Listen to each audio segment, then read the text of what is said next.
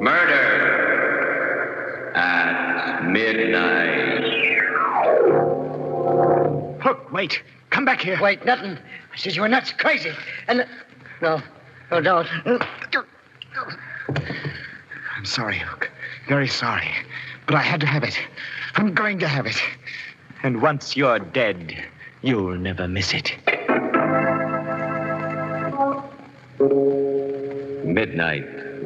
The witching hour when the night is darkest. Our fears the strongest. And our strength at its lowest ebb. Midnight. When the graves gape open and death strikes. How? You'll learn the answer in just a minute. In The Dead Hand.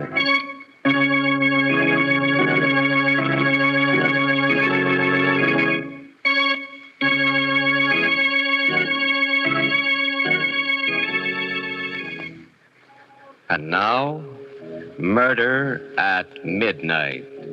Tales of terror and retribution by one of radio's best-known mystery writers, Robert Newman. Its title, The Dead Hand.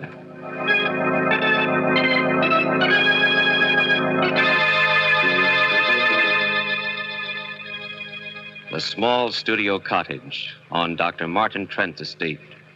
Seated at the piano, alone in the gathering darkness, is Roger Blaine, the famous pianist, and playing as only he can play.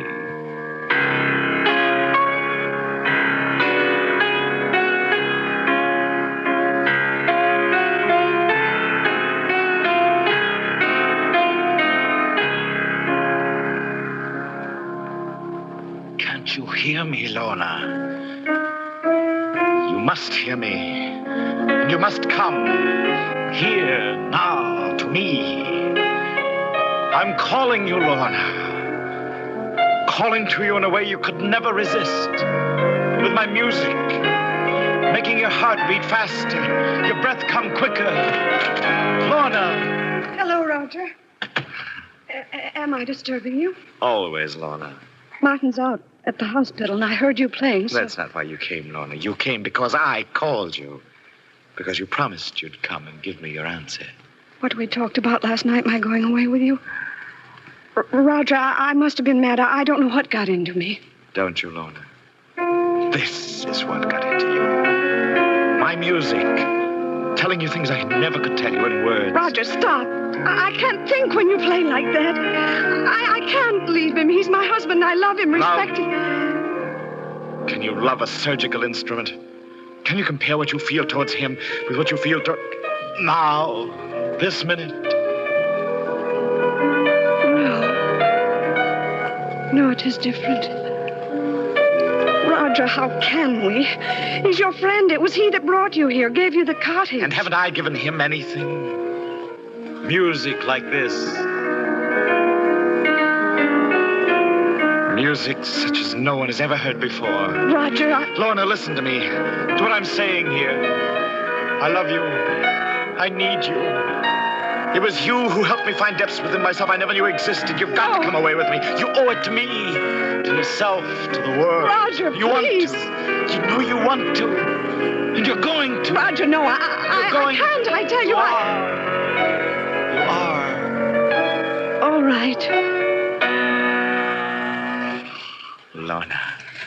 We can talk to Martin when he gets home tonight. Tell him. I think he'll No, Lorna, understand. there'll be no talking, no explaining. My car's outside and we're leaving right now.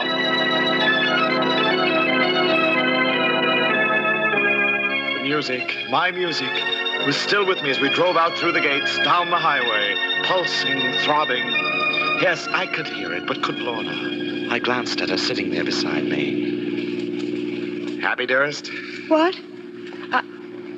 I don't know, Roger. You don't know? Don't you realize what this means, Lorna? I'm playing better than I ever played before, and this is only the beginning. After my New York concert, South America, then Europe. Roger, are you sure you love me? Me as a person? Oh, what do you mean, Lorna? I know you've said you do, but Whenever you've talked about it, Roger, about us, you've talked in terms of your music. Roger, are you sure that's not what you love? Well, of course I'm sure. If I didn't have my music, if I couldn't play, I don't think I could live. But it was you. You who lifted me to heights I never dreamed of, technically, emotionally. Roger, stop the car. Turn around. Take me back. What? Take me back. I don't understand. I do, for the first time. With Martin away so much, I was lonely, flattered by your attention. And your music was like a drug, keeping me from thinking. But now I can think. And I know you don't love me, and I don't love you, so please, Roger, take me back. No. But, Roger, can't you see? This whole thing was a mistake. It was not a mistake, and I won't take you back. Well, I'm going back, whether you take me or not, and if you won't stop the car... No, let go of that brake! Let go of that ditch! Look out! We're going to...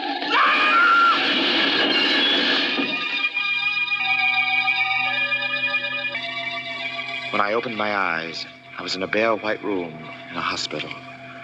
Standing next to the bed were Lorna and Martin. Hello, Roger. How are you feeling? What? I don't know. What happened?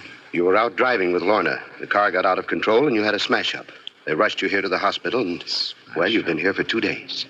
Smash up? Yes, I remember.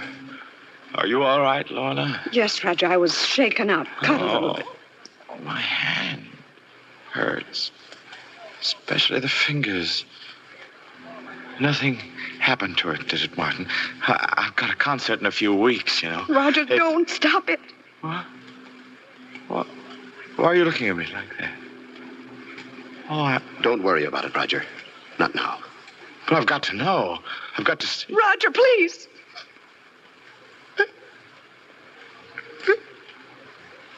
It's gone. Gone. My hand. My left hand. Martin, what did you do to me?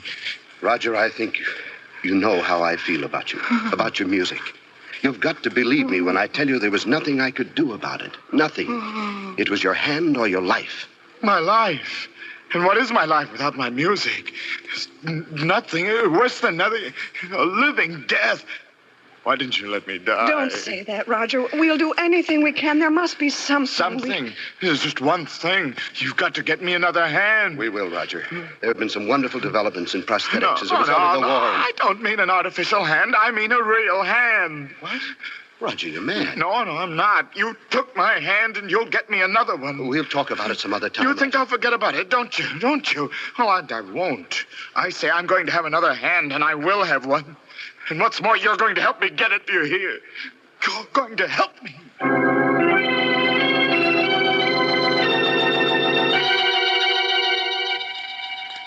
I was able to get up and around a few days later. I didn't talk to anyone if I could help it. Because somehow I couldn't ever look at their faces, only their hands. Big hands and little ones, long-fingered ones and stubby ones. Yes, they each had 2 hands. And I to whom my piano meant more than life, had only 1. Then, sitting alone one evening, I met Hook. I looked up, and there he was, a small, slight, sharp-featured man. Hello. Nice evening. Yes, I suppose it is. You mind if I sit down for a couple of minutes? No. I wouldn't usually bust in on anybody except that... Well, I'm getting out of here tomorrow, and I feel pretty good about it. Oh? What was wrong with you? Bad heart. I'm going to have to take it easy from now on. It's going to make it kind of tough in some ways, but... you don't happen to have a cigarette on you, do you? Well, yes, I do have. It's there. Well, at least I did have a silver cigarette case. Can't seem... Is, Find this it? What? Oh, yeah. Where did you find it? In your pocket. You mean you took it? My name's Harris, Joe Harris. You usually call me the Hook. This is my racket. Or rather, it was until, You're a pickpocket. Well, one of the best in the business. But now with my ticket going bad, I guess I'll have to lay off, except like now for a gag. You didn't mind, did you? Why? Well, certainly not. I'm very impressed. As a matter of fact, do you mind if I look at your hands? Look at him? What for? They're beautiful. As beautiful a pair of hands as I've ever seen. It occurs to me that you say that you don't know what you're going to do when you leave the hospital here. Well, I just hadn't thought about it much. Why? I've got a proposition that might possibly interest you. No kidding. What? Well, I'd rather not discuss it with you here and now, but I expect to be leaving here myself on Friday. If you'd like to come and see me sometime after You that. say where and when? Well, I've been staying at a little cottage on Dr. Martin Trent's estate. I'll probably be going back there. How about Saturday night, late, around 11:30? Fine. Okay with me. Then it's a date. I left him there, hurried back to my room. I wanted to be alone. Had to be alone, for I was afraid that what was on my mind might show in my face. It certainly was a date. A date with death. A man obsessed, half mad, and his unsuspecting victim.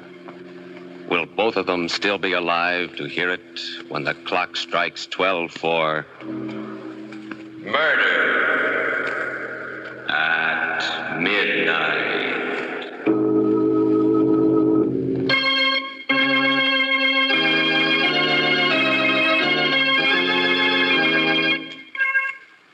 And now, here is Roger Blaine to continue Murder at Midnight. I did leave the hospital on Friday, went back to the little studio cottage. By Saturday night, my arrangements were completed. They weren't very complicated. I made it clear to Lorna and Martin that I wanted to be alone, and I picked up a length of iron pipe. The pipe I hid inside the piano when I heard footsteps coming down the path. There was a knock on the door. Come in? Hi. Not too late, am I? No, you're not too late. Hey, pretty nice place you got here. Yes, it is. Quite nice. Sit down. Oh, thanks. Yeah. Now, what's this here proposition you want to talk to me about? It's a very simple one. How would you like to make $10,000? What do I have to do? You don't have to do anything. Just sell me something. Your left hand. What?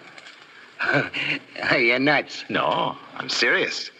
I've got the money right here in cash. I don't get it. I just don't understand. Look, I'm a musician. I'm a pianist. Or I was until I lost my hand. If I can't go on playing, then life doesn't mean anything to me. My own life or anyone else's. But you, how important is your hand to you? Now, an artificial one will do almost as well. And you can live for quite a while on $10,000. You mean you really thought I'd sell you my hand? Let you cut it off? I'm getting out of here. Look, wait. Wait, nothing. I said you was nuts, but I didn't really think... Oh, what are you going to do with that? No, don't. You can't. Some way. Somehow I'll get you for this. I swear. I'm sorry, Hook. Very sorry. But I have to have it.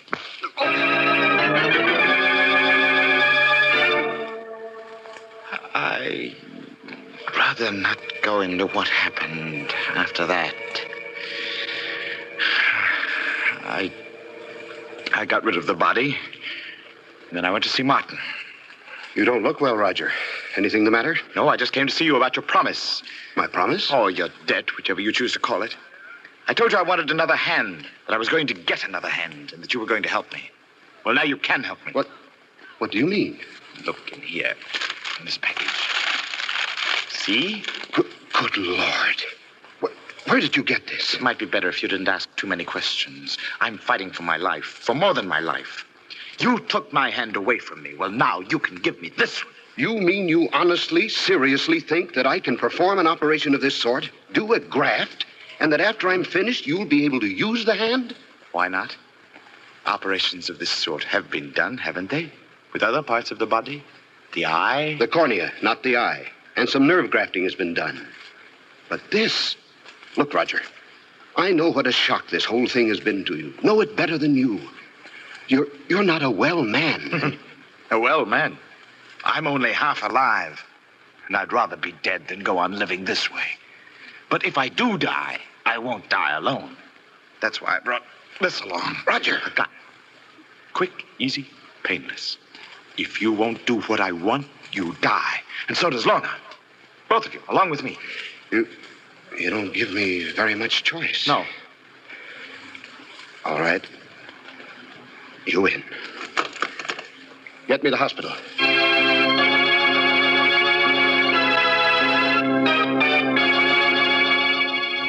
Even before I became fully conscious, before I opened my eyes, I knew that it had been done. That it wasn't his hand anymore, but mine. Still, there was something wrong. I couldn't analyze what it was at first, but it was there. A feeling that something wasn't quite right. That perhaps it wasn't entirely my hand. I sat up. The hand was a mass of bandages, stiffened with splints. And inside the bandages... Careful, Roger. Don't touch them. Huh? Oh, Martin, I didn't see you. I've been here with you ever since last night. Last night? You mean I've been out that long? 24 hours? It was very important that you keep quiet. You've been under sedation. Oh, yes, of course. But this isn't the hospital. No. I brought you home with me, back to the house. Oh. I thought it would be best for several reasons. Oh, that's very smart, Martin. We don't want any questions, do we? Not yet. You did do it, didn't you? What? Yes. I knew you would and could. And it's going to work. It is working. I can feel it. Please, Roger, you must be careful with that bandage. You can't touch it, move it, disturb it in any way. I won't, Martin. But I don't have to. I tell you, I can feel the fingers moving, even inside this. And in another week or so... We'll see. Yes, we'll see. Got a cigarette, Martin? Of course, I have it right.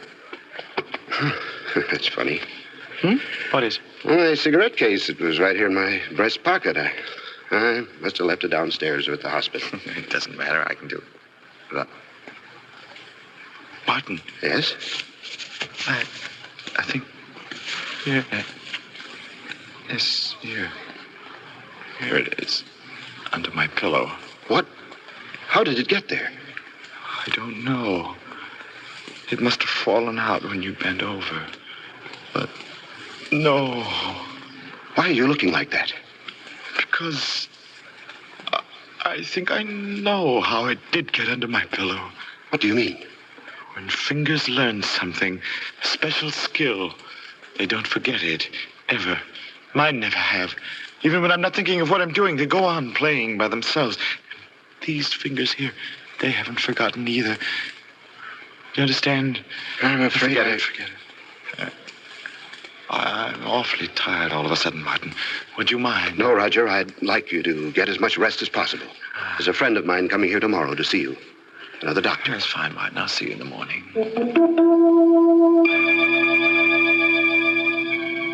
Yes, I was tired, but that wasn't why I asked Martin to go. I did it because I wanted to be alone, because I had to be alone, because I knew now what it was that I'd only sensed before. The hand, Hook's hand, had a will of its own. It had picked Martin's pocket without my even being aware of it. I lay there alone in the darkness after Martin went, not touching the bandages, but flexing the fingers, forcing them to obey my will. I had to do that. I knew I had to do it because I suspected what might happen. And what did happen proved that I was right. I fell asleep finally. And while I was asleep, I dreamed. I was walking down a dark, labyrinthine corridor somewhere under the earth. Then... A little closer, Roger. Huh? Just a little closer. Who's there? Who's there? Just me. Waiting for you. Hook! Yeah, Hook. I said it'd get you. Well, Out of the darkness came a hand that clutched me by the throat, gripped it tighter, tighter, tighter. I fought against it, tried to scream, and woke up. Yes, I woke up, and my waking was more horrible than the dream, for the hand was there, gripping me by the throat, moaning, exerting every ounce of my strength and will. I fought it off and pulled it down.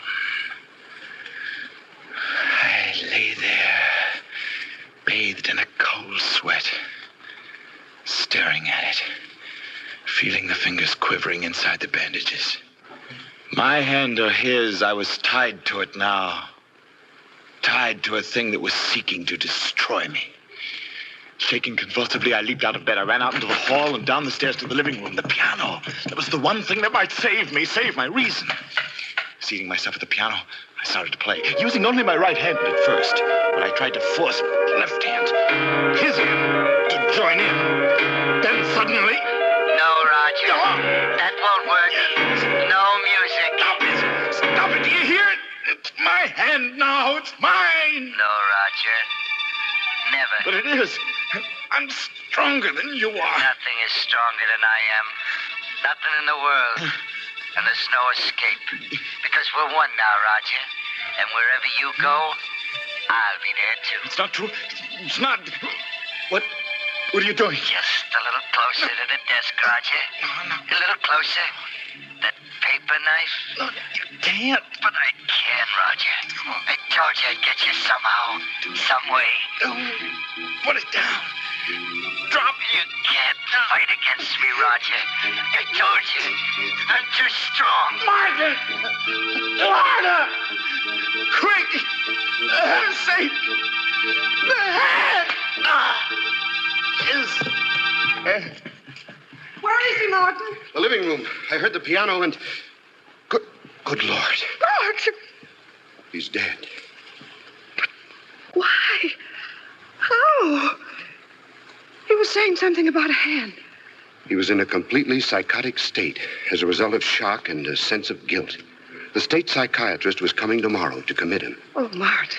That hand he brought me wanted me to graft on. I don't know where he got it, but I suspect that was behind the whole thing. Behind it? Yes. Well, what do you mean? You don't really think I did graft it on, do you?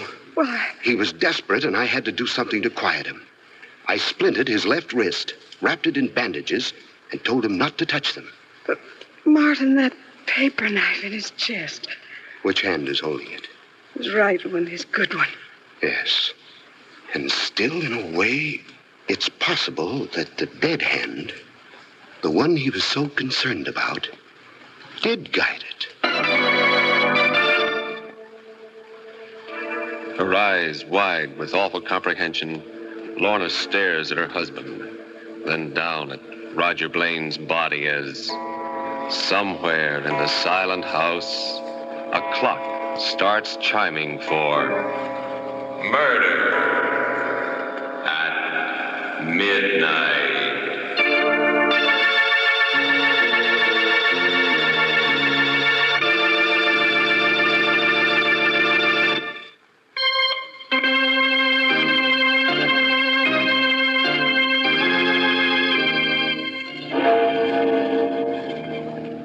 Remember to be with us again when death stretches out his bony hand and the clocks strike 12 for murder at midnight.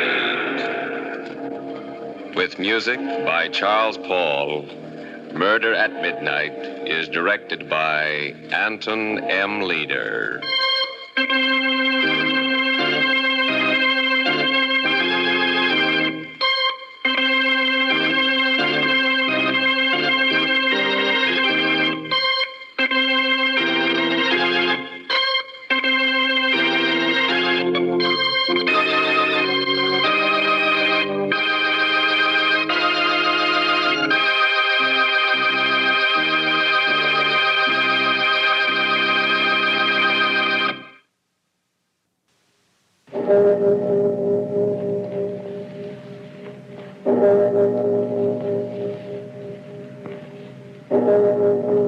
Murder at midnight. This is the place for it. Deep down under the city, under the earth. The concrete cold and damp as the stone of a mausoleum. The question is, which one of them shall it be? You, sir? You with the gray hair and the briefcase. Allow me to introduce myself. I am Death.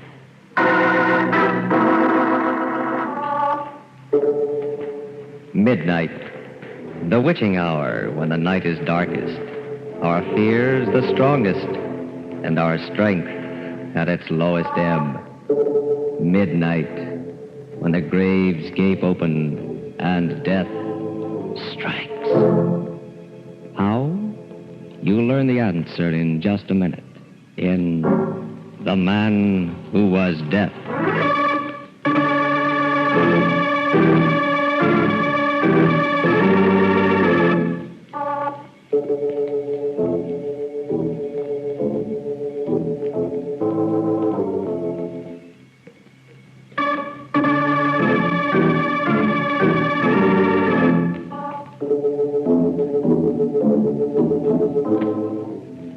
And now, Murder at Midnight. Tales of mystery and terror by masters of the macabre. Our story by Robert Newman is The Man Who Was Death.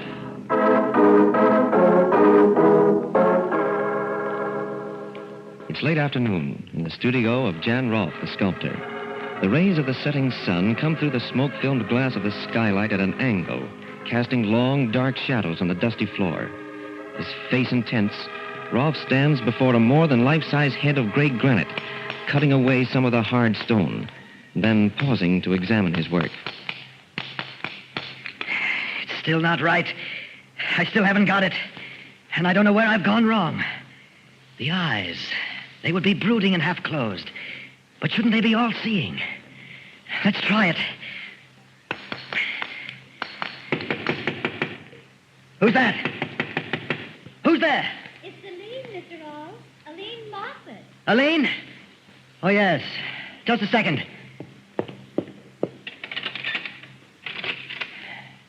What is it, Aline? I told you I wouldn't be able to get here until late, Mr. Rolfe, that I was going to be modeling for Clayton in the early afternoon, but you said it didn't matter. Oh, yes, I forgot. If you don't need me, don't feel like working. No, it's all right. Maybe it would help if I worked on something else for a change. Come on in. Something else? Oh, that head. Is that the first time you've seen it? Yes. You always kept it covered up before. It looks very powerful. Powerful, eh? Go on over to it, closer. Tell me who you think it is. All right. It's a man. Pretty big man. Man. I knew it wasn't right. But if that's all you get out of it... Where's that mallet? Mr. Rolfe, what are you going to do? This, I'm going to smash it! Almost 6 months' work, but... There! Do you know what that was supposed to be? Death! Yes. For centuries, man has been haunted and obsessed by the fear of death. I'm going to do something no artist has ever done before. Show mankind the face of death. Mr. Rolfe, I don't think I feel like modeling this afternoon. You're frightened. Why? I don't know. The whole idea of... You, too. What I wanted to show was the beauty, the peace that lies in death. Death's strength and inevitability and... Wait a minute. I'll phone you tomorrow, Mr. Rolfe. I said wait. It's beginning to come to me. What was wrong? To do a study, portray something, you've got to understand it, inside and out. You've got to know how your subject thinks, feels, project yourself into it. To do a study of death, I've got to know all those things about him. I've got to become death, and that means... Mr. Rolfe, no, you can't. But I can, Aline, I must. How can I understand death, become death, if I don't kill?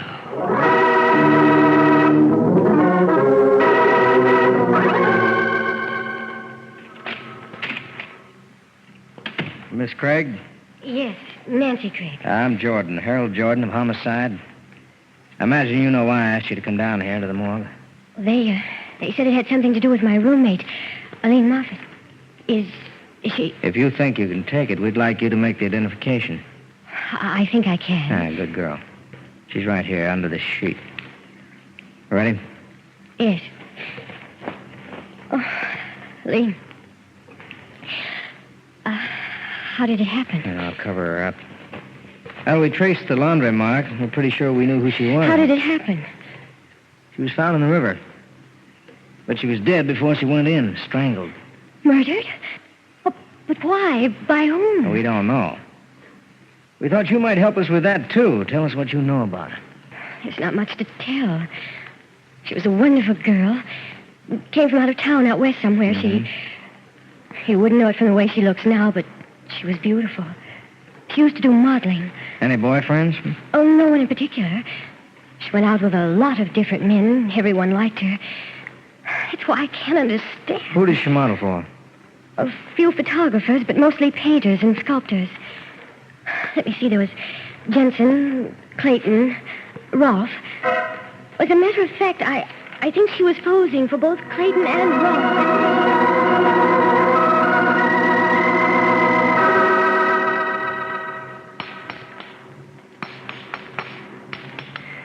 Better this time, much better. Things I can put into it that I never knew. Never felt before. Now, let's see. No! Still not right. Still something missing, and not just a shade of expression, but something basic, one of the keys to the whole concept. But what? Haven't I played Death's role, killed just as he does? Haven't I... Wait, that's it. Of course. Is that how death strikes? Without thought, on the spur of the moment? No. He picks and chooses. Decides just who shall die and who shall not. What's missing is the consciousness of power. The knowledge that there is no appeal from death. That he is the supreme authority. And that means that... Yes, I must kill again. And this time... Who's that? Police department. Can we come in and talk to you for a minute? Why, yes, of course. Just a second. Police. They don't know anything. They can't know. But I'd better cover this up.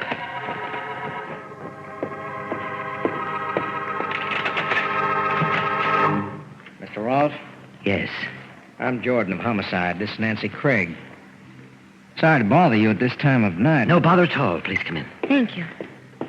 I'm investigating the murder of Miss Craig's roommate, Eileen Moffat. Murder? You didn't know? Why, no. I never read the papers. The last time I saw her, 2 or 3 days ago. Well, it happened just 2 days ago. Now, we've been checking back. We have an idea that you may have been one of the last people to see her alive. If there's anything I can do to help, anything at all. Could you tell us what happened when you did see her last? Of course. She was due here at 3 o'clock, but actually came at about 5. Mm-hmm. She said another artist had delayed her. Clayton, that's right. I had already started working on something else, and since she looked so tired, I suggested we call the whole thing off. She seemed pretty happy about it, left, and I'm afraid that's all I know. Was there anyone else here? Anyone that actually saw her leave? I'm afraid not. You see, I'm the only tenant in the building who lives here, and I'm afraid everyone else had gone by then. Well, that sounds pretty straight to me. I guess that's that. Thanks very much, Mr. Rolfe. Not at all. Afraid I haven't been much help. But if you can think of anything I can do... We'll keep in touch with you. And in the meantime, well, maybe you should start reading the papers, just every once in a while, huh? Right. I hope you read them too, my friend. Especially tomorrow's papers. Because I have a feeling that there just might be something in them that will interest you.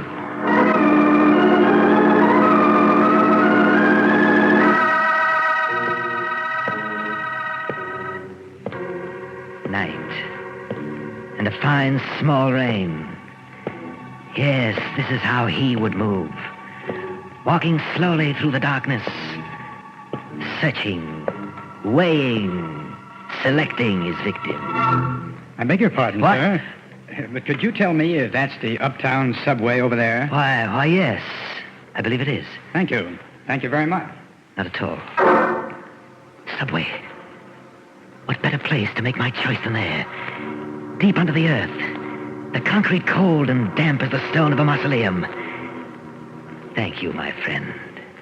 Thank you.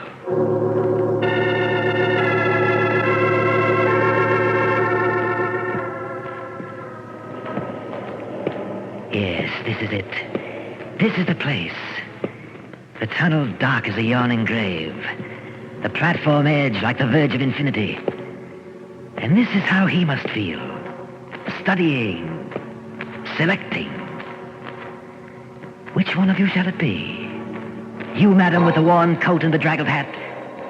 Why are you looking at me like that? Do you know what's in my mind? Don't be afraid. It won't be you. You, young man, with the books and the glasses? No. Then what about... Yes. Down there at the end of the platform, my friend who suggested this. My prosperous-looking friend with the gray hair and the briefcase. Don't look up at the track so impatiently. A train is coming. But so am I. Good evening. I beg your pardon, sir, but I'm afraid... Oh, I didn't recognize you at first. Why, you're the chap... Directed you down here, yes. But I felt that you should know exactly who it was you spoke to. Allow me to introduce myself. I am death. What? What do you mean? What are you doing to me? Let go! Let go!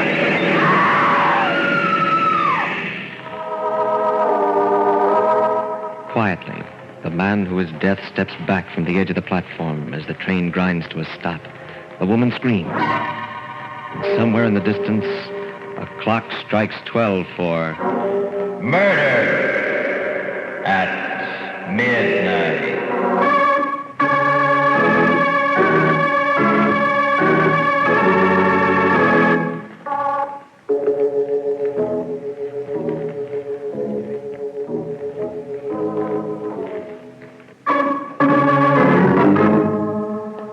And now back to the story of The Man Who Was Death.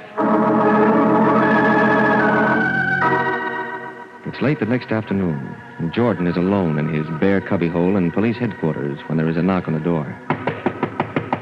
Come. Hello, Mr. Jordan. Oh, hello, Nancy. You don't seem very happy to see me. I am and I'm not. It's a nice change to have someone as pretty as you come down here. On the other hand... You haven't gotten anywhere with Aline's murder. No motive, no clue, no nothing. I'm afraid we're licked. But you can't be. You can't give up. I'm sorry, Nancy. I don't like it either, but, well, it happens sometimes. But you can't let it happen. Not in this case. Yeah, you're pretty well wound up, aren't you? How about letting me take you out, buy you dinner? No. Oh, I am upset, yes, but... What's the matter? Oh, maybe it's nerves. That trip down to the morgue, the whole atmosphere around the case, but... Would you think I was mad if I told you I felt that some horrible power was abroad? That Death himself was stalking through the city? You and Mrs. Dolan. Mrs. Dolan? Who's she? Well, that accident in the subway last night, a guy who fell or jumped in front of a train. Didn't you read about it? No. Well, this Mrs. Dolan was one of the witnesses, and she swears that just before it happened, she went all goose pimples, felt as if death was breathing down the back of her neck, and that she was going to die. It's true, Hal. I know it is. I mean, well, that's exactly how I felt. I can't remember just where or when, but sometime during these past few days, I felt that I was in the same room with death myself. Well, like you said, it's probably nerves. Strain you've been under. Just the same, it's kind of a funny coincidence. I think maybe I'll go see Mrs. Dolan, talk to her. Do you want to come? I don't believe so, Hal. Somehow I feel we're awfully close to the answer. If I could just remember where and when it was I felt that way, that I was in death's presence. I think I'll go home. Okay, Nancy. I'll call you there after I talk to Mrs. Dolan, and, well, maybe we'll find that we really have something.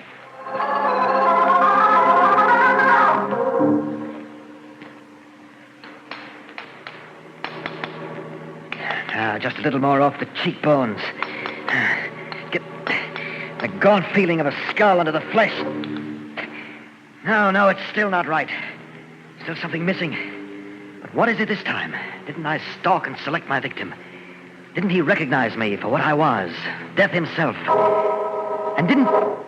Wait, of course. It's never just the victim alone who knows, fears, and fights against death. It's all of society, medicine, science, the police. All of man's resources from time immemorial lined up against death. And he still triumphs over them. That is the secret and the measure of his omnipotence. That is the last missing element. And that means that I must kill yet again. And this time, not just, but the whole world must know it. And be powerless to stop me. This time, who's that? Who's there? Nancy Craig, Mr. Ross.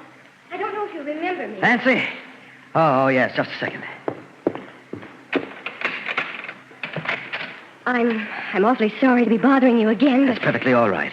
Isn't Mr. Jordan with you? No, I came alone. Well, there was a little experiment I wanted to try. Oh, please come in. Thank you. Just what was this experiment? It was probably pretty silly, but I had to try it. Thinking back, I had a queer feeling that... What's that? That bust? Something I'm working on. Something I hope will be my masterpiece. Do you like it? I'm afraid No. Oh, it's awful. It's terrible. It was here that I felt it. Here in the studio, and you... Yes, Nancy. It was I who killed a lean muppet. And also a gray-haired gentleman with a briefcase in the subway last night. That piece in the paper, Mrs. Dolan. Exactly. You see, that bust over there is a study of death. And to do a study, you must project yourself inside your subject. That meant I had to become death. Oh, where are you going? Out of here, you're mad. No good, Nancy, no good. I locked the door when you came in. Oh, but you can't. Oh, you can't.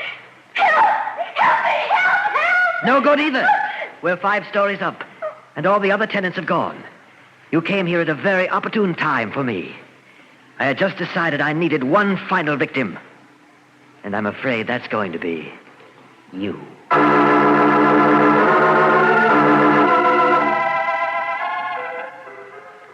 never forget it, Mr. Jordan. It was pretty late, about 12 o'clock, and it was raining. There were only a couple of people on the subway platform, 3 or 4, and I was standing by myself, not thinking about anything in particular, when suddenly this feeling came over me. What kind of a feeling? Oh, a feeling that this was the end. A feeling that death was standing there, right close behind me. I got so weak and shaky that I thought I was going to faint. I shut my eyes and leaned against one of the posts, and that's how it was that I didn't actually see the accident. Mm-hmm. Well, did you turn around when you had that funny feeling? Did you notice whether there actually was anyone standing behind you? I did. There was just a young fellow with glasses and another man, kind of strange looking, now that I think of it. Strange? How? He was about 35 or 40, pretty big. I guess it was his hair. He wasn't wearing any hat, and, well, it was almost white and very long and bushy. What? Did he have a thin face, gaunt, and deep-set eyes? Why, yes, I think he did have. Do you know him? I'm not sure. If I do, then I may know a lot of other things, too. Good Lord. Nancy. What? I've got to get out of here.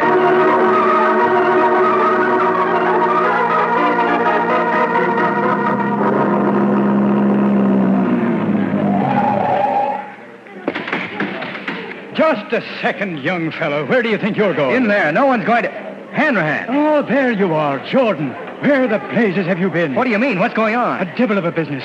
A lunatic in the top floor studio there. He phoned headquarters, asked for you. Said that he had a girl there that he was going to murder. Said that he wanted us to know, even though there was nothing we could do to stop him. We thought it was a gag at first. Well, what are you doing about it? Everything that can be done. I've got men all around the building. Up on the roof across the street, outside his door. Can't you break down the door? Sure, and finish her off quick.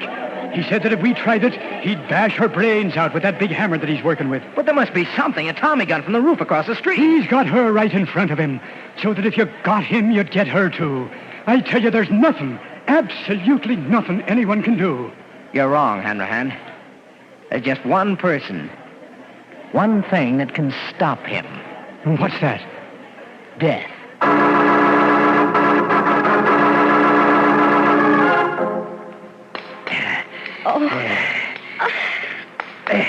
You're getting impatient, my dear. Oh, why are you doing this? You know you can't get away with it. Get away with it. You think I care that it matters to me whether I live or die when I finish this? I'll never be able to surpass this, but neither will anyone else. I know now how death must feel, and I've caught it forever, for all men to see in stone. Yes, friend Rolf, you have. And you've made me very proud. What? Who's that? You don't know? Even though I've been on your mind for months now? Even though you're just finishing my portrait? You? Where are you? Where would I be? Everywhere. Outside in the hall. Down in the street. here in the studio with you. Can you be seen? I must see you. I must. Very well. Walk this way. Over towards the door. A little further. A little further. All right, here I am, Rolf. Maybe I don't look the way you thought I would. Jordan. Yes. Now drop that mallet and get your hands up. It was you. And I thought... Get him up, Rolf, I said. Okay, if that's the way you want it. Help! It's okay, baby. It's all over now. Have you loose in a minute? Jordan, are you all right? Yes, break the door down if you want to come in. I'm busy. Oh, you got him. But how? I talked to him through the vent pipe from up on the roof. I figured that if he was crazy enough to do all the things he did do, he might be crazy enough to believe death could pay him a visit. When I'd maneuvered him far enough away from Nancy here, I jumped through the skylight. Hal, look. Good Lord. What is it? That bust he was working on. He said it was a study of death. And in a way, I guess it is. Because it's a self-portrait.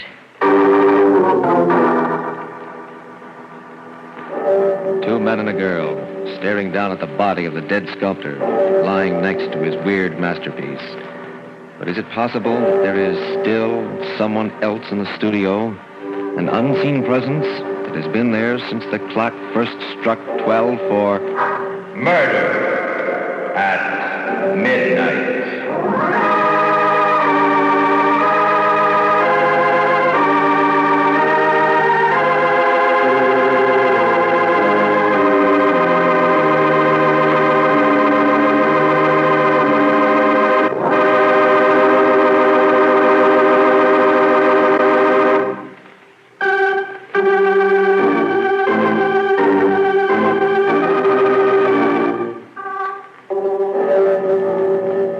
Remember to be with us again when death walks through the darkened streets while the clocks strike 12 for Murder at midnight.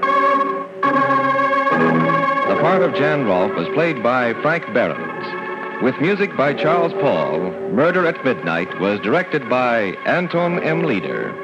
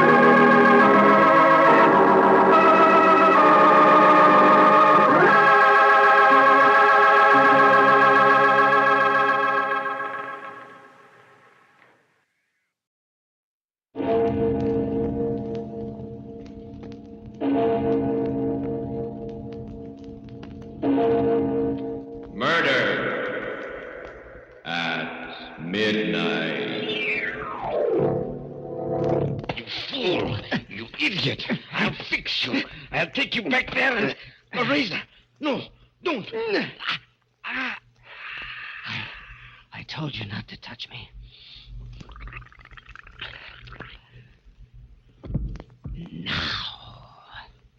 Now it's all over. We've played our last performance together. Midnight, the witching hour when the night is darkest, our fears the strongest, our strength at its lowest ebb. Midnight, when the graves gape open and death strikes. How? You'll learn the answer in just a minute in The Secret of XR3.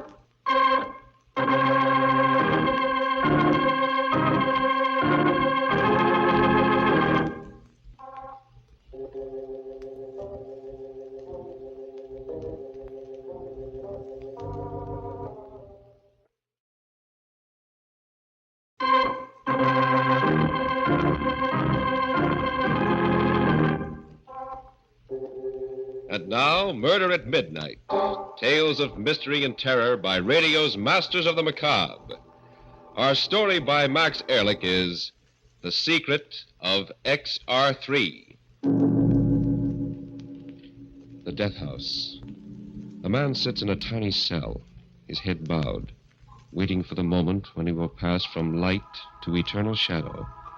The clock ticks on, but the time is not quite yet. Then footsteps sound in the corridor. The door opens. It's almost time, my son. Yes, Father. I know. Is there anything I can do? No. Still, I'm glad you've come. Father, look at me. Look at me closely. Yes? I frighten you, don't I? I terrify you. No. No, my son. Nothing frightens me except the evil in men's hearts. And am I evil? I don't know, my son. Father, sit down. Let me tell you my story, and then when I've finished, perhaps you can tell me.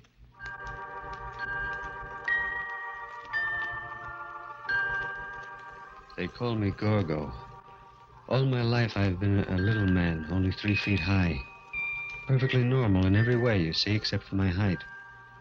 Perhaps you saw me down at the Century Theater not so long ago, the vaudeville team of Petrov and Gorgo, acrobats supreme. Petrov was a huge, ape-like man who tossed me through the air like a rubber ball. And the audience liked the act. The contrast between the big Petrov and the little Gorgo intrigued and amused them. And on the stage, I laughed and smiled and went through my tricks like a happy little fellow. But in the dressing room, it was different. I did not like your performance tonight, Gorgo. But what was wrong with it, Petrov? You were slow. You landed too heavily. You did not smile enough. Yeah, but they liked us, Petrov. You heard them. We got 3 curtain calls. We should have gotten 5. Petrov, I did my best, my very best. Believe me. Your best was not good enough, little one. Perhaps you will do better tomorrow if I lock you in your room tonight without supper.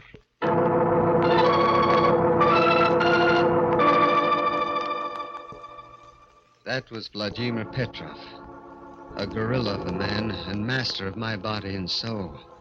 How I hated him. How many times I wept in the silence of my room.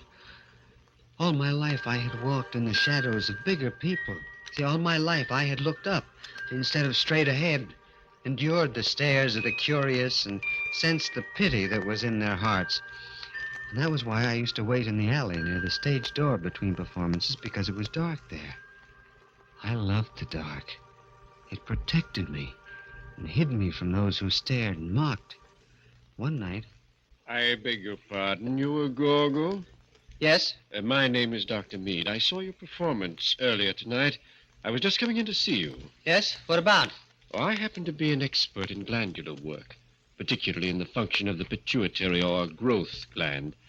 I think the results of my recent experiments will interest you. I don't understand, Dr. Mead. Did you ever hear of XR3? XR3? No. Well, it's an extract, a synthetic, I discovered about 2 years ago. In my experiments to date, whenever I injected it into stunted or dwarfed animals, they grew. They grew? Yes. You mean to normal size? Well, by using controlled doses, yes. You mean if you could do this with animals, then you could... I don't know, Gorgo. I think the time has come to try. Except for your size, you were perfectly formed, just what I've been looking for. I came to ask you if you'd volunteer. Yes. You understand, I can't guarantee a thing. I understand, and that doesn't matter. Dr. Mead, you don't know what it means, even the chance. A chance to grow to normal size. Why, One thing, though, I must have your written permission. My permission? Yes, Dr. Mead, I'll give it to you gladly. I'll do anything.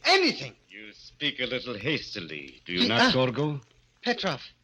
Yes, little one. I'm sorry, Dr. Mead. I'm afraid you will have to find someone else for your experiments. Someone else? My little friend cannot act as your guinea pig without my consent.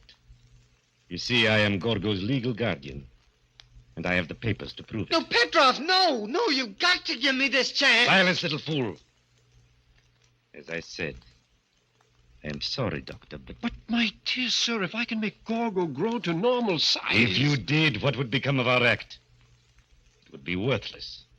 The people come to see Big Petrov and Little Gorgo. Do you mean to say, Mr. Petrov, that you would let your vaudeville act stand in the way? Yes. I spent years building the team of Petrov and Gorgo. Do you think I am going to let you ruin my investment now? Petrov, please, please, please let him do it. You've got to. Shut up, you little fool, and get inside. Petrov! As for you, Doctor, I wouldn't advise you to come around here again. This was a blow I could not stand.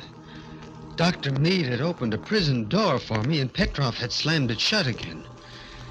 I resolved then that come what may, I would have my chance. The very idea of the XR3, of becoming a man like other men, made me drunk and gave me daring. One morning, while Petrov was away, I paid a visit to Dr. Meade at his office and begged him to try the experiment without Petrov's permission. I'm sorry, Gorgo, but I cannot. The experiment would be very delicate. If anything should happen without your guardian's legal permission... No, I'll run the risk, Dr. Meade. I'll be glad to. I'm sorry, but it can't be done. I see. Dr. Meade. Yes? Just what does this XR3 look like? Well, I've made it up in capsule form. Here, I've a whole bottle of the capsules in my desk drawer. As you see, they're green in color. So those are the magic capsules. Thank you for letting me see them, Doctor. Thank you very much.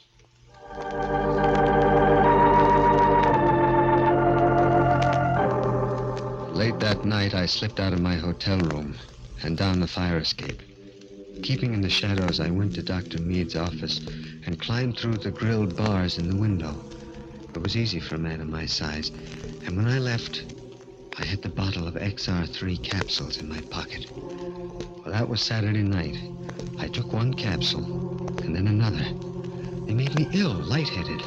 Then I fell into a deep sleep. And then a knock on the door wakened me. Who is it? Petrov, why are you sleeping so late? I don't feel well. Ah, my little one does not feel well. What a pity. Please, Petrov, I want to sleep. Very well. Today is Sunday and there is no performance. But tomorrow, my little Gorgo, you had better be in the best of health, understand? Otherwise, I'll see that you really become sick. After he left, I fell into the deep sleep again. And then something woke me. My muscles ached as though I had been stretched on a rack. It was daylight again. It was Monday. My pajamas seemed uncomfortably tight, and I looked down, and the sleeves only reached my elbows. I stared, and my heart stopped beating. Then I remembered the XR3. Like a drunken man, I staggered over to the mirror, looked. Yes, I had grown. I had grown. My pajamas were stretched to bursting. I was growing. I was at least 5 feet tall. 5 feet tall! It was almost time for the performance now. Petrov would be coming for me any minute, and I didn't want him to see me. Not yet. So I piled furniture against the door and waited. All right, Gorgo. Time to go to the theater. I can't go, Petrov. Not tonight. I'm still sick. What? You little swine, do you think I'm going to postpone a performance because you're sick? Open the door. No. Petrov, no. Don't come in. Don't come in. You little fool. I'll break every bone in your body. I had the key, and I heard it turning in the lock. The furniture against the door would only hold for a minute, and I ran to my valise, took out a straight razor, and then, like a frightened animal, I waited. Barricade the door, will you? I'll show you what it means to be the police. Now, my little... Gorgo. In the name of heaven, what... Yes, Petrov. I got it.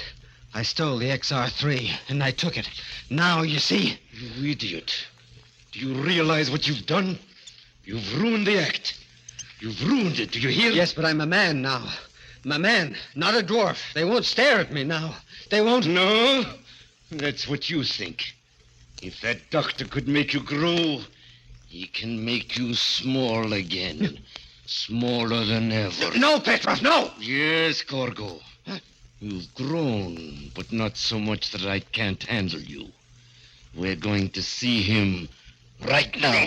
Petrov, no! Let me alone, for heaven's sake! Don't struggle, you... Razor! No, don't! I told you to leave me alone. I told you.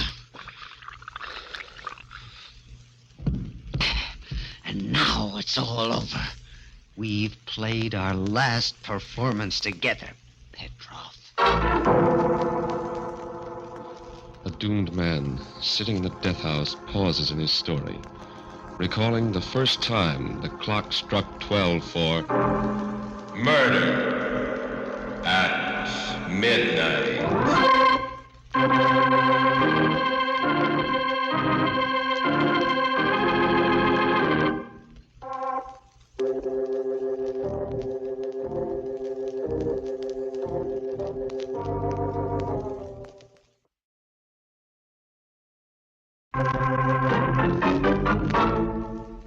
And now here is Gorgo again, continuing his story to the priest in the death house. I stayed in my hotel room another day and took 2 more XR3 capsules. And when I looked into the mirror that night, I was over 6 feet tall. That was enough. That was all I wanted. Now I would leave the hotel. They'd never know who killed Petrov. They'd be looking for Gorgo, a 3-foot midget. Never suspect me. Yes, I was in the clear. I stripped Petrov, put on his clothes. They were a little tight, but they did well enough. Then I went through the lobby and into the night. The mere experience of walking was exciting, exhilarating, as though I were walking on a high fence. And nobody looked at me twice. The staring eyes were gone. I was normal. First, I had to find a place to live.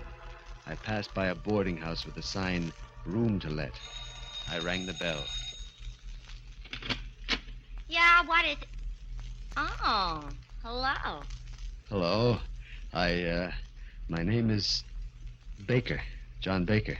I saw your sign about a room. Yeah. Well, would you like to see it, big boy? If you don't mind. I don't mind a bit. Come in. Come in. It's a lovely room. We got a nice class of people. I'm sure you'll like it. I'm sure I will. But first, Miss... Devlin. Rhoda Devlin. Yeah, Miss Devlin, I just wanted to say I've been living in hotels all my life, and I can't give you any references. Forget it. My mother owns the place, and, well, we're not exactly formal. Besides, you look good to me. I do? Yeah. I always did go for big men. Big? Yeah. Oh. And I've always liked pretty girls.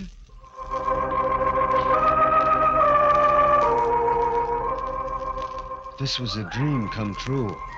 I was a normal man, and a normal girl was attracted to me. She was blonde and blue-eyed, and her head came up to my shoulder.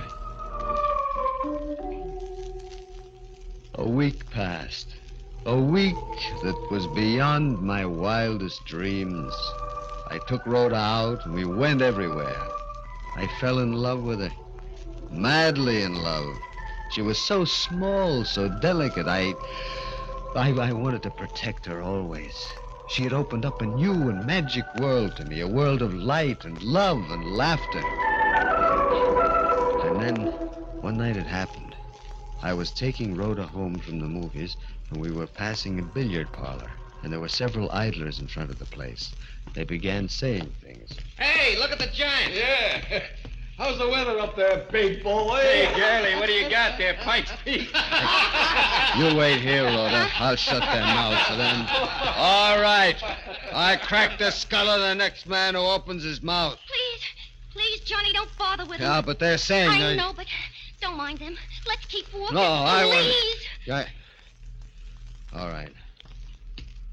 Well, what do you know? The big baboon trying to throw his weight around.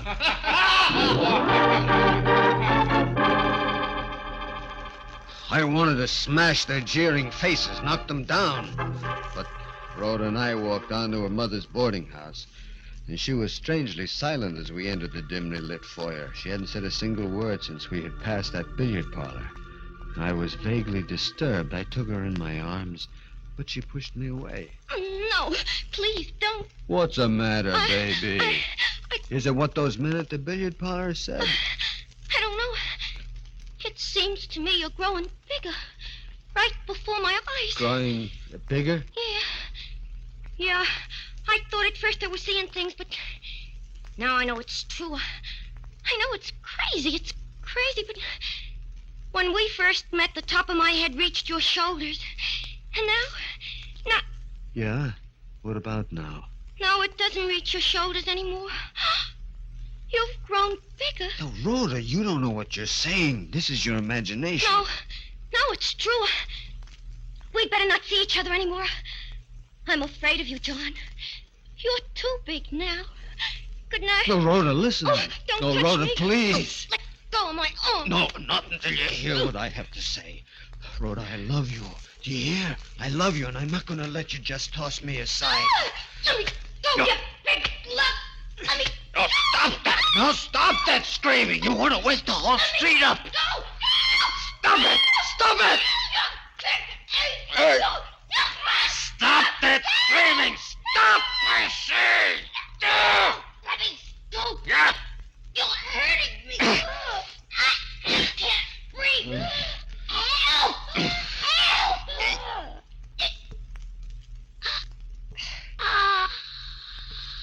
Hey, Rhoda. Rhoda! Rhoda! No. Her lifeless body sagged in my arms. I'd forgotten my own strength. And in my fury, I'd strangled her. Like a man in a dream, I lowered her body gently to the floor and then turned to look at my reflection in the full-length mirror in the foyer. Yes. Yes, it was true. The pitiless mirror reflected a giant. I'd grown at least 6 inches. The XR3 had continued its work, was making me grow even now. Now I was a freak again. They stared at me again and pitied me. The beautiful, normal world I had so briefly enjoyed came crashing down over my ears. I ran out of the house like a wild man and into the street. Dr. Meade. Yes, I had to see him. At once, I ran to his office, avoiding the well-lit streets, and the light was on. And I prayed that he was in. I knocked on the door. Yes, what? Good Lord. Hello, Dr. Meade. You remember me? Why, no, I can't say that I do. Look up into my face, Doctor. The features are the same you looked down upon not so long ago. Gogo the midget. No, Dr. Meade. It's Gogo the giant now. So it was you who stole the bottle of XR3 capsules from my desk. Yes. And this is the result. This and Petrov's murder. He deserved to die. It does not alter the fact that it still was murder. Dr. Meade! I'm not here to argue law with you. I want you to save me. You've got to stop this growing process. But how? What can I do? An antidote. You must have an antidote. I'm sorry, but I haven't. There just isn't any. What? No antidote? Oh, you're lying. I assure you I'm telling the truth, Gogo. I was interested in making things grow, not making them smaller. Yeah. Then I'm lost. There's no way out. I'm sorry. All my life I was a little man. I wanted to know what it was like to be a big man. Now I am big. Too big.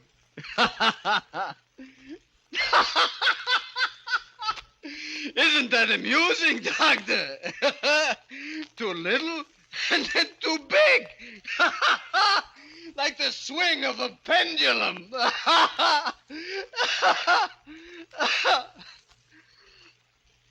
I wish I were little again.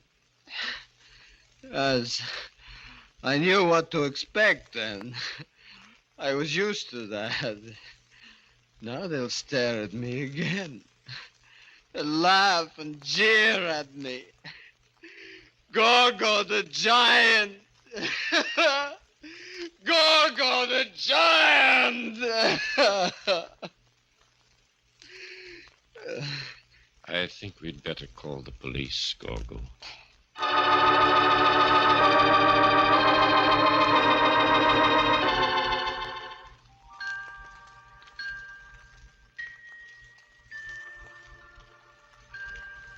Well, Father, that's my story.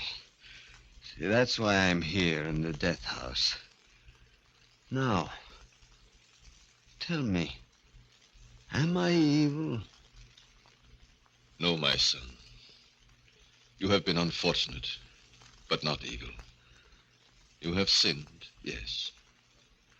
But you have been sinned against, too, and they're coming for you, Gorgo. I hear. And I'm glad. Glad? Yes, glad. I don't mind dying now. This world, Father, what has it ever meant to me?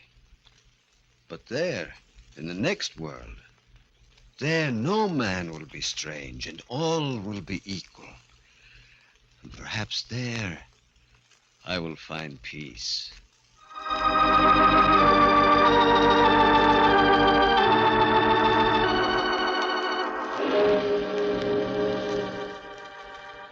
With firm and measured tread, the man who was first too small and then too big walks down the corridor. And the iron doors along the way rattle and clang like the chiming of the clock when it first struck 12 for murder at midnight.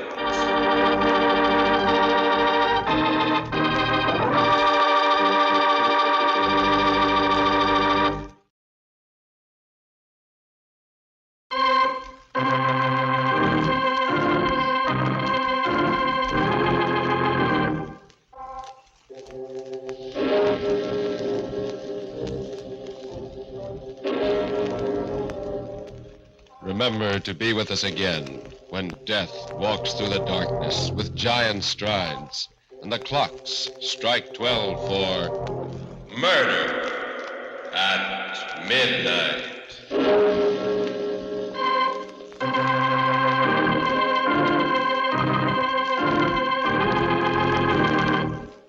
The part of Gorgo was played by Carl Swenson. With music by Charles Paul, Murder at Midnight was directed by Anton M. Leader.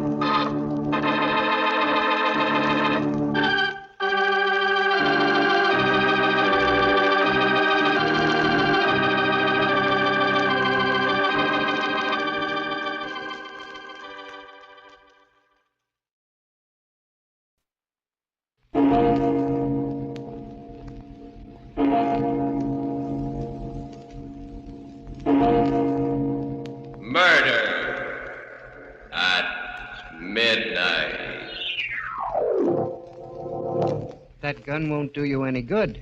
Besides, you're pointing it the wrong way. I'm pointing it right between your eyes. That's what I mean.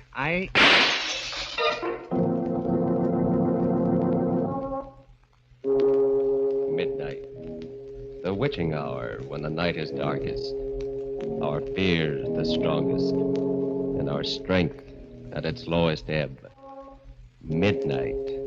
When the graves gape open and death strikes. How? You'll learn the answer in just a minute in Wherever I Go.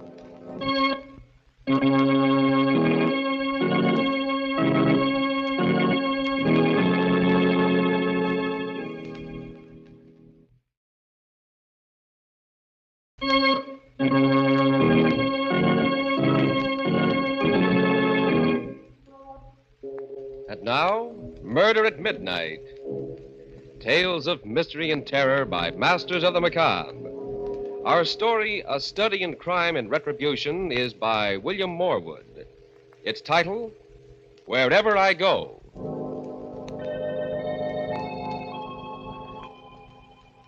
The music room of an old country mansion. Seated at the piano, playing with the skill of an accomplished musician, is Gordon Ormsby. Engrossed in what he is doing, he is not aware his wife, Ellen, has come in until... For goodness sakes, Gordon, when are you going to stop that pounding? What? Well, I thought you enjoyed music, my dear. I do when it's well played. Oh, don't be childish. You might have a little consideration for my headache. You and your headaches. There's nothing whatever wrong with you. The doctors have as good as told you that. It's all in your mind. The affectation of a silly rich woman. Lucky for you, I am rich. Or where would you be now? Someplace where I'd amount to something. I had talents when I married you, Ellen. I could have been a great musician or a great painter or a writer. You were what you are now, what you always will be. A dilettante, a dabbler. It's your money that ruined me, softened me up, robbed me of my ambition. If you hate my money so much, there's nothing to prevent you walking out on it. I will. Someday. Not if I know you. You'll stick around as long as I have a penny left. Oh, my head. Oh, you poor, poor darling. Oh, I don't expect sympathy from you, but, when I feel like this, I could kill myself. That would be too much to hope for. Wouldn't it be nice for you, Gordon?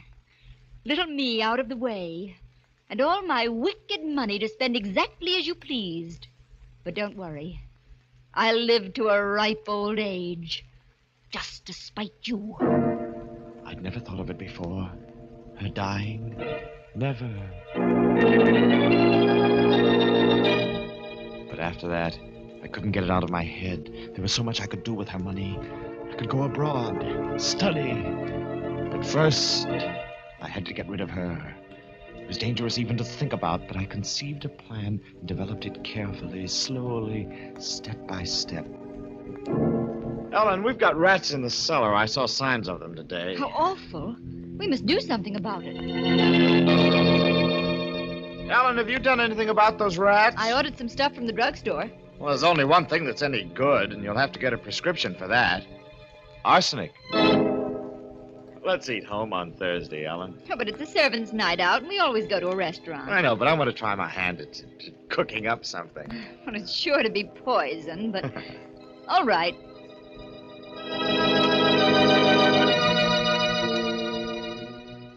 We ate dinner at home on Thursday, the two of us alone together. Afterwards, Ellen complained of a headache and went up to her room. I followed a little later. This is a surprise. I brought you a cup of cocoa, my dear, to help put you to sleep. That's suspiciously thoughtful of you, Gordon. I'm afraid it's still too hot to drink. I'll put it down here. What have you done to your hand? What? It's all bandaged up. Oh, I scalded it in the kitchen. It's a nuisance, too. I wanted to write tonight. What are you working on now, Shakespeare? Your memoirs? No, dear. I don't expect to die for a while yet. No, it's a story about a girl suffering from an incurable disease who commits suicide. Sounds morbid to me. Oh, but it's not. I'm making it very tender and beautiful. As a matter of fact, I did mean to write the death scene tonight. With this hand, I'm... Say, Ellen, would you help me out? How? Well, I've got the girl's suicide note all set in my mind. I can't write with this. Would you write it down while I dictate it? Oh, do it yourself tomorrow. Oh, please. It'll only take a minute. Please. Oh, all right. Where's some paper? Here. But that's my very best stationery. I hate to waste it. It won't be wasted. Ready? Yes. Here goes. It's, I can't stand the pain any longer. Nobody knows how much I've suffered. Death will be peaceful compared to this. Wait a minute. What?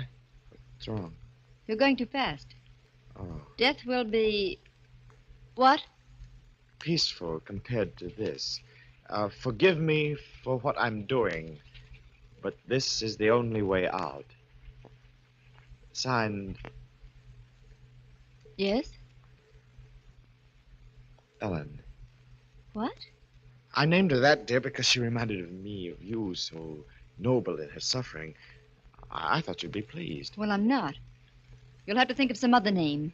All right. Jane. Jane? You remember Jane Turner, the girl I was going with when I met you? I don't think she'd mind. But I would. There. It's signed Ellen. Thank you, my dear.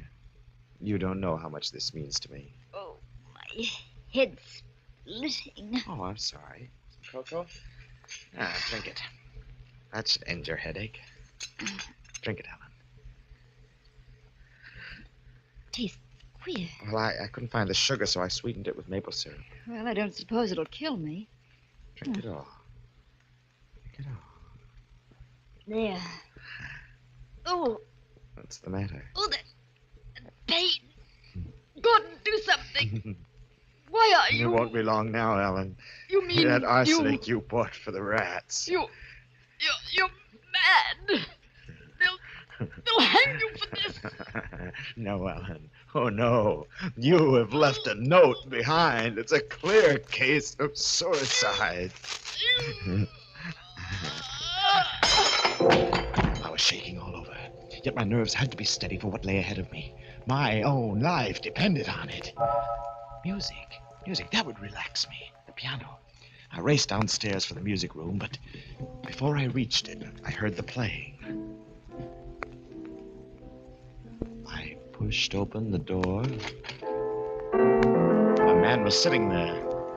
A man I'd never seen before, but who was somehow vaguely familiar. Hello. Who are you? Don't you know? Well, of course not. What are you doing here? There was nobody at the piano. I didn't think you'd mind. Well, I do mind. How'd you get in? The door's locked. Is it? I didn't notice. Breaking and entering, huh? I've got a good mind to call the police. I'm sorry you're so suspicious. Still, I realize the strain you must be under. What do you mean by that? I'm afraid I'm interrupting you in business vital to both of us. I'll call again some other time. Oh, wait. You can't leave like this. At least tell me your name. I have many different names. When the time comes, you can call me by any one of them. Goodbye. I put the stranger out of my mind. Too much depended on the telephone call I had to make. A single slip-up now, and a rope was waiting for me. I dialed with shaking fingers. Dr. Sampson, this is Gordon Ormsby. You must come at once. Ellen is dead. I think she's taken poison.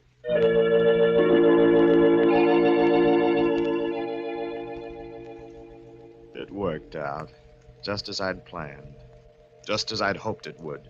The doctor's visit, the police, the inquest, no false moves, no suspicions.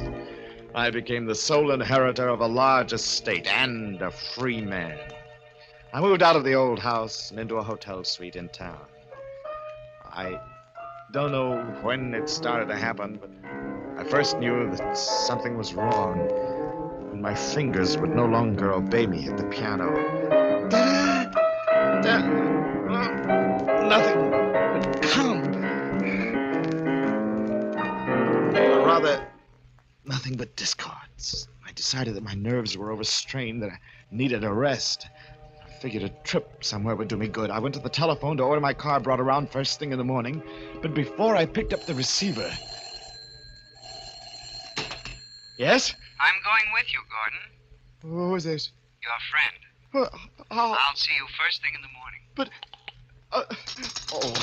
Number, please. Operator, you cut me off. I was making a very important call. There must be some mistake, sir. There was no call on your line. I didn't wait. I couldn't. I packed that evening. I slipped a gun into my pocket. I left the hotel. By 11 o'clock, I was far out in the open country, driving west. The night was pitch black, and every mile I burrowed further into the darkness. And then suddenly, a terrible conviction came over me. I knew I wasn't alone. I'm coming up front now, Gordon. You! I said I was coming with you. When did you get in this car? I've been here right along. You drive well, Gordon. A cool head and a steady hand. But then you had to have them, didn't you? What does that mean? I was just thinking out loud. The money's nice, but music means a lot, too, doesn't it? A pity that went sour on you. Look, I don't know who you are or what you're talking about. And yet you proved a point to Ellen. You proved that you were an artist in a way, even though she couldn't live to appreciate it. Her death was your masterpiece. The sweat stood out on my forehead. My mouth was dry. I didn't want it this way. One murder was enough to haunt me. But he left me with no alternative. He knew too much. Somewhere along that road, when the night was darkest, I knew I had to kill the stranger. Yes, the mysterious stranger seems to know a great deal. Is it possible he knows even more than Gordon suspects about his plan for... Murder at midnight.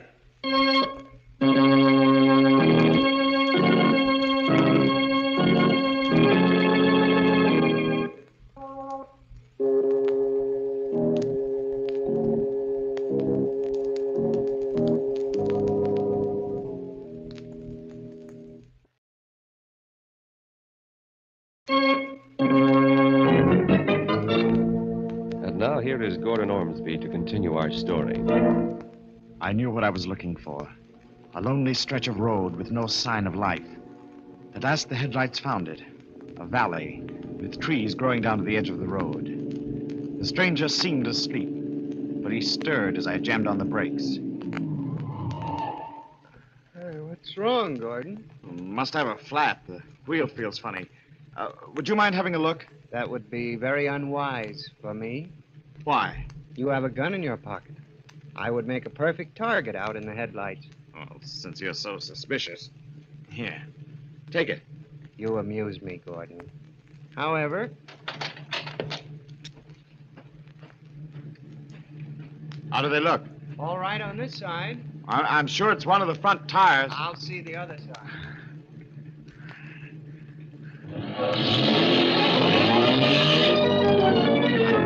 I got him. He was standing squarely in front of the radiator when I got him. Just to make sure, I backed the car over his body. I dragged him across the ditch and into the woods.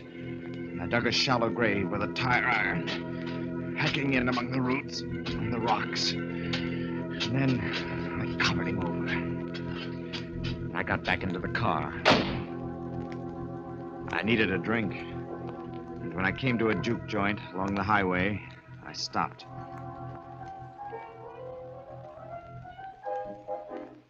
All right. What's yours, mister? Scotch, straight. You been driving hard, mister? Why?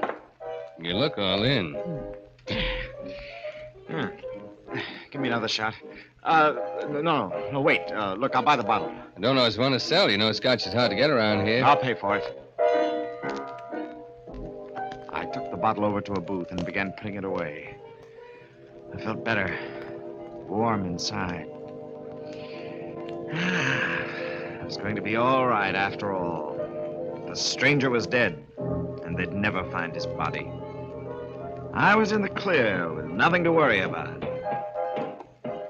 Help a poor blind man. Help a blind man.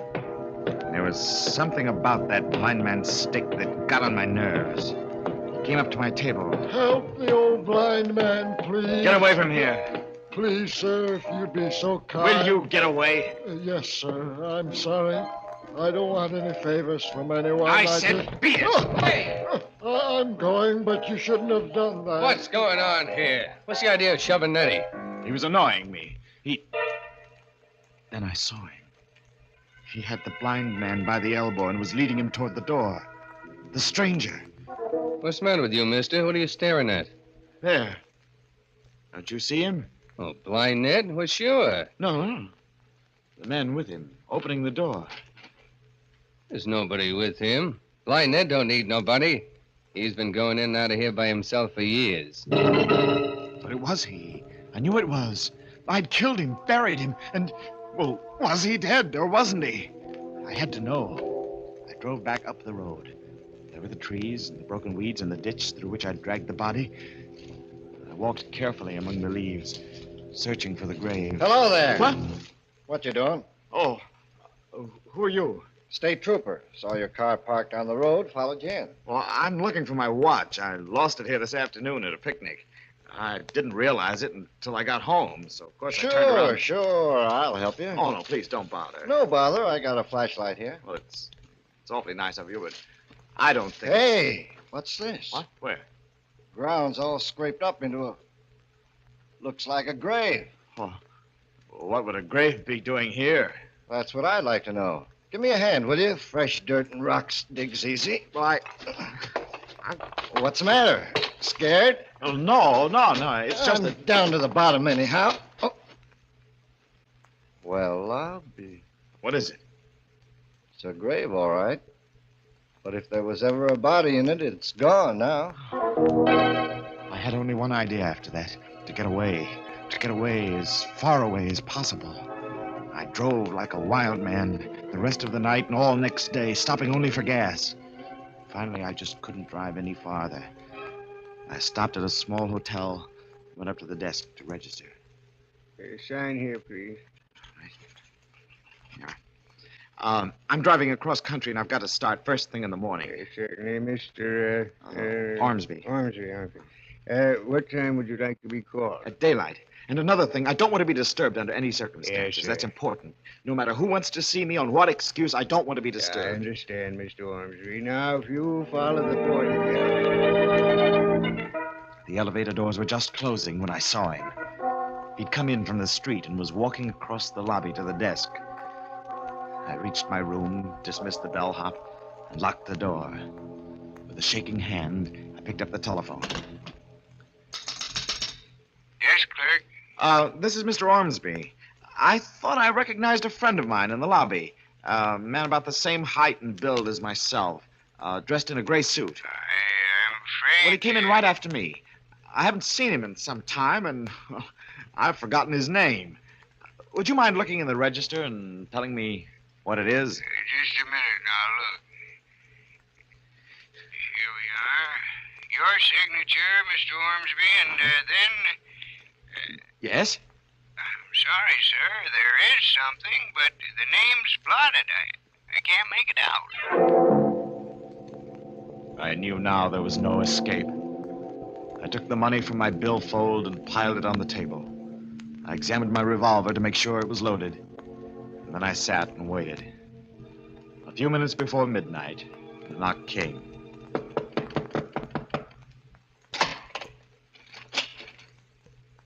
Come in. Hello. You act as if you were expecting me. I was. The only thing I'm not sure about is what you want.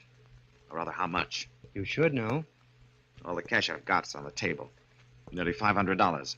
Ellen left you a good deal more than that. All right, I'll write you out a check. Name the amount. Everything you possess. What? You're crazy. Do you honestly think, after the risks I took, the risks I'm still taking, I'd give everything away to a cheap blackmailer? Murder is an expensive hobby, Gordon. Well, not that expensive. If you want to be reasonable, say $50,000. I'm afraid there's no compromise.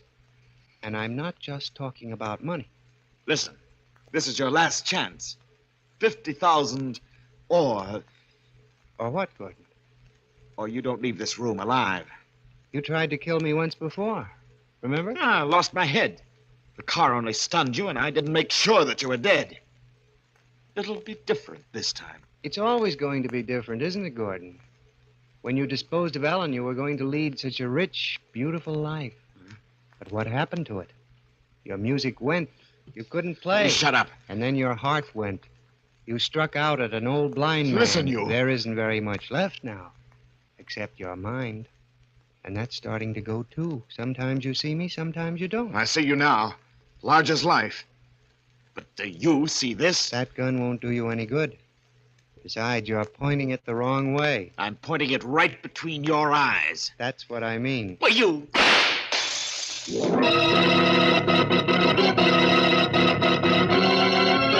He was gone. Yes, gone. Nowhere in the room. Then I heard the rapping at the door. In a daze, mechanically, I opened it. Anything wrong, mister? What? Who are you? The house detective. I thought I heard... Oh, you must have seen him. He must have run past you in the corridor. Who? The stranger, the man who was in my room. Why did... Hey, be careful of that gun. Well, I had to shoot him. He was threatening me. He was standing over there when I let him have it. Oh, yeah? What did he look like? He's about my height and build, wearing a gray suit. Like the one you're wearing? Huh? Oh. Oh, yes. I thought so. Look. At what? The mirror. You shot at your own reflection. You mean... Now do you know who I am, Gordon? There, didn't you hear him? Hear what? What are you talking about? No. No, you wouldn't hear. Only I would. And now I do know who and what he is. I know why I couldn't escape him. Here. Here, take this gun. I want to give myself up. Give yourself up? My name is Gordon Ormsby. I killed my wife. I poisoned her. I made it look like suicide, and there never was any trial. Oh, I get it. Sure, It was a perfect sure. crime. At least I thought it was a perfect crime until he came into the picture. Now, don't you worry about it one bit, Mr. Ormsby. You just Wait a come minute. along with Wait me. a minute. You think I'm making it up? That I'm crazy, don't you? No, You do no. think so. But it's true. Every word of it. Sure, I got a good friend who's a doctor. You tell him Doctor? all No. No, he won't believe me either. Nobody will believe me.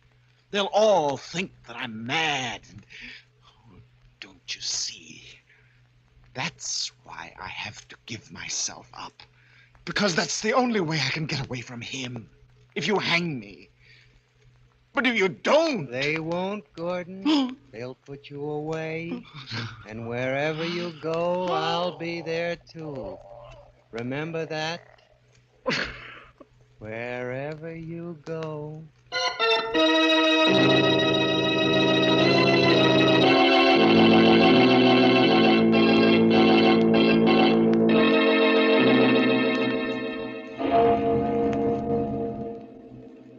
Taking him firmly by the arm, the detective leads the struggling Gordon out into the corridor. A corridor that grows darker and darker until it is completely black. Somewhere in that blackness, a voice is whispering, and it continues to whisper until it is drowned by a clock striking 12 for Murder at midnight.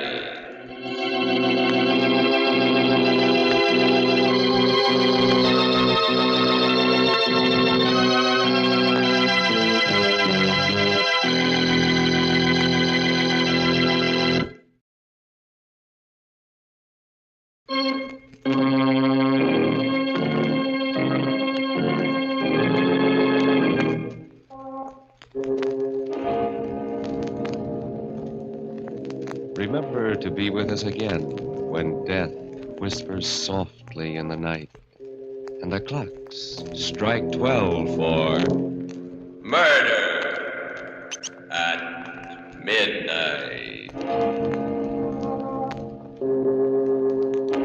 The part of Gordon Ormsby was played by Barry Kroger. With music by Charles Paul, Murder at Midnight was directed by Anton M. Leader.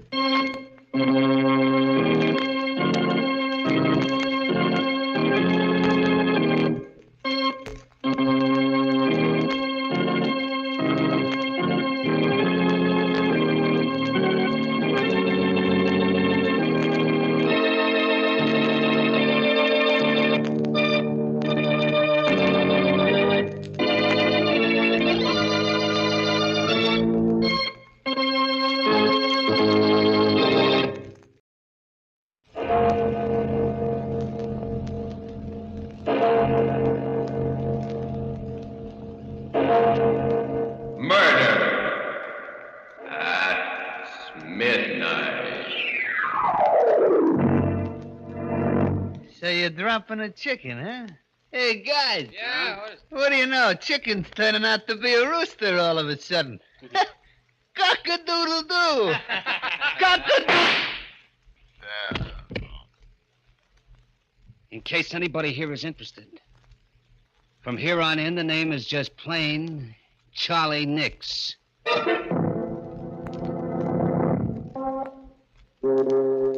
Midnight. The witching hour when the night is darkest. Our fears the strongest, and our strength at its lowest ebb. Midnight, when the graves gape open and death strikes.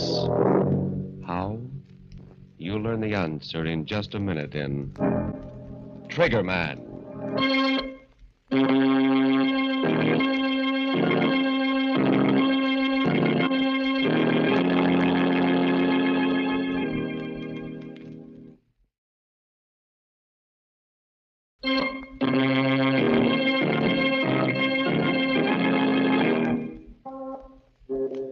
And now, Murder at Midnight. Tales of mystery and terror by radio's foremost mystery writers. Our story, written by Max Ehrlich, is different from any of the other tales you have heard in this program. Its mystery is not that of the supernatural, but of the unknown quantities in the human soul. And so, because it has suspense and complete credibility, we give you Trigger Man.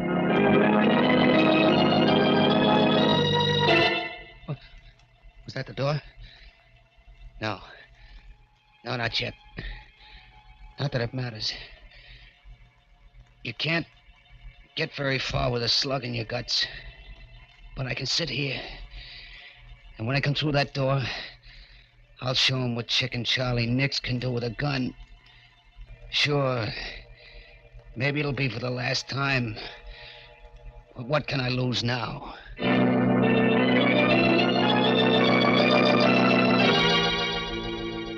It's funny how it all comes back to you in the end. Just a year and a half ago that it all started. But I remember it like it was yesterday. I was standing back in the doorway waiting for some sucker to come along. It was down at the waterfront and it was plenty dark. I stood there, the rod cold in my hand, waiting. Finally, I heard footsteps. A man and a woman. I waited until they were almost opposite the doorway, and then... Hey, buddy. Got a match? Why, yes, I think so. Never mind. Get your dukes up. Tell him he's got a gun. Oh, a stick up, huh? Aren't you smart, sucker? Come on, reach. Get those hands up before I let you have it. Yeah. It's better. Okay, lady, let's begin with you. Oh, Tom, Hand over that purse. Better do as he says, Ann. All right, Tom. Thanks, lady. Thanks very much. Okay, buddy, let's have your wallet. I said come across with your wallet. Not tonight, chicken. What do you mean? Hey, wait a minute. How come you know my name? It's my job to know it. In your face, too. The name's Riley. From headquarters. Tom Riley. Plain clothes. Yeah. Keep up those hands. Keep them up or I'll drill you. Oh, no, you won't, chicken. Tom, Not for a lot more than I've got in my wallet. Tom, what are you doing? He'll kill you. I don't think he will. Will you, chicken? Keep away from me, Flatfoot. Don't come a step nearer, you hear? Another step and I'll splatter you all over the sidewalk. You haven't got the nerve, chicken. You know it and I know it. Now, drop that gun. Keep away, do you hear? I ain't afraid to shoot. I'll tell you, I'll let you have it. Then what are you waiting for? Well, That was for the gun, chicken, and this is for you. No. Hold me up, No, will no. you yellow belly rat. Pull the gun on me, will you?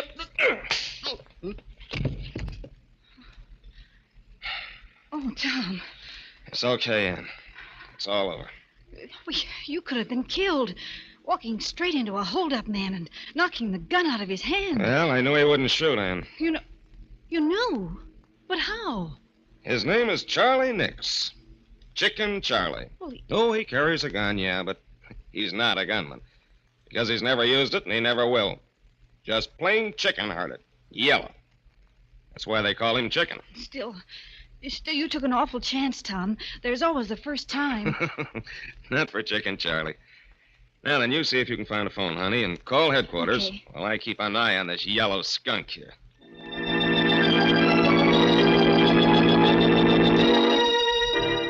Yeah, that's the way it was. I just didn't have the nerve to put the blast on anyone. Sometimes in my room, I'd put my gun on the table and just look at it. I'd keep thinking, if I only had the nerve, I'd be one of Angelo Donnelly's triggermen instead of his errand boy. The rest of the mob would respect me instead of slapping me around and calling me Chicken. That's what got me more than anything else, the way they laughed and called me Chicken. It wasn't that I didn't try. That time I held up Riley, I was going to let him have it. I wanted to, but I don't know, at the last minute I got all cold inside. My fingers got stiff and numb. And it cost me a year in the pen. The day after I got out, I was sitting in the Boulevard Cafe having myself a beer when in walked the boss, Angie Donnelly. It's great having you back, Chicken. Thanks, Angie. Thanks. By the way, I saw an old pal of yours the other day. Yeah? Who? Tom Riley. Riley, huh? Yeah, it's too bad you didn't knock him off that night, Chicken. Yeah. But one of these days, Angie, I'm going to meet him, and then I'll... Sure, kid, I know how you feel. After all, when a guy takes your gun away, it makes you look like a chump. Yeah, he made me look like a chump, all right. But I'm different now, Angie. That year in a clink, well, I got a different kind of nerve now. Wait and see. Sure, I'm gonna... sure, but take it easy, kid. There's plenty of time, plenty. You just got out of stir and you got yourself to worry about. What do you mean, Angie? I did my time, didn't I? I'm in the clear? Sure, Chicken, sure. But if you ask me, the pen didn't do you any good. You look kind of all in. You don't feel so good, do you? What makes you say that, Angie? Oh, I don't know. Your face ain't got any color and you're breathing hard all the time. Well, I feel okay. Sure. I ain't saying anything's wrong with you, Chicken. But you never can tell until a good doc checks you over, huh? Yeah. Maybe you're right, Angie. Maybe I ought to see a doctor, huh? Now you're talking sense, kid. Tell you what I'll do. I'll take you to my own doctor, Dr. Leonard. He's a big specialist, and he'll give you the once-over right. Yeah, but he probably comes high, and Forget it, Chicken, forget it. I'll take care of it. Won't cost you a dime. Hey, that's pretty white of me, Angie. Think nothing of it, kid. After all, you're one of my boys, ain't you? Yeah. Yeah, I am. Well, if there's one thing Angie Donnelly does, it's to take care of his boys.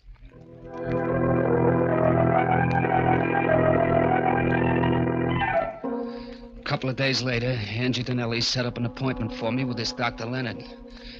I went to his office, and he gave me a real checkup from soup to nuts. And when he got through, I didn't like the look on his face. Sit down, Mr. Nix, and let's talk. Doc, what's the matter? Did you find something wrong? Care for a cigarette? Never mind the stalling, Doc. Give it to me straight. Is it good or bad? I'm sorry, but it's bad. You mean my chest? It isn't your chest. It's your heart. My heart? What about it? Now, you've got a severe aneurysm there. A what?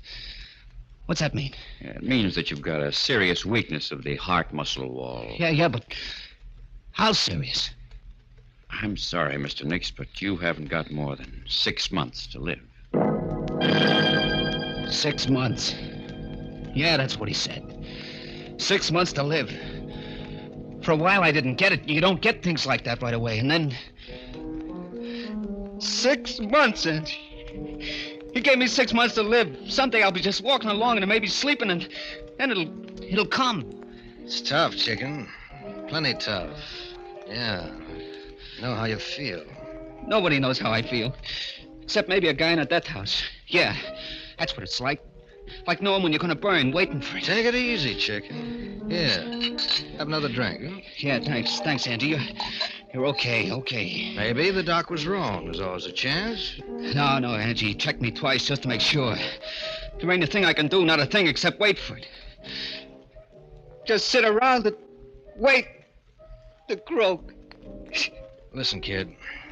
You've got 6 months to live. Okay. You know what I'd do if I had 6 months to live? What? What would you do? I'd live. Huh? Yeah, I'd spend all my time living. Champagne, dames, I'd have them all. I'd do all the things I ever wanted to do, but didn't have the nerve to do before. You see what I mean, kid? I'd live a lifetime in 6 months. Sure, but that takes dough. You can get the dough? How? From me. Huh? Look, chicken. You always wanted to be a trigger man, didn't you? Yeah. Well, I'm hiring you right here and now. At $500 a week. 500? But, Angie, you know I ain't got the nerve. Sure you have, but it's different now. You don't have to be afraid of a thing. Not a thing. Well, you can go around blasting guys like clay pigeons if you want to. But suppose the cops nail me. What do you care? Suppose they send you to the death house. You got nothing to lose anyway, have you? Your heart's bad, ain't it? You've only got a little while anyway, either way. Yeah. That's right, Angie. That's right. What can I lose? Denelli was right. This was my chance. I packed a new gap and started to look for Riley. Riley, the dick who'd set me up. Yeah, he was gonna be number one. He'll be coming along here any minute, kid. Yeah. This is it, chicken. There's Riley. There he is. No, chicken, not yet. Wait till he comes closer. Look, Angie, I first one that comes hardest, kid. The rest are easy. Look at him, pal. He knows from nothing. Take your beat on him. You can't miss. Okay, chicken, go ahead. Let him have it. Go ahead. Blast him. You did it. Yeah, I guess I did. Flat on the sidewalk, colder than yesterday's hash. You did it, Charlie. Angie, You just called me Charlie. Sure, kid, why not? You're not chicken anymore. Now, maybe we better get out of here.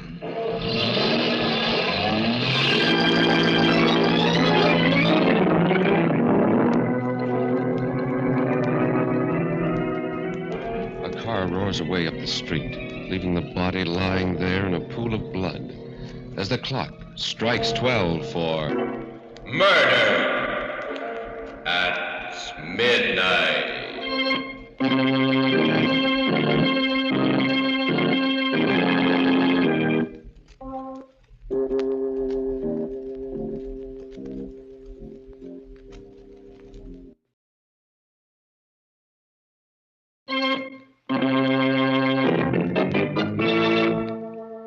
And now, back to Murder at Midnight, to the story of Triggerman. Where are they, anyway? Getting kind of anxious to see them. Even with a slug in my gut, I'll be able to give them quite a reception. Funny how a guy can change. How different it's all been since I put the blast on Riley. That was my first and the toughest one. After that, it was easy. There were plenty of guys in Angie Denelli's way, and I aimed to please. Whenever I watch one of them fold up with that funny expression on his face, why, it kind of helped. It helped me to forget how it was with me. It was like a champagne drunk. But then the hangover would come, and I'd remember that I had less than 6 months to live myself. Yeah, I was a different guy, all right. Take what happened a couple of days after I got Riley. We was having a meeting up at the Hideaway on a new job when a character named Bummy Devine started shooting his mouth off. Hey, Chicken. Still carrying around that pop gun of yours? What did you call me? Chicken. Ain't that your name? The name is Charlie. Charlie Nix. Hey, guys. Yeah. What do you know? Chicken's turning out to be a rooster all of a sudden. Cock-a-doodle-doo. Cock-a-doodle. In case anybody else here is interested, the name from here in is just plain Charlie Nix.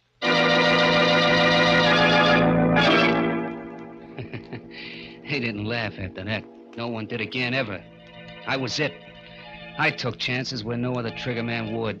Why not? What'd I have to lose? In a few months, I'd be through anyway. What was the difference? Meanwhile, I lived. I painted the town red, bought myself tailored suits, hit the clubs every night, the gambling joints. And the dames, why, I had to fight them off. You can do a lot with $500 a week. Sure, I was hot, plenty hot. The cops couldn't figure out at the beginning who was doing all the fancy gun work, but they were getting warm, and they were getting close. I had to watch myself. And then one night, we were knocking off a fur warehouse. I was in the lookout car out front when suddenly... Hey, Charlie, a prowl car. Yeah, come on, Mike. Let's get out of here.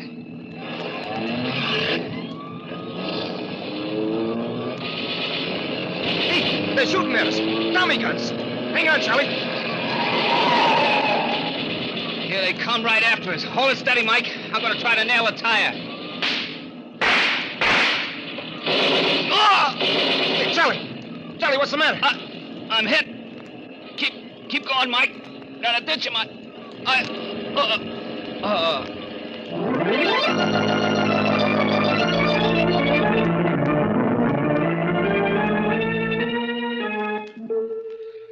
When I opened my eyes, there was a smell of chloroform, and the doctor was just putting away some instruments. Mike was there, too, with a gat in his hand, making sure that the doc would cooperate. Hello, Charlie. How do you feel? I don't know. What happened? The doc here just dug a slug out of your chest. Oh.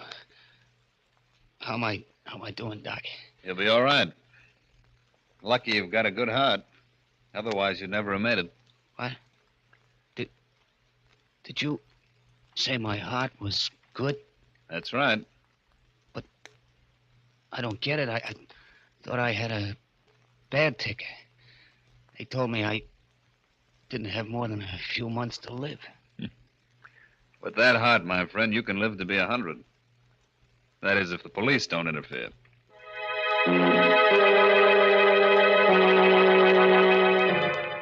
I spent 3 weeks laid up after that, in bed. And every day the boss would send me flowers, comic books, and all kinds of stuff. A real thoughtful guy, Angie. But I was thoughtful, too. There were some things I had to add up for myself. I had to find out whether I was living on borrowed time or not. As soon as I could walk, I made a beeline for Angie Donnelly's specialist, Doc Leonard. But I found out right away that Doc Leonard didn't live there anymore. A dentist was in the office instead. Then I looked up the superintendent. Yes, I'm in charge here. What can I do for you? If it's about It isn't. I'm looking for Dr. Leonard. Dr. Leonard? Oh, the one that was in the dentist's office before. That's right. You know where he went? No, he didn't leave any forwarding address. It's a funny thing about him. Yeah? Why? Why, he paid us a month's rent in advance and moved in, equipment and everything. But he only stayed 2 days. Moved out at night. No notice, nothing. Just came and went. I see. Never could figure it out. That's the way it was. Sorry I couldn't be of more help, mister. That's okay. You've told me enough. All I want to know. So that was it. I had the answer. I went home, took my old gun out of the drawer, slipped it into my shoulder holster. It felt good there, just like old times. I was just putting on my hat and coat when the phone rang. Hello. Hello, Charlie. How do you feel? Fine, Angie, fine. Funny thing you calling up just now. Yeah, why? I was just thinking of you. Where are you now? I'm over at my apartment. Listen, kid, do you feel well enough to do a little job for me tonight? I feel fine, fine. Well, that's swell. Drop over to my place right away. Okay, I'll be right over. And, Angie. Yeah? Thanks for everything. The flowers and stuff. Forget it, kid. What's a pal for, anyway? Funny how a guy acts sometimes. I remember in the cab on the way over, I was like ice, cold inside and out. I should have been excited, but I wasn't. I came up to Angie's apartment and knocked on the door. Yeah, who is it? Me, Charlie. Oh, okay. Come on in, Charlie. Yeah, thanks. Well, you're up and around, huh, kid? It's great. Yep, not that it makes much difference. You see, Angie, my 6 months is supposed to be up tomorrow. Is that right? Yeah, that's right. And you know something, Angie? I feel fine. And yet, I'm supposed to croak. Well, it's just like I said, kid. Maybe Doc Leonard was wrong. Yeah, that's what I thought. Maybe he was wrong, made a mistake. Sure. So, this afternoon, I went up to see him. You did, huh? Yeah. And you know what, Angie? He doesn't live there anymore. No. In fact, he only set up practice there a couple of days. Kind of set me to wondering. Uh-huh. Wondering, what? Whether this Doc Leonard wasn't a doctor after all, but just a phony. I don't get it. Why should he be? Suppose you tell me, Angie. I don't know what you mean. Oh? And suppose I tell you, Angie. This Doc Leonard was your boy. Between you framed me with this bad heart gag. You needed a gunster who could take chances, and I was your pigeon. Wait a minute, Charlie. It was easy, wasn't it, Danelli? Talking a chump like me into it. When I thought I only had 6 months to go. You knew I wouldn't be afraid anymore. Sure. What could I lose? And so you got me to do your dirty work for you while you were somewhere else with an airtight alibi. And when the heat was turned on, you knew it'd be on me. You're wrong, kid. You see, you were supposed to live 6 months. And that's all you're going to live. Don't do any reaching, Angie. Don't!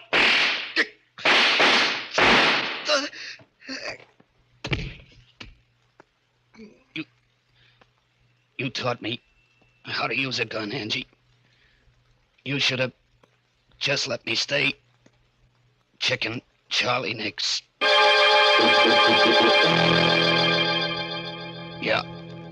Yeah, he got me in the belly with his first one. But I got him before he could repeat.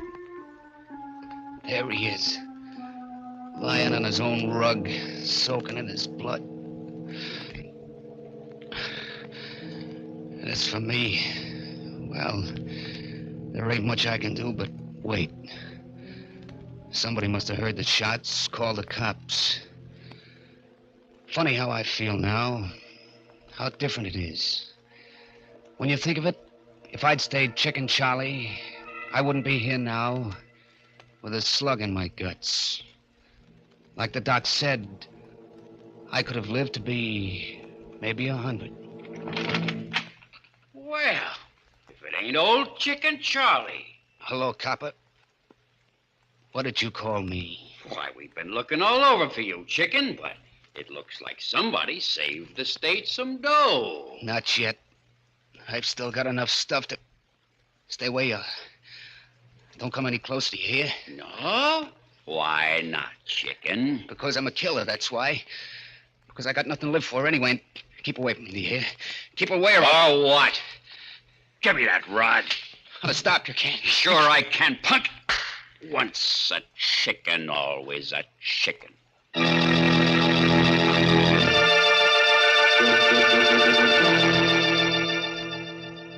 eyes wide and incredulous, the hunched figure slips from the deep armchair, falls to the floor, next to the body of the man he killed.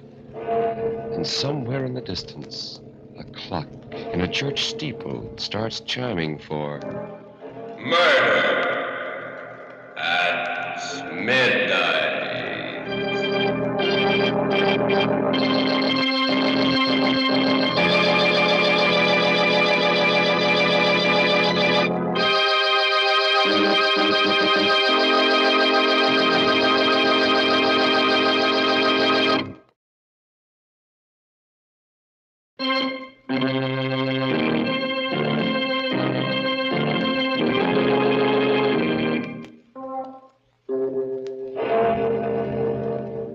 Remember to be with us again when death is our unseen guest, and the clocks strike 12 for murder at midnight.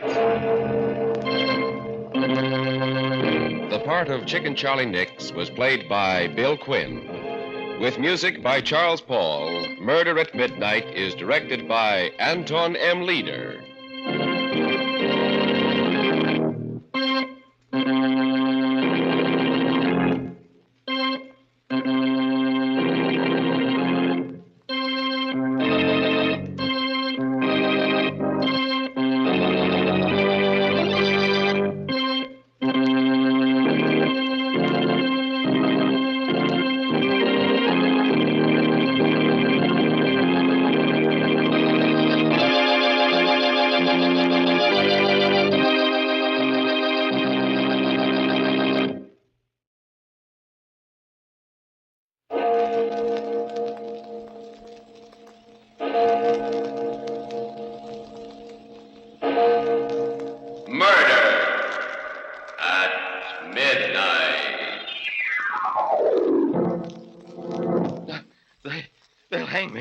Common criminal, and I didn't mean it. You know I didn't. Oh, stop whining, Gerald. Take your medicine like a man. What?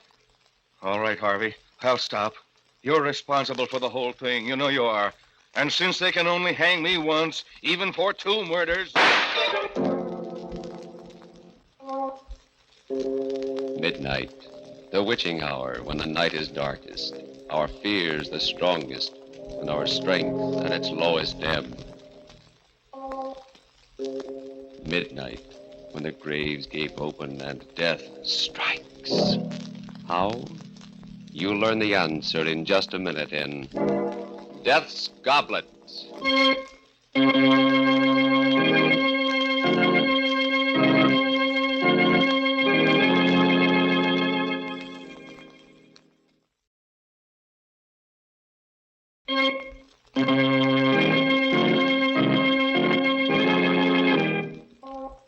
And now, Murder at Midnight. Tales of mystery and terror by radio's Masters of the Macabre. Our story by Sigmund Miller is Death's Goblet. It all began at one of Arthur Cunningham's parties. He always gave a party when he came back from one of his trips abroad. I went there with Gerald, my partner, and his wife, Susan. Beautiful Susan. Did I care for her? People used to say so. But she was too self-centered a woman for me. I like to look at her just as I like to look at anything that's lovely. That was all. As for Gerald, well, he was rich, which was the only reason he was my partner. But suppose I start at the beginning, at the moment we got to the party and Arthur came over.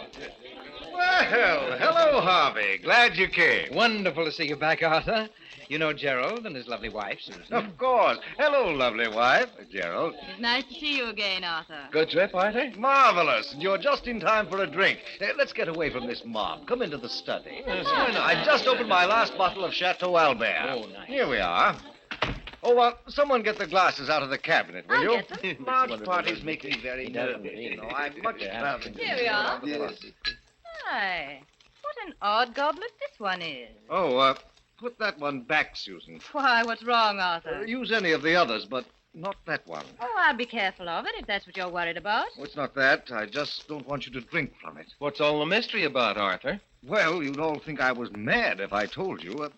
Take a look at it. It's a very strange-looking glass. Yes, looks Venetian, possibly from Murano. It is.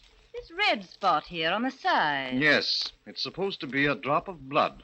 That's very odd. How do you know that? Well, Gerald, this goblet has a legend, a terrible legend. And of course, none of you will believe it, but the story is that anyone who drinks from this goblet will kill someone. Oh, that's wonderful. And you believe it? Why, yes, Gerald. You see, I've had proof. Good heavens. I once drank from this goblet. What? Arthur, you're joking. You mean that Yes, you... Susan, it was justifiable homicide, but after I drank from it, I did kill someone. He was a thief and he attacked me, but still I killed him. Well, you never told us about that. Well, it's not anything that I care to remember particularly. Oh, how terrible for you, Arthur. Where did you get the goblet? From a murderer, a man who killed his wife. They were auctioning off his estate. Extraordinary. May I look at the glass, Arthur? Yes, if you like. Everyone stared at the goblet in silence as I held it to the light. It had a delicate brown tint, reminding me of old blood, except that it sparkled and glittered. The spot of red did look like a drop of blood about to roll down the side. It seemed ridiculous that this inanimate object would make men commit murder, and yet there was something about it that fascinated me, and suddenly I wanted to drink out of it. You seem very interested in my goblet, Harvey. Yes, will you pour some wine in it for me? What? Oh, no, Harvey. This happens to be one superstition I believe. Everyone who has ever put his lips to this goblet has killed. I don't know why it's so, but it is. Oh, it's silly, of course, but why tempt fate? Oh, nonsense, Gerald, nonsense. I'm going to drink out of it. You'll have to pour the wine yourself, Harvey. All right, I will. Well, here's, health and long life. No, Harvey, I won't let you. Oh, why, Susan, you shouldn't have done that. You've spilled some of Arthur's best burgundy and ruined a good tablecloth. It doesn't matter. I'm glad you did it, Susan. I won't let you or anyone else drink from that glass. It's strange to get so distressed about a ridiculous legend. I don't think murder is ridiculous. You know, I'd like to get rid of it. I was thinking of destroying it. Well, why don't you just fling it against the fireplace? No, I can't. Huh? I've tried several times, but somehow I couldn't. Arthur? Yes? How about giving it to me? I'd rather not. Oh, come on. You want to get rid of it, and I have a fine glass collection. I'd like to add to it. I'll keep it locked up. You'll be sorry, but if you want it that badly, Harvey, it's yours. Arthur, please don't give it to him. Susan, what's the matter with you? You watch over Harvey as if... As if what, Gerald? Oh, the whole business is absurd. Of course it is. Yes, and if I should drink out of it and commit a murder, that would be the most absurd thing of all.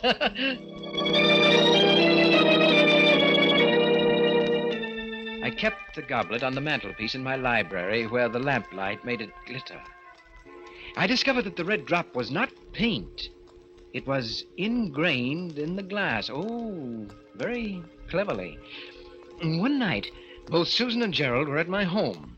As we chatted, I got up, went to the mantelpiece, and idly toyed with the goblet. That goblet? It's the one Arthur gave. Yes, you remember. He gave it to me. Why don't you smash it, Harvey? Get rid of it. Ooh, it gives us all the creeps. Well, Gerald, you aren't really afraid of a piece of glass, are you? You don't believe Arthur's story at all, do you, Harvey? On the contrary, Susan, I do believe it. But not the way you think. What do you mean? Well, I mean to say murder is not in the goblet. It's in me, in you, even in Gerald. Oh, what a silly thing to say, Harvey. Oh, yes. You don't need a magic goblet to commit a murder. All you have to do is let yourself go. Let go of the civilized controls that tie you up. Why, Gerald, if you had cause, you could murder me or even your lovely wife. Oh, I couldn't kill a fly. Oh, but you could if the fly gave you enough trouble. Now, supposing, just as an example, supposing that you discovered that Susan was really in love with me and only married you for your money. Harvey. Wouldn't that make you want to murder her, Gerald? Oh, you're crazy. That's not very funny, Harvey. Even you, Susan. What? Even though you have a lovely face and exquisite hands, even you could commit murder. Why, there must have been times when you hated Gerald, only for a moment, of course. But in that moment, if you were not so civilized... Stop it, Harvey. Why, you could even put your lovely hands around my throat. Oh, stop it, Harvey. You're not that important to her. And then just why are we on this gruesome subject? That's Harvey's idea of humor. Susan looked at me, a touch of red at the point where the cheekbones make the skin taut. She seemed angry, but she wasn't really. Oh, yes, she loved me. I could see it in her face.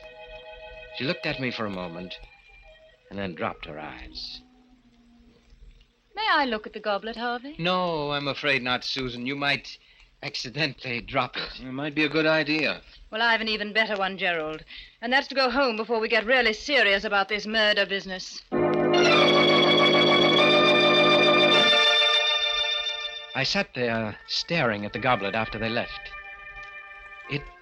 It fascinated me, glittering in the lamplight. And as I looked at it, it almost seemed as if the red spot of blood was, moving, rolling down its side.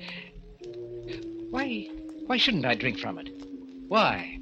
And before I knew it, I'd taken it down and put it on the table. I got a bottle of Burgundy, opened it, and I poured slowly, filling the goblet just up to the red spot. And then I drank from it. It seemed to me that the wine had a different taste, although I had drunk this wine often and knew its taste well. It was delicious. I had another. It was heady. And it made me a little dizzy, although I felt fine and free. Yes, light and dizzy. But after a while, when the dizziness wouldn't go away, I decided to go for a drive, even though it was close to midnight. I drove fast. The speed and power of the car gave me a feeling of great exhilaration. I took the turns at full speed, enjoying the danger of the sharp curves. Then I came to a long, level stretch of road. I pressed down hard on the gas.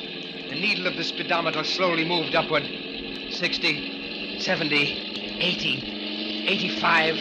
The road, like a black ribbon, rolled up in front of me. And then I suddenly saw him, but it was too late. I struck him with my right fender. He never made a sound. The car swerved a little from the impact. My heart in my throat. I stopped. Then I backed up. Backed up.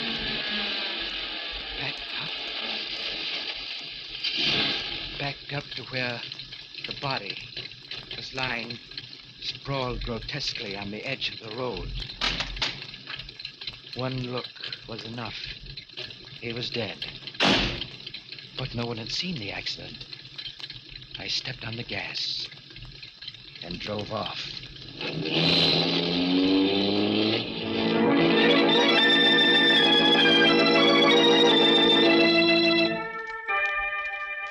Death's goblet, and a man who drank from it. A corpse lying limp by the side of a lonely road. And a car speeding away as the clock strikes 12 for... Murder at midnight.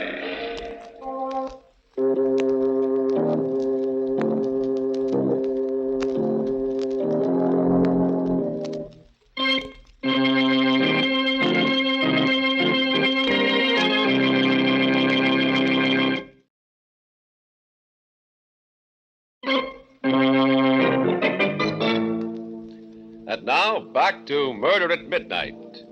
Harvey challenged the curse of the goblet and found it true. He had just killed a man after drinking from it. Let's listen to him as he continues the story of Death's Goblet. I knew now that the story of the goblet wasn't a myth, and I also knew what I was going to do about it.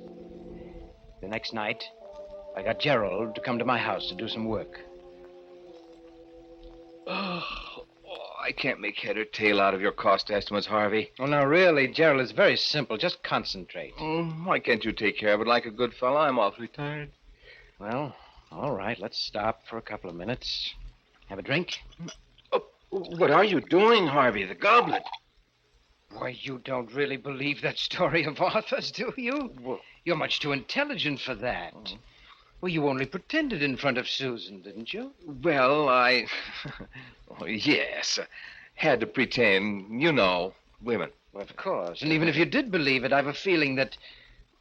basically, you're pretty reckless, aren't you? Used to be pretty wild when I was a young fella. On a motorcycle once, and... Yes, I know, yes. Well, let's drink up. Find me a victim, will you, Gerald? Huh? Well, you know, according to the legend, I've got to murder someone. Maybe even you. Harvey the murderer. Yes. Very nice wine. How about another? Right. Well, here's to your lovely wife. And how about switching glasses? Huh? Well, you might as well get a kick out of it, too. Well, okay. Here goes. I watched the fool swagger as he drank down the wine. In an hour, when he was alone, he'd be shivering with fright at what he'd done.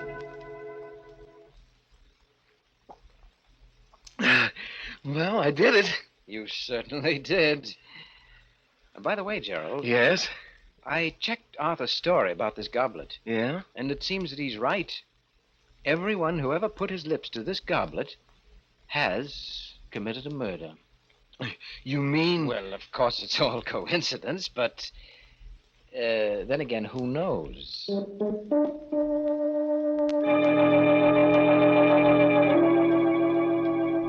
All the next week, I kept reminding Gerald about his drinking from the goblet. I wasn't really trying to get him to kill, but it was amusing to see him get upset and uneasy. And I noticed he was getting a little bolder, particularly with Susan, and had developed a temper. And one night, just as I was about to retire... Hello, is that you, Harvey? Yes, Susan, how are you? Oh, I'm fine. I'm just a little worried about Gerald. He usually gets home at about 6, and it's 11 o'clock now. Do you know where he might be? Why, he's having dinner with his sister. Sister? Yes, a tall, dark girl. She was in the office today, and... Harvey, Gerald has no sisters. Oh, he hasn't? No. Oh, I guess I got him mixed up with someone else. Yes, it was Les Gordon who was meeting his sister. Yes, Gerald had some business to take care of over in Milford. You're not very good at covering up, Harvey. I'm coming right over. Please wait up for me. Good. Things were beginning to happen. It was becoming very interesting. Now we'd see. Harvey, I want you to tell me everything. I must know. Who is this girl? Take it easy, Susan. Come, sit down. Oh, never mind that. What about Gerald? I don't know anything about Gerald's private life. And besides, you're not the one to talk. What on earth do you mean? You know perfectly well what I mean. You don't really care for Gerald. Actually, you're in love with me. Harvey. Well, you are, aren't you? Maybe. Sometimes I think I am. Oh, but you're too cold-blooded. I'd never be sure I could trust you. As a matter of fact, you'd like to get rid of Gerald. Why do you say that? Well, I'm just putting your thoughts into words. You never really loved him, did you? Oh, but Harvey... And he's finally become unbearable, hasn't he? Oh, Harvey, if you only knew. Do you know that the last time Gerald was here, he drank out of that goblet of Arthur's? It's possible that he wants to get rid of you, too. Oh, stop it, you hear? Well, I'm just telling you what I think you ought to know. Oh, we'll see. I left word at home that Gerald was to meet me here. And if he does come, well, we'll see. We sat and waited, not talking much. Susan's face was pale and agitated. It was most exciting. Susan, with all her charm and embellishments, was really a fierce animal underneath. I could almost hear her rage seething. Are you expecting anyone? Just Gerald. Well, let him in. hello, Harvey. Susan, what's up? Why did you leave word to meet you here? It's almost midnight. Where have you been all the evening? At Milford? With whom? What's going on, anyway? What are you so excited about, Susan? What were you doing in Milford? Why, I went there on business. Oh, really? You've been behaving very strangely lately, Gerald. If you don't love me, why don't you say so like a man? What? This is all your fault, Harvey. You've been filling her head with poison. I had nothing to do with this. I told her that you went to Milford. All he did was to make me see clearly something I've felt for a long while. And I think this is the time to do something about it. So, are you out of your mind? Put that gun down. You remember it, don't you? You gave it to me. Said it might be useful in an emergency. Harvey, take that gun away from her. She's liable to shoot. She won't shoot. She's only trying to frighten you. Am I? Let's see. Oh, my shoulder. Give me that gun. Give it to me. Harvey, she's dead. Yes, Gerald. And you killed her. But it was an accident. She shot at me, and I was only trying to get the gun away from her. You know that's what happened. I only know that you drank from that goblet and that you killed her. What? But... Oh, you dirty treacherous. You planned all this so that you could get rid of me, so that you could have Susan. You could have the firm for yourself. You'll have to do better than that to beat the gallows, Gerald. The gallows? Please, Harvey. We've been friends for a long time. You can't let me down. You wouldn't have pressed the trigger if you hadn't had murder in your heart, Gerald. You shot her because you wanted to. That's what I saw. I believe in telling the truth. Harvey, I'll turn over the business to you. I'll do anything if you'll just... I don't accept bribes, Gerald. All right. But I'll fool you. I'll call the police myself. Well, there's the phone. I'll prove my case in court. They won't convict me. Operator, give me the police. Hello? Police department? This is Gerald Hamilton. I just accidentally shot my wife. And my friend's home. Yes, she's dead. The address is 411 Grove Street. That's right. I killed her. Accidentally. Yes. I'll be waiting here. Cigarette, Gerald? Oh, treating me like a condemned man, huh? Well, I'm not going to die. All I have to do is tell the truth about everything, including you. Oh, but you forget, Gerald, there must be fingerprints, your fingerprints on that gun. That won't look very accidental, will it? But Harvey... You did it, Gerald. I saw you. If you don't back me up, they'll hang me like a common criminal. Please, Harvey, don't let them do that to me, please. Oh, stop whining, Gerald. What? All right, Harvey, I'll stop. You're responsible for this whole thing. You know you are. And since they can only hang me once... You raised the gun, but I'd been expecting it. I grabbed his hand, pushed it against his chest. My finger pressed on his and on the trigger. And suddenly, he went limp. You won't get away. My alibi was perfect. All I had to do was wait for the police that he himself had called.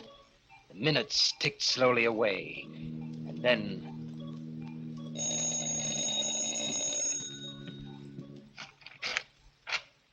Hello, Harvey. Arthur. Glad I found you in. Say, you look as if you'd been in a fight. Arthur, you'd better not come in. Why? What's the matter? No, you'd better not come in. Oh, but why? Well, Gerald and Susan, they had a quarrel, and he killed her. What? And then he shot himself. What are you talking about, Harvey? Well, all right, come in. Look for yourself. Good Lord. Tried to kill me, too. But why? It doesn't sound like him, like either of them. Well, I don't know why. Fit of insanity? Or maybe it was the goblet. Your goblet. He drank out of it, you know. The goblet? Why, that's ridiculous.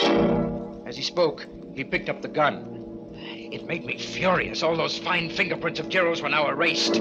Put that gun down, Arthur. There are fingerprints on it. Oh, I'm sorry. I didn't realize. I tried to get hold of myself. The stupid fool, he was going to ruin everything. But I had to keep calm. What were you saying about the goblet? Why, it has no curse or magic. I just made that story up. You made it You mean... Of course, I bought the goblet in an antique shop. As a matter of fact, I have a whole set of them. The pulses hammered away in my head. A vast, uncontrollable anger seized me. Was it because of those precious fingerprints that he'd wiped out, or because I had believed in the goblet myself? I don't know. I only know that I had to fight to keep from grabbing him by the throat. You know, I don't think you're telling me everything you know about this horrible business, Harvey. In fact... A red-hot wave came over me. I don't remember exactly what happened. Let me go! Get your hands off me! Oh!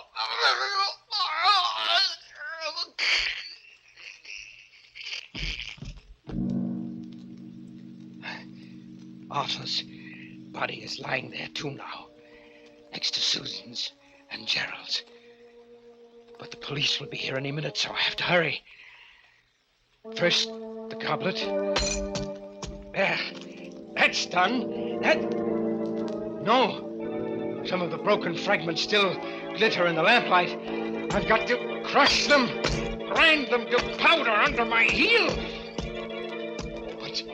But there are always other pieces that I can't find. They're hiding from me. They're afraid of me. But I'll find every piece. I'll find them. I'll find them. I'll find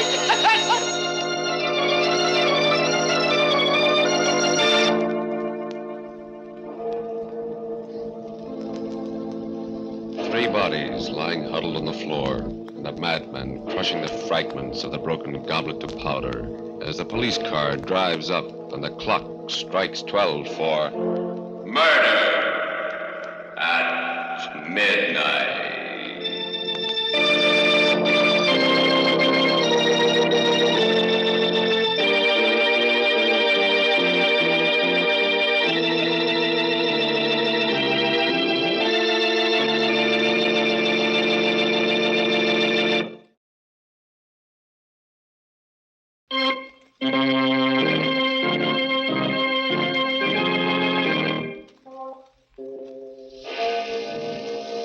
Remember to be with us again when death appears at the door, wearing the face of a friend, and the clocks strike 12 for murder at midnight.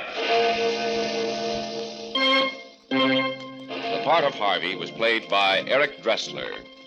With music by Charles Paul, Murder at Midnight was directed by Anton M. Leader.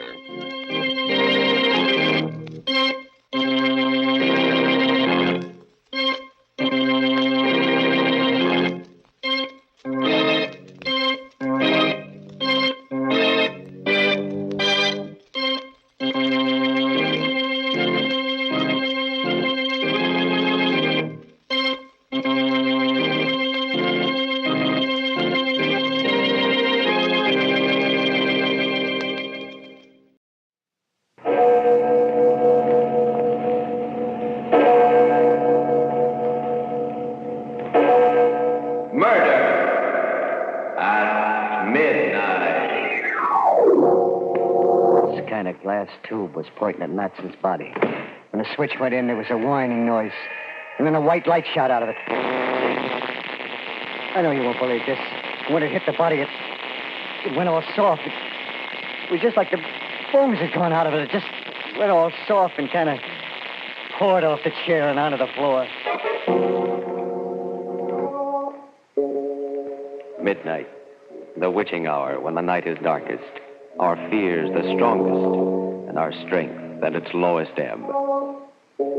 Midnight, when the graves gape open and death strikes. How? You'll learn the answer in just a minute in The Heavy Death.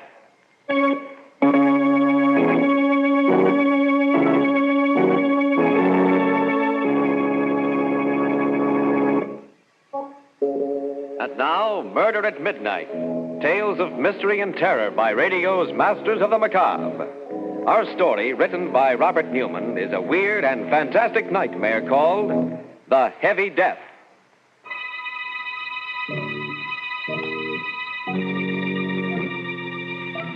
A road just outside the small town of Medford. And running up at his face white and terror-stricken in the moonlight is a small, slight man.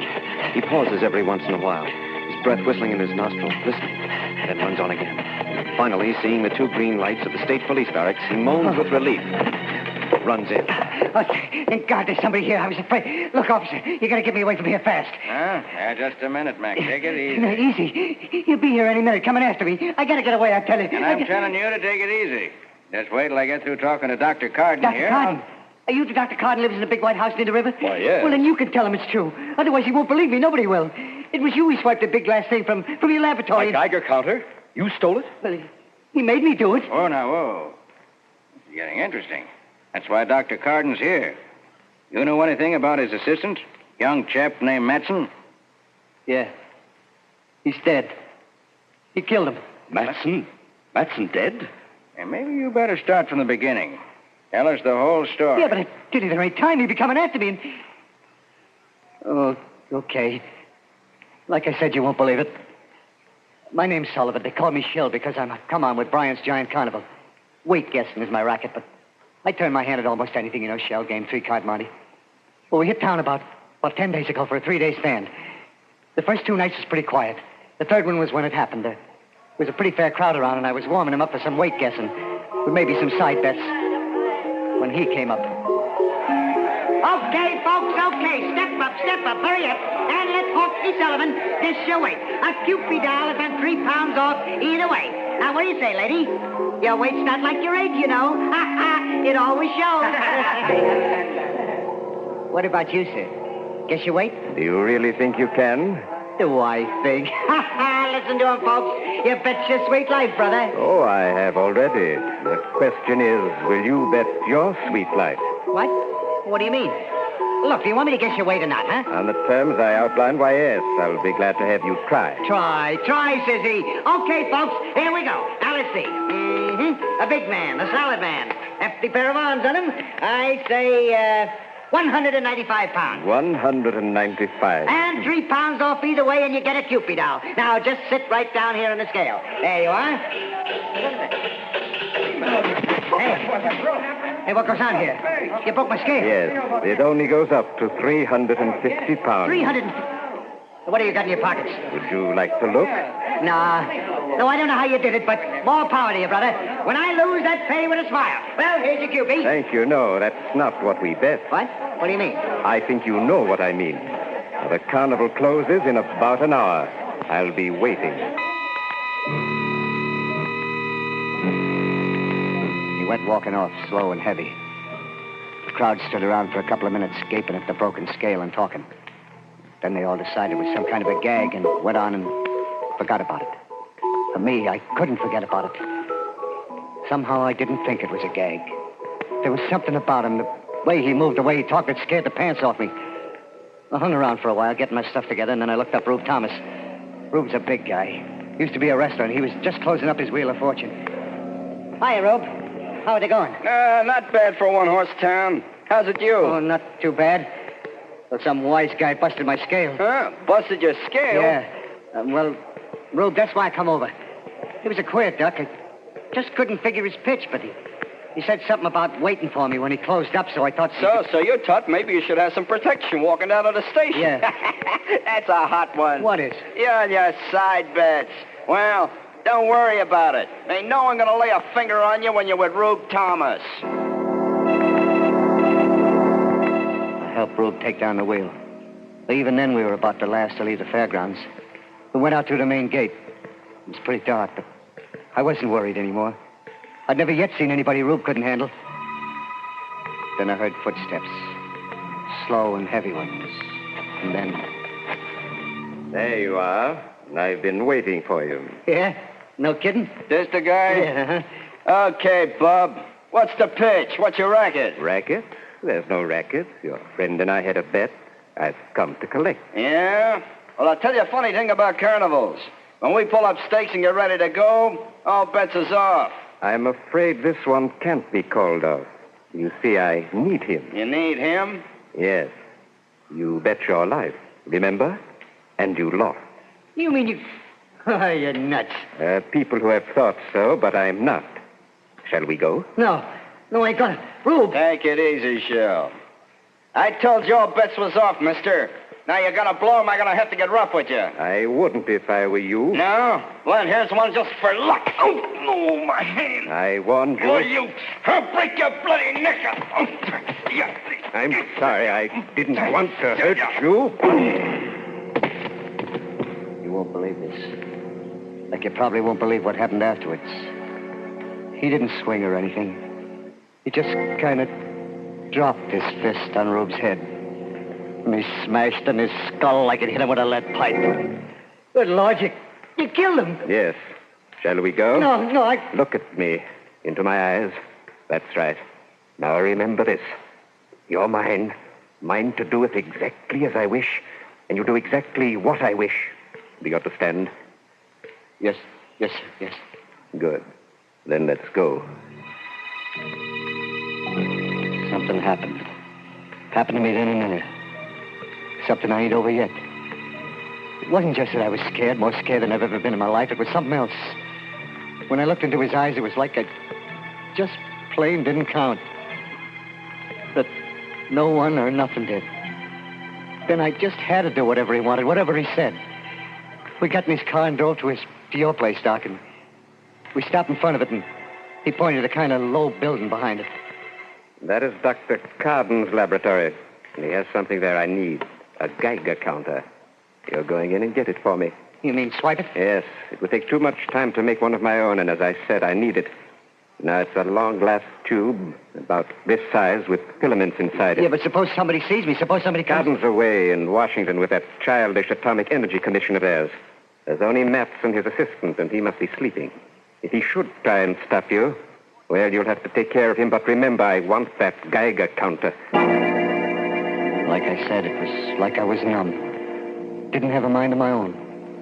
I did it. Found an open window. Went in and got what he wanted. Brought it out to him. He didn't say a word. He just put it in the back of the car and we drove away. It was about 11:45 when we got to his place. A big rambling house at the foot of a mountain. He took me around the back through a kind of iron door and... Well, it was like out of Buck Rogers, the 25th century. Big glass tubes, dynamos, wires.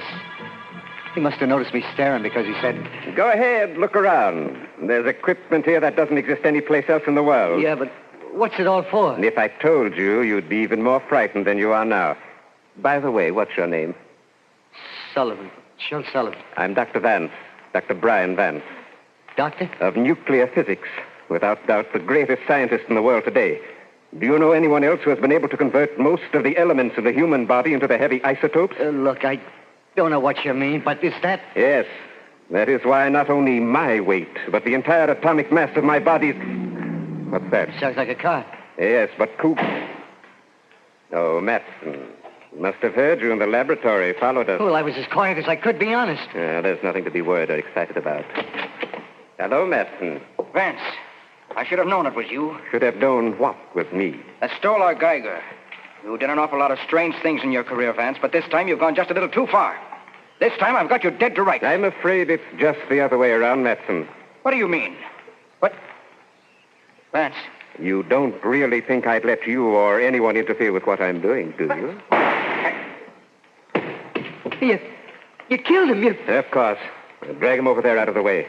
There's a certain experiment I'm just about ready to try, and his body will come in very handy.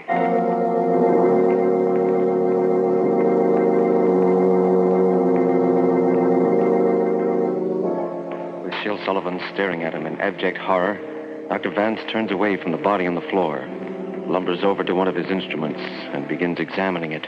And far away, in the town's church steeple, the clock strikes 12 for... Murder at midnight.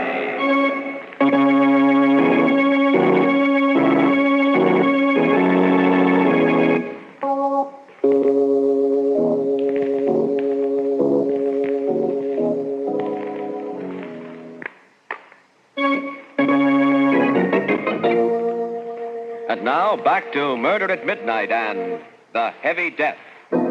It's just a moment later. Sergeant Rowe and Dr. Carden staring incredulously at Sullivan as he pauses for a moment in his terrifying story.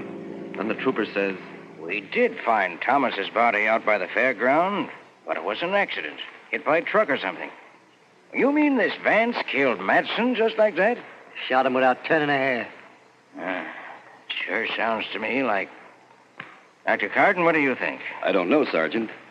I do know Vance. I knew that he had a laboratory somewhere near here, and... Well, it's true that he probably knows as much about nuclear physics as anyone in the world.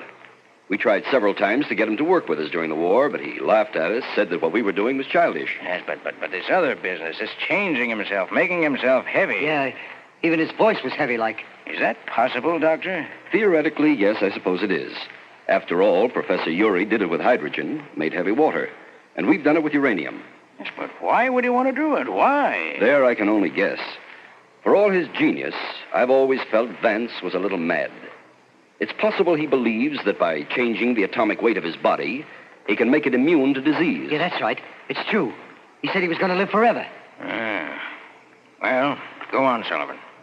What happened after that? He made me help him do things around the laboratory. Wire and stuff like that.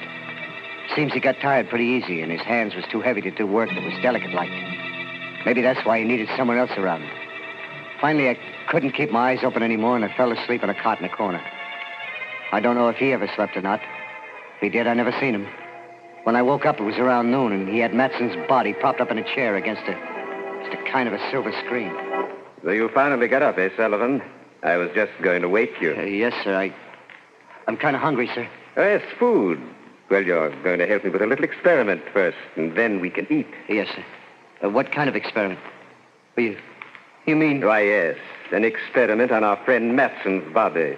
And he won't mind. Just a little calcium transmutation. First, we switch on our alpha generator here. Then we make a few frequency adjustments. What are you going to do? You'll see. Over there, stand by that master switch on the converter. When I give the word... Yes, sir. You let it climb just a little higher. A little higher. Now! Oh, look at Lloyd. No.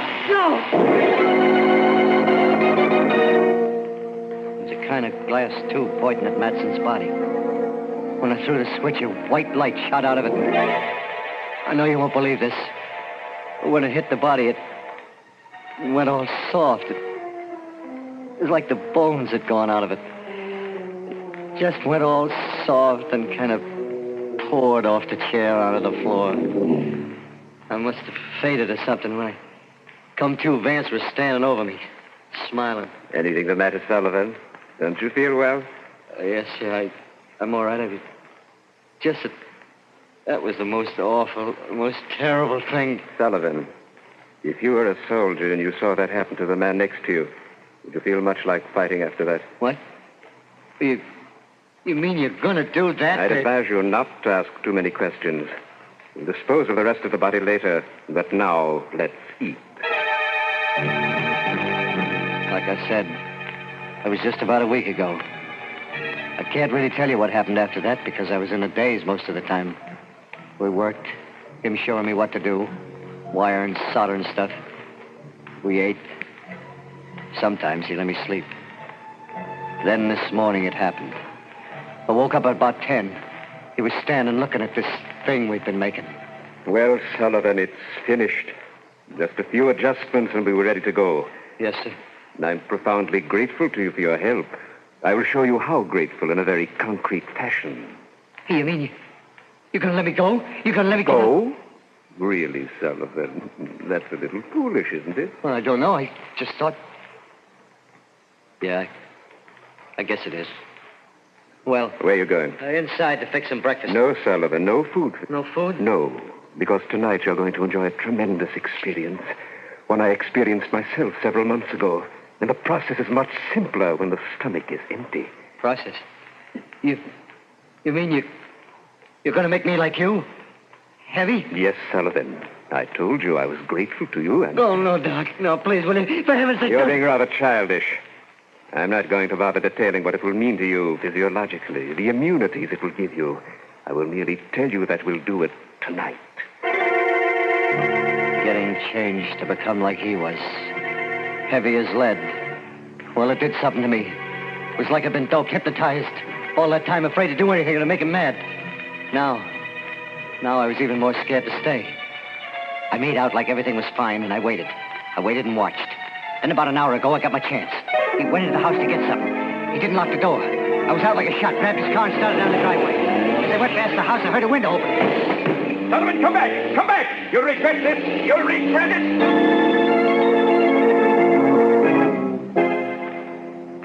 That's the story. I was so jittery, I went into a ditch just outside of town and had to run the rest of the way. I don't care whether you believe me or not, whether you think I'm nuts, what you do to me. I just want one thing. Get me away from here. Get me far away fast. Because he's going to be coming after me, I know it. Well, I'm not saying what I think. Not yet. What about you, Dr. Carden? I wouldn't like to say either. Knowing Vance, I believe he's capable of everything Sullivan told us. And theoretically, everything he described is possible. I told you, I don't care whether you believe me or not. Just get me away from here. I can't for an hour or so. Have to call Bridgeton, have them send down some men. Then we can really go into this. In the meantime, I'll put you in one of the detention cells. You'll be okay there. Are they strong? Really strong? Plenty strong enough to keep you in and anyone else out. Come on.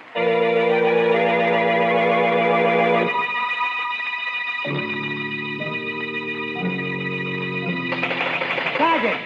Hey, Sarge! Dr. Carden! Ain't it about time? Ain't it? Hey, can't you hear me? Sergeant! Dr. Carden! Oh, gee, Sarge. I was starting to get a little worried. You. Yes, Sullivan. You didn't really think you were going to get away, did you? Oh. What are you going to do? You can't do anything. The cell door is locked. Is it? Let's see.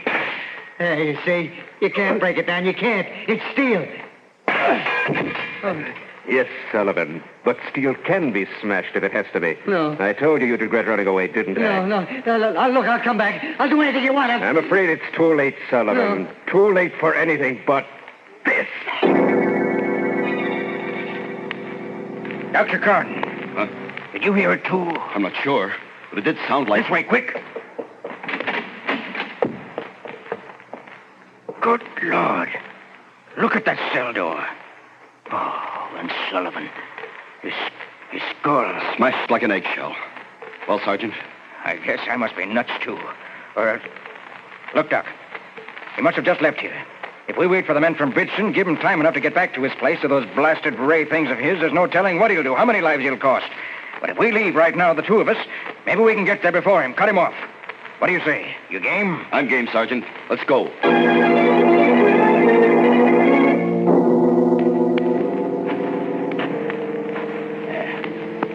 That must be it. Right ahead. The laboratory's probably around and back. Well, Sergeant, the lights are on. Yeah.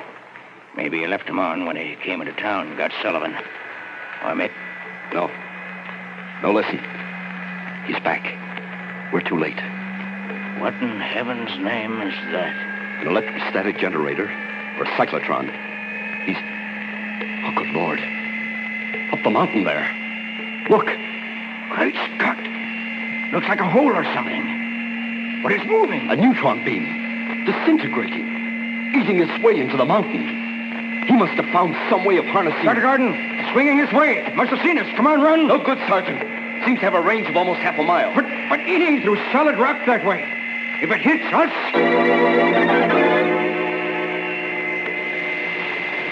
You came to see just what Vance was doing, eh, Carden? Well, take a good look. The last one you'll ever take at anything. For you shall be the first to... Did you think that you were going to get away with it, Vance? Who's that? Take a look at the Geiger. Turn to it. It's too much. I've got to cut that down. And what'll happen when you release the load? But I've got to cut it down.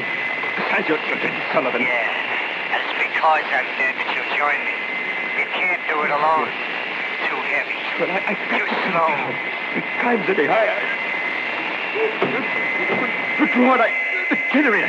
I've got to cut that down, too.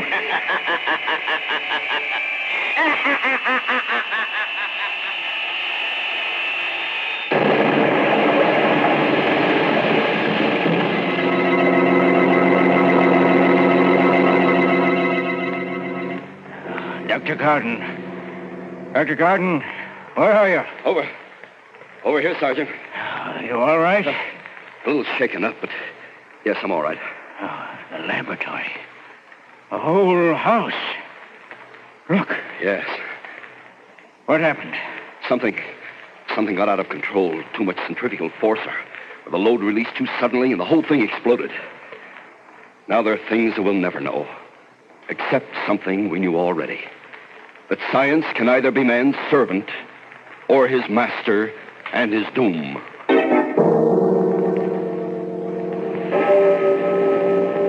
And as I stand there, gazing at the smoking ruin that were once Vance's laboratory, through the blessed silence comes the distant clang of the clock in the town's church steeple. For the second time, striking 12 for Murder at midnight.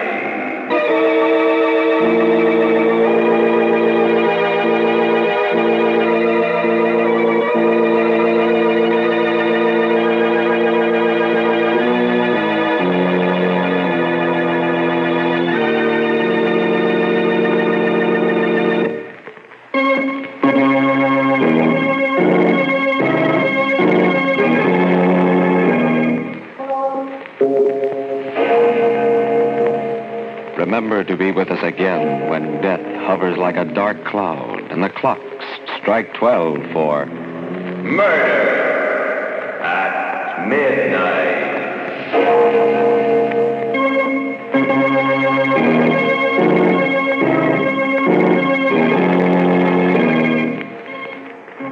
The part of Shill Sullivan was played by Frank Reddick. With music by Charles Paul, Murder at Midnight was directed by Anton M. Leader.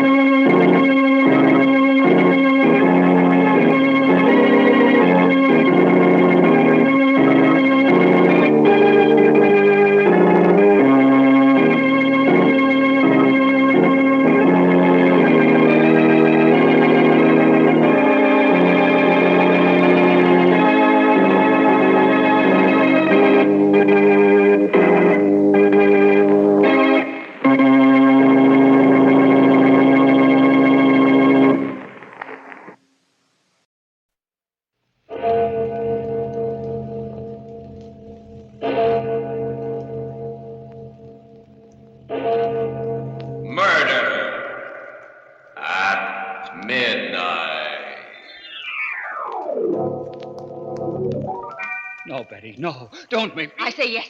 It's got to be. And now and here, she's got to die. Betty. I say yes. Here, I'll hold her arm. All right, Betty, but... No, don't. I don't want to die.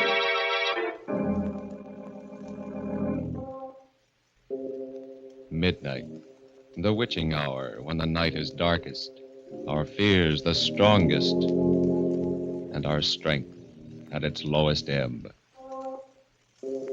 Midnight, when the graves gape open and death strikes. How? You'll learn the answer in just a minute in Nightmare.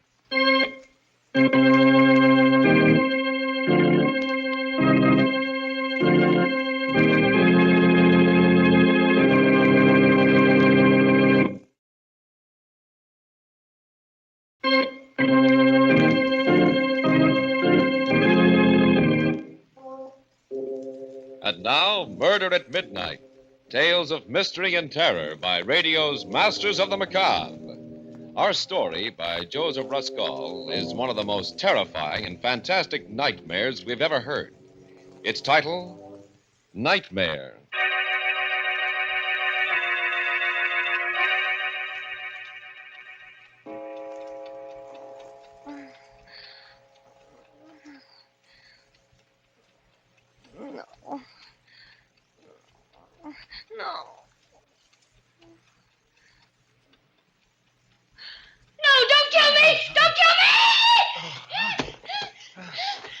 Helen, what's the matter? Helen, wake up, for Pete's sake. Hey, stop it, Helen, stop it. It's me, it's Ernie. am I? In bed. Where do you suppose? It's almost 12 o'clock. I wish you'd let me get some sleep. Oh, thank heaven. Oh, must have been just a dream. Oh, thank the Lord. Oh, Ernie, it was so real. I dreamed somebody was leaning over me just now with a pillow. Oh, it was horrible. They were trying to smother me to death. And Ernie, Yeah? it was you. What? Me. Oh, that's a beaut. Where's the light? Oh, my aching back. Why, you poor, foolish little... Come here, Butch. I'll kiss you back. No, don't touch me. Keep away. Huh? What is this? That pillow in your hand. Oh, for crying out, Bells. Can't I even straighten it out? Sorry, dear. Gee, don't mind me, but that horrible nightmare, it seemed so real. Oh, darling, wasn't that crazy? You, the sweetest, gentlest husband in the world. Then why... Oh, Ernie, now please don't look so hurt. Now I can't even look hurt. I just murdered my wife in her sleep, didn't I? No, you were just about to. I mean... Oh, now what the... Everything's happening tonight. Hello. What? Who? Wrong number. And what's more, this is a heck of a time to be ringing. Why, what a nerve. On a night. Thought maybe that was the police you phoned in your dream.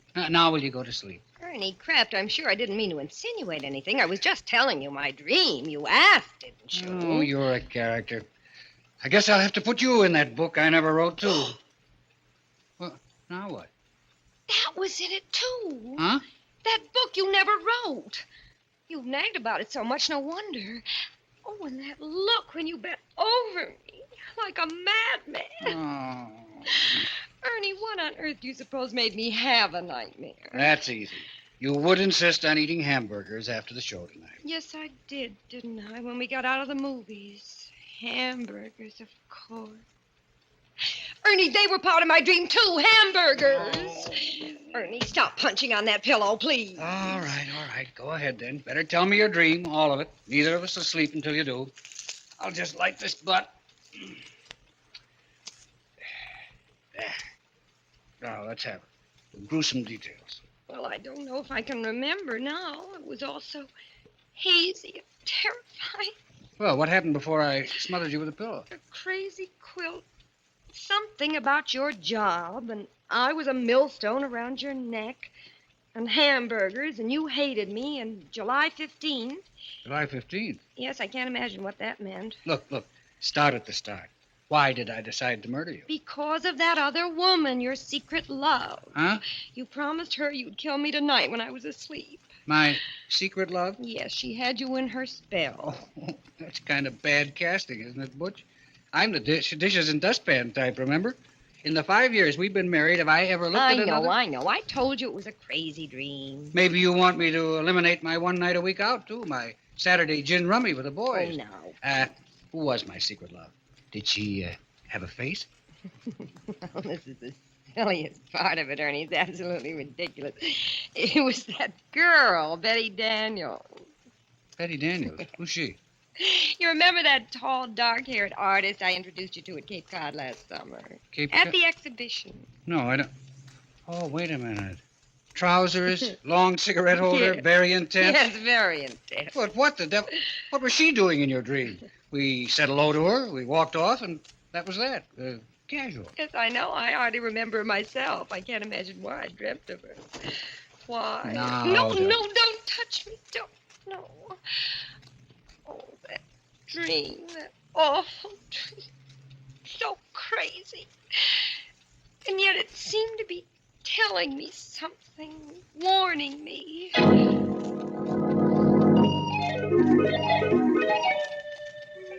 Strange and weird. You know how dreams are. First thing I remember is Provincetown and us looking at the art exhibition just the way we did last summer. Only now the picture was about 10 feet tall and hanging crooked. And then she came along. Betty Daniels. Just the way she did then. Hello, Helen? And I introduced you the same as I did then, only not exactly the same. Like in a dream. You know, silly.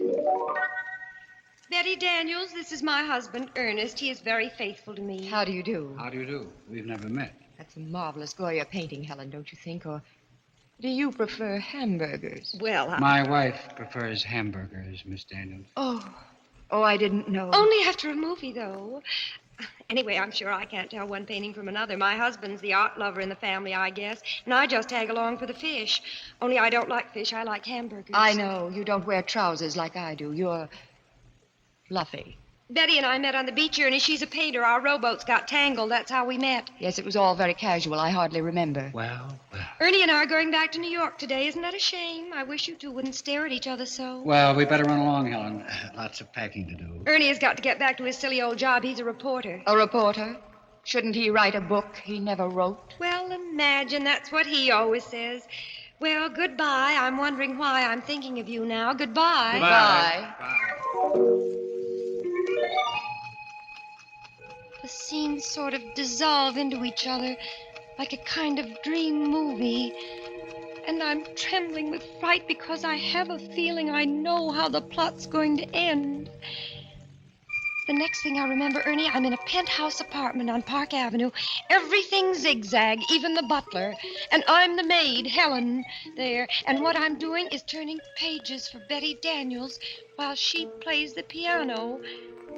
For you, Ernie. Isn't that crazy? Neither of you hardly notice me at all, and I keep trying to open my mouth. Like that. But it's stuck, and I'm absolutely frozen at what I overhear.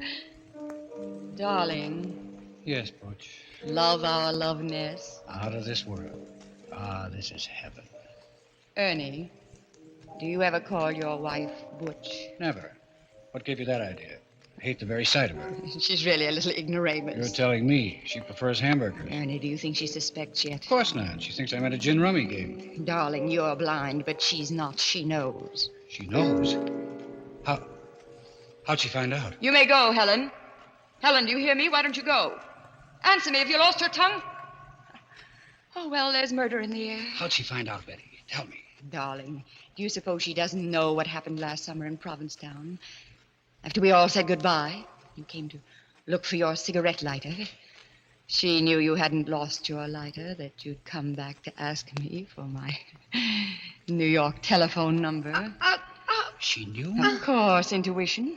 She knows we've been having a secret affair ever since. I can't go on like this. I'm tired of being just a gin rummy excuse. Ernie, if you love me, you'll do what I promised. But I pity her so. Don't be a fool. Isn't it her fault you never wrote that book you never wrote? It's true. She wouldn't let me give up my job. She's a millstone around my neck. Then get rid of her, Ernie. Get rid of her, and I'll bring your genius to the world. I've plenty of money, and you can give up reporting and write that book. Fulfill your destiny. Fulfill my destiny. Oh, Betty, you'll help me. Yes, but only if you forget July 15th. You'll forget about July 15th. It won't mean a thing to you from now on. Not a thing, I promise. And you'll do away with her. The way I told you. Yes, like you told me. The pillow. The pillow. Shh, don't let her hear. Just look at her standing there at the piano. You've been spying on us, Helen, haven't you? Haven't you? Answer, have you lost your tongue? Oh, don't try to fool us. We know you're the real Helen and not the maid. She's heard everything you've said, Ernie. So we'll have to kill her now. Unless she gives me a divorce. Will you give him a divorce? Answer, or we'll finish you right now. Very well. Here's the pillow, Ernie. Right now. I'll hold her on. Answer, Helen. Don't make me do it. Answer, Helen. I pity you, but I hate you. You let her cry. Look at her. Stricken dumb. Her mouth's moving, but she's not saying anything. What are you trying to say? Helen, please don't make me do it. Will you give me a divorce? Tell me. Ernie, stop. Fools we are. Do you want her body found here? Well, hang for it. She's got to die. She's got to. No, not here. Not like this. There must be some other way. Later tonight, Ernie. After the movies. Hamburgers. She'll get hungry for hamburgers. She's bound to. The waiter will ask her how she wants them. That'll give you the clue. And then, when she's asleep, and they'll find her in her bed. The perfect crime. Don't you see, Ernie? Hamburgers.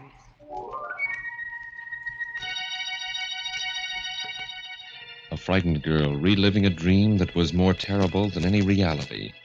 A dream that could even become more terrible as the clock on the mantel ticks on and the hands draw closer to 12 o'clock and... Murder at midnight.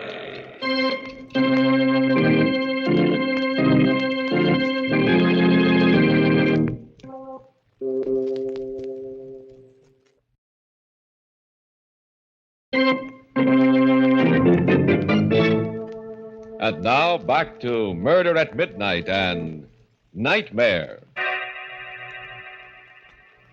Well, let's hear the rest of this dream of yours, Helen. What happened after that? Well, it was after that it really got bad.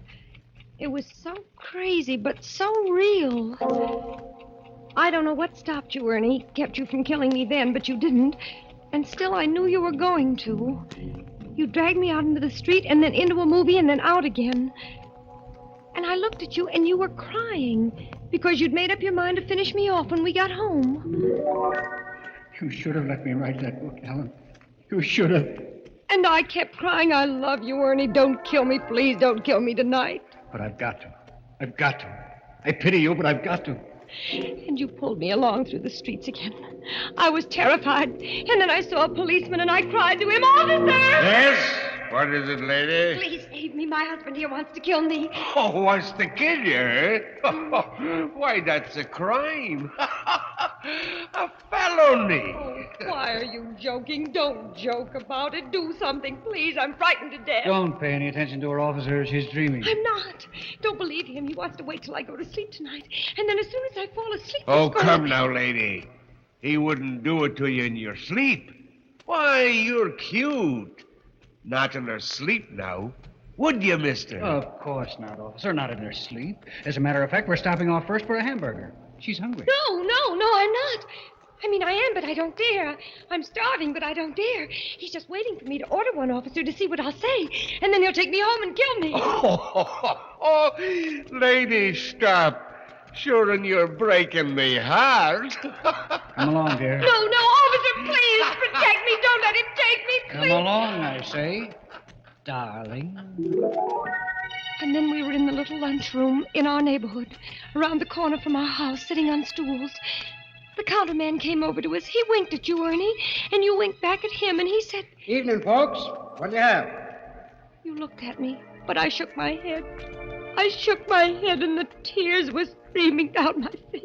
I tell you what, Joe. Make it 2 hamburgers. Right. Rare, medium, or well? Medium, Joe. Make mine medium. Right. And the little lady? How do you have yours, Helen? How do you like yours? Make hers medium, too, Joe. 2 hamburgers, medium. 2 medium. Coming out. And what do you have on them, folks? Relish or onion? Relish.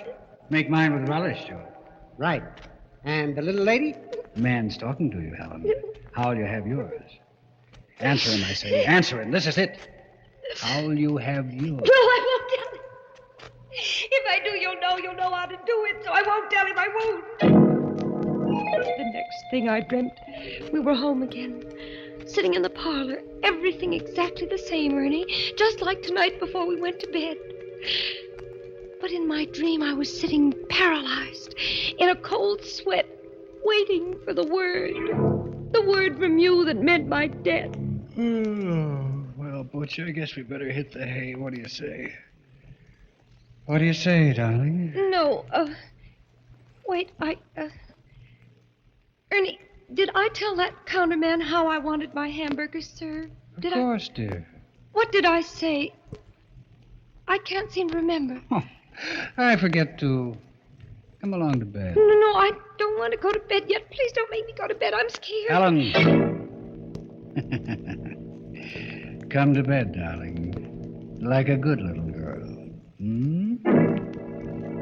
We went to bed. And then you said, lights out, eh? I tried to think of everything I knew to keep awake. I wondered whether I ought to count to 100 or whether counting would put me to sleep. I tried not to count, but I felt myself getting sleepier and sleepier. Asleep, honey? I heard, but I pretended not to. I fought to keep my eyes open. I knew I would die if I closed them. Asleep, Butch? I didn't answer. I couldn't if I wanted to. I was so scared. And then pretty soon I heard you stirring ever so quietly. And in a moment you were leaning over me. Oh, Ernie, I know it was just a dream, but it was so real. And there was hatred in your eyes, and there was a pillow in your hand, and I knew you were going to do it right then, and Oh, that's a beaut, that's a honey. Oh, my aching back. Darling, when you have a nightmare, you sure do it up golden brown and creamy. wasn't it crazy? Oh, darling, wasn't it mad? Oh, wait till I tell it around the office tomorrow. Oh, this is too good, kid. But, Ernie, how does a person have a horrible dream like that? What does it mean? Oh, it's a cinch. I'll interpret it for you, and without a dream book, You too. will? Well, go on then, Ernie. Tell me. Okay, then here it is. First of all, a dream always means the opposite, right? You ever hear that? Yes, I have. That's right, it does. Which means I must love you simply awful. Granted? Granted, silly. But goodness, what about the rest of it? Easiest thing in the world. Darling, where'd we go tonight? To a movie? What kind of a movie? It was a murder story. Gee, that's right. Do you think that was Now, fun? don't interrupt, Butch. Who was starring in the movie? Betty Davis? Repeat the first name. Betty. And the villainess in the dream, my secret love, the girl we met last summer, was also Betty. Betty Daniels. Oh! Well, that gave you Betty on the brain when you went to sleep tonight, and movies and murder, and those hamburgers you did stop to eat after the show wrapped up the whole sequence. And no wonder. They're still lying on my stomach, too. Well, what was the pillow doing in it? Sweetness and light, what were you talking about early this evening? That chore you intend to get after someday? Oh, yes, I've got to stuff the pillows. They're caved in the way the feathers have come out. Right, that's your pillow you had on the brain, which brings me back to the hamburgers. Yes, I was going to ask you. I mean, that nonsense of how did I want my hamburgers. What did all that mean, for heaven's sake? Precious, how did you order your hamburgers done tonight? Remember? No, I can't recall. Of course you can. Think now. How do you almost always order your hamburgers? Well, smothered in onions. Oh, Ernie, of course. Smothered in onions. Smother, pillow, smother with a pillow. Yes, check. Oh, my heaven sakes alive. Oh, my gosh. So that was it. Oh, if that doesn't beat... Ernie, that was wonderful. Really. The way you did that, figured that all out. I think you'd make a terrific detective. Yeah, so I'm a police reporter. Close enough.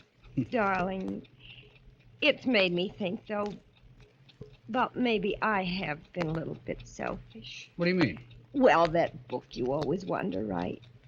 Maybe I ought to let you give up your job and try. Oh, and have us both starve? Nuts. Anyway, in my sane moments, Helen, I've always known the truth. I'm no writer. If I had it in me, it would have come out of me, job or no job. I could go back to work again, you know. I could take up nursing again. It was pretty hard, No, nonsense. I won't have it. I won't say any more about it, and that's fine. You're a swell guy, though, Butch, to offer to. Oh, there was one thing more, Ernie. Yeah? What do you suppose that was all that about July 15th, about your forgetting July 15th? What did that mean, do you know? Yeah. Don't you? Well, no, I can't. It does seem familiar, but I can't seem to... Where are you going? Get something out of my wallet. Wait a minute. What's the date of our anniversary, Helen? July 15th, of course. Tomorrow. What was that? Right. You've had that on the brain, too. Oh. Here. Little present for you, darling. Oh, what on earth? Tickets. 2 railroad tickets to Montreal. Right again. We're taking an anniversary trip. I wanted to surprise you when you woke up, but... Well, anyway, happy anniversary, baby. Oh, Ernie. Oh, you great big precious darling. How can I ever? You didn't forget. You always did before, but this time you didn't. Oh, Ernie, I just can't stand it. First that dream, and then finding out that it did me just the opposite. No, Helen, don't. It's so sweet of you. I'm so thrilled. Montreal, where we had our honeymoon, and you haven't forgotten. Oh, Ernie, I do hope I've been a good wife to you. And if there's anything I ever... if you want me to, I can always change. Oh, darling, I wouldn't want you any different for the world. I want you to stay just the same sweet little girl I married. And now, let's get some shut-eye, huh? Lights out? All right. But I'm going to put the tickets right here under the pillow. And have a happy dream for a change. Good night, Butch. You haven't kissed me? Mm. Good night, dear.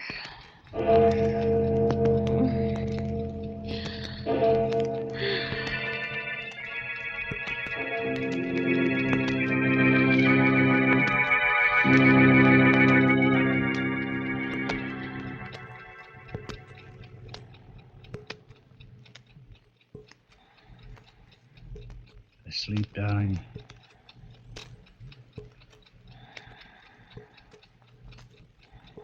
Darling, are you asleep?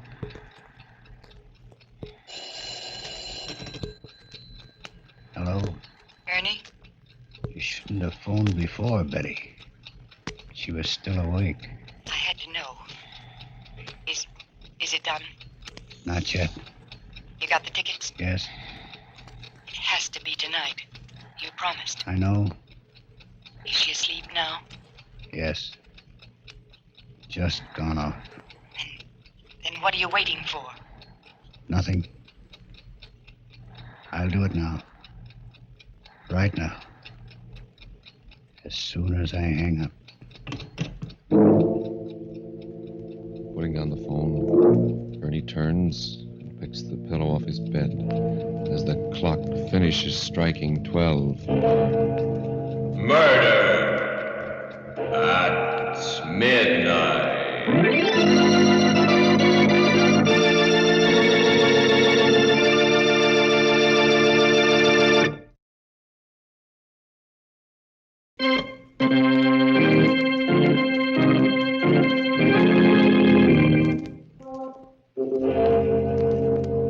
Remember to be with us again when death appears out of the darkness, wearing the face of one you know, and the clocks strike 12 for Murder at midnight. The part of Helen was played by Elspeth Eric. Walter Vaughn was Ernie. With music by Charles Paul, Murder at Midnight was directed by Anton M. Leader.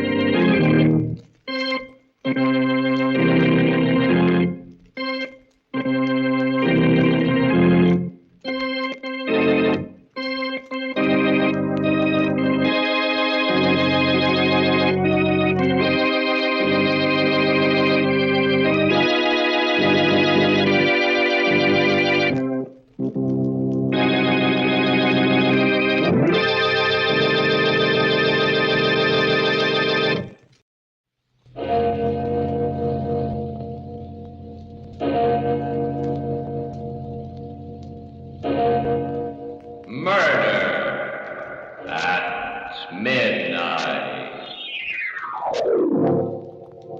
I was worn out, dead tired. But I kept on walking through the mist. And suddenly I started hearing footsteps behind me. I turned around, and then I saw him. He was walking along slow, dragging his feet, walking as if he couldn't see. His face was all covered with blood. But I knew who it was. It was Miller, the guy I'd killed. Midnight, the witching hour when the night is darkest, our fears the strongest, and our strength at its lowest ebb. Midnight, when the graves gape open and death strikes. How? You'll learn the answer in just a minute in The Dead Come Back.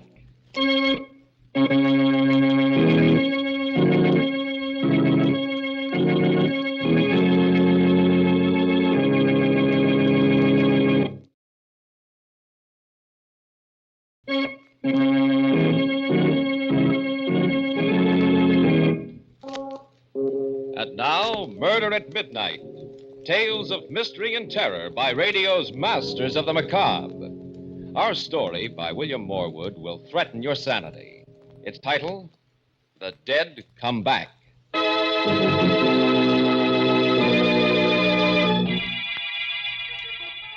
About 1 o'clock in the morning, on a dark, deserted street, standing in the doorway of a gloomy brownstone house, a man with a wild expression on his face rings the bell desperately. There is no answer, and he rings again. Then... Hey, Doc Paget. Why, yes. The brain doc knows what goes on inside a guy's head. Well, yes, I'm a psychiatrist. I gotta talk to you. It's very late. If you come back tomorrow during office hours... Now, Doc. Something's been happening to me. Something that's driving me nuts. I'm sorry, but... Get inside. Be careful with that. It won't go off till I pull a trigger.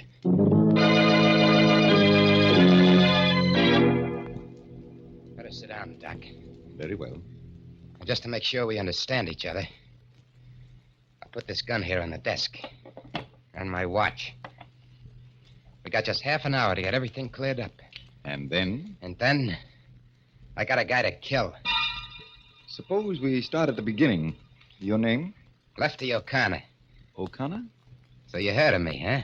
I'm not sure, but the Tilson murder case. That's right. But as I remember That's right. They decided I was nuts, put me away. But get this straight, Doc. Yes? I wasn't ever out of my head, and I ain't now. I see. Insanity was something that I cooked up to keep from burning. I played it up all right. Good enough to make monkeys out of the doctors and the jury. But when I got to the nut house, it was different. I didn't have to pretend no more. You know, Doc, some of them whacks act just as sane as you and me. Yeah, I was getting along fine. Till 2 nights ago, when I was called in to see the superintendent. He was a white-haired old guy, named Miller. Sit down, Lefty. Cigarette? Thanks, Mr. Miller. Here you are. What's that? This? Just a music box. Plays when you open the lid. That ain't just a... What are you trying to do to me? Oh, what do you mean, Lefty? I just offered you That's the box I kept talking about at the trial. The one old Mrs. Tilson kept her jewels in. I'm afraid you're mistaken, Lefty. In a pig's eye. I know what you're trying to do. But I don't remember nothing. Nothing, you hear? And why does this tune seem to disturb you, sir? Never mind why. Turn it off. Yes, of course. Take it easy, Lefty. I called you in here because I want to help you. You're trying to trick me into admitting I knew what I was doing when I hit old lady. Nothing of the kind. Next, you'll be asking me where I hid the jewels. Don't you think I know that routine? There's no routine here, Lefty. You're a liar, Mr. Miller. You got me in here to give me the 3rd degree, to try to break me down all over again. Well, you won't do it. Not again. I've had enough. But Lefty, put down that paperweight.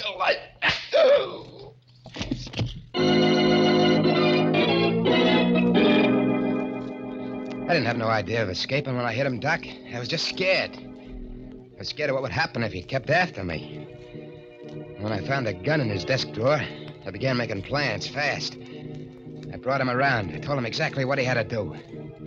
We went out, got into his car, started for the gate. Okay, Miller, it's up to you now. I understand. Now remember, I'll be lying back here with this gun against your spine. Evening, Mr. Miller. Hello, George. Going out kind of late, aren't you, sir? Yes. Something unexpected came up. You wouldn't be smuggling out anyone under that rug and back, sir, huh? I might. Yep, looks suspicious. Just the right shape for a man. But I'll take a chance on you, sir. Okay, Charlie. Open up for the super. Okay. Open it up. Good night, Mr. Miller.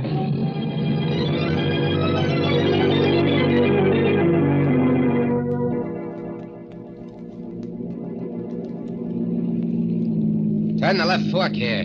Ah, the Ganville Road. I was afraid of this, Lefty. The Tilson Estate's up this way, isn't it? You're too smart for your own good, Mr. Miller. You can turn off here. But there's no road. In under the trees. All right.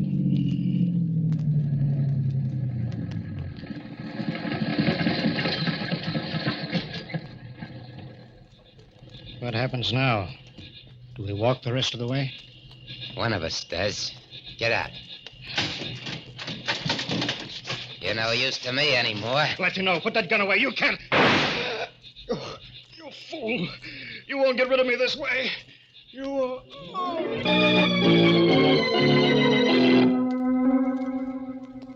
I left him there beside his car and started walking.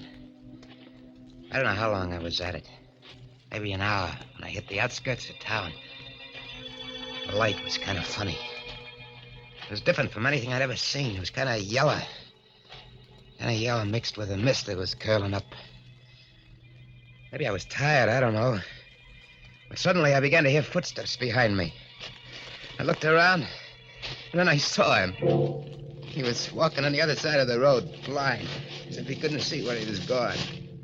And his feet were kind of dragging along. His face was covered with blood. But through the blood, I could see that it was him. Miller.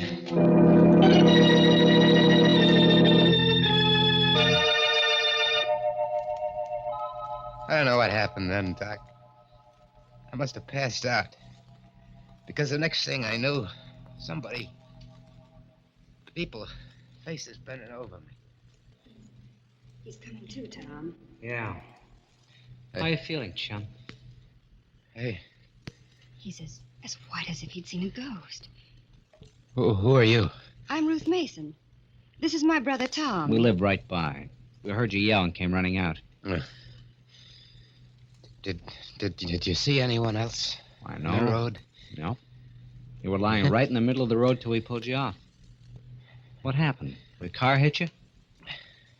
I don't remember. Well, take his arm. Help him up, Tom. Okay, sure. Here we go, Mo. The name is Sims. Johnny Sims. I'm all right. You look kind of bushed to me. I've been walking all night. Out of a job, see. And broke. Well, our house is right over there. You come on in and we'll fix thanks. it. I gotta keep moving. What's the rush if you're just looking for a job? Well, Hey. Cops coming this way. Probably looking for that man that escaped from the state hospital. That's right. They said that... What? Johnny, what's the matter? You look as if you're going to faint again. I guess I must be worse than I thought. Look, does that invite still hold? Well, of course. Right this way.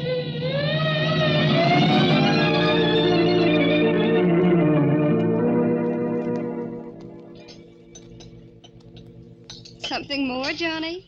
No, thanks, Ruth. Couldn't manage another thing. Full up. Oh, well, then you lie right down on that sofa. That is, if Tom will get off with his paper. Oh, sure. I was just reading some more about that guy, Lefty O'Connor, that broke out of the asylum. Seems he forced the superintendent to drive him out in a car. Please, Tom, let's not talk about it. It gives me the creeps to think of anyone like that being loose. Maybe he ain't so bad. He's a murderer, Johnny. A homicidal maniac. How do you know? Maybe the super deserved killing. The super? Yeah. But the paper doesn't say anything about the super being killed. Well, Ruth said... I meant the old lady, Mrs. Tilson. Oh. Yeah, I guess I must have heard. Maybe I just thought... I'll try the radio. Maybe there's some late news on it. Though you're probably right, Johnny. The super wouldn't stand a chance. Sure. The way I figured... What's the matter, Johnny? Turn that off. What? I said turn it off. Why? Johnny. Hey, what gives? I'm sorry. But I don't like radios. Oh, it's all right, Johnny. We understand. Now suppose we show you to your room and you take a good long sleep.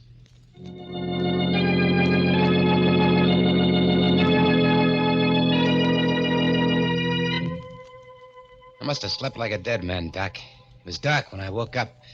There was nobody in the house. I switched on the lamp and looked at my watch. A few minutes before midnight. Didn't have much time if I wanted to get the jewels and blow town before morning. So I started for the door, but before I reached it, it opened. And standing there, smiling, kind of sad-like, was Miller. Hello, Lefty. Did you get the jewels? You! It can't be you. You're dead. I told you you wouldn't get rid of me so easily. What do you want with me? Nothing, Lefty. Just what I wanted before, to help you. You're lying. You still think you can break me, get me to confess, but I'll show you. must have hit the lights, Doc, or maybe they were never on because suddenly the room was all dark. I struck a match. I bent down to look at Miller, make sure that he was really dead this time. And I ain't crazy, Doc. You gotta believe me. But the man lying face up on the floor was Tom Mason. A dead man who came back. And now, a second victim, as the hands of the clock move inexorably to the witching hour. And yet another. Murder at midnight.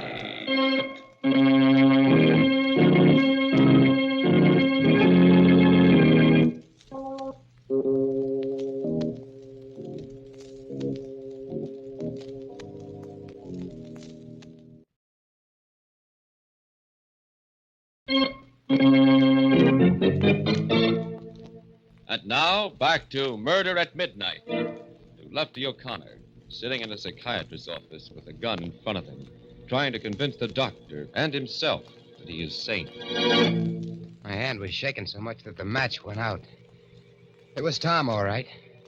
Tom Mason, dead. But it was better that way than what I'd thought, because it meant that Miller hadn't come back from the grave.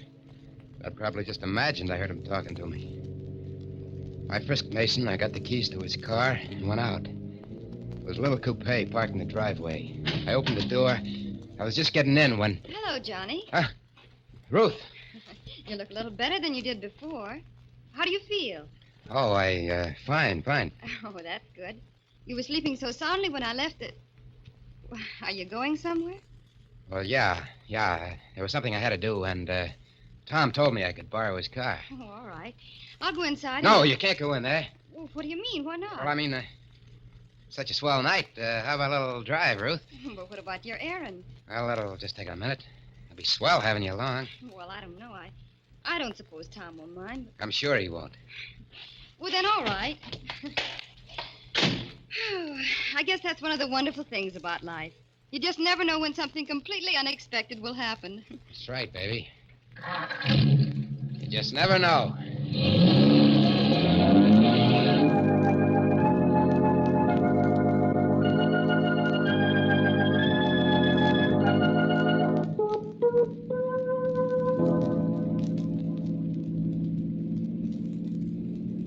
Why so quiet, Johnny? Huh? You asked me to come driving with you, and I do, and you don't say a thing to me. What should I be saying? Well, you might start by telling me something about yourself. Like I said, I'm just a guy looking for work. What kind of a job did you have before? Chauffeur? That sounds interesting. Did you work around here? Why? I just wondered. You seem to know the roads so well. Listen, baby, let's not talk about me. I'd rather hear about you. Well, there's not much to tell. I'm 21, fancy-free, and I work for a living. I'm a nurse in a psychiatrist's office. A what? Psychiatrist. A doctor who, well, helps people who are disturbed mentally. Like people who, see things that ain't there? Oh, yes, he gets a lot of those kind of cases. What does he do? Talks to the patients, explains away the hallucination. His name is Dr. Paget, and he's really wonderful. Johnny? Yeah? Where are we going? Why, baby? We've turned off the main road. This leads past the old Tilson mansion. What's that? The house where that terrible murder took place about a year ago. It's all boarded up now, of course. Yeah, that's the job Lefty O'Connor pulled, yes. huh? Yeah, he was old Mrs. Tilson's chauffeur. What? Chauffeur. Quite a coincidence, ain't it? Johnny, you're turning in the driveway. Yeah. See, a couple of nights ago, I broke into this place to sleep. It was just an empty house to me. I didn't know anything about no murder. I left the parcel behind. I want to pick it up. Oh, I see. You think I had any other reason for coming here? No, Johnny. Sit tight, baby. I'll be back in a minute. All right, Johnny. Well, why are you taking the keys? Just to make sure the car stays here, and you with it. But of course I'll stay. You better, baby.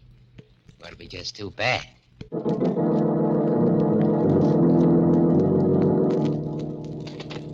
pulled the board loose from one of the windows, climbed into the old house. It was black as pitch inside, with that musty, shut-in smell.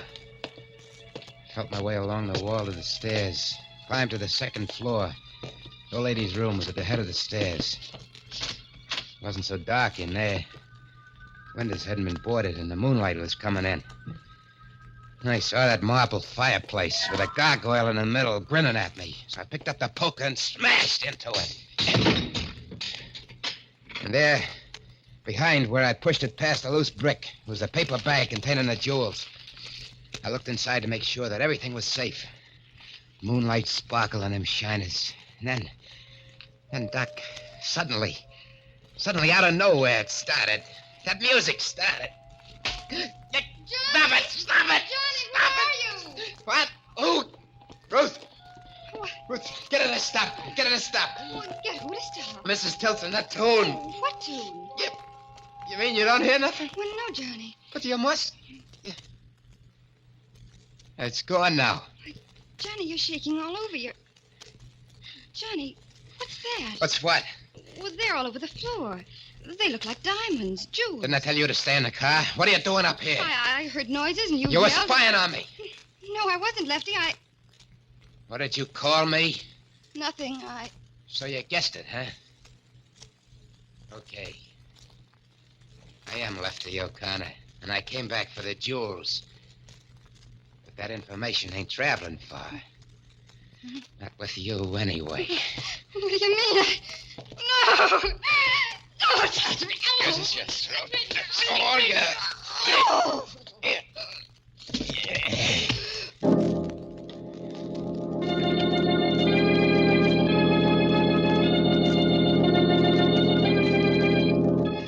I was rattled, Doc. The music did it. That and everything else.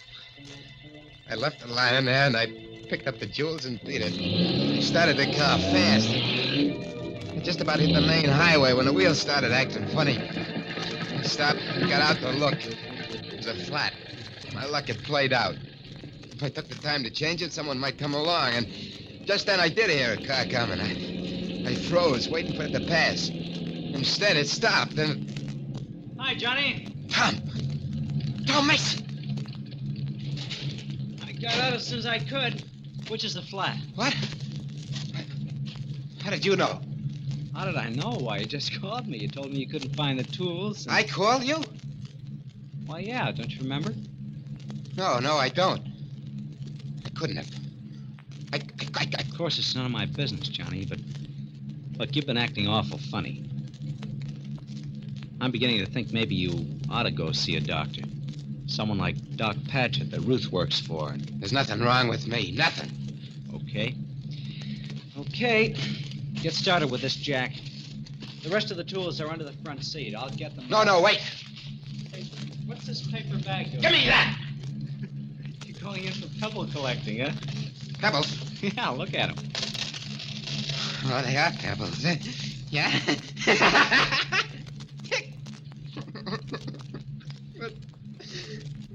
What's happening to me? Oh. I don't know. But I told you don't look well. Hey, where are you going? Hey, wait a minute. I told you that was a borrowed car. Get off that running board. I say get off. You're nuts, Johnny! You're nuts! You're crazy!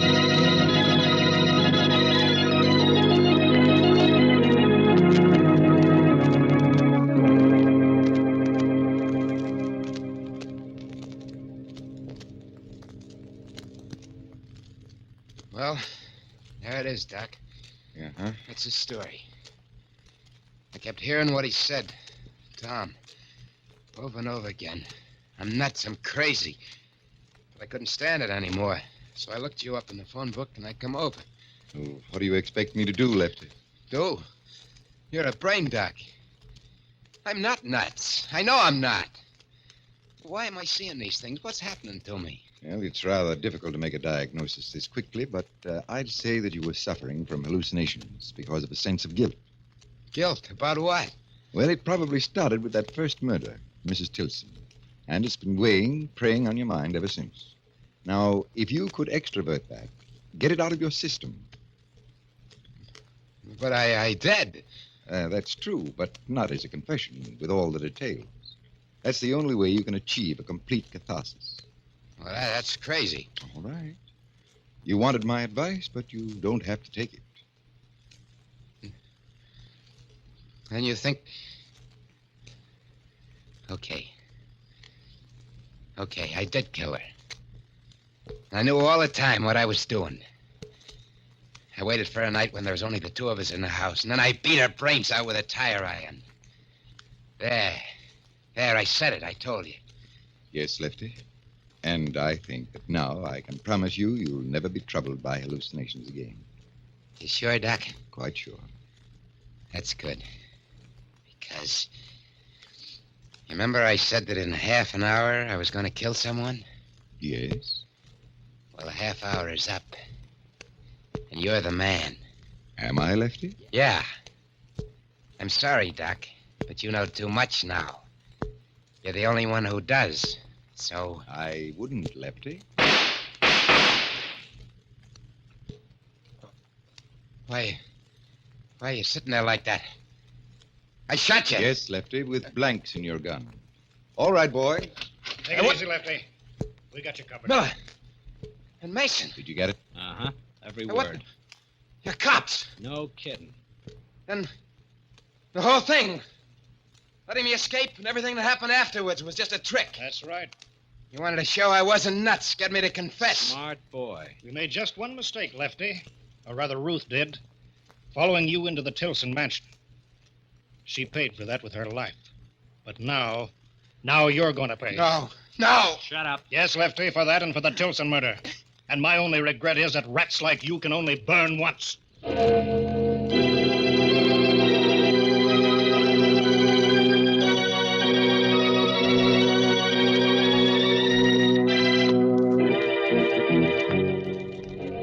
Moving forward, the two grim-faced men take hold of Lefty O'Connor. And Lefty knows that he has come to the end of the road. A road that began when he first heard the clock in the old Tilson mansion strike 12 for... Murder at midnight.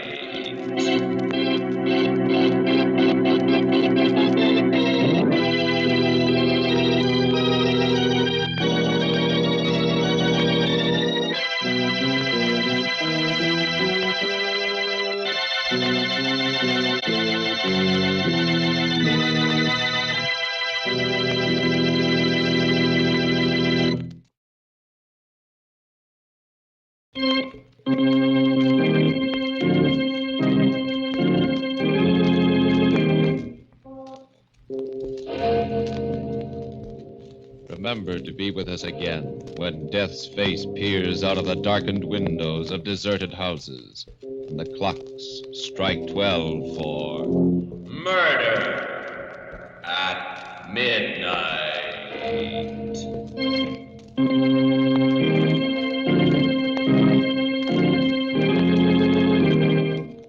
The part of Lefty O'Connor was played by Joseph Julian. With music by Charles Paul, Murder at Midnight was directed by Anton M. Leader.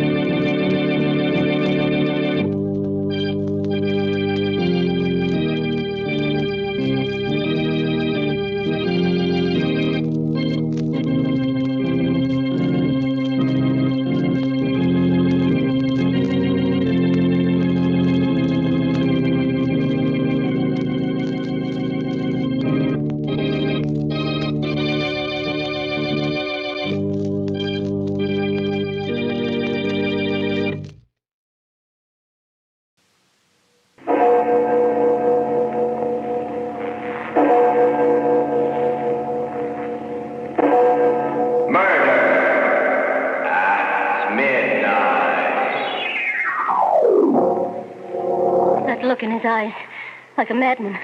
He wants to kill me. Someone does. Like the other three, lying on the floor in a pool of blood. Almost 12 o'clock. Midnight. Any minute now, there'll be a ring. Or a knock.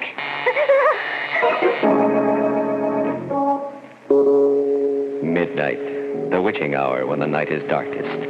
Our fears the strongest, and our strength at its lowest ebb. Midnight, when the graves gape open and death strikes. How? You'll learn the answer in just a minute in The Creeper.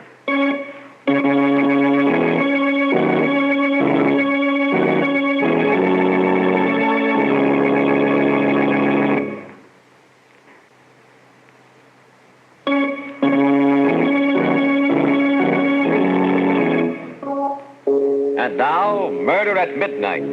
On this program, we bring you the best and most blood-curdling stories ever written. And so now we bring you a tale which you may have heard before. A tale which we consider a classic in terror and suspense. The Creeper, by Joseph Ruskall.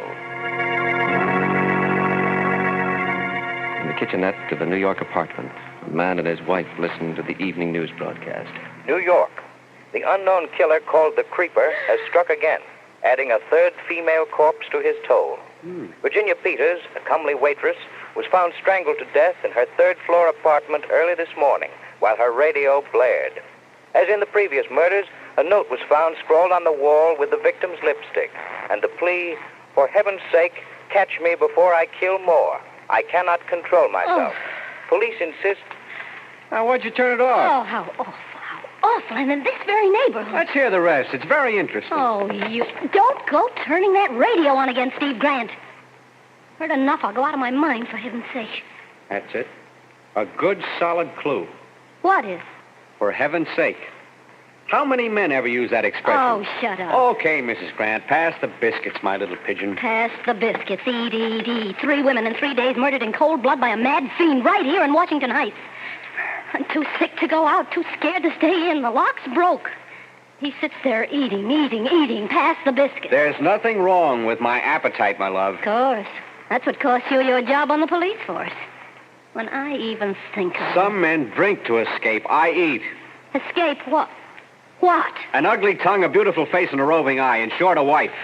Oh, so you're starting that again. You and your crazy jealousy. Yeah, maybe that's the creeper's way of escaping, too, Georgia. Who knows? Shut up. Go ahead and get a divorce. Go ahead. Can I help it if men look at me? I don't know why you come home at all. Where do you go? What do you do with yourself? Where were you this morning? Why'd you come back? To eat. But someday I'll lose my appetite for that, too. And when I do, my dear, there'll be no escape. And now I'm off again. Kiss. Still using stage lipstick. Wipe it off. How many times must I tell you? You're married now, remember? Steve, wait. Yeah? At least go buy my medicine. Sorry, I got no time. Don't leave me here alone. Stay home this evening. Please, I'm afraid. Oh, don't be silly, pet. Nothing will happen to you. You got a doorman here, an elevator boy, Mrs. Stone across the hall, a phone. You're safe enough. But the night lock, it doesn't work. Oh, now you can't lock me out anymore. It doesn't catch. Something's happened to it since last night. Steve. Get a new one. I can't get a locksmith. I've tried all day. Steve, please. If I want to phone you, where will you be? Out. Goodbye. Take care of your cold.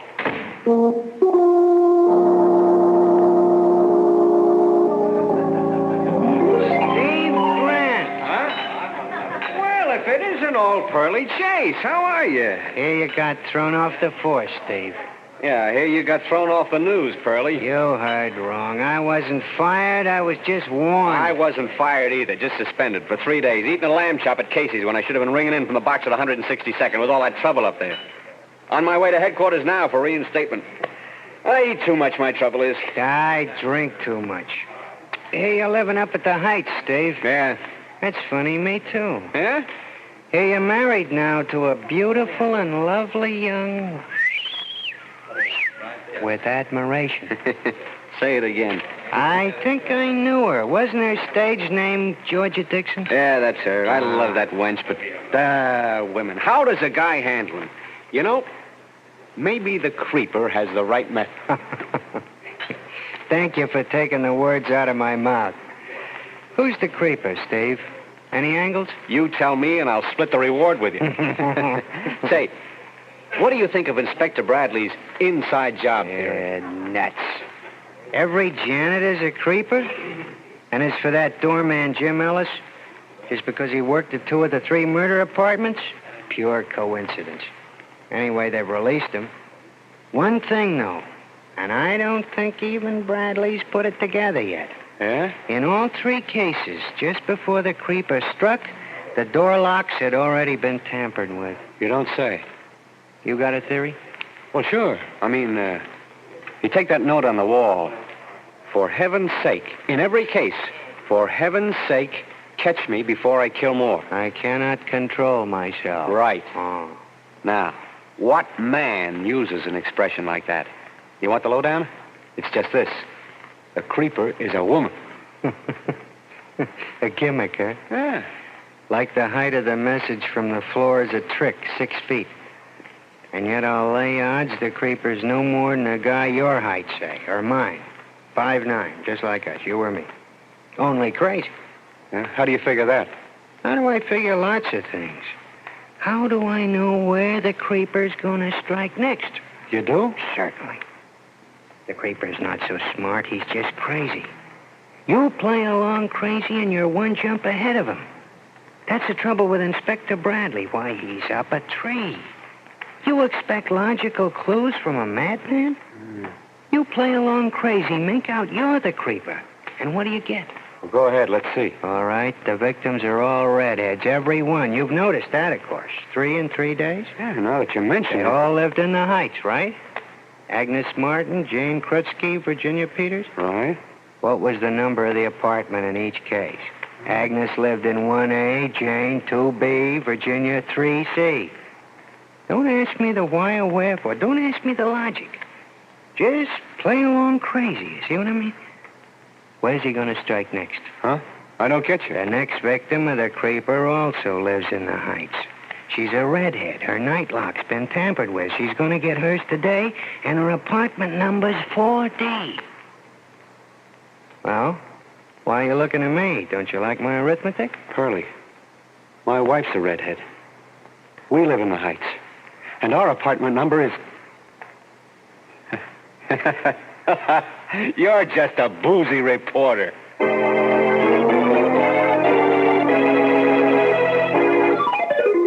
Your apartment number? 4D, I told you. 4D, of course. It's pretty late, but I'll have it delivered.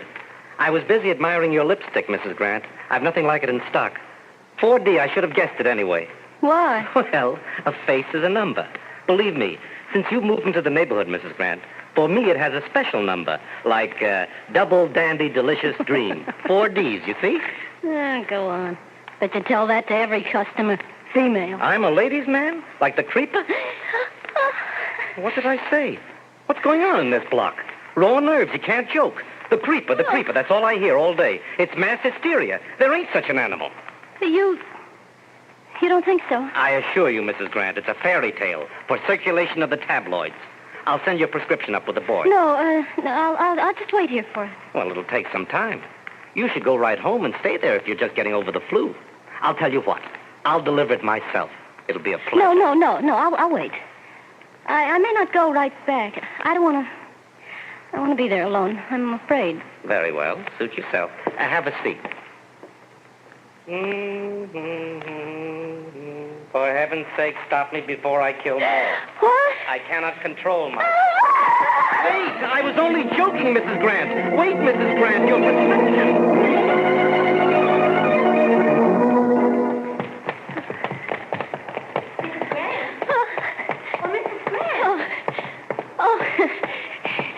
You, Mrs. Stone. Why, yes. What's your hurry, dear? I just got such a scare. Since these awful murders in this neighborhood. Yes, isn't it terrible? I'm simply frightened to death myself. You walking home? Yeah, I guess so. Well, I'll go with you. It's good we live in the same house. At least if I had a double lock, but the night one doesn't work. Oh, really? Well, I have a chain lock besides, and still the way it is, I sit and shiver when there's a sound at the door. Can't get a locksmith. Tried all day, but they're all so busy. Mr. Frank on the corner promised to, but didn't know when. Why are they all so busy? Well, my dear, because every woman in the neighborhood's changing theirs, too. Simply a nightmare. Oh, but don't you worry. We'll stay together this evening. Mr. Stone's out, too. Think of it, we've never visited, though we live right across the hall from each other. Isn't that like a big city, for heaven's sake? Or would you rather I dropped in on you? Well, I don't Well, know. make it your place, then. Isn't it horrible, the ghastly things they're saying? The theories one doesn't know what to think next. You believe the latest? The latest? That maybe it's a woman, the creeper? A woman? Can you beat it? I just can't imagine how in the world the police figure that, for heaven's sakes. Can you? I say, can you, Miss Grant? I don't know. I was just thinking of something my husband Though I said. can see where a married woman now, if her husband was faithless, well, I can understand such a theory because, now, you take my husband now. You've met Mr. Stone, haven't you? Well, Mrs. Grant, why on earth you're staring at me like that, for heaven's sake? I don't feel well. I must get home. I feel faint. But Mrs. Grant, for heaven's sake. Sobbing with terror, a woman with red hair runs up the dark street, back to her apartment and the door with the broken lock. As the hands of the clock move on towards 12 o'clock and... Murder at midnight.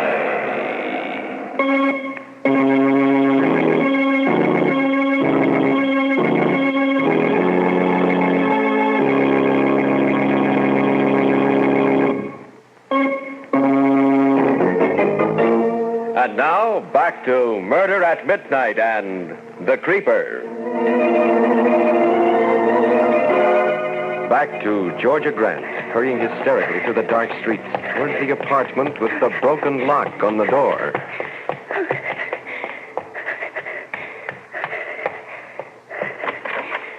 Good evening, ma'am. Out late, aren't you? Oh, yeah, you're the new doorman? Just relieving Charlie. Nice night. Yeah, it's very nice. Here, let me ring the elevator for you. No, you don't have to trouble. No trouble, ma'am. There. Apartment 4D, huh? Yeah. How did you know? Doesn't take long. When will this elevator come? Coming now. Terrible things, ma'am. The happenings. What? The creeper. It's sort of... Going up? Yeah. Up and down, up and down. The ups and downs of life, that's me. I'm a living milkshake, Mrs. Grant. Uh-oh. What's wrong, Jimmy? Stuck. Imagine getting stuck between the third and fourth with a production like you. Get going, Sonny. You want me to report you? Okay. Can't you take a joke? Maybe I misconstrued that smile you always give me. Maybe you shouldn't ought to smile that way. Fourth floor. Let me out. If I drop in later, will you be more receptive? Oh, home. Oh, thank goodness. I must be going out of my mind. Key. Where's my key? Darn this lock. Darn the lock.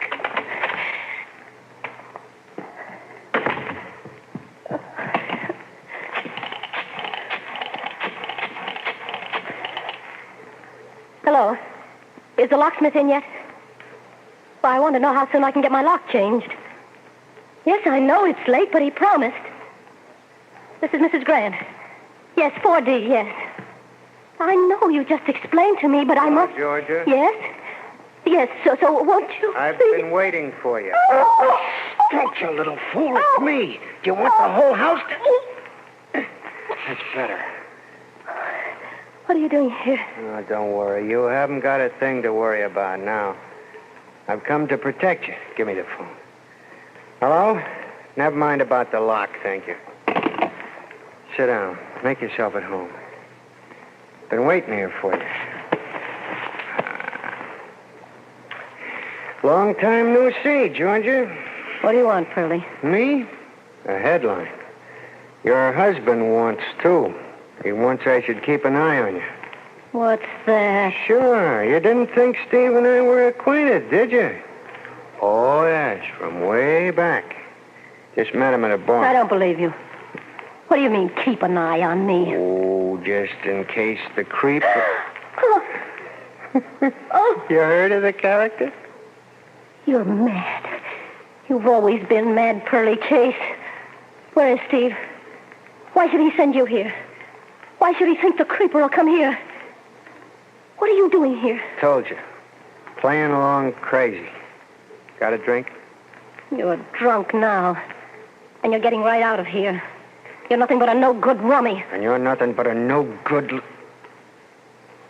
You finish it. When I took the drink, it was to drown you out, and you know it. I'm still a rum pot, Angel, which means I haven't got rid of you yet. Get out. You little two-timing redhead. You're all the same, you redheads. Even a wedding ring can't change you. dirty Oh, red- don't play the innocent. My business is snooping. I make a living at it between drinks. So your new motto's love thy neighbor, huh? Mr. Stone across the hall? Poor dumb Steve. I'm warning you. Get out or I'll call the police. Stay where you are. Oh, Pearly, what are you doing with that gun? I wouldn't pick up that phone if I were you. You see, there's a big reward for the creeper and a heck of an exclusive, and I don't want to share it. I'm riding a hunch. Now, sit down, darling. Just play along with me while I play along crazy. Sit down. Oh. That's it. Like we're expecting company. Let's have some music. Don't just sit. Let's have some music. I said turn on the radio. That's it. That's the good girl. Dance music. Let's dance. Give me your arm. Let's dance. Like old times. Around and around like my brain. Why are you trembling? I still love you, you little fool. Ask me why. I love you. I love you, you lovely redhead. I could kill you and you deserve it. With the radio on, you could scream and no one would hear. I could put my hand on your throat like this and I could strangle you. Why are you crying? Stop it. I'm here to protect you. Stop crying. Cut it, I said. Cut it out. I can't stand it. I never could. Okay. You want me to leave? All right, I will. It's your funeral. What am I saving you for anyway? Where's my hat? In a few minutes, there'll be a knock or a ring, or the door will just open. And you'll be lying in a pool of blood like the other three. Goodbye, my worthless. Give my regards to the creeper.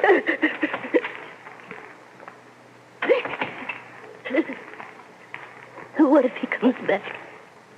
He wants to kill me. He wants to kill me. Somebody wants to kill me. Must lie down.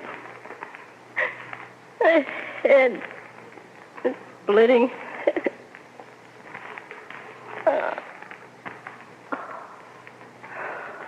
Trying to frighten me. Jealous spite, that's it. Like the other three. In a pool of blood. Like the other three, like the other three. Almost 12 o'clock. Any minute now there'll be a knock. Or a ring.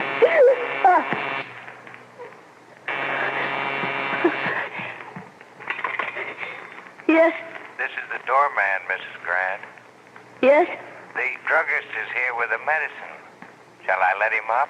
A medicine? Yes, let it... No. Don't let that man up. Want me to bring it up? No. I'm perfectly all right. I don't need any... I don't need it, you hear? Don't you dare come up. Don't anyone.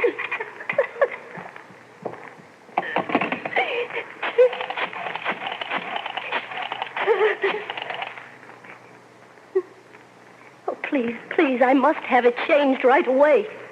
My door lock. Yes, this is Mrs. Grant. Yes, I do want it. Of course, anyone can get in, anyone. They want to murder me, but I don't know who. It's the creeper. Oh, you'll come right away? Thank you. thank you so much, but hurry. Please hurry or I'll go out of my mind. Oh, thank the Lord. Thank the Lord. Like the other three in a pool of blood. Any minute now. A knock or a ring. Who's there? It's me, dear, Mrs. Stone. Oh, what do you want? I've been worried about you. Are you ill? No, I'm all right, Mrs. Stone. I'm feeling fine. Open up, dear. Don't you want me to keep you company? No, thank you. I was just... Oh, stop that. Oh, do let me in, silly, and we'll... No, please, go away. I'm going to sleep. Go away. You hear me? Go away. Hello. Hello, Georgia. You all right? Oh, Steve. Steve, I've been frantic. So good to hear your voice. Where are you? At headquarters. I'm going right home. Sweetheart, is anything wrong? You said... No, not when I hear you, Steve. I don't know what came over me all day. I've been imagining things so silly. My nerves. Sorry about the supper tonight, honey. I wasn't myself. My job had me down, but now everything's Oh, of course. Forgive me, Steve. I've been bad, wicked. Oh, darling, if you knew what I've gone through tonight, the most dreadful state. And then that... Steve, did you send someone here today? Pearly Chase? Then you did? Yeah, to keep you company. Isn't he still with you? No, I just got rid of him. Oh, I wish you hadn't. He's an all right guy. Smart reporter. Lives in the neighborhood, too. Honey, it sounds cockeyed. I mean, Pearly's theory, but I was kind of worried when I got to thinking, so... Listen, Georgia. Yes. Don't let anyone in the house till I get home. No, I won't, Steve. Not anyone, do you hear? Not anyone. Oh, Steve, wait. What? Wait, Steve. It's, thank goodness at last. Now I can breathe easy. Darling, just a minute. Georgia. Hello? Hello, Georgia. Mr. Frank? Mr. Frank. Did you hear me? Thank goodness you've come. Please, step in. It's the lock on this door. I want... Just a moment. My husband's on the phone. Hear me, Georgia. Steve? Yeah, what happened? There was something else I wanted to tell you. It's all right, darling. Everything's all right now, Steve. You needn't worry. Didn't I just hear you talking to someone? Was that somebody at the door? No, it's no one, dear. It's just Mr. Frank, the locksmith. What a load. Georgia, listen, Georgia. That's what I was going to tell you. What is... The police are on a new trail. They think maybe a locksmith. Georgia, you listening? They think maybe the creeper's a locksmith. Get him out, quick. What nice lipstick you use, Mrs. Grant. Yes. Very nice lipstick. Very nice. Can you hear me, Georgia? Georgia? Hello, Georgia. Hello? Hello, who's this? Hurry. Catch me before I kill more. For heaven's sake.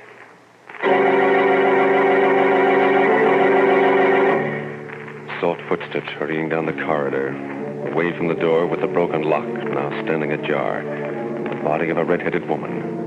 And still, should she not have known that her only visitor would be death? When the clocks struck 12 for...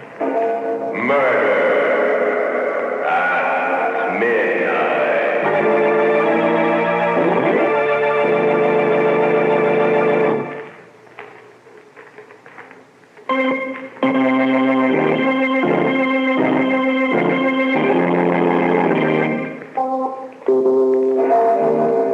Remember to be with us again when death knocks at the door, wearing a familiar face, and the clocks strike 12 for Murder at midnight. The part of Georgia was played by Anne Shepard. With music by Charles Paul, Murder at Midnight was directed by Anton M. Leader.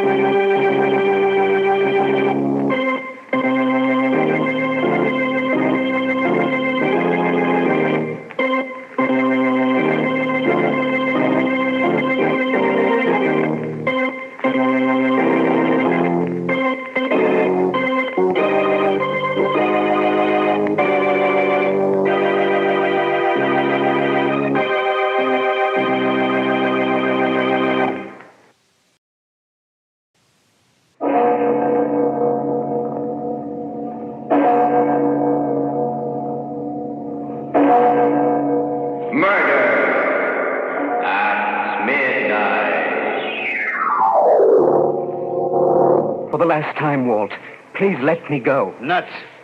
Then it has to be this way. Hap, no. Drop that gun. I'm sorry, Walt. Very sorry. I've known all along you had to die tonight. But I didn't know. I killed you.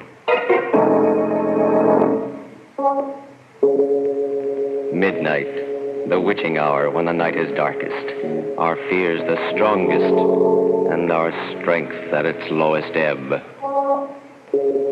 Midnight, when the graves gape open and death strikes.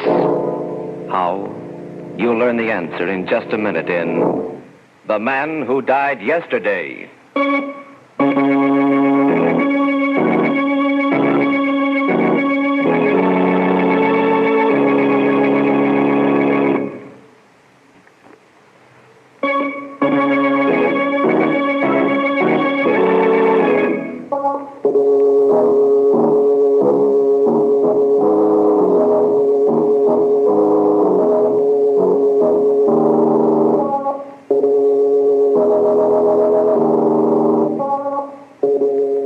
And now, Murder at Midnight.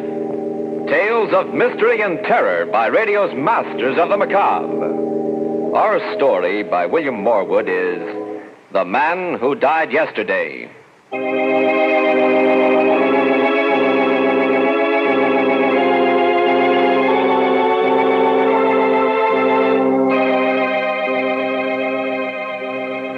Afternoon on a little traveled highway.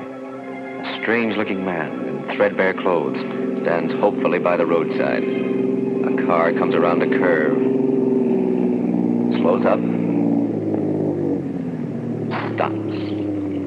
Looking for a lift? Are you headed for New York? That's me. Hop in. Thank you. It's very good of you. I'm in a hurry to reach New York. I haven't much time, you see. Yeah, sure. I picked you right off for a big executive on his way to a board meeting. Nothing like that. It's just that, there's something terribly important I've got to do. A mission. Oh, Salvation Army, huh? No, United Nations. I have to see the Secretary General before midnight tonight. That leaves me only 8 hours. The United... Are you feeling all right, pal? Yes. I was sick, but I'm feeling fine now. You don't look so good to me. White as a ghost. Of course, you could do with a haircut, too. I suppose so. I'm afraid I've been out of touch with civilization a long while. By the way, my name is... was... David Hepgood. Hi, I'm Walt Griggs. Can't you drive any faster, Walt? We've still got a long way to go, and... well, I'm worried about this part of the road. There's going to be a rock slide and... Rock slide? Oh, you mean those signs? Ah, it's nothing to worry about. They put them up on... What the... It's all right. Keep going, Walt. We got through safely. Yeah, but there was a rock slide, just like you said. Of course, but... How did you know? I can see ahead, Walt. See into the future for 24 hours.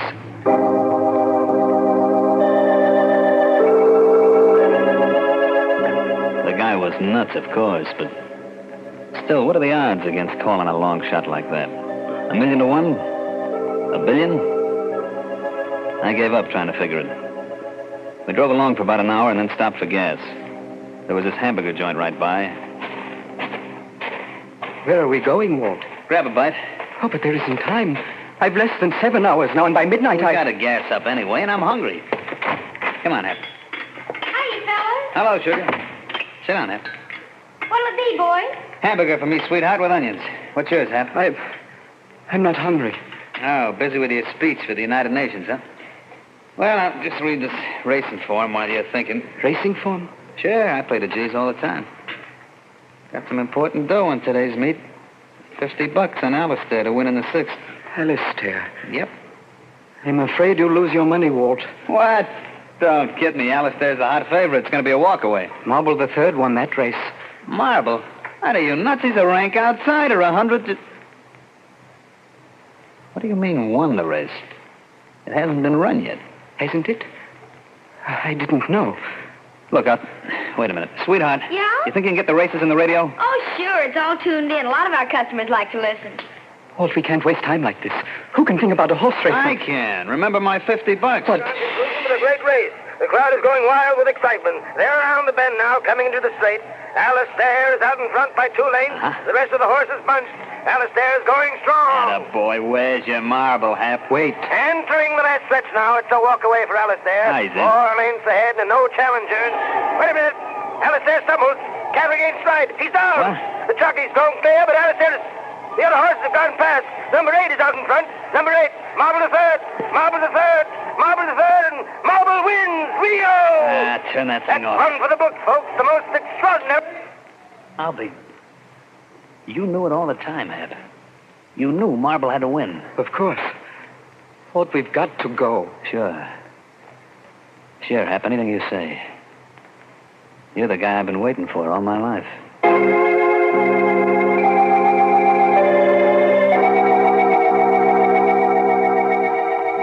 I didn't need no more figuring to tell me Hap was a gold mine. And I had him first before anybody else could get their hooks into him. The only thing that worried me was the way he talked. All this about midnight, not having much time. I had to use him while I had him, even if it meant taking chances. So while we drove, I worked on a plan. Walt, we've left the New York Road. The signs are pointing the other way. I know, I'm taking a shortcut through a town called Hassock. Hassock? Yeah. That name mean anything to you, Hap? Hassock? Think hard. Let me see. There's going to be a hold-up there tonight at the factory. 2 men involved. They steal the week's payroll, $10,000. 10 grand, huh? They get away with it? There's a chase, but they shake off the police. Great. Couldn't be better. Why? We're the 2 men, Hap. You and me. What? No, Walt, no, I'm not a criminal. And I've something else to do with what little time I have left. You're coming with me, Hap. Maybe this'll convince you. The gun doesn't frighten me. Stop the car and let me out. I've got to get to New York. All right, look, I'll make a deal with you. You come with me on the stick-up, and I'll drive you straight through to New York without stopping. Are you on? But I can't, Walt. My message concerns the whole world. The only way you'll get to deliver it. Well, if it is the only way, all right. There's something more I've got to tell you, Walt. What's that? We leave a dead man behind. It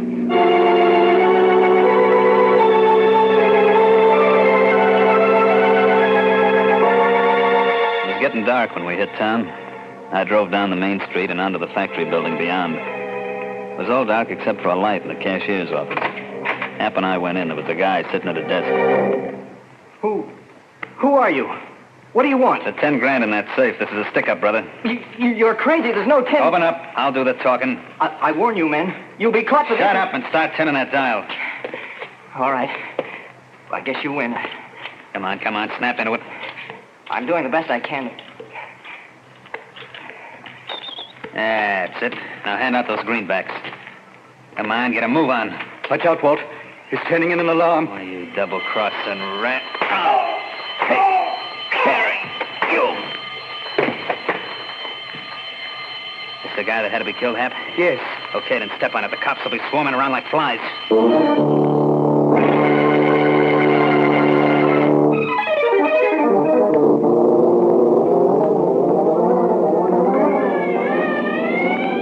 They're gaining on us, Walt. Can't go any faster. I'm down to the floorboards already. They'll start shooting soon. You sure we get away? There's no slip-up? No. We get away all right. Good. Where did they get you, Walt? I am. What do we do, Hap? Keep driving till we hit that bend in the road. Yeah? There's a clump of willows around the corner. Pull in there. Okay. Here goes. Start the lights. Off.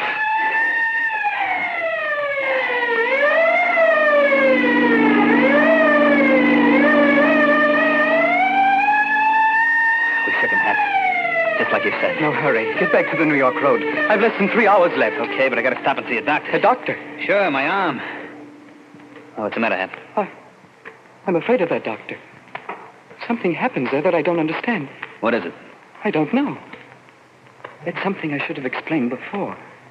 I can see into the future for you, Walt, and for everyone else. But not for myself.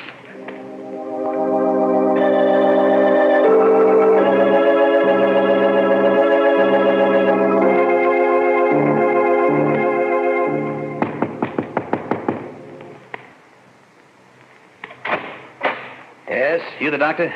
What can I do for you? Oh, my arm. I had a little accident. I was cleaning my gun and it went off. Come into my office. Okay. And this man? He's just a friend of mine. Nothing the matter with him. I don't agree. Looks much sicker than you do. No, Doctor, really. Your face, it's the color of... No, I'm all right. Believe me. Please hurry with my friend. It'll only take a second. Just get my stethoscope. Look, let's quit kidding around, Doc. I'm the one that... Quiet.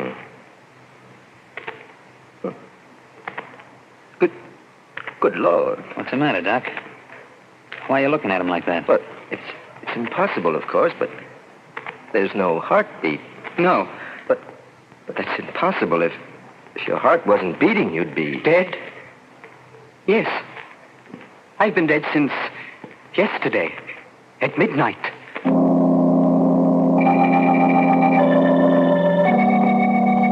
Staring at him, at the living corpse of the man who died yesterday, Walt and the doctor draw back in horror. Just who is David Hapgood? Perhaps we'll know when the clock strikes 12 for murder at midnight.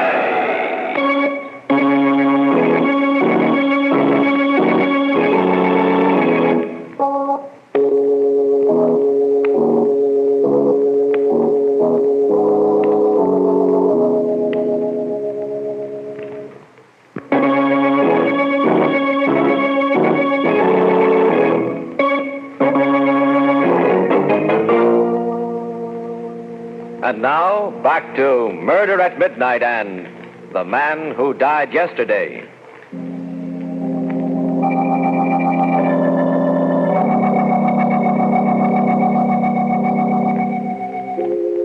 The goose pimples were standing out on me. Here I'd found the guy, been with him for hours through a hole up in a kiln. And now I was hearing from his own lips that he was dead. He gave me the creeps. I wanted to take it in the land, but instead I was froze to the floor. I heard the doc saying... You've been dead since yesterday? Yes, Doctor.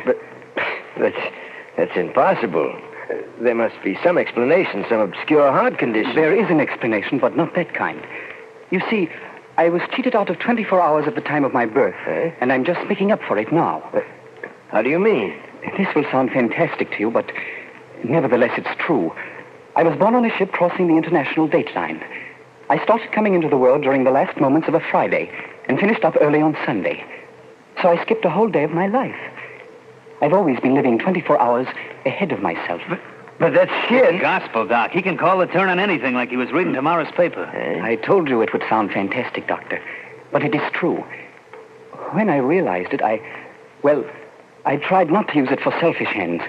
I wanted to help people, but I never could. People would never listen to me, believe me. Finally, I realized that there was no place for me in the world, that man wasn't meant to know the future. So I went away, up into the woods. How long ago? About 10 years ago. Away from civilization, it was easier. I still knew what was going to happen, of course, but with no way to communicate my knowledge, my conscience was at rest. That is, until last night. Last night? I had caught a cold. It developed into pneumonia. I was deathly sick. I couldn't breathe and lost consciousness. Then suddenly, at midnight, I was well. Quite well. Not a trace of my illness. I knew what had happened, of course. I was dead. But I still had my missing day to live.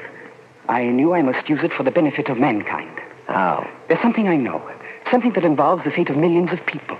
Unless some action is taken within the next few hours. What action? What is it? I'm sorry, but I can't tell you, Doctor. I can't tell anyone except the Secretary General of the United Nations. And I must reach him before midnight, before I'm really dead. It's getting on to 10 o'clock. Now do you understand why I'm in such a hurry? I'll say, let's get going, Hap. Never mind about my arm. That can wait. No, listen to me, Hap. You can't leave. What? As far as your being able to read the future is concerned, well, it doesn't matter whether I believe that or not, but that heart condition of yours, that's something unique in medical history. Now, you've got to let me take you to a hospital where it can be studied properly. Lay off that stuff, I'll phone for an ambulance. Stay away from that phone. He's mine. Yours? But do you realize what this can mean to science? Don't give me that talk. You just want to grab him off for yourself. Nonsense! Stop it, both of you. I don't belong to anyone. I'm not a specimen to be examined. I've got a mission to perform for all of civilization. I've got to get to the United Nations before... Now, no matter how you've been deluding yourself, young man, you're terribly sick. I'm going to phone the hospital... Okay, you asked for it. I must get away from here. Hap, come back here. Come back here. Okay, if you're dead, it won't hurt you, and if you're not... Oh, Holy smoke. That bullet went right through you and only knocked you down. Let go of me, Walt. You trying to run away, huh? I've got to get to New York. Nothing can stop You're me. coming with me, Hap. I got plans for us as long as you last. You've got your 10,000. What more do you want? A chance to run it up to 100,000 and we can do it. I know the place and you can call the But cards. there's no time. I'm figuring on only a couple of hours. That's plenty. Listen, Walt. I'm asking you for the last time. Let go. Do a decent thing for once in your life. Nuts. What I'm trying to do, it's for you as much for millions of others. I never gave a cuss about the others, and I'm not starting now. All right, Walt. Then it has to be this way. Hap, drop that gun. Oh! I'm sorry, Walt. Very sorry.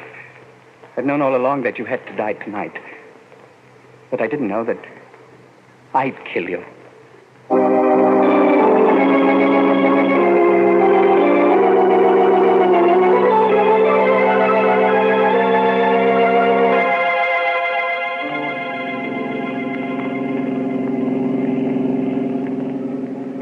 Kind of a silent type, ain't you? Sorry? Oh, that's all right. I don't like fellas that gab too much. You know, it was nice of you to pick me up back there on the road. I was lonely. Besides, I needed reassurance. How's that? You see, I've been out of touch with civilization for some time, and the people I've met today weren't inspiring. You're a strange guy, do you know it? Am I? Yeah, I mean, the way you talk and look. You don't look quite real. Oh, now don't get me wrong. I like you a lot. Oh, I'm glad. Well, for instance, we've been driving for nearly an hour now, and you haven't even made a pass at me once. I'm afraid that wouldn't do either of us much good. Yeah, but just the same, a girl appreciates a little thing like that. Incidental, what's your name? You can call me Hap. Hi, Hap. I'm Hazel. How do you do? Well, I guess I ought to tell you something about myself. Well, I know a little already. Huh? You're going to New York to find your fiancé, aren't you? Yeah, a guy called... Say, how'd you know that? You're going to look him up in the phone book and call. Then you're going to find out that he's married. What? Oh, you're kidding me. Jim wouldn't do a thing like that. He'd wait for me forever. He said he would. And, hey, why are we stopping? Almost out of gas. Howdy, folks. Fill her up as quickly as possible. Okay. How far to New York from here? Well, you ought to be at George Washington Bridge in about 10 minutes. Fine. You folks hear about all the excitement on the highway? No, what happened? Well, the cops are looking for a crazy killer. Murdered 3 people. One was a stick-up, and the other 2 was a doctor and his own sidekick. Oh, what's he look like? Well, according to the radio, he's got a chalk white face, a mop of hair that looks like it hasn't been cut in weeks, no hat, and... What's the matter, Bud? What are you staring at? Your friend, I got to get something out of the office. I'll be back in a minute. He's going to phone the police. This is your chance to get out, Hazel. Oh, no, I'm staying with you, Hap. Now, you better get moving and keep moving.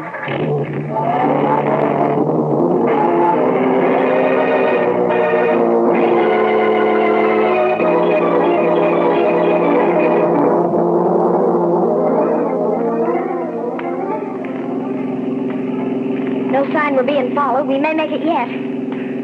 Are you frightened, Hazel? Being with me? I guess I should be, but I'm not. Thank you.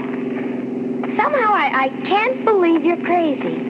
If you killed anyone, you knew what you were doing and you had a good reason. Thank you again. You don't know what that means to me. Have people always been scared of you, Hap? Most people. Till I met you. Why couldn't I have met you sooner, Hazel?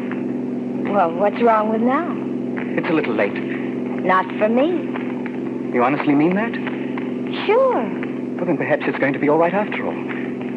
Perhaps we'll meet again. What do you mean? I didn't mean to tell you this. Perhaps I shouldn't now. It may cause you pain. Go ahead. I can stand it. After you call Jim your fiancé and find that he's married, you start across the street in a daze. A taxi's driving too fast and... It's got my number on it, huh? Yes, I'm sorry. And yet, in a way... What did that sign say, Hazel? George Washington Bridge, 2 miles. Oh, I'm going to make it. There's still time. The Secretary General is in his home. But let me in when they hear my message. I'll have most of an hour with him. It's not quite 11 yet. 11? Hey, your watch must have stopped. What? Well, look, there's a clock on the building. Where? Up to the right, there. 3 minutes of 12. Oh. What's the matter, Hap? Oh, I can't make it. Oh, I've lost. Unless... a telephone.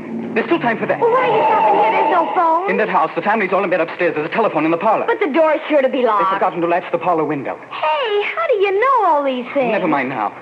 Goodbye, Hazel. But I'll be waiting here. No, you better start down the road. The police mustn't find you. But when you come back, I'll be here. I won't be back, Hazel. This is goodbye. For keeps.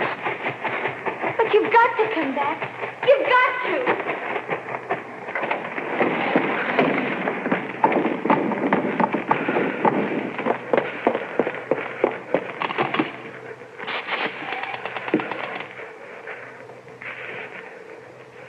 Operator, get me the Secretary General of the United Nations at his home. Hurry, please. It's urgent.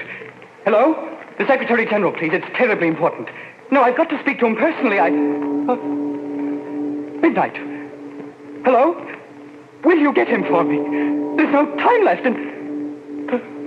never mind. I'll tell you. It's about...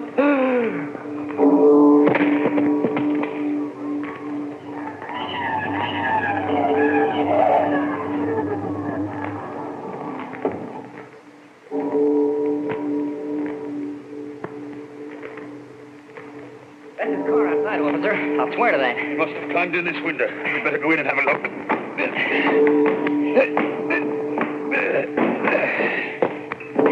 There was a girl with him when he left my gas station. She ought to be around. Where's the light? Here. There he is, on the floor. And he looks... He's dead, all right. No wonder. Look at that hole in his chest. Wait a minute. There's something funny here. That wound never bled. Huh? And the only way that could happen is if he was dead before the bullet hit him.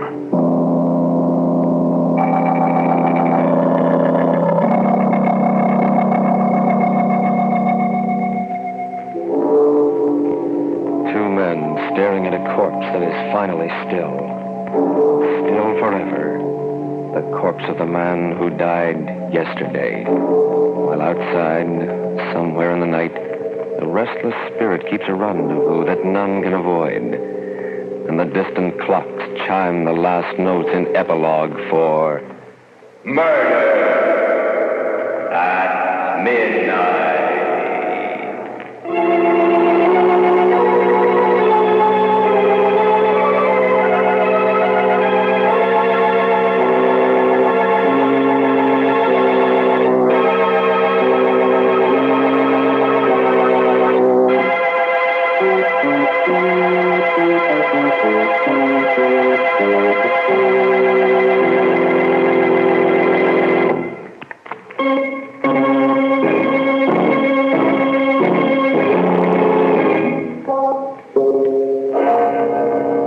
Remember to be with us again when death brings time to a full stop and the clocks strike 12 for... Murder at midnight. The part of David Hapgood was played by Stuart Brody. Vandell Kramer was Walt. With music by Charles Paul, Murder at Midnight was directed by Anton M. Leader.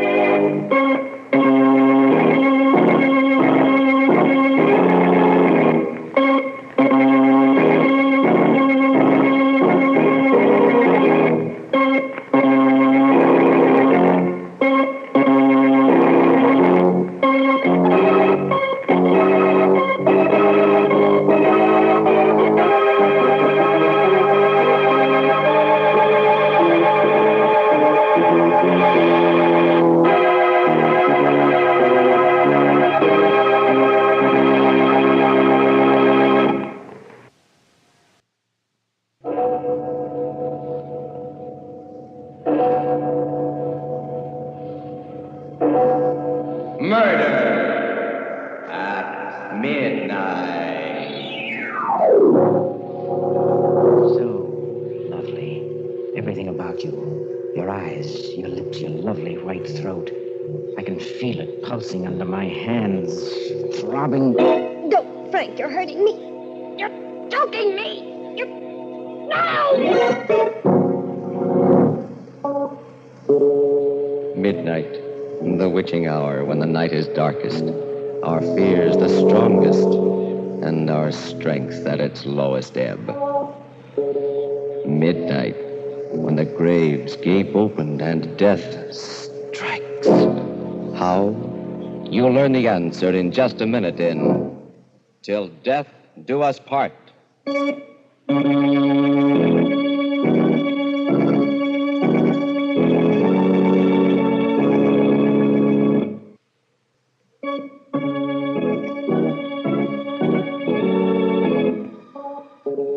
And now, Murder at Midnight. Tales of mystery and terror by radio's masters of the macabre. Our story by Joseph Ruskell is Till Death Do Us Part. I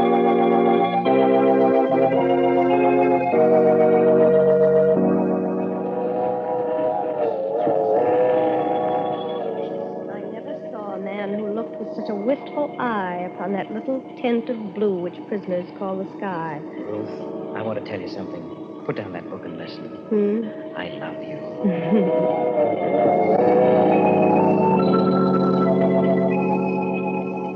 Some love too little, some too long. Some sell and others buy.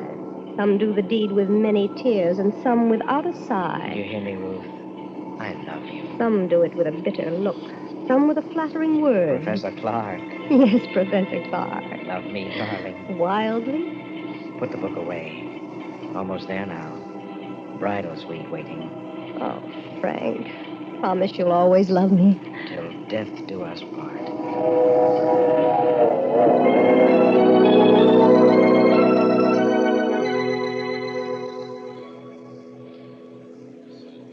Another glass, darling.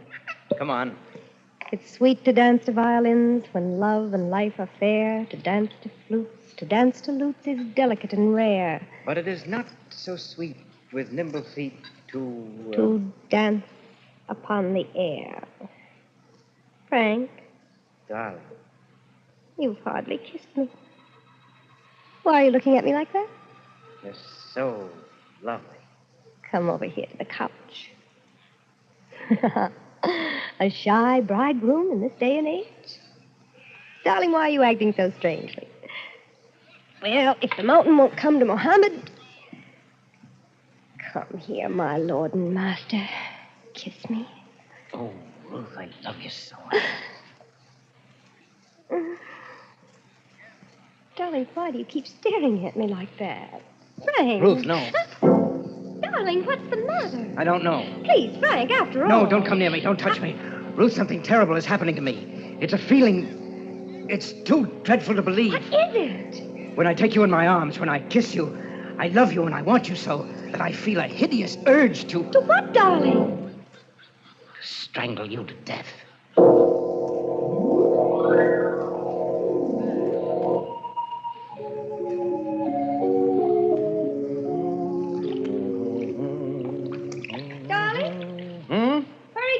Just brought in breakfast. What are you doing? Shaving. Finishing up now.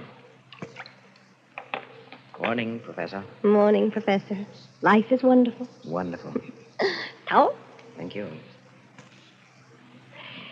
Leave us enter the parlor, husband. Yes. Leave us eat, my bride. Ah! What feast is this that tempts me palate? Fall to, spouse. Ah! Citrus, my favorite ice squirt. I'm so happy I feel like dancing. It's sweet to dance to violin. Yes, that's right. How's it go? It's sweet to dance to violin. When love and life are fair.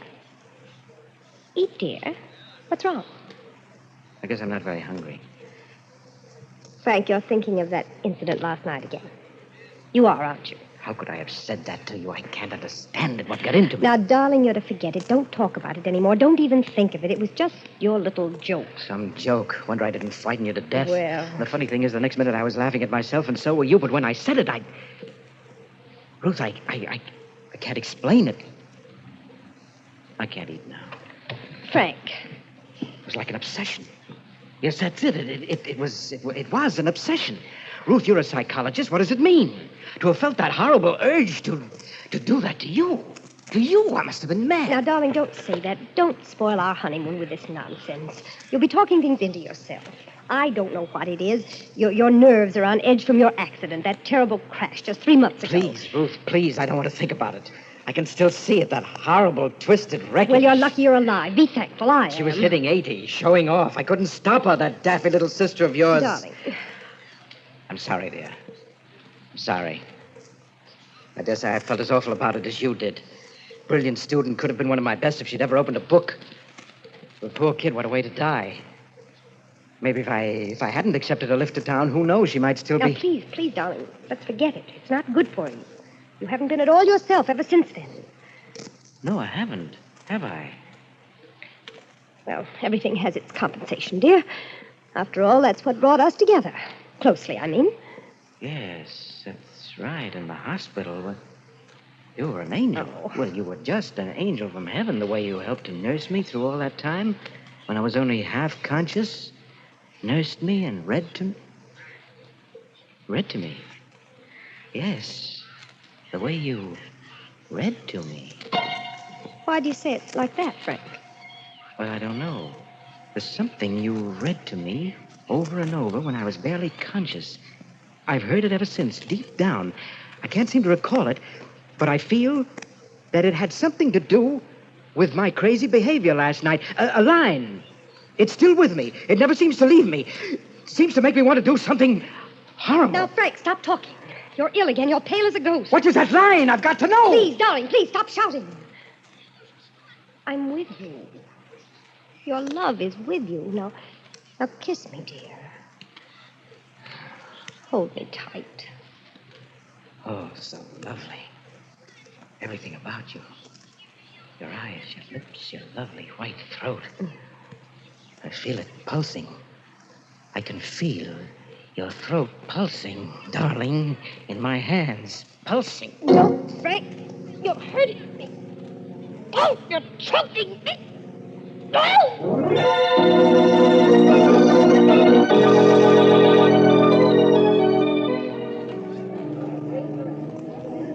Yes, sir. I'm checking out. Room number 438. Call me a cab. From the bridal suite? Well, just a moment. There's something wrong, sir. You and your wife just checked in last night. Any complaint? No complaint. Just call me a cab. Oh, an emergency. What business is it of yours? Where's another hotel? Why, you'll find it very difficult in New York without a reservation. And if you and your wife... I'm checking out. Who said anything about my wife? She's better off without me, do you hear? Well, what are you gawking at? She's very lovely, remember? Would she make a nice corpse in a bridal suite? Oh, go to the devil.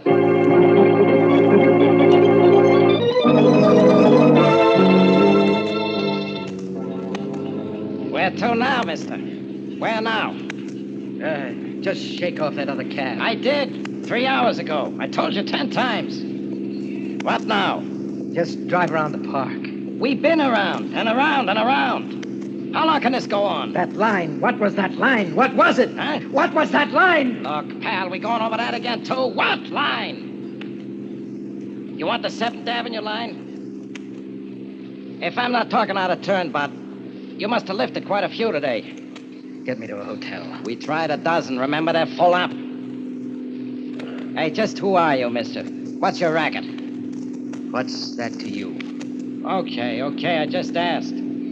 I was a teacher, cabby, in a woman's college. But that's only a blind. My name is Jack the Ripper, see? But some people just call me Bluebeard. Bluebeard? Huh? This is the end of my line, chum. Pay up and get out. No, I won't. You can't make me get out. You can't. I can't, huh? No, because if I do get out, I may go back.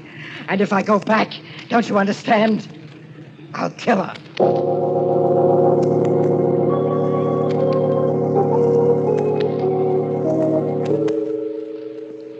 For richer, for poorer, in sickness and in health, till death do us part. A bridegroom, dazed and obsessed, standing on a city street, fearing to return to his bride, because he knows if he does, it will mean murder at midnight.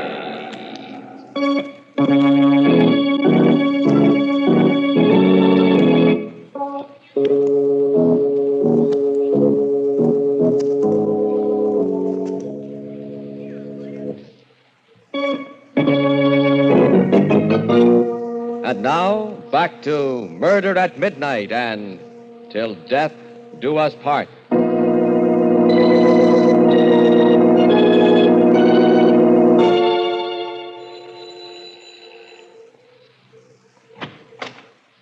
Yes? What do you want? Good evening, sir. My name is Bluebeard. You're the proprietor of this charming boarding house. You're drunk. Forsooth, 'tis true. May I tarry the night? No vacancies. Go on now, get on your way.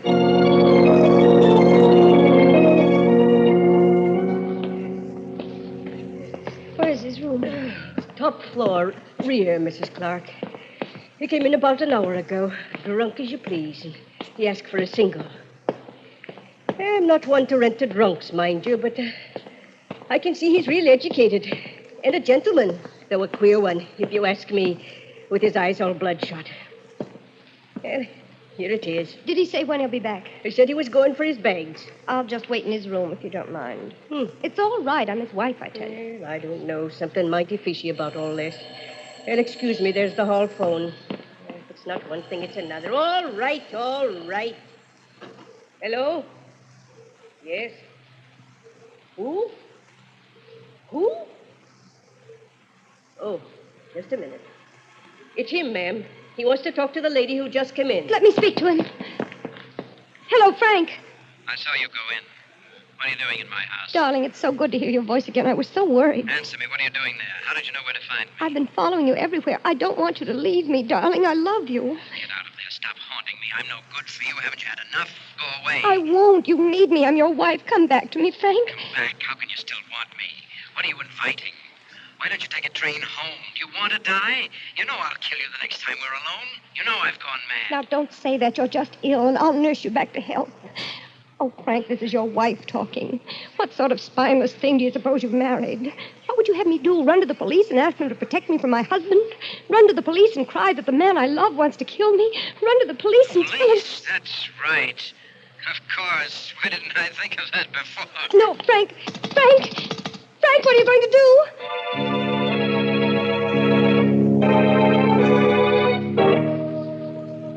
Have a seat, Mrs. Clark. What is it you want of me, Inspector Wade? Why was I called here to the police station? You've no idea? No. Oh. Is he here, my husband? He told you? But I thought he was just drunk. Oh, I told him not to come here. I told him not to. Then it's all true? This beats anything I've ever heard. Man loves wife so much he wants to strangle her. Kisses her, gets an irresistible yen to choke her to death, and on their honeymoon. You want to prefer charges? Prefer charges? What for? Well, attempted homicide ought to cover it. I won't. He's my husband. I love him. I'll stick by him no matter what. But he ought to at least be sent to Bellevue for a mental. Oh, no, you won't. There's nothing mentally wrong with Frank. Nothing at all. It's simply nerves, the result of an accident he had recently. This really takes the cake. Mrs. Clark, another thing that puzzles me. Yes? He kept raving about a line when he staggered in here, as if it were life or death. A line of poetry he couldn't remember. Wanted me to tell him what it was. Confidentially, I've only read one poem in my life. Now, what's that all about? I haven't the vaguest notion, Inspector. Just part of his neurotic state, I suppose. When we get back to our hotel room. What? You want him back after what happened? Yes. Don't you see? I must cure him of that awful obsession. Who else can do it but me? I'd like to see him now, Inspector. Please release him to me. I'll take the consequences. He's not here. Not here? No. We held him overnight just to let him sober up like we would any other drunk. Thought it was just all boozy eyewash. Well, this morning he seemed a new man and laughed it all off. So we released him. Just a few minutes ago. Oh, wonderful. But then I had a hunch I ought to warn you anyway. Just a hunch. Warn me? Yeah. He said he was going to call on you tonight at the hotel for a little reunion. Oh, how marvelous. Maybe he's all cured. I don't know. I didn't like the way he smiled when he said it. Mrs. Clark, after what you just told me, I think I ought to have him picked up again. You'll do no such thing. It's taking your life in your hands. I think he's got wheels in his head. I don't care. I love him. You die just as dead when you're in love. I'm not afraid. I'll never leave him. Certainly not now when he needs me more than ever. Is that all, Inspector? Okay, lady. You're 14 carat. He sure doesn't deserve a wife like you. And don't say I didn't warn you. It's your funeral. Thank you, Inspector. Goodbye. Oh, Mrs. Clark, there's one more thing perhaps I ought to tell you. Yes. When I released him just a while ago, he said something else that puzzled me. That being in jail had suddenly given him revelation. He smiled very queerly when he said it. Oh? I think maybe he found that line of poetry, Mrs. Clark.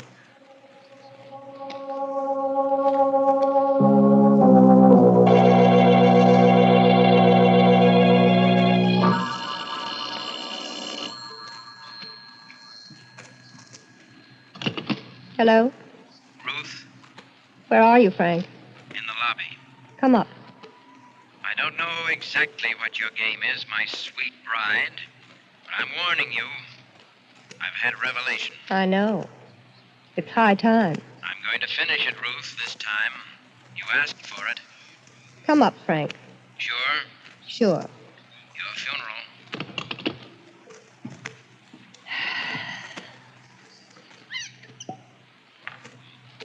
The coward does it with a kiss.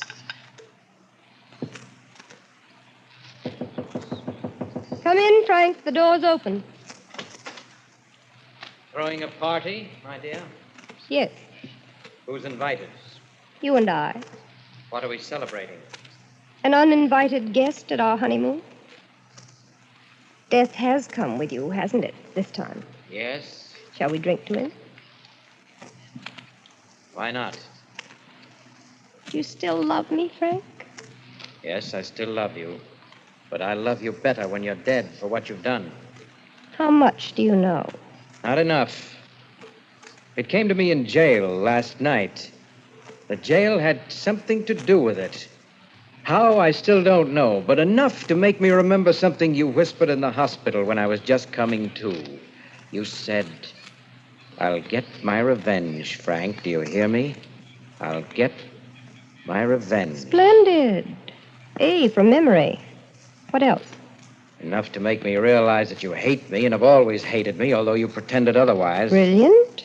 Say loved and hated you. Go on. And that somehow, I don't know myself in what way, but I'm sure it must be a very clever way, as your psychology students would agree, you've been coldly, deliberately torturing me, trying to make me think myself a maniac, or have others think so. Close enough. Why, what I can't understand is why you did it, or why you weren't afraid that I'd really murder you. You'll soon find out. And I'm convinced now that you've done it all with a single line. A single line of poetry. In my jail cell, I was sure of it. The very walls seemed to tell me, I don't know why, that it was a line that you kept reading to me at the hospital, over and over and over again, that made me think I wanted to kill you. And what was that line? That's what I'm going to find out. Right now. Don't come any closer, Professor. You know, it's perfectly ridiculous. Looking at you now, close to you where I can almost touch you, that crazy obsession is still with me. I laugh at it intellectually. I know that you've tricked me into it by some very obvious power of suggestion, but I still feel that way. Don't come any nearer. I'm warning you. Isn't it eerie? I still love you and can strangle you for my love. And will. Stay where you are. You're not going to kill me, darling. I'm going to kill you. Now, do you see why I wasn't afraid of you? That gun. You've had it all the time. Correct, my love. Right here in the wine table drawer. I've planned this all along, Angel, from the very first. Before we were even married. Yes, your intuition was right. From the day you and my little sister were brought to the hospital after the accident. From the day she died, and the doctor said you'd pull through. I planned it all. And it's worked out like a perfect equation every step of the way. Why? Why? I had to commit the perfect crime, and I've done it. Even the police will testify that it was self-defense against a homicidal maniac. And when they find you here with a bullet in your head, they'll congratulate me. But what's this? I still don't understand. It had to be the perfect crime because I must go free. You see, one life has already paid for yours. And quart for quart, your blood is worth no more than my family's. I don't understand this at all. What did I ever do? You killed my sister. I killed her? She told me before she left on that drive with you that she was going to crash the car. She left before I could stop her. She told me everything, Frank, including what you'd done to her. Everything. I see. So that's it. Well, I don't suppose it would be of any use my trying to convince you. No use. I've waited a long time for this moment. Revenge is sweet. And it was such fun to torture you. I used a weapon I knew. Of course, it was power of suggestion. Sure, you guessed it. But what a pity you don't know the line yet. What was it? What was it? Tell me. Tell me. Don't keep me in torture. Keep back. Think hard, Frank. Think all around it. What about a jail and the revelation it gave you? What about a famous poet who wrote a famous poem while in jail? Why? Yes? Oscar Wilde. That's it. Yes, that's it from Oscar Wilde, a ballad. Of course, a ballad. The Ballad of Reading Jail. How could it ever have escaped me? Why, you witch, you've even been reading from it on our honeymoon. But what part? What verse? What line? What was the line? Don't take another step or I'll pull the trigger. Give me the line, I say. I still can't think of the line. Keep back or I'll shoot. Oh, no, you won't. One more step and I'll shoot. Tell me that line or I'll kill you.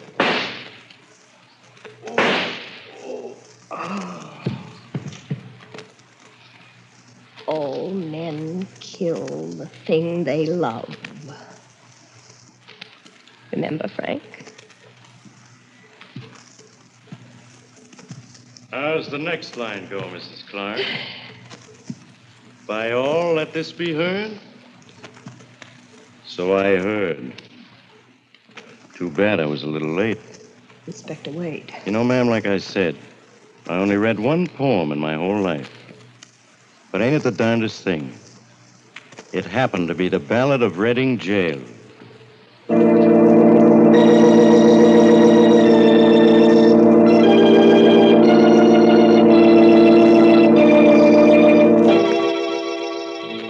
Till death do us part.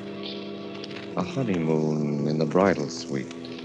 Red wine spilled on the table. And red blood on the floor as the clock strikes 12 for murder at midnight.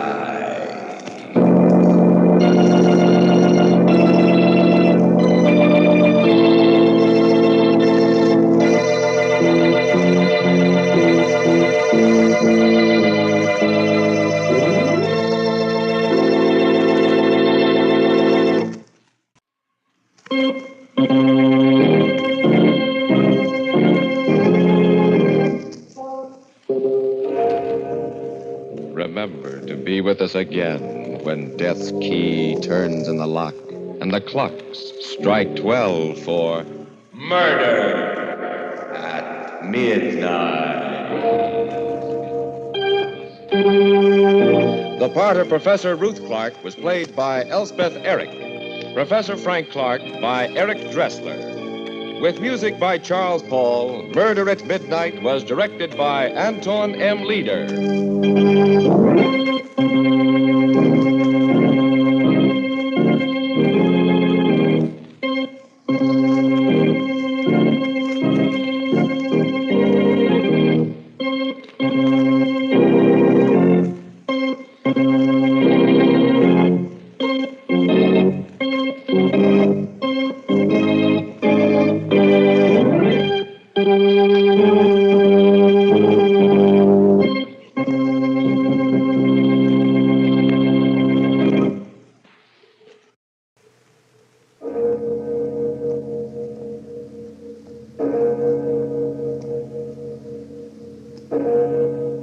Murder at midnight. Let go of my arms. I'll give you money. All the money you want. No, Fred, no! You monsters. I'll make you pay for this.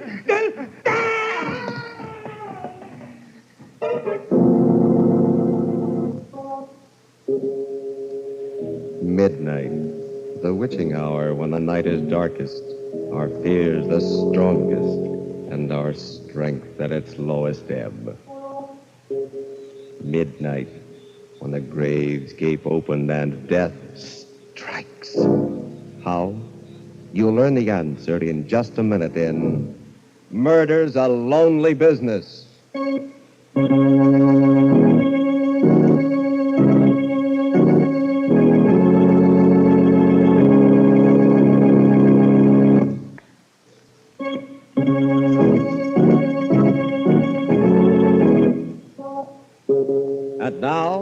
Murder at Midnight.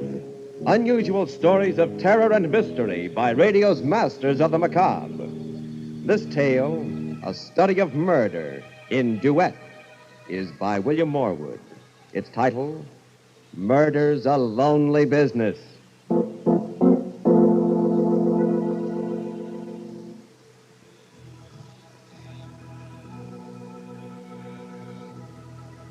At a cemetery, a burial is taking place. For as much as it hath pleased Almighty God of his great mercy to take unto himself the soul of our brother, The two chief mourners, Fred and Grace Tilson, stand beside the open grave. earth to earth, And as he looks at his ashes wife, to ashes, bitter thoughts dust course to through dust. Fred's mind. sure and certain Look hope at her. of the resurrection. Look at her standing there, dabbing her eyes with a handkerchief. Tears. Real tears after what she did. After what she made me do. She doesn't know what sincerity is, or love, or pity either. She's hard. Hard all the way through. And I never knew. Never even suspected to. Till we killed him. Now, that's the way she acted. I'll never forget it. Never. A nightmare always. How can I go on living with her? How can I ever trust her again? What am I to do? Oh, Lord, I'd give anything for a drink. To think I ever married that sniveling creature. I believe he's really crying. Really sorry. As if he cared a hoop about his Uncle Edward outside of the money he could get out of him. He was ready enough to help put the old man out of the way the other night. Now his nerve's gone. All he can think about is a drink. That's the only time I feel safe with him. When he's drunk. And not always then. The way he's been carrying on lately, Lord knows what he'll say or do next. I'll have to watch him every minute of the time. He's a fool. Through thy mercy, I O our despise Lord, who livest and reignest with the Father and the Holy Ghost, ever one God, world without end. Amen. Amen. Goodbye, Uncle Edward. They're throwing dirt on your coffin now. But you won't mind. You're cold and silent now. Very different from the way you were 3 nights ago. 3 nights ago. Was that all it was? Another lifetime, but... Yes, that's right. Driving up to his house in the dark. Letting ourselves in. Uncle Edward? He must be up in his study. I guess so. Servant's night out. Uncle Edward? The door above opened, and Uncle Edward started down the marble staircase. In my mind's eye, instead of Uncle Edward, I could see my friends, a whole crowd filling the room, and myself in a gorgeous gown descending to greet them. A much more fitting picture than the stodgy form of Uncle Edward as he came down toward us. Well, this is a surprise. I thought we'd drop in, Uncle Edward. It's been a long time. 6 weeks to be exact, Fred. How are you, Grace? Wonderful, thanks, Uncle Edward. Well, I'm glad to hear it. You look a little off your feed. Come on into the library. You'll be more comfortable here. Oh, a drink, Fred? Why, Don't be polite. From what I hear, you're rarely seen without one these days. You sound as if you'd had spies watching us, Uncle Edward. It's entirely possible. What? I've certainly been interested in your activities. For instance, I hear you can be found at a gambling house almost every evening, Grace. Oh, only the fashionable ones, where everybody goes. You've got to keep in the swim nowadays. If you can afford it. You can't. Not on Fred's salary. That's the trouble. Well, frankly, Uncle Edward, that's why we've come here tonight. We're in a jam again. Money? What else? And you want me to bail you out, huh? Well, I'll be equally frank with you. This time, I'm not going to do it. Just But this Uncle once. I'm sorry I've helped you out of messes often enough in the past. Each time, I hoped you'd pull yourself together, settle down, and lead solid, respectable lives. But each time, you disappointed me. Now, I've given up hoping. Uncle Edward, I promise you... Too late, Fred. I can't believe your promises anymore. I've given you and Grace every chance. Now I'm washing my hands of you. You can't expect help from me ever again. Now or in the future. Exactly. What does that mean? My lawyer's coming here tomorrow, and I'm going to cut Fred out of my will. Cut him out entirely. Uncle Edward... Every cent I have is to be left to charity. Why, you're not serious. You can't be. Why, it's not fair. I'm your only nephew, and There's no use talking, Fred. My mind is made up. Now, would you care to discuss the weather? No. I thought you wouldn't, Grace. Come on, Fred.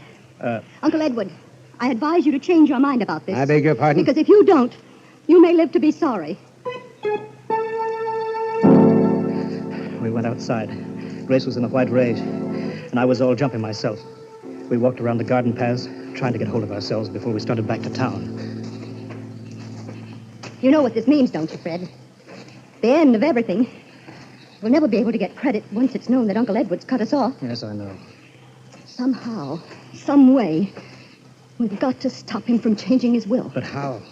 You know there's no use arguing with him. He's as stubborn as a mule. Besides, there's no time left. He's going to do it tomorrow. I know. Unless, of course, something happens to him before that. Such as? He could die. What? Suddenly. Some chance he's as healthy. Grace, what are you thinking of? You know.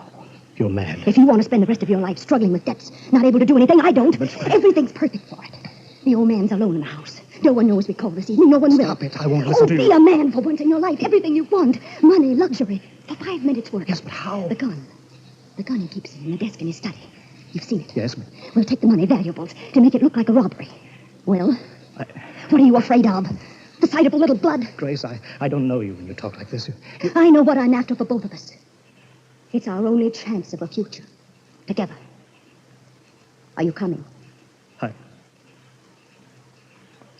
Yes. All right. Then let's go in. The servants will be coming back.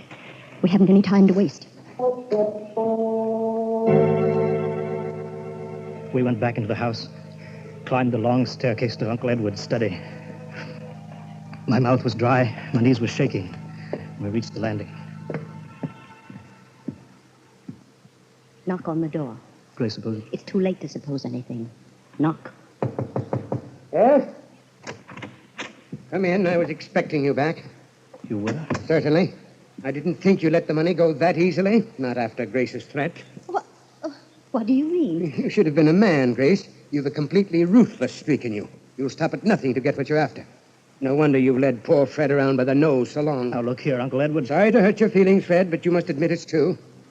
Now, if you two will explain why you came back... We hope to make you change your mind. You should know me better than that. I've said my last word. Not your last, Uncle Edward. Not yet. What Grace means You is... don't have to explain, Fred. Her interest in my desk explains itself. The right-hand drawer, Grace. Were you by any chance looking for this? The gun? Yes, I took the precaution of removing it. As I said, I was expecting you back. I don't know what you're talking about, Uncle Edward. I was only looking for your checkbook. I thought the least that you could do was to help us out of our present difficulties. It's a good story, Grace, but not quite good enough. Now, as it's almost 12, perhaps you'd both be good enough to leave my house permanently. Well, you win, Uncle Edward. I suppose we were foolish to think that we could find a soft spot in that stone heart of yours. You were foolish, all right. This way.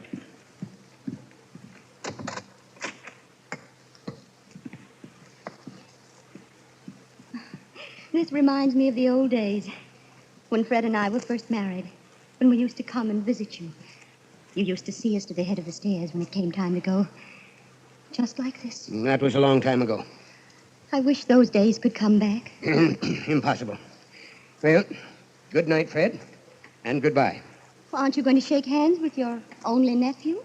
Well, since it's for the last time, goodbye, Fred. Hold him, Fred. He's on, Fred. Let go of me, Grace. Fred, get him. What? No, stop. I'll give you money. All the money you want. No, you monsters. I'll make you pay for this.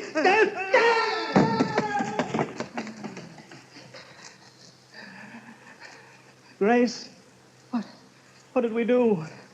What did you make me... Get down there, quick. There's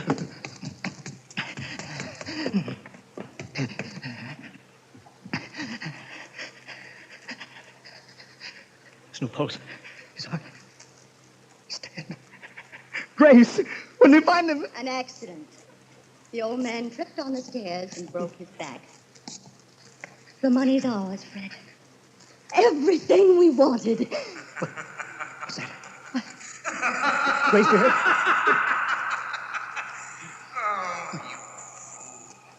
Fools.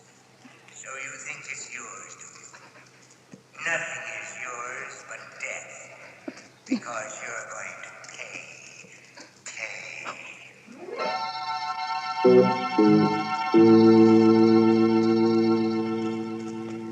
A dead man lying at the foot of the stairs, and a white-faced couple staring at each other. Did they hear a voice from beyond? Is it possible for the dead to make the living pay for murder at midnight?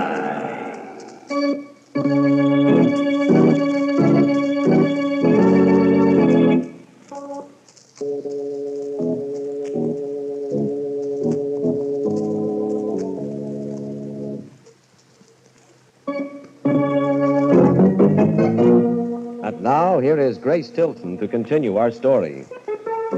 It went according to plan. The inquest raised no ugly questions or suspicions. And then after Uncle Edward's funeral, we settled down in the great old mansion. I could have been happy, so happy, except for Fred. He'd taken to drinking again. Haven't you had enough, Fred? Another little drink won't do me. Excuse me. You're such an idiot. The way you've been acting ever since... We did in poor Uncle Edward? Don't be afraid to say it, Grace. We're alone now. Why did you give up your job so suddenly? I'm a rich man now. No need to work. But it looks so suspicious. And the way you've let yourself slip. That dirty shirt. You haven't shaved in 2 days. Don't tell me you're ashamed of me. I can't ask anyone to the house. And I had such plans for us. Entertaining, parties, making a name for ourselves. Sorry, that's not my idea of a career. In heaven's name, what is? Drinks. More drinks. Then another one. I won't let you turn into a drunken bum. I won't be disgraced like that. I'll do exactly what I like, and you won't stop me. Don't forget, my love. We share a little secret together. I'm not forgetting. No matter what happens, you're tied to me for the rest of your life. I wouldn't be too sure of that, Fred. If I get a chance at what I want, you won't stand in my way. Nothing will. What did she mean by that? I thought about it, brooded over it, couldn't forget it. Then one evening as we sat together in a nightclub, things became clearer. Did you hear me, Fred? What? I said I wanted a cigarette. Oh, certainly, my love. Here you are. Match? If you can hold it steady enough. Why do you have to get soused every time we go out? A tribute to your intoxicating charm. Oh, don't be so... Oh, well, there's Ronnie. Good old Ronnie.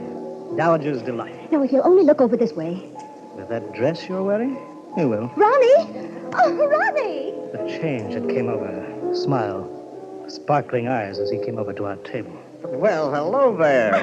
This is a pleasant surprise, bumping into you again, Tilton. Getting to be a regular routine. The theater, the races, everywhere I go with Grace. Yes, we seem to share a lot in common, Fred. Sit down, Ronnie. What do you have to drink? Oh, nothing, thanks. I've had my quota for the evening. Well, I'm glad someone knows when to stop. Maybe Ronnie's got other vices. I have, Fred. One of them's dancing. You mind if I take Grace out on the floor for a turn? Why ask me? I'm sure Grace will agree to anything you say. Fred, now what kind of a nasty... Oh, come on, Grace. Fred didn't mean anything. Well, see you later, old boy. They danced well together. As I watched them, I remembered the things I'd heard about Ronnie. Of his rich wife who died so conveniently. And the fortune he'd run through. I saw Grace look into his eyes. Their lips moved. The suspicion grew on me till it became a certainty. They were plotting my death. The veins stood out in my forehead. My hands grew cold. But I knew exactly what I had to do.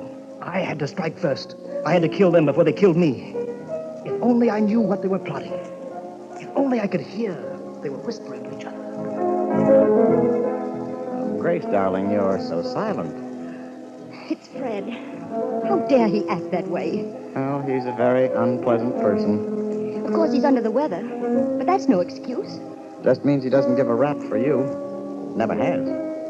Well, don't let's talk about him. Right. Music's lovely. Yes. So are you. Ronnie. You dance like an angel. I could hold you in my arms forever. Oh, we're just made for each other. You know that, Grace, don't you? I'd rather not think about it. But you must. Have you considered what we talked about the other day? It's impossible. Why? I love you more than anything in the world. We have the same tastes and ambitions. We could be a wonderful success together. But... You love me, too, don't you? Oh, yes, yes. Well, then what's stopping us? What's so precious about the life of a drunken bum? Fred's my husband. Husband. You love him? Even respect him? No. I did feel sorry for him, but not anymore. Not after tonight. I hate him. That's more like it. Well, then there's nothing to interfere. Except...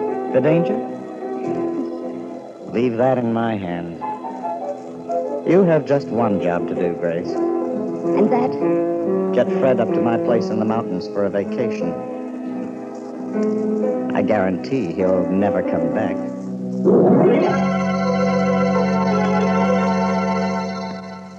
I don't know if I should have been suspicious. Fred agreed to go up to Ronnie's place with surprising ease. It was almost as if he'd been expecting the invitation. The night we planned to do it, we sat in the living room, just the three of us. Ronnie was playing the piano. I'm afraid I'm awfully rusty. I haven't practiced in weeks. It sounds grand to me, Ronnie. Why don't you join him, Grace? I know you're just dying to play with Ronnie.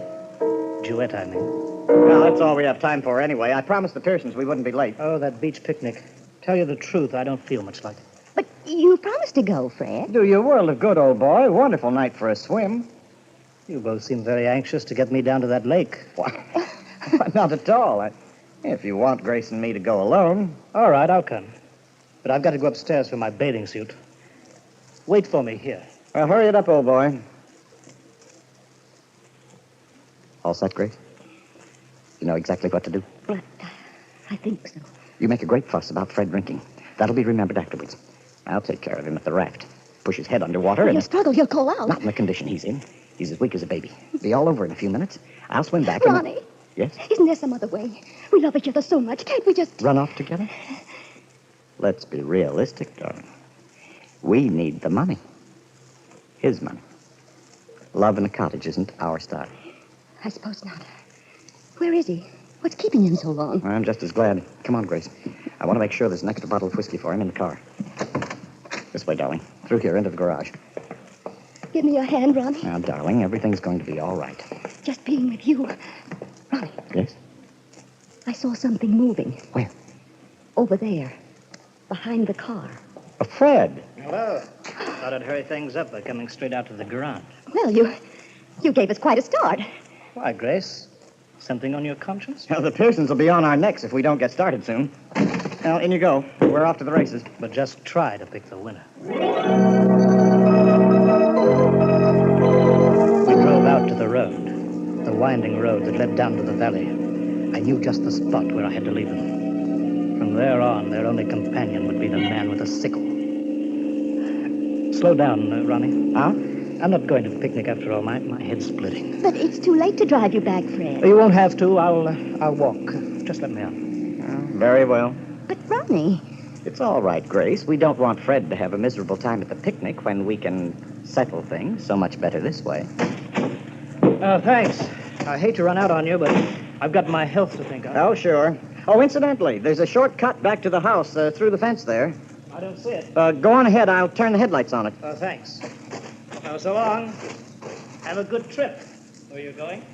Fred, look out! Shut up!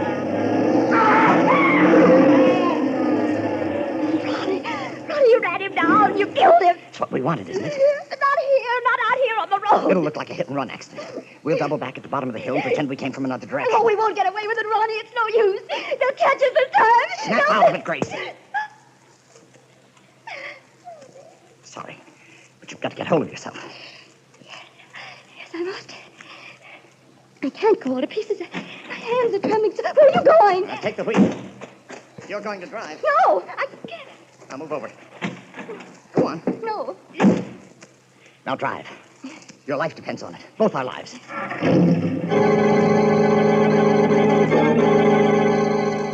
I started down that steep zigzag road, and slowly my nerves relaxed. As the car swooped around the curves, I felt a strange acceleration. Easy on these curves, Grace. It's a sheer drop if we go over the cliff. Are you scared now, Ronnie? Well, I want to keep my neck in one piece. You needn't worry. I'm a good driver. Fred always said What's the matter? nothing. Keep your mind on the road. There's a hairpin bend ahead of here that... Hey, look out! Okay, I see it. I pushed on the brake. The pedal went all the way to the floor, but nothing caught. Nothing. No, Grace. Now, do you know what I was doing there in the garage? I disconnected the brakes. He did it! Fred! The fence, Grace. The fence. Disconnected them! Yes, Grace. I meant to kill you and Ronnie before you... Grace, slow down. Oh, Ronnie, Fred, I do something! Slow down. It's coming after you. It's too late now. Long drop to the rocks. Ronnie! See you soon, Grace.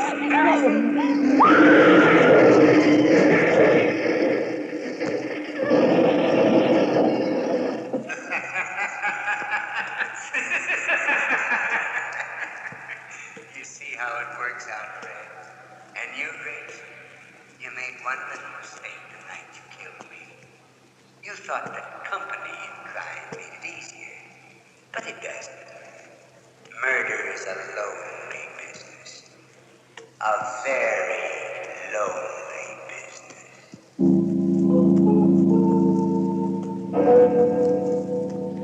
One body lying crumpled in the middle of the road, and two more in the shattered wreckage of the car at the foot of the cliff. 3 people, lonely no longer, as the clock strikes 12 for murder at midnight.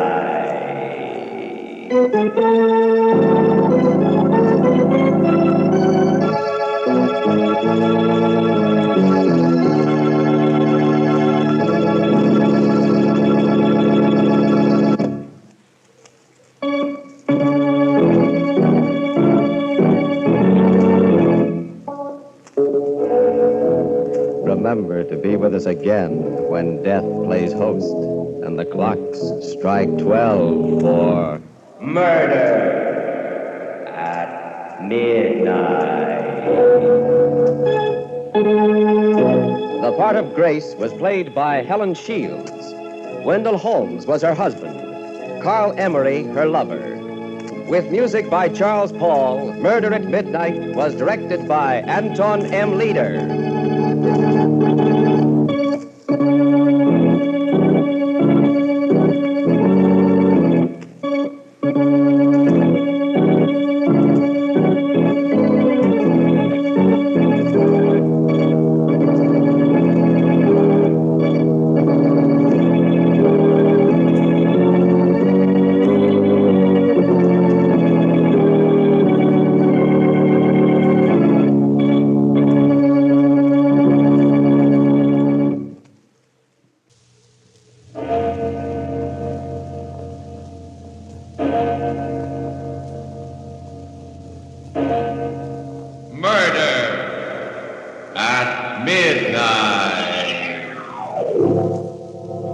It's not just an ordinary cane, my dear. Alec. It's a sword cane, see?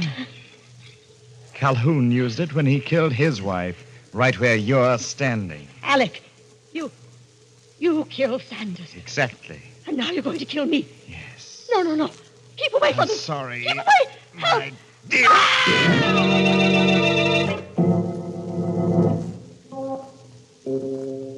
Midnight, the witching hour when the night is darkest, our fears the strongest, and our strength at its lowest ebb. Midnight, when the graves gape open and death strikes. How? You'll learn the answer in just a minute in The House Where Death Lived.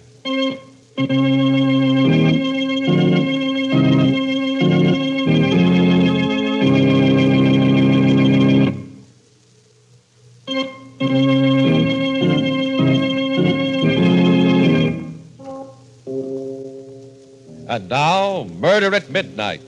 Tales of mystery and terror by radio's masters of the macabre.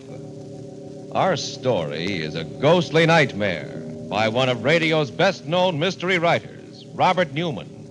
Its title, The House Where Death Lived.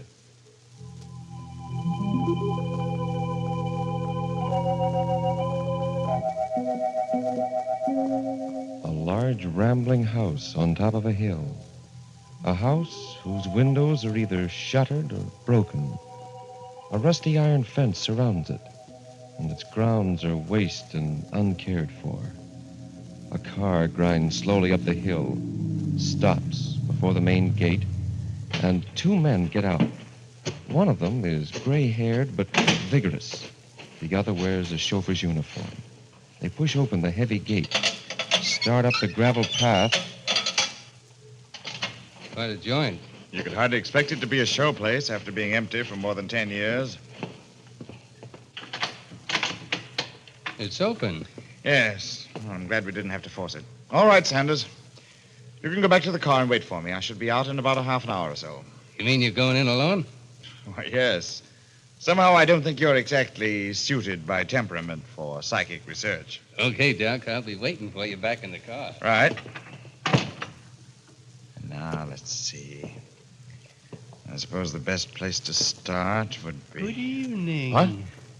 Oh, I'm awfully sorry. I hope I hadn't made a mistake. This is the Calhoun house, isn't it? Oh, yes. Oh, this is very embarrassing. I was down to see the trustees just this morning. They gave me permission to go through the place and told me that there was no one living here, that no one had lived here for many years. As you can see, that's not quite true. Not that it matters. I lead a rather lonely life, and I'm very glad you came.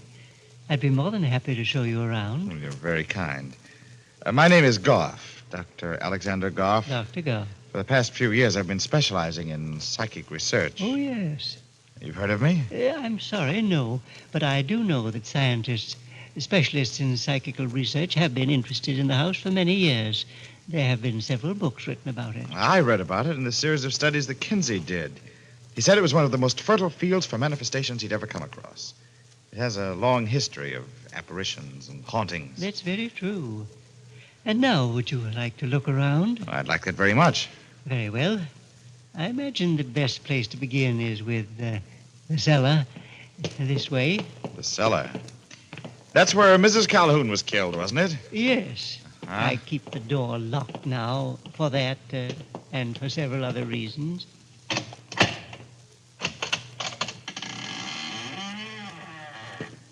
May I? No, wait, don't try to go down. Have you a match? Why, yes. There aren't any stairs. Exactly. That's how Mrs. Calhoun was killed. The stairs had become rotten, and Calhoun took them out, put in that ladder. Mrs. Calhoun didn't know it. She tried to go down, fell, and broke her neck. But she wasn't just killed. She was murdered, wasn't she? Well, that's hard to say. I don't think even Calhoun could tell you whether it was deliberate or not. For a long time, people didn't even suspect what had happened. They thought that she'd run away, disappeared. However, after she was killed, Calhoun buried her down there in the cellar. You see, over there, near that big flagstone. Oh, I see. Well, after that, there was something about a gardener, wasn't there? Yes, Burroughs. He had helped Calhoun take out the stairs. Considerably later, he was working in the cellar and found some bones, and he put two and two together and went to the police. No, he did a lot better than that, from his own point of view. Shall we go back into the parlor? Oh, yes, of course. I'll just shut this door again. There. Burroughs began blackmailing Calhoun.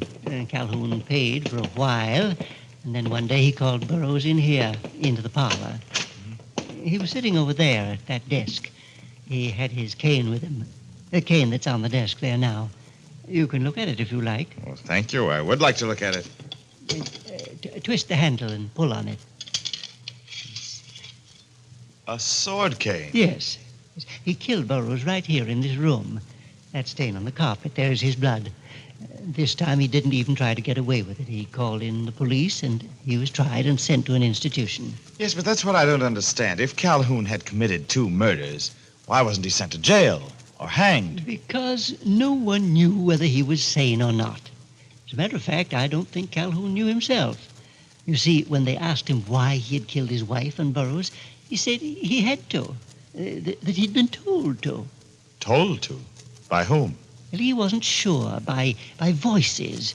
He said they told him that they lived here in this house before him, that they had killed, and that he would have to kill too.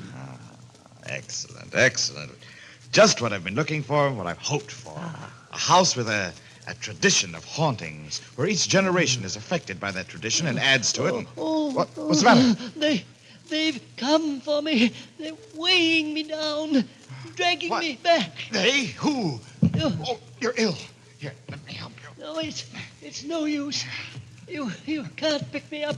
It's too much on my hands, on my head.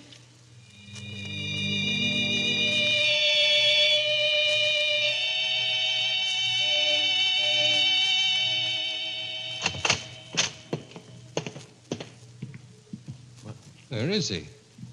He was there, right there on the floor. I tried to pick him up and put him on the couch, but I couldn't lift him. Oh, now he's gone. Oh, now, look, Doc, if he fell down, if he was as weak as you said it... Hey, wait a minute. Hey, what did he look like? Well, he was quite old, about 70, and very tall and thin. He had white hair and a white goatee. Holy smokes. What's the matter? Well, I was waiting outside for you. The guy that lives just down the hill came by, and we kind of talked a little. Yes? I told him you were inside here, and you described Calhoun to me, the guy that used to live here. And the old gent you say you spoke to sounds just like him.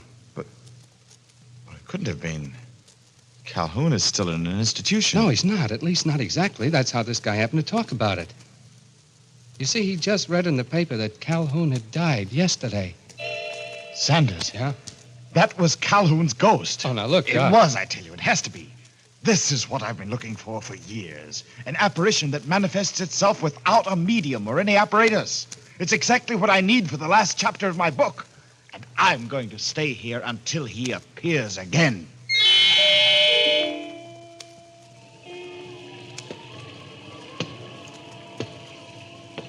Calhoun? Calhoun? Where are you? Why don't you come back? I'm waiting for you. Oh, it's no use. 2 days now and not a sign of him. Maybe Sanders was right. Maybe I did imagine the whole thing. Either that. Wait a minute. He didn't die here. He died at the asylum. He'd lived here all his life, committed 2 murders here. Perhaps the aura, the forces here, were strong enough to evoke him once, but not to bring him back again. His wife and the gardener, they did die here. If I could establish contact, I might be able to evoke them. Or else if someone else died here, someone I knew and someone that knew me. Calhoun! Is that right? Is that what I have to do? What? Who's there? Me, Doc. Sanders. Oh, just a second. Oh, what a night. It's blowing like all get out. What do you want, Sanders? Well, the missus thought she's getting a little worried about you. She thought you might be running low on food. Oh, no, I still have plenty. I haven't been eating much. Any luck? No, he hasn't materialized again, but I'm sure he will. I know he will. If someone else died here, someone you knew, and someone that knew you. Yes. What's the matter, Doc? Hey, why are you staring at me that way? Doc! I'm sorry, Sanders. Sanders, I was just thinking that if you stayed here with me, it might help. But I thought you said I was all wrong for this kind of stuff. You know I don't believe in ghosts, anything like that. I did say that, Sanders, but... this place is different. This is such a powerful, fertile field for psychic manifestations that I think if you did stay, we could cure your skepticism permanently. Yeah? How? Well, this is such a perfect night for an evocation. Listen. I don't hear anything. Just a storm. Listen hard. There it is again. It's down in the cellar. Where's that? It's back there. Where? Go ahead, run. You're quicker than I am, Sanders. Run, hurry! Okay, but I still don't hear anything.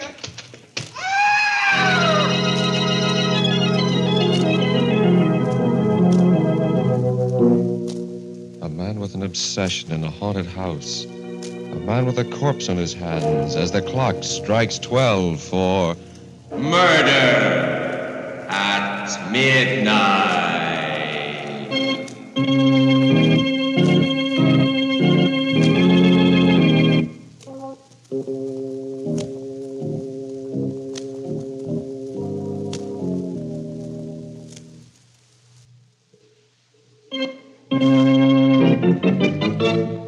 And now, to continue with our story.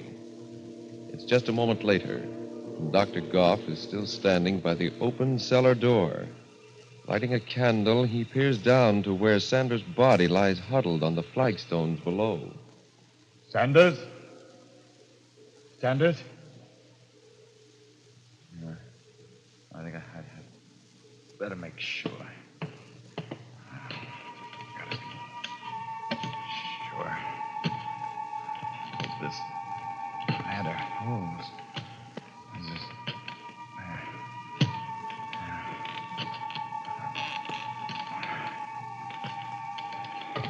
Huh. Well, now, let's see.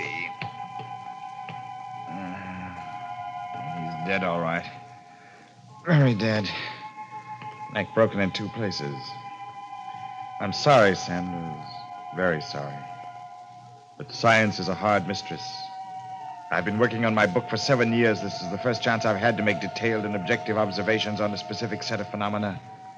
And when Calhoun didn't materialize again, I'm sure you understand. The only problem now is the police. They're apt to be very uncompromising about something like this. There were only some way I could... I know. The car. It's quite late and the storm blowing. There's not likely to be anyone around. Yeah. Oh, come on, Sanders. You and I are going to take a little trip.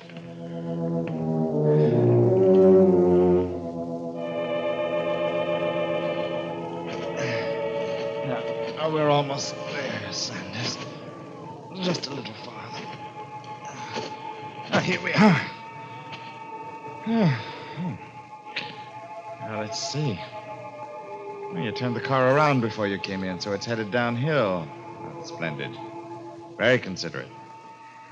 Now, open the door and put you in. Oh, up. Just make sure you don't fall sideways. That you stay behind the wheel. Yeah, that's it. Oh, is there anything else? Anything I've forgotten? I don't think so. Well, let's take the brake off. And shut the door. And wait. There's no telling how far she'll go, especially with the street so bumpy. I only hope that she'll go far enough to pick up plenty of speed, so that when she does...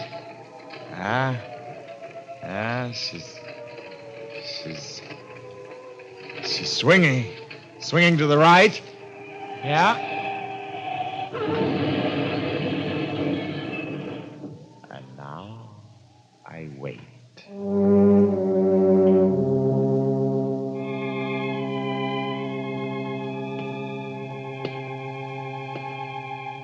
Sanders? Sanders! Where are you? It's been 4 or 5 days now. Why haven't you come back? Haven't you wanted to? Or haven't you been able to find a way? This is where you died, remember? Down here in the cellar. Are you down there? Sanders? Are you down there? No. Not down there. Not anywhere.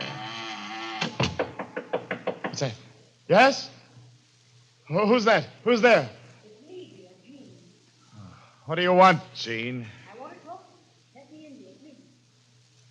Just a second.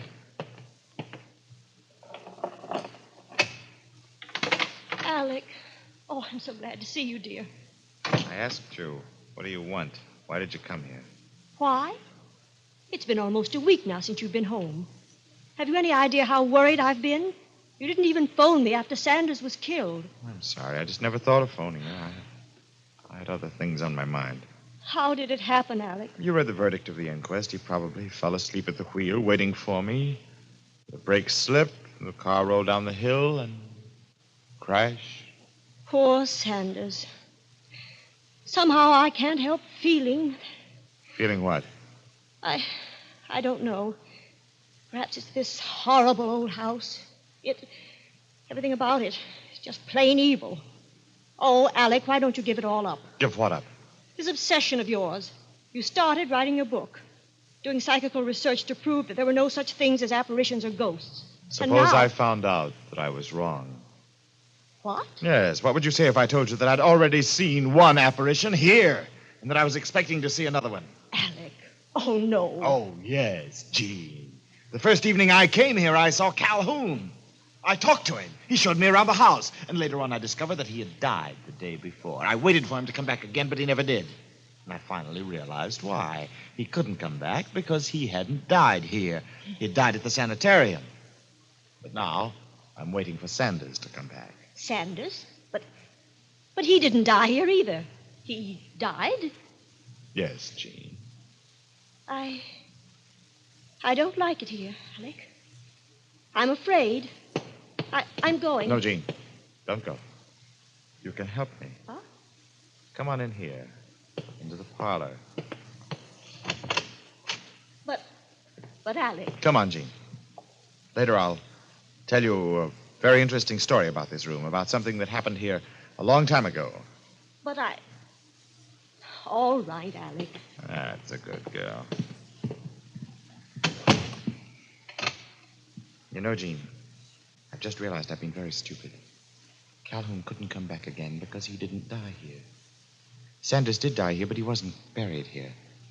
And now I'm beginning to think that a spirit can only materialize in the place where its body is. But what's that got to do with me? Dear, does anyone know that you came here tonight? Why, no, but... Good. What do you mean? And what are you doing with that cane? You remember I said I was going to tell you a story about something that had happened here in this room? Well, this cane played an important part in it. You see, it's not just an ordinary cane. This is a sword cane. It's what Calhoun used when he killed his wife, right where you're standing. Alec, you killed Sanders. Exactly. And now you're going to kill me. Yes, dear. I am going to kill you. And I'm going to bury you right here, down in the cellar where Calhoun buried his wife. Oh. Then at least you will be able to come back. No, don't try and run away. It won't do any good. You see, I locked the door. No. Keep away from me. I'm sorry. Keep away. My Help! dear. No!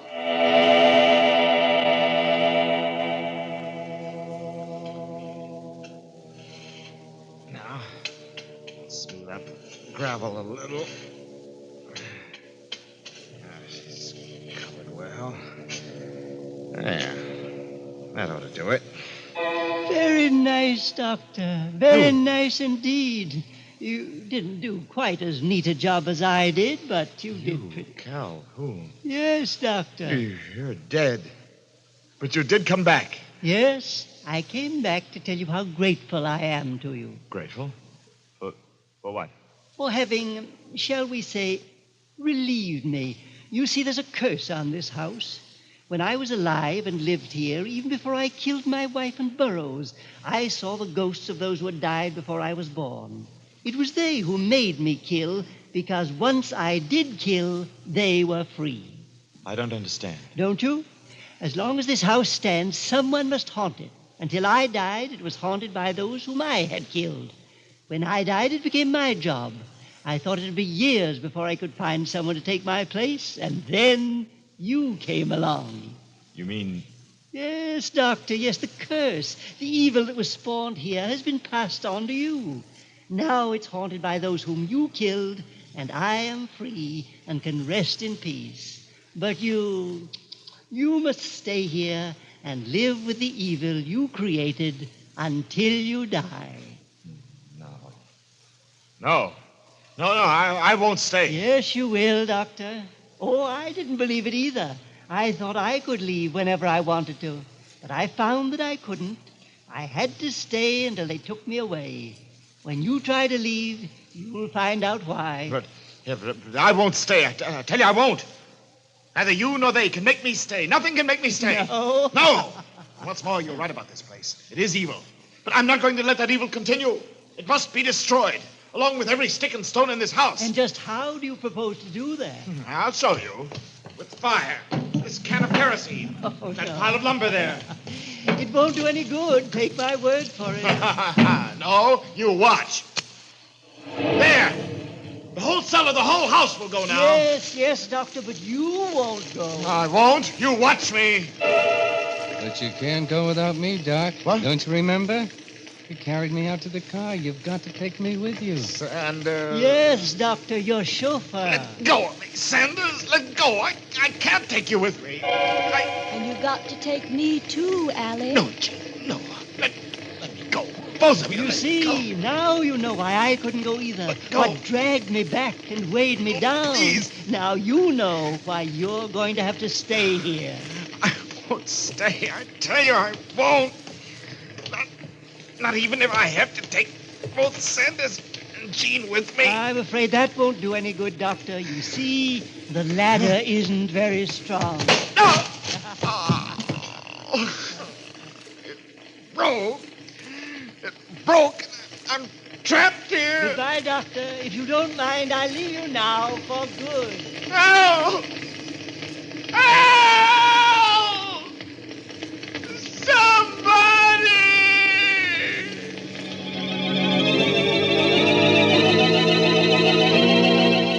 The flames roar higher and higher as Dr. Goff screams and staggers backward.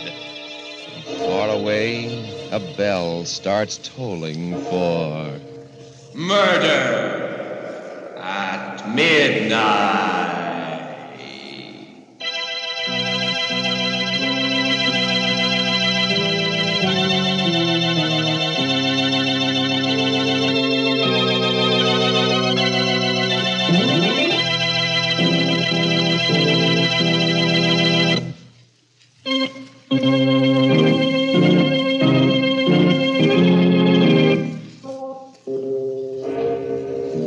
Remember to be with us again when death stretches out his bony hand and the clocks strike 12 for murder at midnight. The part of Dr. Goff was played by Barry Kroger. With music by Charles Paul, Murder at Midnight was directed by Anton M. Leader.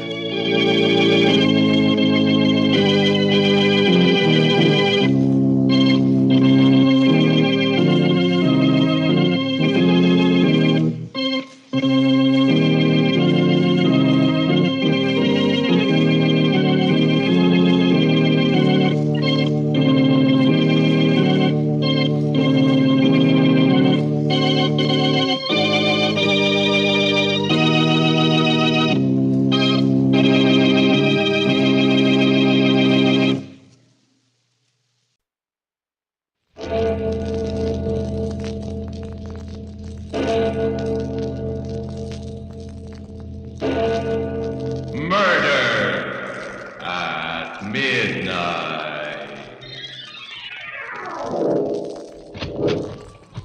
Which way did he go? That way, down through the garden. The storm. It's so dark you can't see.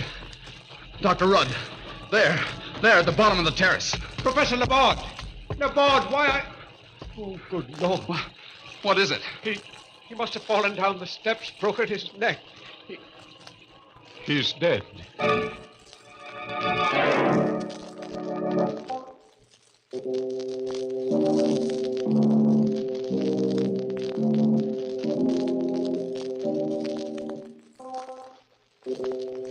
Midnight, the witching hour when the night is darkest, our fears the strongest, and our strength at its lowest ebb.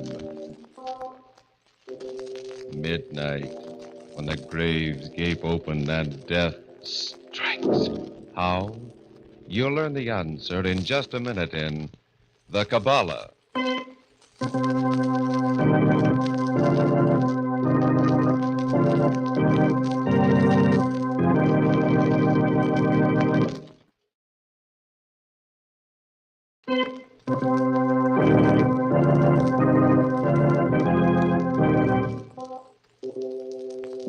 And now, Murder at Midnight, Tales of mystery and terror by radio's masters of the macabre. Our story by Robert Newman is The Kabbalah.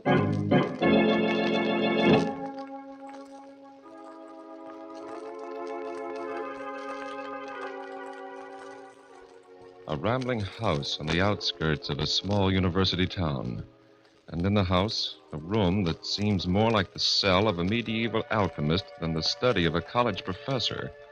Its walls lined with ancient volumes and astrolabes and other curious instruments. Bent over his desk, Dr. Rudd does not hear the knock on the door at first. But when it's repeated, he says, "Come in." Alan's going, Father. He wanted to say goodnight to you. Oh, yes, Alan. Good night. I was terribly sorry to hear about the decision of the Board of Trustees, sir. I mean, they're refusing to give you a grant to go on with your research. Oh, that. Well, it doesn't matter. I've about decided to give up the whole project anyway. Your book? Yes, Father, you're not serious. I thought you were almost finished with it. I am. All but the last chapter. I just can't seem to write that without additional research. And without the last chapter, why, the rest of the book is meaningless. Well, isn't there anyone you could talk to about it, sir? Anyone who could help you? I doubt it, Alan. I think I know as much about the occult as anyone in the world, except perhaps one man. Who was that, Father? The man I studied under at the University of Paris. And I haven't heard from him in over 10 years. I'm not even sure that he's still alive. Too bad this is the 20th century, not the 12th. How so, Dr. Rudd? Oh, it would have been very simple then.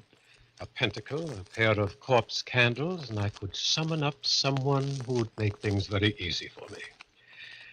Yes, right now I really believe I would sell my soul for the help I need. Father, you mustn't say things like that, even as a joke. Well, you're right, Barbara. And no one knows it better than I. Well, good night, Alan. See you in the morning. Right, Dr. Rudd. Good night.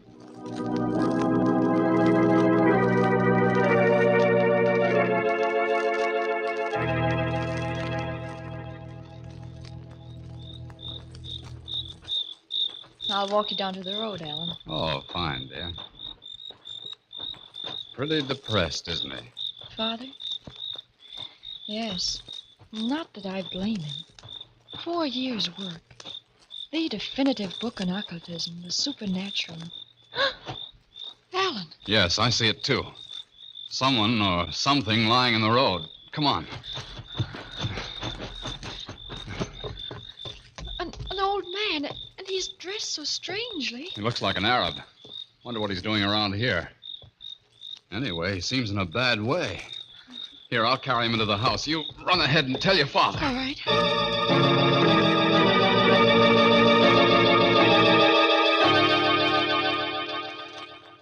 In here, Alan, in my study. All right. They put him on the couch. What's wrong with him? Well, it's hard to say, but I think it's just exhaustion. Oh, his pulse is very weak. Barbara, call Dr. Stevens. Of course, Father. He's opening his eyes. Where? What is this place? No, it's all right. You're among friends. We're sending for a doctor. A doctor? You're kind, but it's too late. Allah stretches his hand out for me. Nonsense. All you need is some food, rest. No, I'm dying. But if you are indeed friends, one last request. Will you grant it? If we possibly can. I am a Hajj, a Sufi. I come of a long, ancient line. Will you see that I get proper burial? Oh, yes, of course. I have no gold, money, but... He's fainting. Loosen his robe, Alan. Right. Say, he's got something hidden here. A parchment scroll. The Kabbalah. You've taken the Kabbalah. It's all right. No, you must not. It's accursed. Into the fire. Destroy it. If you use it... Father. Yes. Yes, he's dead. May his soul rest in peace.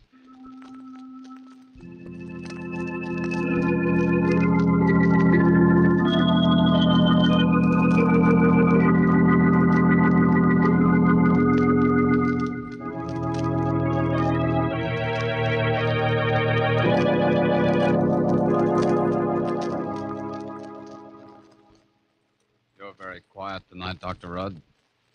Thinking about the funeral? Huh? Our Arab friend? Yes, Alan. Partly.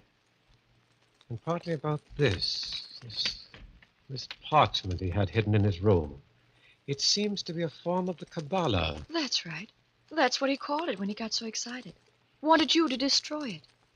But the Kabbalah is just the science of letters and numbers, isn't it? It's much more than that, Barbara. It's the science of the mystical attributes of letters and numbers, the basis for almost all occultism.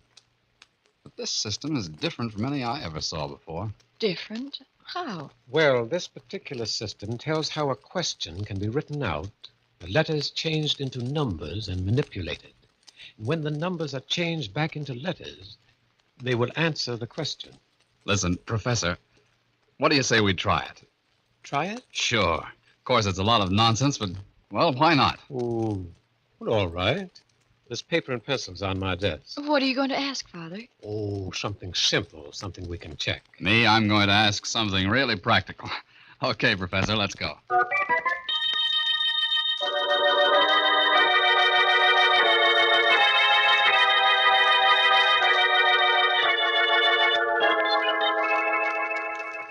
How are you coming, Father? Almost finished. Now, let's see. Zadek, Mem, Vav. Great Scott. What is it? Look at this. Here's my question. Will we have any visitors today? Uh-huh. And here's the answer. 2 visitors. Professor Laborde and someone else. Professor Laborde? Do you remember my telling you yesterday that there was one person in the world who could give me the help I needed to finish my book? Yes. That man was Professor Laborde. Father, you don't really believe it, do you? I don't know. Told you I haven't seen or heard from him in 10 years. But just the same... Dr. Rudd, look. Hmm? Look here, I got something, too. What is it, Alan? Well, here's my question. How can the professor get the money to continue with his research? Yes. Here's the answer. Call Mark Endicott. What? Of course. Why don't you, Father? He's always been interested in you and your work. Well, I just never thought of it. I'll go in and call him right away.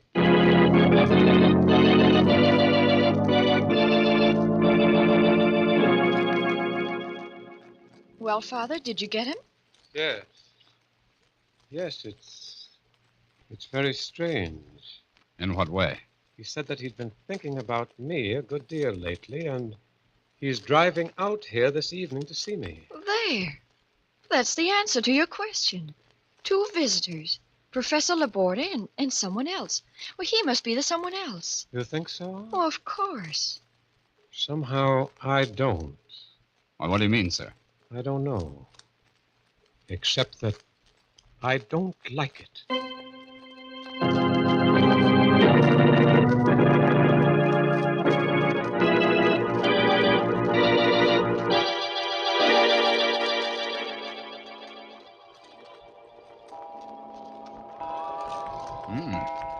It's beginning to look as if our Kabbalah's a washout after all. What makes you say that? Well, 11 o'clock and no sign of either Laborde or Endicott. I can't understand it. Endicott definitely said that he was driving out here and that he was leaving immediately. He probably changed his mind because of the storm. Well, it's still pretty bad out, isn't it? Yes, but it's not like him. You think he'd phone us and let us know? Oh, perhaps that's he now. Hello? Yes? This is Professor Rudd speaking. Who? Oh, yes. What? But that's impossible. I spoke to him only a few hours ago, and... Why, I can't believe it. You're sure? Oh, I see. Well, thank you. Thank you very much. Goodbye. Who was it, Father? That was Mark Endicott's attorney. His attorney? What did he want? Mark Endicott was killed at about 6 o'clock this afternoon. Killed? On his way here, an auto accident. His attorney called to tell me Endicott had left me a $5,000 bequest for research. What? Father, the Kabbalah. It said you were to call him for the money to continue your work. It didn't actually say he was coming out here. No. Wait a minute. You mean you really think I that... don't know, Alan. But I do know that if I hadn't called him, he wouldn't have started driving here in the storm. He wouldn't have had the accident and been killed. And I probably wouldn't have gotten the money.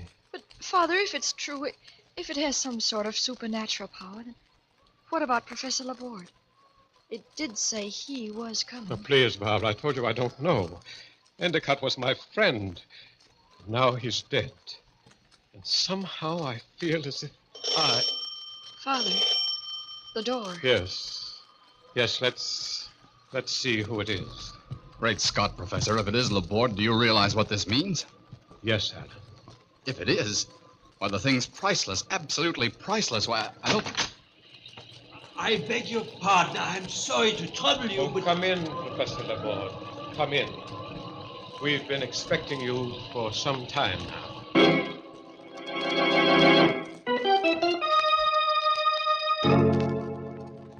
An ancient manuscript which can foretell the future. A dead man and a visitor from the dead. As the clock strikes 12 for murder at midnight.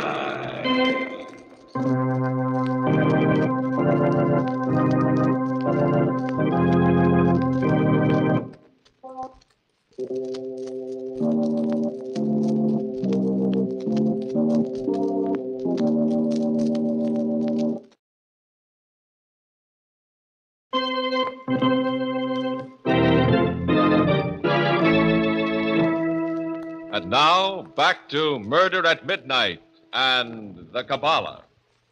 It's just a moment or two later, and Professor Laborde is being shown into Dr. Rudd's study. In here, Professor Laborde. Barbara, will you take the professor's things? Of course, Father. Thank you, my dear. You're very kind. But there's something I do not understand, Dr. Rudd. When you opened the door, you said you had been expecting me. Since early this afternoon. But that is impossible. Completely impossible. I'm here entirely by accident. I had no idea you lived here or anywhere near here. I lost my way in the storm, knocked at your particular door by chance to ask for directions. Nevertheless, we've been expecting you. But excuse me, how could you have been? Alan. Yes, sir? Show Professor Laborde the Kabbalah, will you, please? Right, Professor. Here you are, sir. Kabbalah? Look at it, Professor. Tell me what you think of it. Uh-huh. Interesting. Very interesting. Of course, I cannot be sure without examining it thoroughly. But it appears to be even older than the Black Grimoire. And its form resembles that of the Key of Solomon. Professor Laborde, it's my belief that it is the Key of Solomon. What? But it can't be.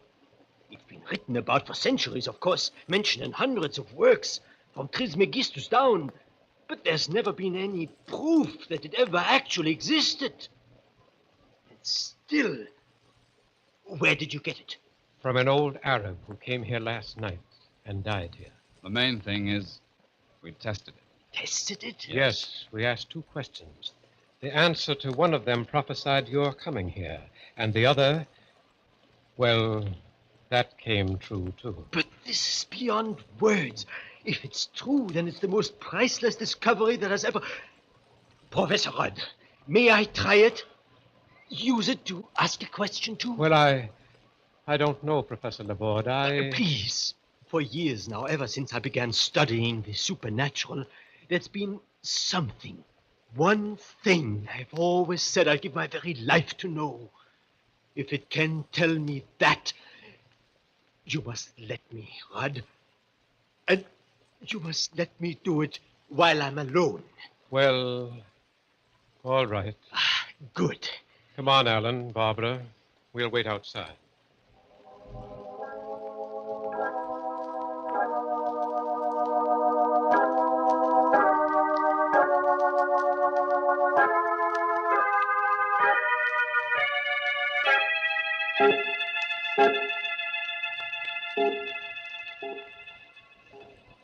What time is it now, Professor?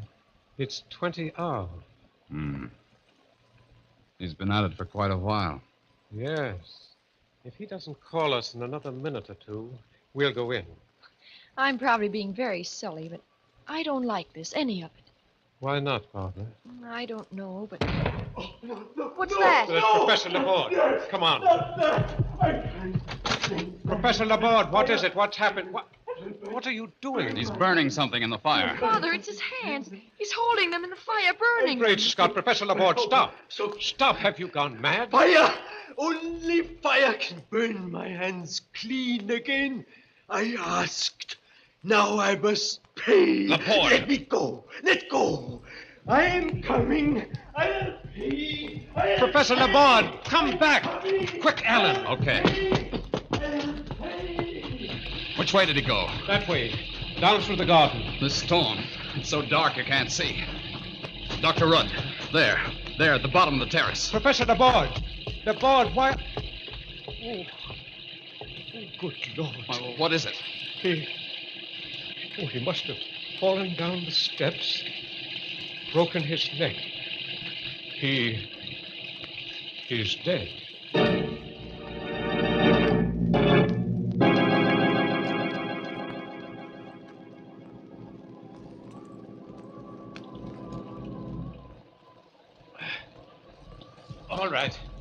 All right now, Alan. Put him down. Now, gently. Yes, sir. Father, are you sure that... Yes, Barbara, I'm sure. He's dead. What made him do it? Go running out there that way? It must have been something to do with the Kabbalah. He was going to ask it a question. Yes, Alan, it has something to do with the Kabbalah. And standing there with his hands in the fire, as if he were trying to burn them clean. Father, what was the question he asked? What answer did he get? I think perhaps I can guess. The old Arab, he warned us, remember? He said it was accursed, evil, that if we used it... Wait a minute, Dr. Rudd. Laborde said he'd give his life to know the answer to that question, and now he's dead. Yes, Alan, that's what was in my mind, too. That and one more thing. Do you remember what I said just before you found the old Arab in the garden? That I'd make a pact with the devil, sell my very soul for the help I needed to finish my book? No, Father, you're not serious. You don't mean you really believe I've lived too long, my dear, seen too many strange things to disbelieve anything. If the Kabbalah is everything we think it is, if it is the key to the future, to all knowledge, if it can answer any question we put to it, then there are only two sources from which it can draw its power. One good and one evil. And you think... If God had wished us to be able to foresee the future, we should be able to foresee it. On the other hand, if it's evil, well, there's usually a penalty involved. Laborde. He said something about paying, too. Who must be paid, and how? There's only one way to find out, through the Kabbalah itself. Give it to me, Alan. No, please, no. I'm sorry, Barbara, I must. There's no need for you to stay here, or Alan. No, Father. We'll stay, both of us. Very well. Then, here goes.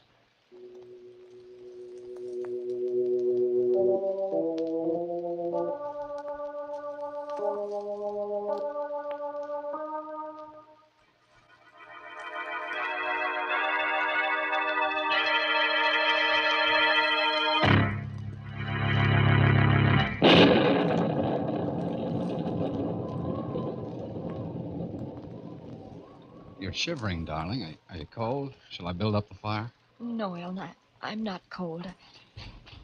What was that? It sounded like the outside door opening. Maybe Father, what is it? Are you finished? Yes. Yes, I'm finished. And what? Look. Here's the question. Who must be paid, and how? And here's the answer.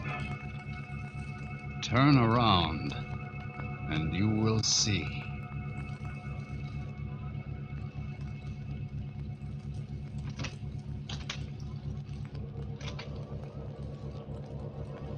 Father, the door behind us, it just opened. Yes. I don't dare turn around. You needn't. Right in front of you, there on the wall. Look.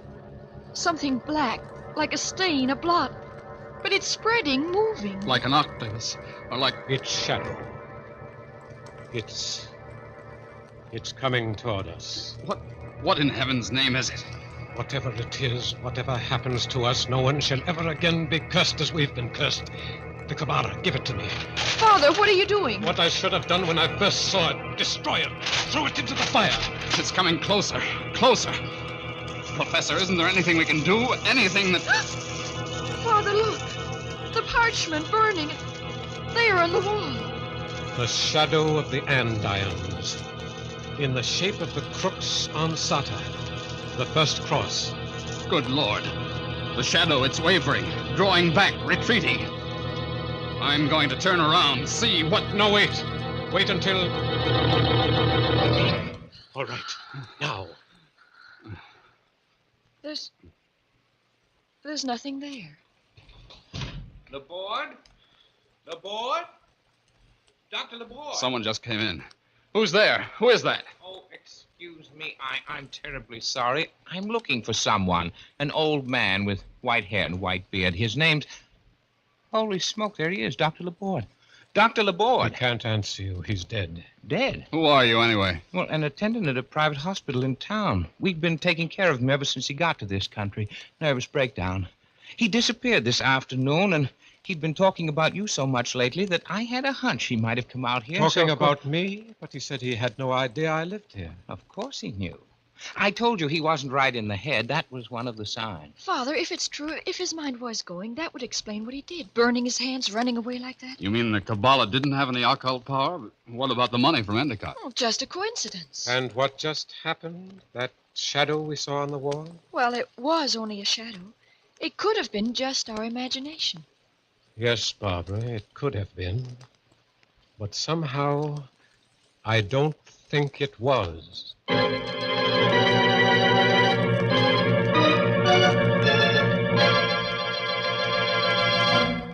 An old professor stands next to the body of his friend, staring at the fireplace where the secret of the ages has gone up in smoke as the clock strikes 12 for murder at midnight.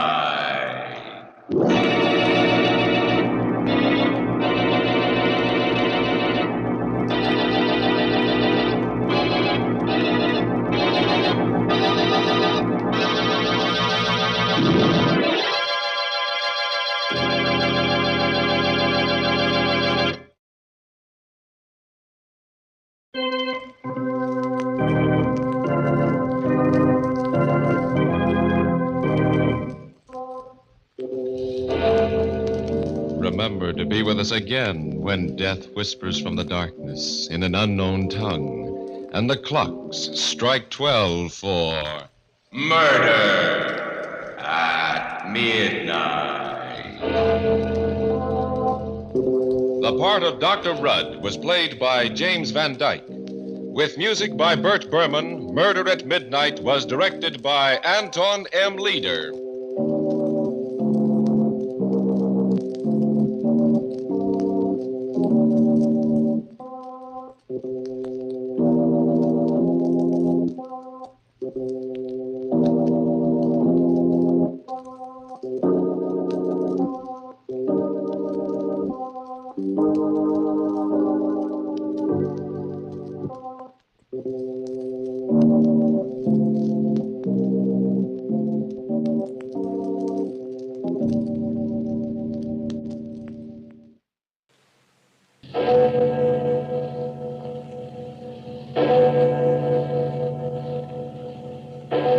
Murder at midnight.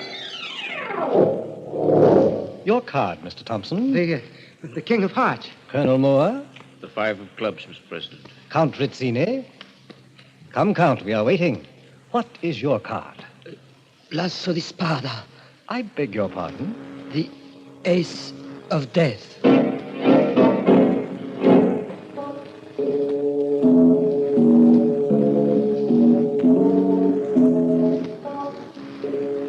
Midnight, the witching hour when the night is darkest, our fears the strongest, and our strength at its lowest ebb. Midnight, when the graves gape open and death strikes. How? You'll learn the answer in just a minute in The Ace of Death.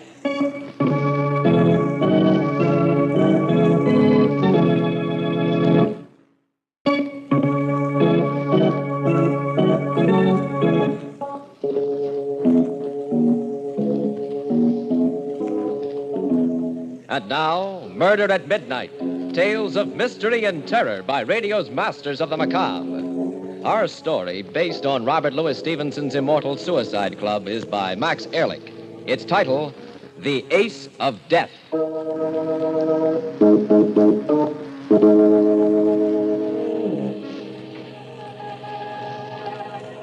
I stood there on the bridge and stared down into the swirling fog.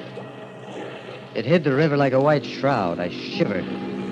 It'd be cold down there, freezing cold. I would go down, down, deep into the black, watery depths, my ears bursting and my lungs fighting for breath. And then, finally, there would be silence. Silence. And eternal peace. Somewhere, a clock began to chime 11. The last hour. The last hour of a man's life. My life. I, John Evans, ill and broke without family or friends, sick and weary of the constant struggle among earthbound mortals, looked forward to my new future. Death. I put one foot over the bridge rail. My heart pounded. My head throbbed. And then someone came out of the mist and seized me from behind. No, you fool. Don't do it. Not this way. No. Let me go. Let me go while I still got the you courage. hear what I've got to say? Why did you stop me? Why? I wanted to die. I wanted to. I sympathize with you, young man. You see, I, too, am tired of life and seek death. You? You want to die? Yes, but not by drowning. No, my boy. I've made other arrangements. The river is not only a dull way to die, it's positively sordid. The very idea makes me shudder with distaste. Wait, I don't understand. It's very simple, young man. Now, most of us are too commonplace about the hereafter. We enter it with morbid fear and without imagination. Actually, death can be glorious. Glorious? Yes, a great new change from our ordinary lifetime routine. A journey into an uncharted world. A man should meet death on the wings of adventure. It should be an exciting and delightful experience. Death? Exciting and delightful? Why not? I've already arranged my decease along these lines. And since you and I have an interest in common, why not join me? Huh? We'll seek death's private door together. Come, young man. Come along with me. Where? To my club. I'll be glad to recommend you for membership. Your club? Yes. It caters to a clientele of gentlemen like ourselves. We call it the Hereafter Club. The whole thing was mad, insane. And yet it was intriguing, too. I looked hard at the elderly gentleman who'd come out of the fog to pull me from the brink of death, only to offer me a pleasanter and more delightful variety later. He repeated his invitation to join him, and I could see that he was perfectly sincere. I decided to go with him, even though I secretly considered him some kind of a madman. After all, what could I lose now? We took a cab and stopped at a grim-looking building in the silk stocking district on the east side. My elderly friend, whom I now knew as Frederick Whitney, took me into a luxurious reception room and asked me to wait there until he saw the president of the club. Finally, the president himself came out to greet me. He was a man of about 50 with a bald spot on his head, piercing gray eyes and a thin mouth. He smiled and extended his hand to me. Welcome to the Hereafter Club, Mr. Evans.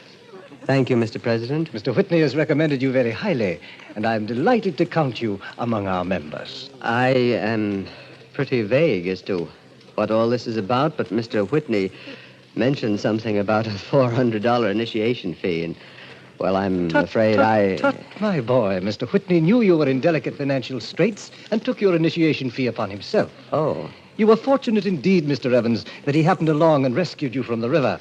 Such a morbid way of entering the hereafter would have been tragic indeed. Isn't death in any form tragic? By no means, Mr. Evans. Death can be a triumph, a fine, heady wine, when so designed by a connoisseur. Come, Mr. Evans, follow me. You are about to embark on an exciting and unforgettable experience. Like a man in a dream, I followed the president into a large room. There was a green baize table in the center of it, and several men in evening dress lounged around the room, drinking champagne. They seemed nervous and distraught. And when they laughed, it was high-pitched and too loud. They seemed to be waiting for something to happen, some event to begin. As the president and I stood at the door, he turned to me and smiled. These men, Mr. Evans, are charter members of the Hereafter Club. They come from all walks of life, but they have one common desire, death. I see. And what happens now? Our procedure is very simple. We all play a game of cards. A game of cards? A simple but fascinating game of cards. That is, these gentlemen play. As president of the Hereafter Club, I am the dealer. And what is the game? Each man draws a card and turns it face up. The man who is fortunate enough to draw the ace of spades dies. For this is the card of death. And how does he die? By the hand of the man who draws the ace of clubs. Oh, I see. The ace of clubs eliminates the ace of spades. Precisely. How many of these games do you play a night? Just one. But as you can see, Mr. Evans, during its course, a man can live a lifetime of adventure. For this makes of death an exciting game of chance, a game to whip the blood and make the pulses race. You see, one never knows whether he will draw the fatal ace of spades tonight, or whether he will survive for weeks or even months. A question, Mr. President. Yes? How much of this can a man stand? I can only answer in this way, Mr. Evans. Our members always come back to the Hereafter Club night after night until they draw the ace of spades. Once a devotee of the game, it's impossible to resist. Now, but come, we're ready to begin. In a kind of hypnotic trance, I followed the president into the room. But when the members saw him, their conversation stopped suddenly. They put down their champagne glasses, straightened. Their faces grew pale and tense, their eyes brilliant with a mixture of fear and anticipation. The president took a fresh pack of cards from his pocket, and like a magnet attracting iron filings, the men drew close to the baize-covered table. I found myself standing next to Frederick Whitney as the president spoke. Gentlemen of the Hereafter Club, the game is about to begin. Someone here tonight will draw the ace of spades. Whoever he is, let me assure him that we will arrange his death so that it will appear to be an accident with no breath of scandal and with no unnecessary anguish to his family. We all know that life is only a stage to play the fool upon, as long as the part amuses us. Now we have wearied of our daily performance and have chosen a civilized and exciting way to quit that stage. Gentlemen, the deal. It was a fantastic, weird, monstrous experience. The green baize table, the president puffing on his cigar and dealing a card to each man face down, each man his face like a graven image, turning his card up. I could feel the sweat pouring down my forehead. My heart pounded like a hammer, and next to me, Frederick Whitney stood rigid, his eyes shining as the president's voice droned on. Mr. Thompson, your card. They're here. The three of diamonds. Colonel Moore. The six of hearts. Mr. Denizen. It's the jack of spades. Count Rizzini. The eight of clubs. Mr. Evans, our new member. The Queen of Hearts. Mr. Whitney. Mr. Whitney, what is your card? The ace of clubs. Well, Mr. Whitney, congratulations. You shall be the official agent for tonight. Now let us see whom you will guide into the hereafter. Frederick Whitney left the game and went directly into the president's private office. There was only one card to be drawn now, the ace of death. The tension was almost unbearable. I felt like running away from that table, screaming at the top of my voice, but I didn't. I only stood there, riveted, staring at those cards, listening to the president's hypnotic voice. Mr. Benedict. Trey of spades. Mr. Wallace. 9 of diamonds. Mr. Thompson. The king of hearts. Colonel Moore. Your card. The 5 of clubs. Count Rizzini. Count Rizzini, we are waiting. What is your card? L'asso di spada. I beg your pardon? The ace of death. I stumbled from that horrible place into the cold night air. I went directly to my room, shaken to the core at what I had seen. In the cold, gray light of the morning, it took on the aspect of a bad dream, a macabre nightmare. I resolved to shrug it off, forget the whole thing. But when I bought a newspaper, the headline struck me like the blow of a hammer. Quickly, my heart beating wildly, I read the lead paragraph. Count Pietro Rizzini, prominent Italian nobleman, was hit and instantly killed at midnight when he stepped off the curb into the path of a speeding taxicab. The Count, who had recently lost his fortune, was with a friend, Mr. Frederick Whitney, when the unfortunate accident occurred. And so, in the darkness of the night, a man who has played a grim game and lost goes to his death as the clock strikes 12 for Murder at midnight.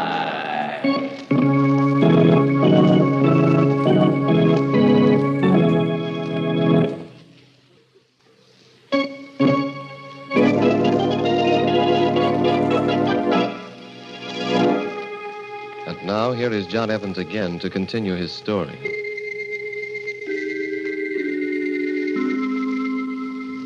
Yes, the Hereafter Club was really a murder club.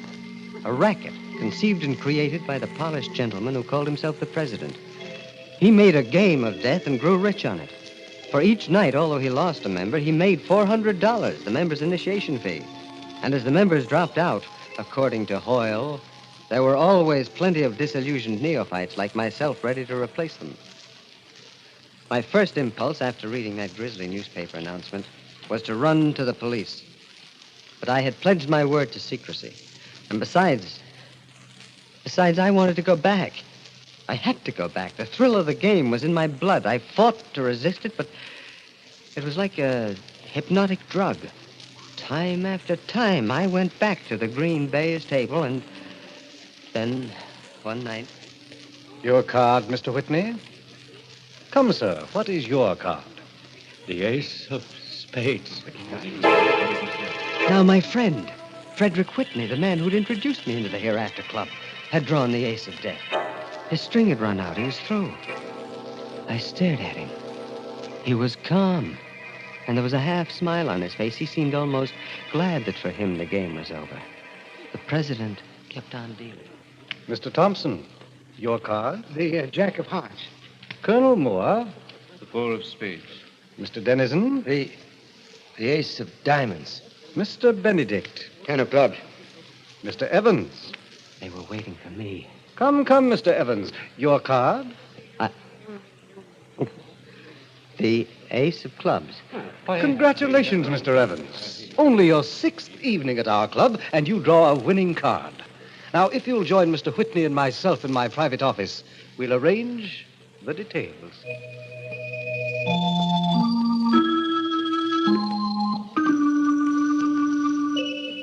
The instructions were simple. I was to drive Mr. Whitney into the garage of his home, leave him in the car with the motor running. That was all. And so without a word, I got behind the wheel and drove my elderly benefactor to the appointed place. We looked at each other there in the garage, and then he said... John, if anyone had to draw the ace of clubs, I'm glad it was you. No, Mr. Whitney, look here. I don't want to kill you. You know I don't. Let's end this farce. Let's go to the police and end this monstrous thing. No, John. You forget I'm a murderer. I have already killed. I'd rather die by carbon monoxide gas in this comparatively painless way than in the electric chair. But the police will never know that you were responsible for Rizzini's death. If we expose the Hereafter Club, the president would be sure to tell him. There must be a way, somehow. No, my boy. I have chosen death. My time has come. In a way, I'm glad. Everything is resolved. There is no more waiting. Waiting for the fatal card. No, it's over now. Go, my boy. Leave the garage. Slam the door. No, Mr. Whitney. For God's sake, turn off the motor before... Go, John, before it's too late. Hurry. Don't worry about me. I have sought death for weeks. Now I welcome it. Meet it gladly. I staggered to the garage door, went out, and slammed it shut. I heard the motor still going. 5 minutes. 10 minutes. I knew that it was the end now for Frederick Whitney. I looked at my luminescent watch. It was just midnight.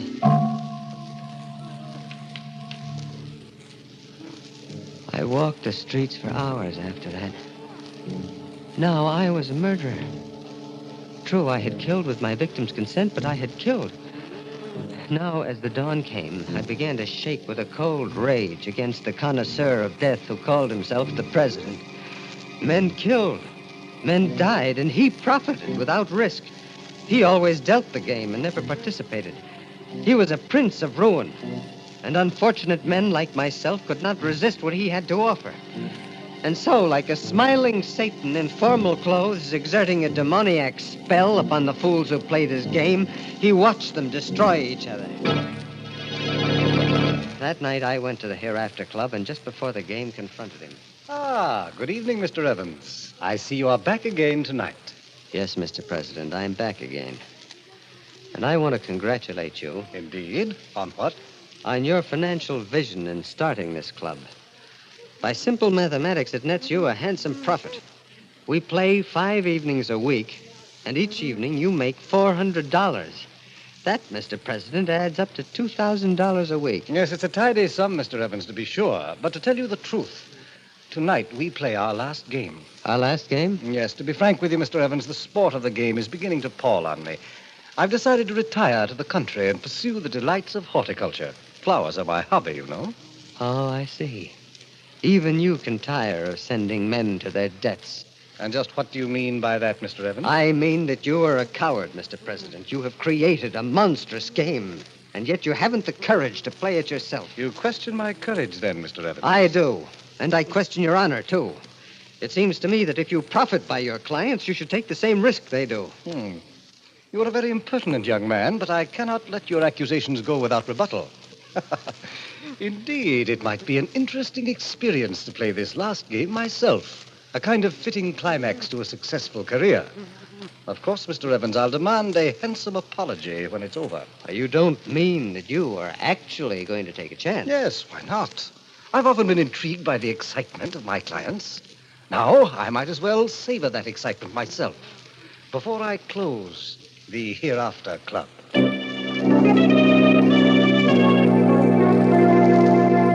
The news that the president was going to play created a sensation among the members. He dealt a round, and then another. And the third time around, for the second night in a row, I drew the murder card, the ace of clubs. The president smiled his congratulations at what he called my phenomenal luck and continued. Mr. Thompson, your card. The 2 of spades. Colonel Moore. The king of hearts. Mr. Dennison. The 7 of clubs. Mr. Benedict. Queen of diamonds. And now, gentlemen, I'll turn over my own card. Congratulations, Mr. President. You have drawn the ace of spades. The president's face was immobile. Not an eyelash flickered. We went into his private office, and his words were calm as he explained the evening's arrangements. I had drawn the murder card, and he had drawn the death card. Yet, judging by his unworried attitude and serene bearing, it might have been the other way around. I couldn't help a flicker of admiration for him. As for me, I was eager to do my part. to kill this man who had been caught at the last moment in his own net. He had sent many a man to his death, and now he had to meet it himself. There is a railroad bridge on the outskirts of town, Mr. Evans. It has a low railing, and below it an express train passes, exactly at midnight. You will push me over that rail into the path of the locomotive. And now, if you're ready, let us go. We didn't speak on the trip out to the bridge. It was a cold night. We stood there, shivering and waiting. Finally, in the distance,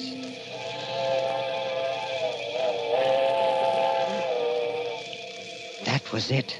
The midnight train. I could see its bright headlight flickering as it approached. Then the president spoke. Mr. Evans, of course we are not going through with this. Of course we are, Mr. President. Look here, my dear boy. As you know, the Hereafter Club is disbanded. Unlike my clients, I have no desire to die. There's no point in doing so. Well, you are going to die, Mr. President, just as you have sent others. I'll see to it myself. Be reasonable, Mr. Evans. I have everything to live for, and so can you have. Now then, I'm a very wealthy man, and I'm quite sure you could use, say, $10,000. Get close to that rail, Mr. President. I suggest you listen to reason, Mr. Evans. The others died without a whimper. You sent them into the hereafter, and now you're going yourself as you deserve. You're a very stubborn young man, Mr. Evans. No, drop that gun. Don't. Try to kill me, will you? Well, you got me in the arm, that's all, and now you're going over that rail. Don't! I'll give you anything! Anything! Over you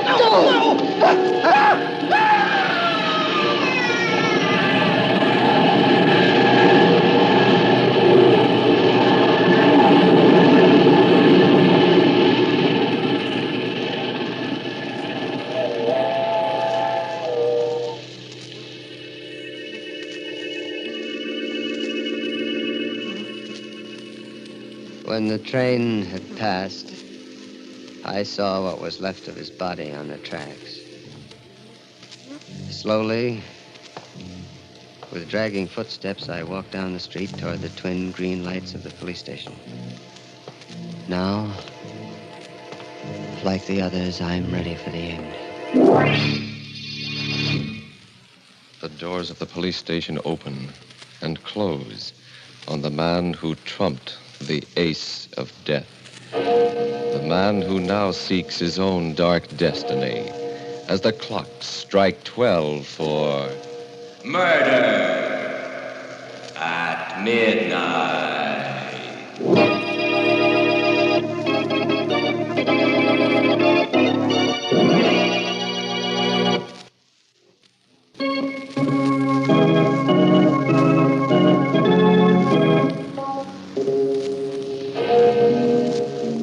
Remember to be with us again when death deals his final hand and the clocks strike 12 for murder at midnight. The part of John Evans was played by Carl Swenson. The president of the Hereafter Club was John Griggs. With music by Bert Berman, Murder at Midnight was directed by Anton M. Leader.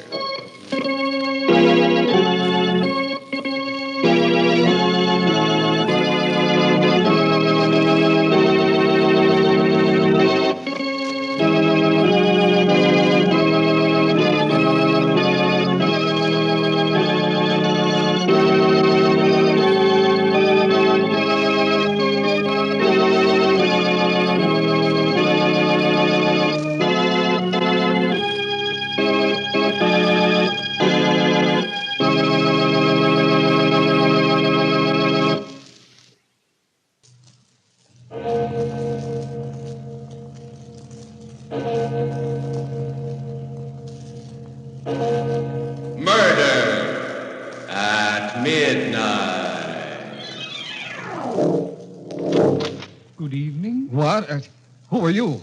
I beg your pardon? I said, who are you? What are you doing here? My name is Gabriel. I am butler to the Holloways. Gabriel? But you can't be. Well, you're dead.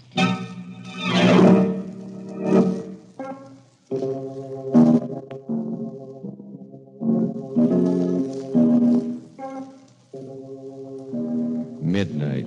The witching hour when the night is darkest, our fears the strongest, and our strength at its lowest ebb.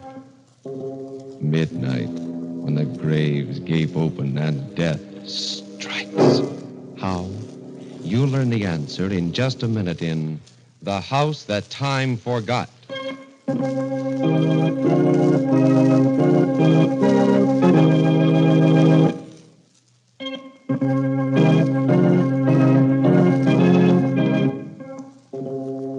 And now, Murder at Midnight.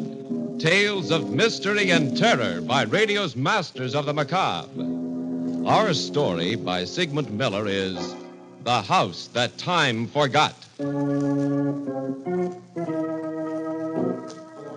Early evening on a desolate part of the Virginia coast.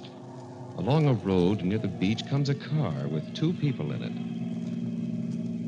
I guess we've done enough looking for today, Eva. Oh, it's really beautiful country around here, dear. Wild and lovely. Mm-hmm. Darling, if we can't find a house, perhaps we should buy some land and build. Well, we'd better start back to town. It's getting dark, and I think we're in for a storm. Oh, look, Fred. Hmm? Look at that house we're coming to. Right. Oh, now, isn't it a beauty? Oh, yeah. Mm-hmm. Nobody that owns that one would want to sell it. Drive slowly, dear. I'd like to take a good look at it. All right. There's a for sale sign. Yeah? This house for sale. See Mr. Cecil Smith, Westfield, Virginia. Oh, that's interesting. Well, let's drive in, dear, into the grounds. We can come back tomorrow, Eva. It's really starting to blow up. But it'll only take a minute. I've just got to have a close look. All right, but we're going to get caught in the rain. I'll back in to save time. We'll watch the fenders on that side. All right, dear, I'll watch. Come ahead. Am I clear? Okay, you're all right. Fine. Ah, there's a light in one of the gable windows. Oh, I guess somebody's home. It's beautiful, Fred. Simply magnificent. Yeah, the grounds look a little neglected, though. Grounds, who cares about that? Go ahead and knock. Okay. I wish they'd hurry. We're going to get caught in a storm. Oh, don't worry about it. They don't seem to answer, do they? Try knocking again. That's odd. Must be somebody home. We saw a light in the window. Maybe they can't hear us. Let's try calling them. Oh. Hello there. Hello? That's very strange. Yeah, Hey, What? I hear something. Listen. It's a clock striking. Now, let's try the door. It's not locked. What do you think? Let's go in.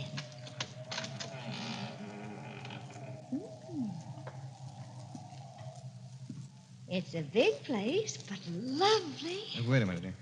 Anybody home? Well, if there is, they can't hear us or don't want to. Come on, dear. We'll come back tomorrow. Place needs fixing up, but it's worth the fixing. Shall we take it? Well, I don't know. We'll talk to the agent in Westfield, and then, well, we'll see.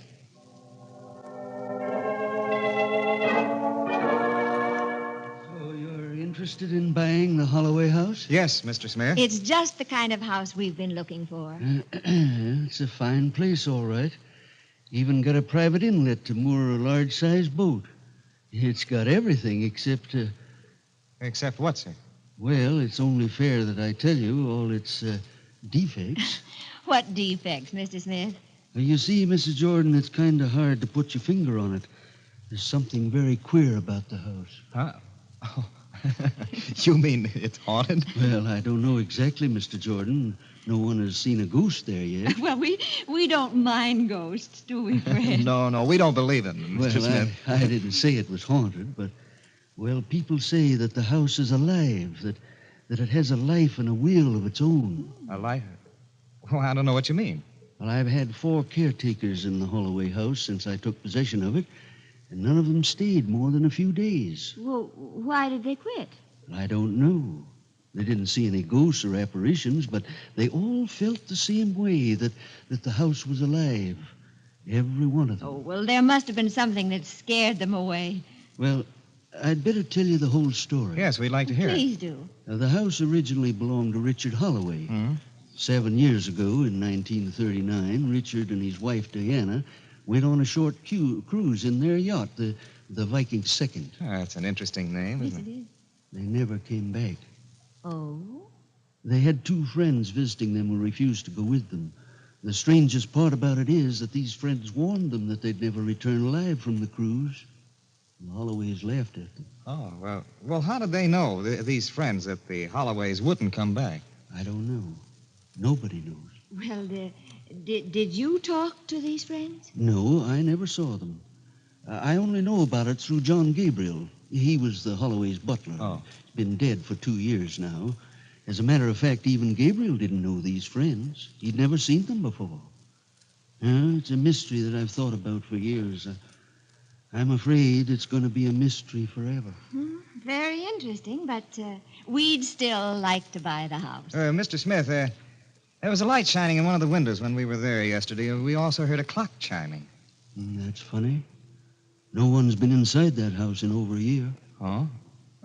Eva, perhaps we ought to think this over. Oh, nonsense, darling. You're not going to let some old wives' tale bother you, are you? No.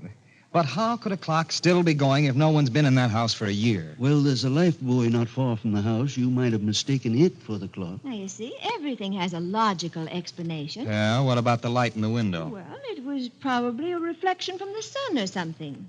We'd like to take the house, Mr. Smith. Well, if you wanted, I'd be glad to sell it to you. I just thought it fair to tell you all about it, so if anything happens, you can't blame me.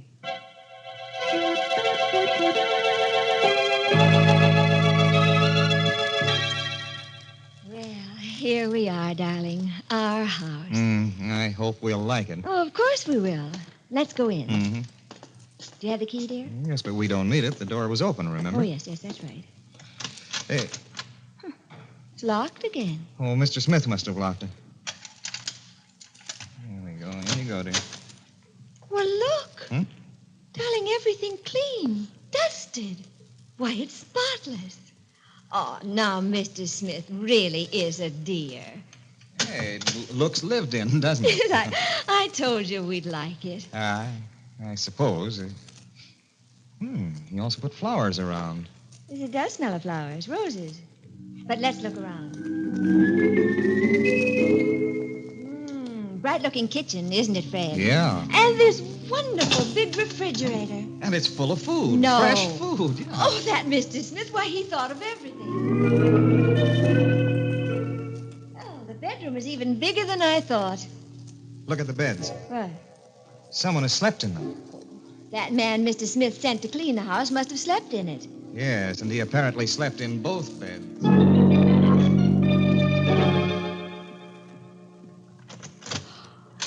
This library. Darling, look at that paneling. Yeah, it's a very lovely room. Everything is charming. But what? Look at the fireplace. Well, what's wrong with the fireplace? There's just some half-burnt logs in it. Yes, just some half-burnt logs, still smoldering. Well, it was the cleaning man. I don't think there was a cleaning man. Now, don't be absurd, Fred. The clock we heard the first time we were here. Eva, I just can't shake off the feeling that someone is still living here. You're being ridiculous. Well, maybe I am, but I feel like an intruder. Oh, darling, it's that story Mr. Smith told us about the Holloways and their mysterious friends. It's got you all keyed up. Yeah, well, I'm going to call Mr. Smith and find out about that cleaning man you think he sent here. Operator. Oh, operator, give me Westfield 403. You're really being a fusspot, Fred. Yeah, we'll see. Hello, Mr. Smith? Yes? This is Fred Jordan. Oh, hello, Mr. Jordan. How's everything up at Holloway? Oh, everything seems fine. Thanks for having the house cleaned up. Cleaned up? I don't understand you. Didn't you send a cleaning man to straighten up the house? No, Mr. Jordan. The house was sold as is. I never sent anyone over. Might interest you to know we found the house in a spotless condition, cleaned and ready for occupancy. Oh. Thank you, Mr. Smith. I'll be in touch with you later.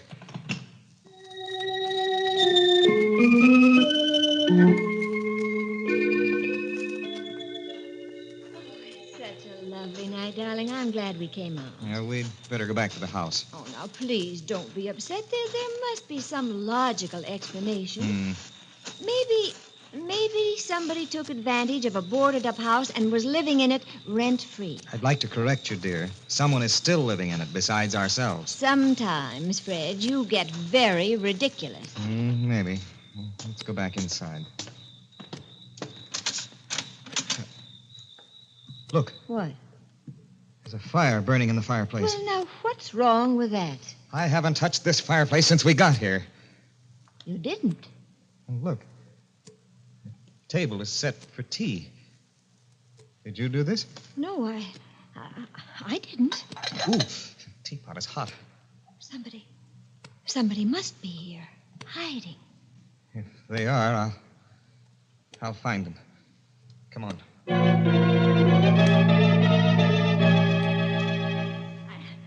I don't understand it. I just... Cellar to attic, and there's no one here. But it's incredible. Someone is living here, and we can't see them. Darling, it doesn't make sense. There's somebody here right now. Right in this room. It sounds crazy, but I know it. Fred. What? The clock. What about it? It just struck midnight, and it's only 10 o'clock. A house that is deserted, except for invisible tenants, and a clock that is running backwards. Has it just struck 12 for... Murder at midnight.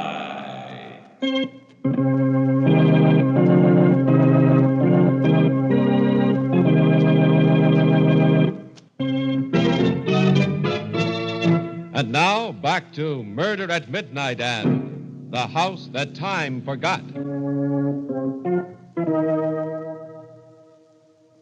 Fred. Fred, wake up. Get up. Huh?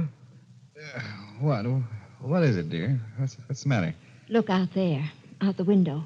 Why? Get up and take a look.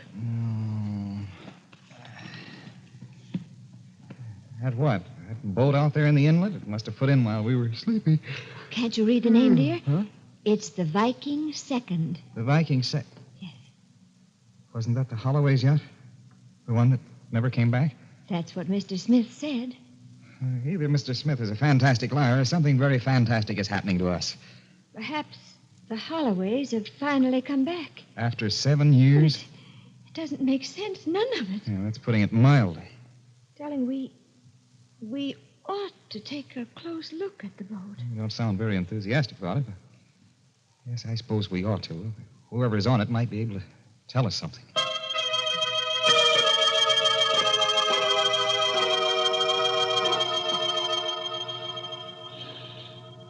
Well, the gangplank is down. Somebody must have come off the boat. They couldn't have, dear. At least they didn't come up to the house. Well, let's go up and see. All right.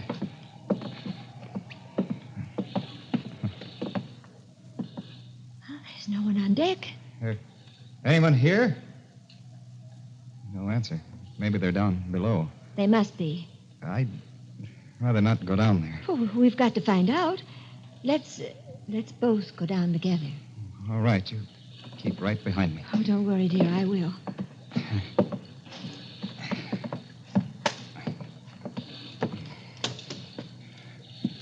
Here's the stateroom. Oh, there's nobody here either. Anybody here? No one. At least... Yeah, but the beds are still warm. Somebody just left the stateroom a little while ago. It seems so. Let's get out of here, Eva. I've got a peculiar feeling down my spine. It is chilly. We'd better go back to the house.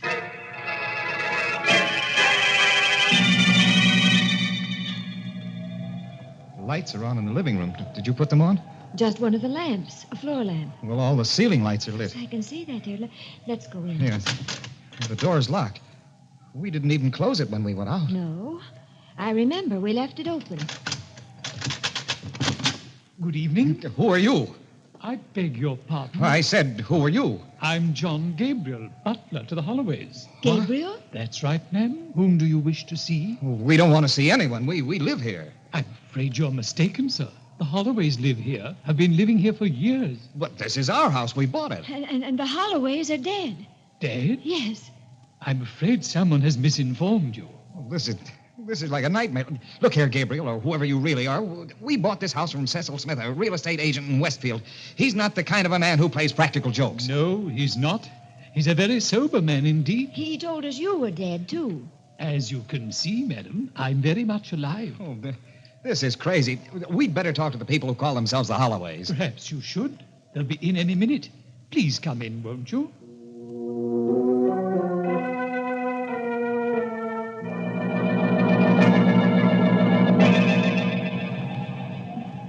Will you excuse me if I close the windows? We're going to have a storm. Perfectly all right. Would you care for some tea? Look here, Gabriel. We've been waiting an hour for Mr. Holloway and his wife. They haven't shown up, and I don't think they will. Now, just what is your game? Would you care for some tea, Mrs. Jordan? No, thank you. Did you hear what I said? Yes, sir, I did. As soon as Mr. and Mrs. Holloway arrive, I'm sure you'll be convinced of your error. They should be here any minute since they plan to leave tonight on a cruise. Oh, this is mad. Fantastic. They've come. Just missed the storm, Gabriel. Oh, hello. I don't believe I know you. This is Mr. and Mrs. Jordan, Mr. and Mrs. Holloway. Oh, I'm glad to meet you, Mrs. Jordan. Mr. Jordan. Well, thank you. Are you Richard Holloway? Yes. I can't believe it. It's all terribly confusing, Mr. Holloway. These people claim that this is their house. What? That they bought it from Cecil Smith. They also claim that you, Mrs. Holloway, and myself are dead. Somebody's playing some kind of a joke on them. Well, I'd say it was a very unpleasant joke, Dick.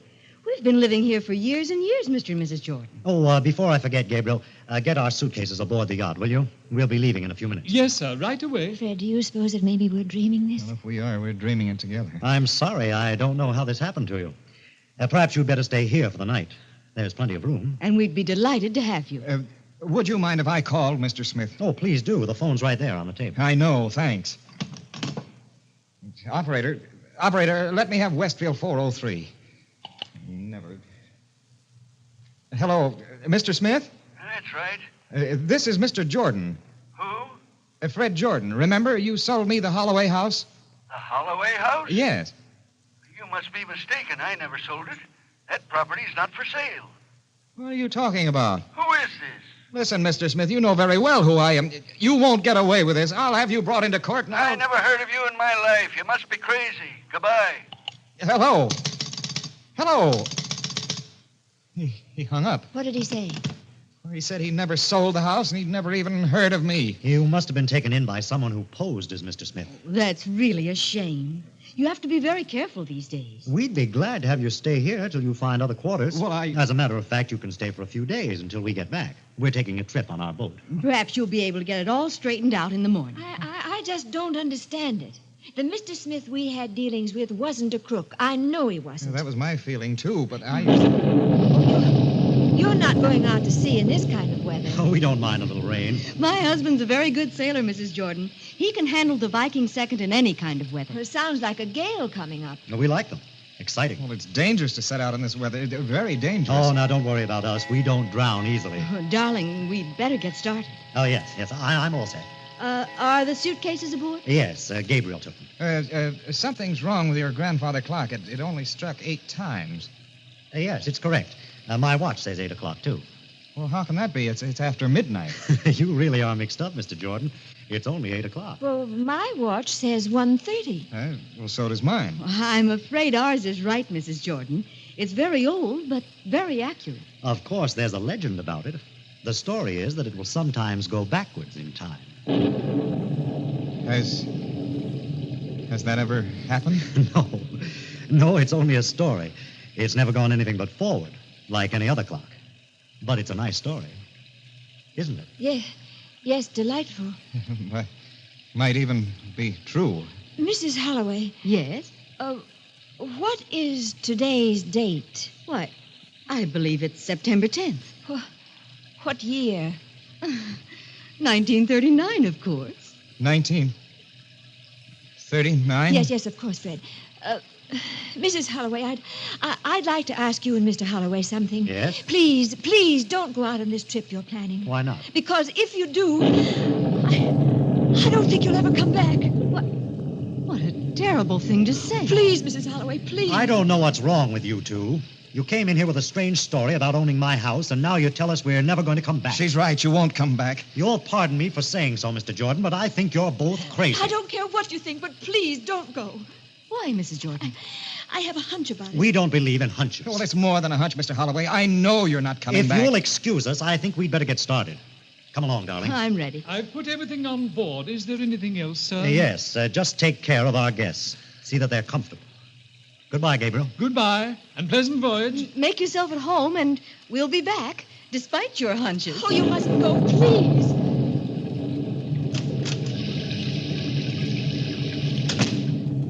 Oh, they've gone. If you wish, you can occupy the master bedroom. I'll go up and make it ready for you.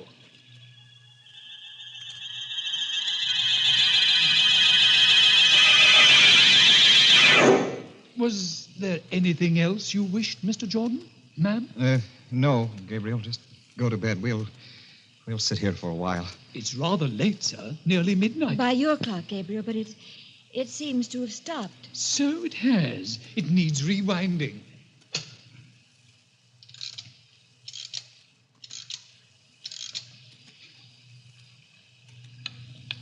It's going now. Yes. Seems to be ticking rather fast. Something's wrong. It never did that before. Fred. Something's happening.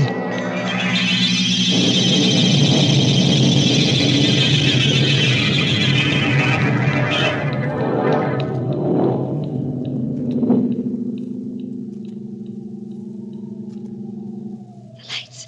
Switch them on, Fred. As soon as I find the switch. What happened? I don't know. Maybe the storm, lightning. Where's Gabriel? Oh. Gabriel. Gabriel. Never mind, dear. Can't you find the switch? Here it is. Oh. Fred! All that dust. Like the first time we saw the house. Darling, it's as if no one had been here for years. Where's Gabriel? There is no Gabriel. We're back in 1946. And that means he's dead. You mean the clock did go backwards? Something else. You understand, too, now, don't you? We were the friends that Mr. Smith told us about. The mysterious friends that urged the Holloways not to go on that trip. Yes. Fred. What? The clock has stopped. Well, it needs rewinding. No, don't touch it. We won't wind that clock again. Ever.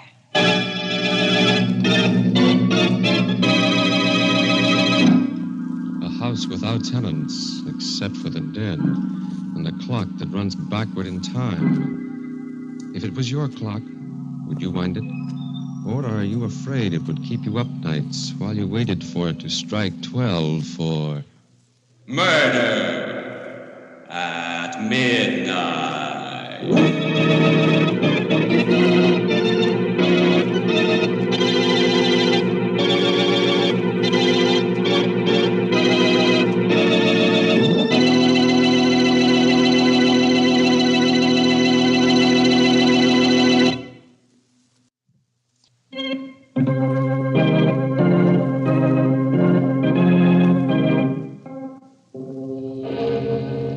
Remember to be with us again when death comes out of the past, out of time gone by, and the clocks strike 12 for...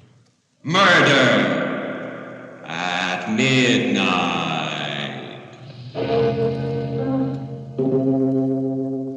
The Jordans, husband and wife, were played by Vinton Hayworth and Elsie Hitz. With music by Bert Berman, Murder at Midnight was directed by Anton M. Leader.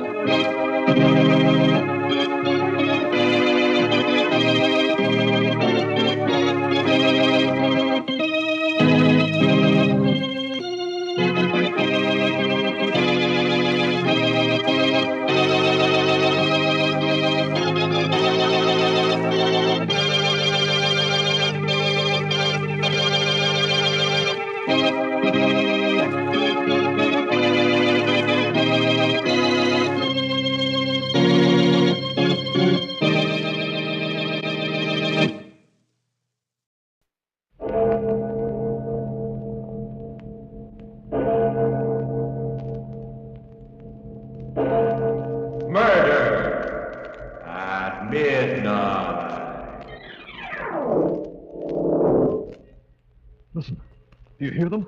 Do you hear the bells? Bells? I don't hear any bells, mister. But I tell you, they're ringing. Look, mister, the heat's got you. Why, you're in the middle of the desert right now. There ain't any bells within 100 miles of here. But there must be. There has to be. Murderer? No! No! No!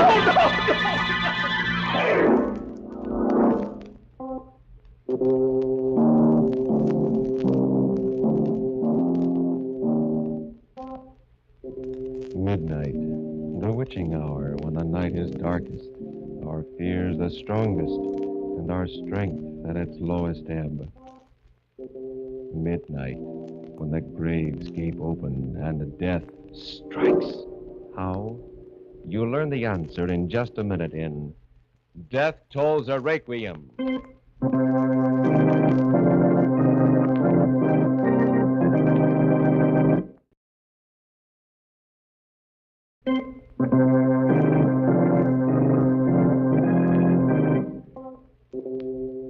And now, Murder at Midnight.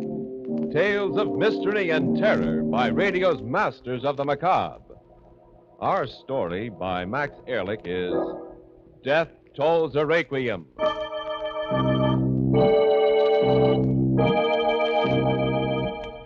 I came into the room and quietly closed the door behind me. It was a room ready and waiting for death. The curtains were drawn, blotting out the bright afternoon sunlight. The air was hot and stifling, the silence oppressive and unearthly. I stared down at the face of the old man in the bed. The old man I hated. His eyes were closed, two sunken shadows against the white, wrinkled skin.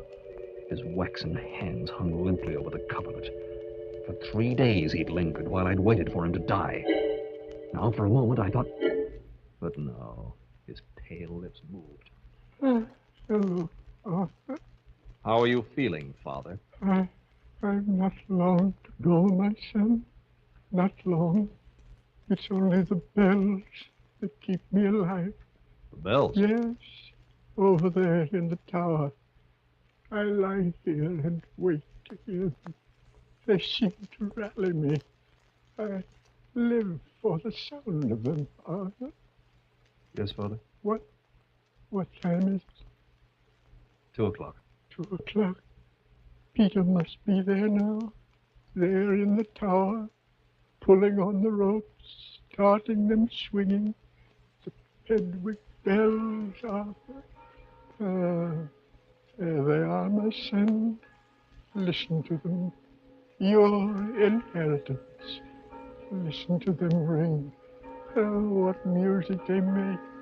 What beautiful, vibrant music. They give me the strength, the will to live a little longer.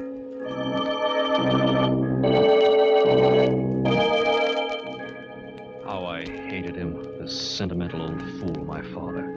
He'd spent $500,000 to bring those bells over from Pedwick, England, the place of his birth. And with them, he'd brought the bell tower, brick by brick, and the English bell ringer, Peter Griggs. $500,000, my inheritance, hung in that bell tower. There was no money left, nothing. My father had lost everything, left me nothing. Nothing but those accursed bells. Ding dong, ding dong. They seemed to mock me, taunt me, jeer at me. I hated the very sound of them. But the old fool in the bed babbled on. Oh, my son, those bells bring back the past to me. When I was a boy in Pedwick, I heard them toll out the hour, every hour. I married your mother to the sound of those blessed bells. And I buried her to the sound of them. Stop! Stop raving about those bells! What? Stop it! There's evil in your face. Evil. You cheated me out of my inheritance, left me penniless. You cheated me, do you hear? Listen to the bells. Yes, they know. Can't you hear them jeering at me, mocking at me? You're penniless, they're saying. Penniless. Penniless. Die, you old fool. Die. Die. Die. Die. You bought those bells, now let them ring your requiem.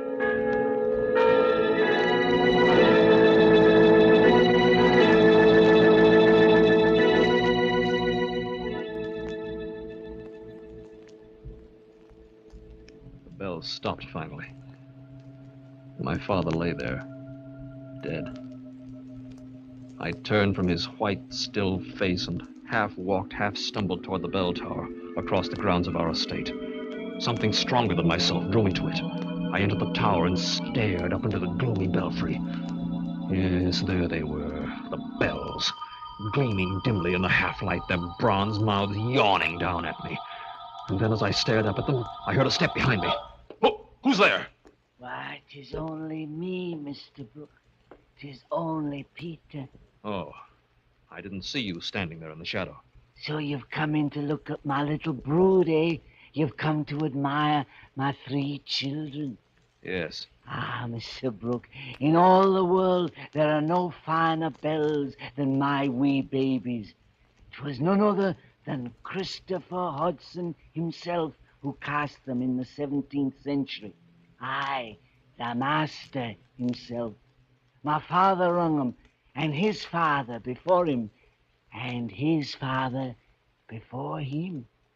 And these are the bells my father paid $500,000 for. Aye, and he got 'em cheap, sir. These are historic bells, known to all of England. And the folk of old Pedwick parted with them hard. They gave 'em as a gift, you might say. Your father gave the town an orphan asylum and a hospital. And now he has the bells. And now they'll hang up there forever. Aye, and 'tis well, for they're in good hands. Your father is of old Pedwick, sir, and like me, he loves the bells and knows what they say when they talk.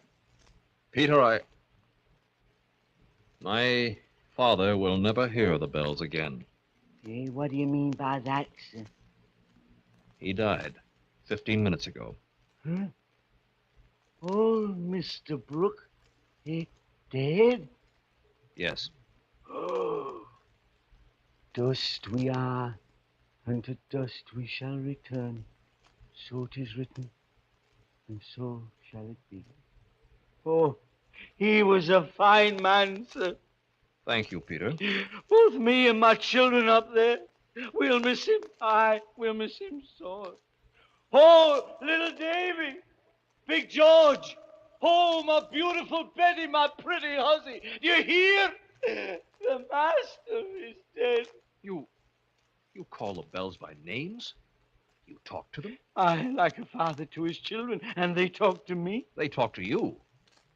The bells talk to you. Aye, and why not? They have tongues, and they have hearts and souls. Come, my babies. The good master is dead. Come, little Davy. Cry the sad tidings. Come, Big George, awake. Cry one's heart out. Weep, my winsome Betty. Weep, girl. Weep, little dear. The master is dead. Sing! Sing a sad song, my lady one, my beloved one. Higher and higher! Weep, my babies. Pour out your tears. Cry out to the countryside. The master is dead! I watched him, fascinated, as he pulled one rope, then another, and worked another bell by means of his foot thrust through a loop in a third rope.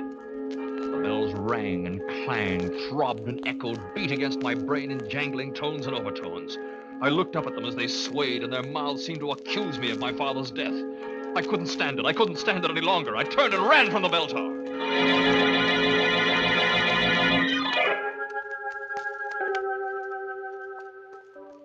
After my father's funeral, I dropped in at the office of Frederick Denny, my father's attorney and executor of what was left of the estate. There were certain things I wanted to discuss. So you want to tear down the Brooke Memorial Tower and sell the bells? Yes, Mr. Denny. From what my father told me, they have considerable value. Yes, Arthur, they do. Their intrinsic value, aside from their worth as historic relics and antiques, runs into hundreds of thousands. I've already had 2 offers of purchase. You have? Yes. One from a university, one from a museum. Good. However, the bells are not for sale. What? Mr. Denny, you know the condition of the estate. Why, I'm penniless. Dad left me nothing. Nothing. Unless I can realize something from the bells. I'm sorry, Arthur, but the terms of your father's will are quite specific. Then I'll break the will. I'm my father's rightful heir, and whatever I can sell those bells for belongs to me. I'm sorry, my boy. I drew up this will myself, and I can assure you it's airtight. There was nothing I could do. Nothing. I was beaten, and I knew it. And day after day, night after night, every hour on the hour, I heard those blasted bells. Ding dong, ding dong. They mocked me, taunted me, jeered at me, laughed at me.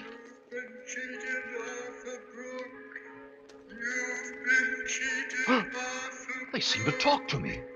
They talked to Peter, the bell ringer, and now they talk to me. Mocked me every hour on the hour. Oh, I hated them, cursed them, blocked my ears against them, but they kept on ringing and ringing and ringing until I thought I'd go mad. Finally, I could stand it no longer. I had to silence those hateful bells once and for all.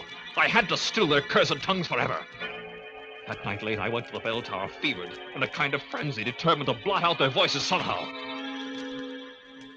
I entered the bell tower. Peter was there ringing the bells. Peter! Aye, Mr. Brooks. Stop ringing those bells! Stop it, I say! Huh? Stop the bells? Yes, now! Now, do you hear? No, I will not. There's evil in your face. You don't like the bells like your father.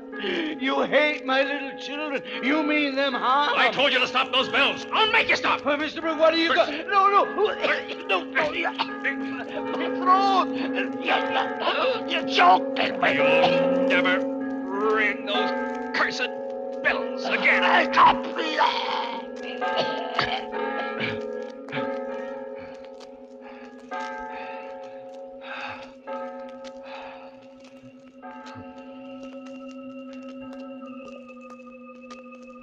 It was quiet now. Quiet. The bells were still. The awful pressure in my head went away. It had been easy to strangle Peter. His foot had caught in the pedal noose of the bell rope, and he never had a chance. Now I had to make it look like an accident, like suicide. I picked the bell ringer up, tied one end of the bell ropes around his neck, and gave him a long push. Back and forth. Back and forth. He swung in the bell tower like a grotesque pendulum, the rope creaking under his weight.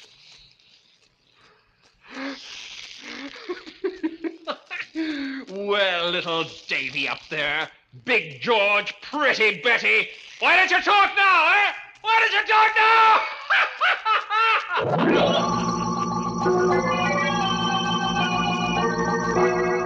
The man going mad with the sound of the bells, shaking his fist and laughing at his bronze torturers as he stops them from striking 12 for Murder at midnight.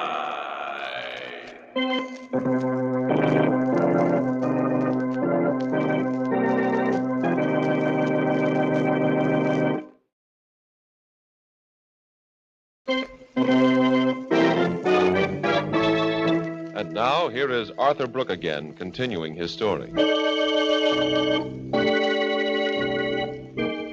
There was an investigation of Peter's death. The county medical examiner and I went to the bell tower and looked at the bell rope on which Peter's body had been found hanging. The way I see it, Mr. Brooke, it's a clear case of suicide. The deceased fastened this rope around his neck, climbed up on the belfry ladder, and flung himself out into space. Yes, Mr. Holcomb. It looks as though he did just that. Mr. Brooke, there's one question I want to ask you. Me? What is it? Well, a man usually doesn't commit suicide unless he has a motive. Did you notice anything peculiar about this bell ringer's behavior before this happened? Why, no, nothing except that he was deeply depressed when my father died. You see, my father loved the bells as much as Peter did, and... that might account for it. From what I understand, this English bell ringer was rather a queer duck anyway. What? What's that? What? What? Mr. Holcomb, the bells. They're ringing. How can they? Take it easy, Mr. Brooke. Take it easy. The tower door is open and wind just came through. Made the bells tinkle a little. Oh, yes, of course. It was the wind. I'm sorry. Well, that's all right, Mr. Brooke. After what you've been through, I don't blame you for being jumpy. Finally, the verdict was official. Suicide. And for 2 weeks, the bell tower was closed and the bells silent. It was then that I had an idea. I went straight to the executor of my father's estate, Mr. Denny, and told him what was in my mind. Arthur, I'm sorry, but what you ask is impossible. We can't take those bells down. But, Mr. Denny, you've read the papers. This bell ringer's suicide has made a mockery out of the tower. All the cheap publicity in the newspapers, the sensationalism, the people coming to stare at the bells. Why, I feel that my father's memory is being desecrated. I know, Arthur. The whole thing's been very unfortunate, but we cannot let you tear down the tower and sell the bells, as you know. Yes, I know. The will, my father's will. Precisely. And his last wish must be respected. Very well, let the bells stay. But for the love of heaven, Mr. Denny, can they remain silent? Must they ring any more to remind everyone in town of the tragedy? Your father specified that they must be rung on the hour, every hour, just as they did in England. And that's the way it'll have to be, Arthur. We're already negotiating for a new bell ringer. Mr. Denny, listen. Listen, do you hear them? Hear what? Bells. Bells? Yes, can't you hear them? Can't you hear them? You must hear them, Mr. Denny, you must. Oh, yes, I do now, very faintly. Your sense of hearing, Arthur, is remarkably acute. Those bells are from the next town, Silver Valley. Sometimes you can hear them here when the wind's right. Oh, why don't they stop? Why don't they stop talking? Talking? Bells talking? What do you mean? Oh, nothing. Look here, Arthur, something's wrong. You're on edge, ill. Why don't you go away for a good long rest, say a month or so? It'd do you good. Go away? Yes, why not? Rest. That's what I need. Rest and quiet. Away from the bells. There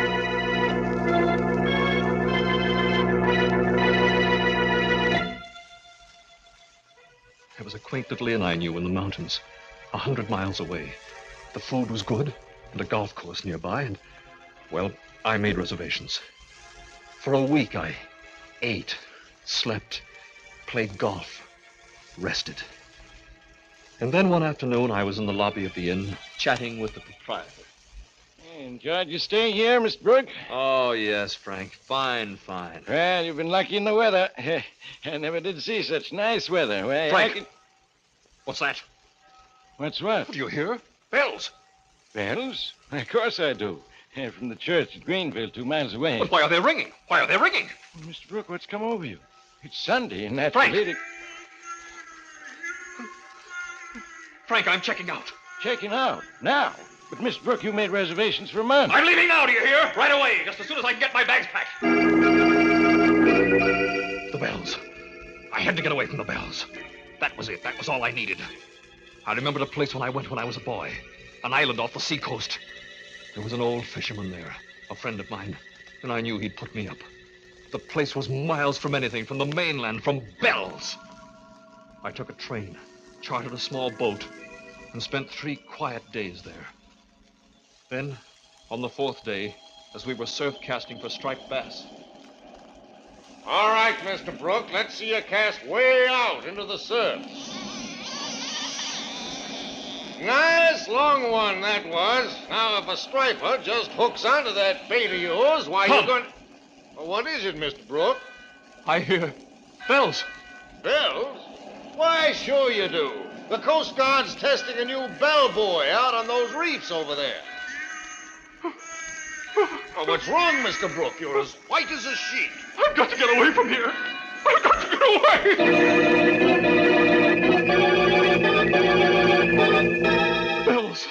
Bells. Everywhere I went, they pursued me, ringing their accusations in my ears. I left the island, got into my car, drove. I didn't know where I was going. I didn't care. I just had to get away from those bells. And then, some days later, I was driving through a desert area in the southwest. I was deep in the desert, reeling off mile after mile on the highway when suddenly from far off I heard bells! I set my teeth, gripped the steering wheel tight. Enough was enough. I'd fight them now. Fight them to the bitter end. I wouldn't let the master me tear me apart, drive me mad. No! I had to beat them, and I'd do it now! I drove on and on and on, and the bells followed me. They must come from a train running parallel to the highway somewhere over the rim of the desert. Yes, it must be a train. It couldn't be anything else. Mile after mile I drove, and mile after mile the bells followed me. I began to wonder, when would the tracks cross the highway? Tracks always crossed highways somewhere. They just didn't run parallel indefinitely. And then up ahead, I saw some trucks and men. It was a construction crew fixing the road. I stopped the car and hailed the foreman. Yeah? What is it, mister? Doesn't the train cross the highway somewhere up ahead? Train? What train? There's no railroad in this area of the desert. But there must be. I hear train bells. Bells? I don't hear any bells, mister. But I tell you, they're ringing. Look, mister, you must have sunstroke or something. There ain't no train within 100 miles of here. But there no must bells be. either. There must be. There has to be.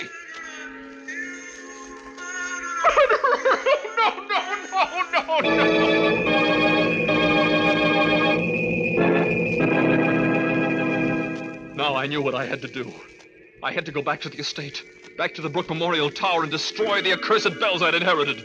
I had to close their bronze mouths, pull out their wagging tongues, smash their glittering faces. They had possession of me. They were driving me out of my mind. I had to free myself of them once and for all. Only then would I be at peace.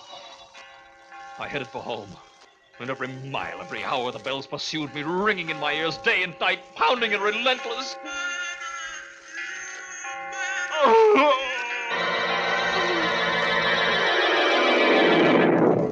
Back at the estate, I went into the gardener's tool house, picked out a heavy sledgehammer, headed toward the bell tower. A car was just coming up the driveway. It looked like Denny's, but I paid no attention. I ran into the bell tower and climbed the ladder into the belfry. Now was the time. There were the bells leering at me, grinning at me. I'd smash them now and forever. I lifted the sledgehammer and brought it down to the first bell. I'll smash you to bits. Why don't you break? Why don't you break? Arthur! Arthur! What are you doing up there in the belfry? I'll smash them! I'll break them into 1,000 pieces! It's the last thing I'd do! Arthur! You've gone mad! Stop it, I say! Stop it! Why don't they stop ringing? Why don't they stop? No! No, don't! Don't say it anymore! I can't stand it any longer! I can't!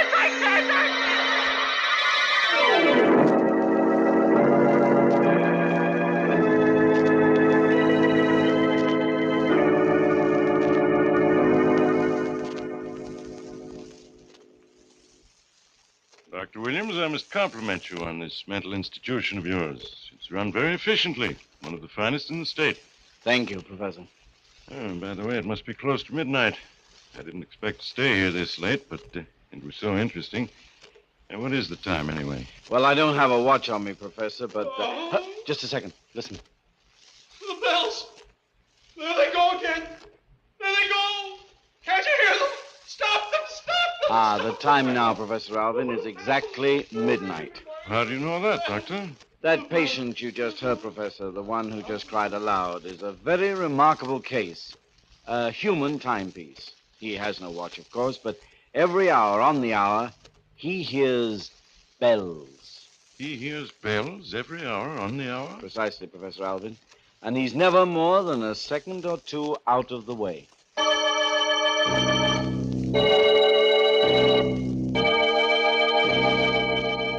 And so a man lies on a bed in a padded cell and hears the bells ringing, every hour on the hour, just as he once heard the real bells strike 12 for...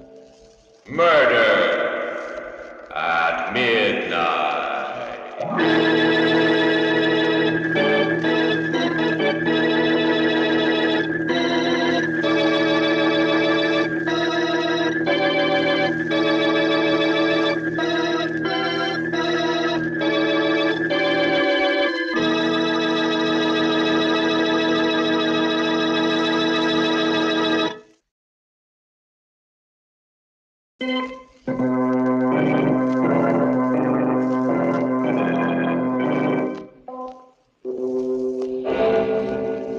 Remember to be with us again when death tolls a requiem and the clocks strike 12 for Murder at Midnight. The part of Arthur Brooke was played by Michael Fitzmaurice. With music by Bert Berman, Murder at Midnight was directed by Anton M. Leader.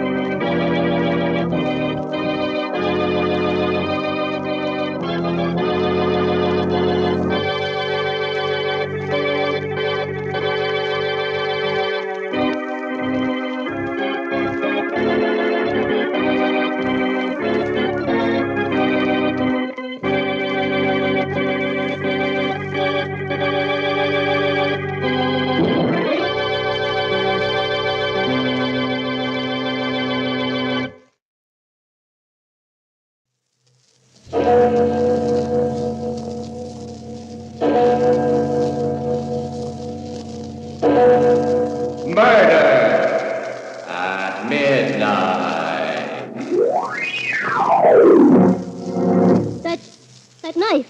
What are you going to do with that knife? Nothing, Kitty. Nothing at all.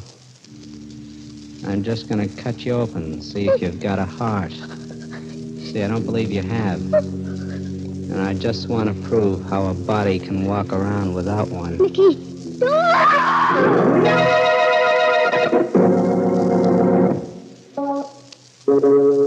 Midnight, the witching hour when the night is darkest, our fears the strongest, and our strength at its lowest ebb. Midnight, when the graves gape open and death strikes. How? You'll learn the answer in just a minute in The 13th Floor.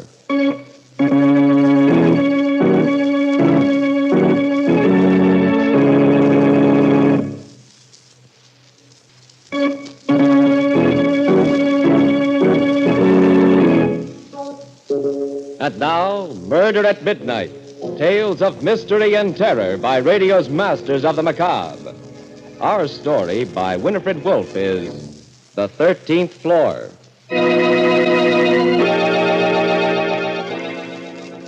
Hotel corridors scare me late at night. They're too long and too creepy. I'm always afraid the walls, like big, flat plaster hands, are going to close in on me. I wish somebody was around. No, not anybody. Anybody might be Nicky. And his hands aren't made out of plaster. They're bone and they're blood. And they want to choke the breath out of me. I just got to get down this corridor and close the door behind me. I'll lock it and hide under the covers till I turn on the radio and I hear that switch. It was pulled in a little room. And Nicky's dead, full of hot sparks and his big hands hanging like putty. Then I won't have to be afraid anymore. It's what happened tonight, just now. It's making the inside of me all curdled and sour and sick. Even if I live a million more days, I won't forget how I came into that lobby. Just like always. I walked over to the desk. Hi, Joe. What's a good word? Here. Got a rent statement from the hotel. No letters. Oh. Certainly it's hot out, isn't it? Sort of muggy and sticky. Think it's gonna rain? Maybe. You don't like me very much, do you? No, not very much. You'll excuse me, I'm quite busy, Miss Owen. Hey, you're a fresh little punk. I ought to tell the manager. It's a fine way to treat guests who pay their bills. Don't I always pay my rent on time? Sure. Why not? $5,000 lasts a while if you take care of it. Ah, you. Hey, wait a second. Hold that elevator. Sweet dreams, Miss Owen. I said hold the elevator a second. What's the idea almost slamming it in my face? Sorry, Miss Owen. Yeah, I bet you are. Oh, Mr. Talbot. Evening. Good evening. Sure is hot out, wouldn't you say? I was saying to Joe, muggy and sticky. Yes. I was, just at an awful good movie at the Franklin. Tomorrow night they're having Lana Turner. You like Lana Turner? Very much. Yeah, me too. A lot of women don't because they're jealous of the way she looks. Me, though, I got blonde hair myself. I was planning to see it tomorrow night. Do you plan to... Sorry, Miss Owen. I have an appointment tomorrow evening. You run the elevator, you fresh punk. That's what you're hired for. Oh, by the way. Me? No, Tommy. Yes, sir. Will you let me in with your pass key? I forgot mine. Yeah, sure thing, Mr. Talbot.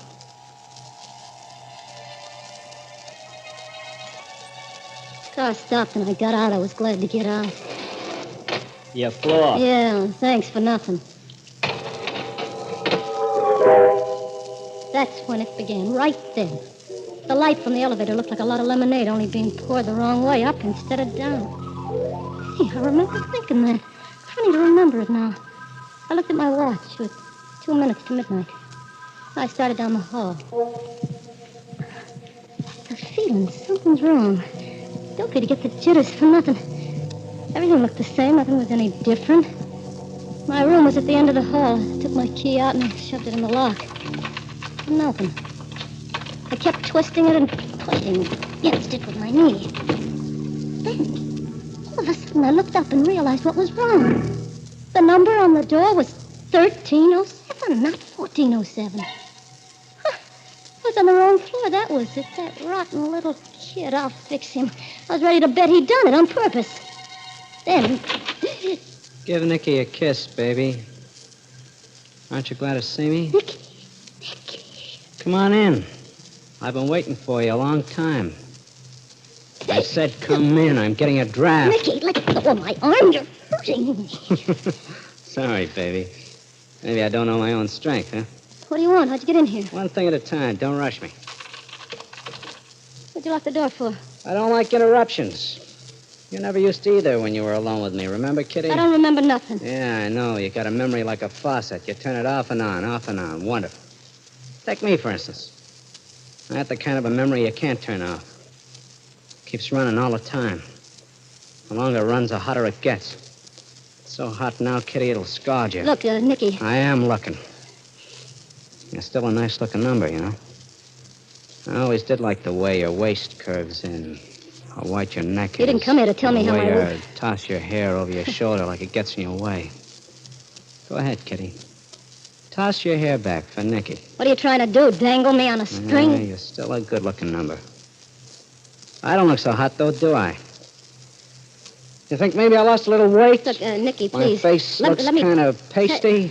That's because you don't get much chance for fresh air sweating what's left of time away in a death cell. If I scream, the police will come and get you. If you come near me, I'll You scream. won't scream. No, come one step closer and I'll show You you. won't scream because there's not that much sound left in you.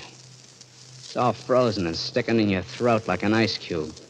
Because you're afraid. You're afraid of me. Try screaming, Kitty. You see? What'd I tell you? Nicky, I can help you. I can hide you here so they won't find you. Then I can help you get away, Nicky. Anywhere you want, I promise. I asked you before to kiss me. You still haven't, you know. No, don't come near me, please. You used to like it. You never used to wait for me to Don't. ask you. Nicky, don't. No. Sometimes you used to come over to me without me asking. Oh, what's the matter? Do I look as bad as all that? Oh, you afraid I'll get your pretty dress dirty? Look, you gotta give me a chance. I can explain. I know I'm not clean. You know, I crawled for half a mile in the mud until I couldn't hear the dogs chasing me anymore. If I'd known you were going to act like this, I would have said... You gotta give me a I would break. have said, Warden, call me a taxi. A nice, clean taxi so I can go see my girl, Kitty Owen. A cheap little squealer who sold me down the river for 5 G's. 5,000 lousy Leave me bucks. alone. Take your hands off me. Oh, I like to hold your face like this. Such a little face. Such big eyes. Big green eyes like a small tiger. Kitty, kitty. Like a cat. A sly, sneaky cat with long blonde hair. Don't you remember how I used to kiss you like this? Nicky, let go. Like this? Just like this. Nicky. You act like you do remember. You remember, too, don't you? You remember how it used to be with us, Nicky? Feel my hair the way it used to. Go on, you like to do it. You said it was soft like silk. Feel my hair, Nicky. You're not mad at me, are you? I said I was sorry. I went crazy. I didn't know what I was doing. I help you now, Nicky. Come on, run your fingers through my hair, Nicky. You lousy little tramp. Don't make me laugh. You crying, huh? Cat crying crocodile tears. Are you crying because you're sorry for me? You're sorry because sooner or later the cops will catch up with me and drag me back and I'll burn to a crisp in a chair, huh? Or you're crying because you know what I'm going to do to you? Remember how it used to be with us, Nicky? I know when I broke out they'd find me, but I wanted to say goodbye to you first. I wanted to kiss you. See if it still did the same things to me. I'll tell you something, Kitty. You leave me cold. That knife. What are you going to do with that knife? I'm going to cut you open and see if you've got a heart. I don't believe you have. I just want to prove how come a body can walk around without a heart. Just arms and legs stuck together with nothing to make them run. They'll get you for this. What are they going to do? Electrocute me first, then take me out and hang me? What's the difference? I'll tell you, Nicky, how it was. Just let me tell you.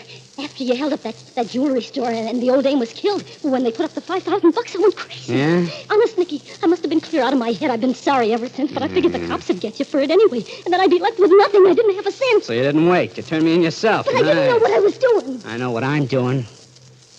I'm going to kill you, Kitty Owen. It won't help any. It'll help me. Stay away from me. The only prayer is Sam. It should be good for a laugh. No, please. Kitty, kitty, kitty, like a cat. No. Yes, Kitty, yes. I'm going to kill you.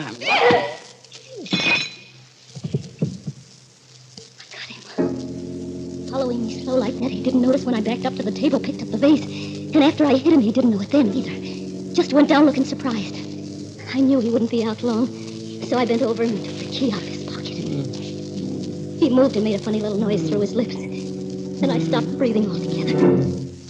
I had the key.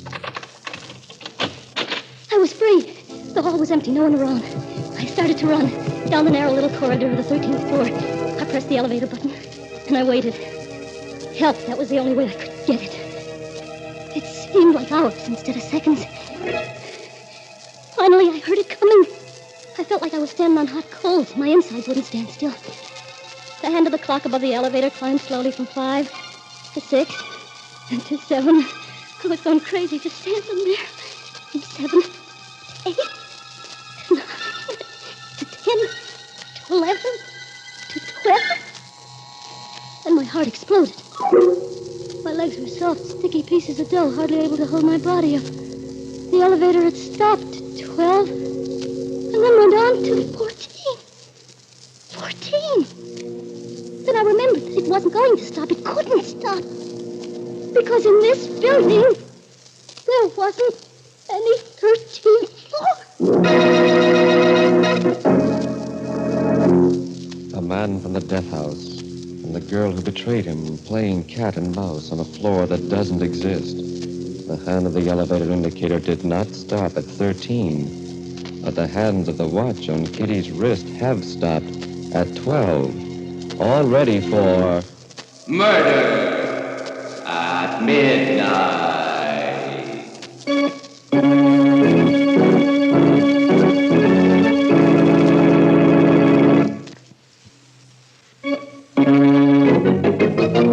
And now, back to Murder at Midnight and the 13th floor. 13th floor. Yeah, that's where I was, a floor that didn't exist, so how could I get out? How could I get away? What was I going to do? I didn't understand. I didn't understand anything. Pretty good little slugger, baby. Nicky. You took so much trouble to unlock the door, you should have taken a little time to lock it again after you. Don't come after me with that knife. Please, don't. I don't want to die. You think I did? Why don't you give me another chance, What Nicky? chance did you give me? Well, I didn't think you had that in you. Well, why doesn't somebody come, huh? Maybe it's because there isn't anybody besides us. Cozy, huh?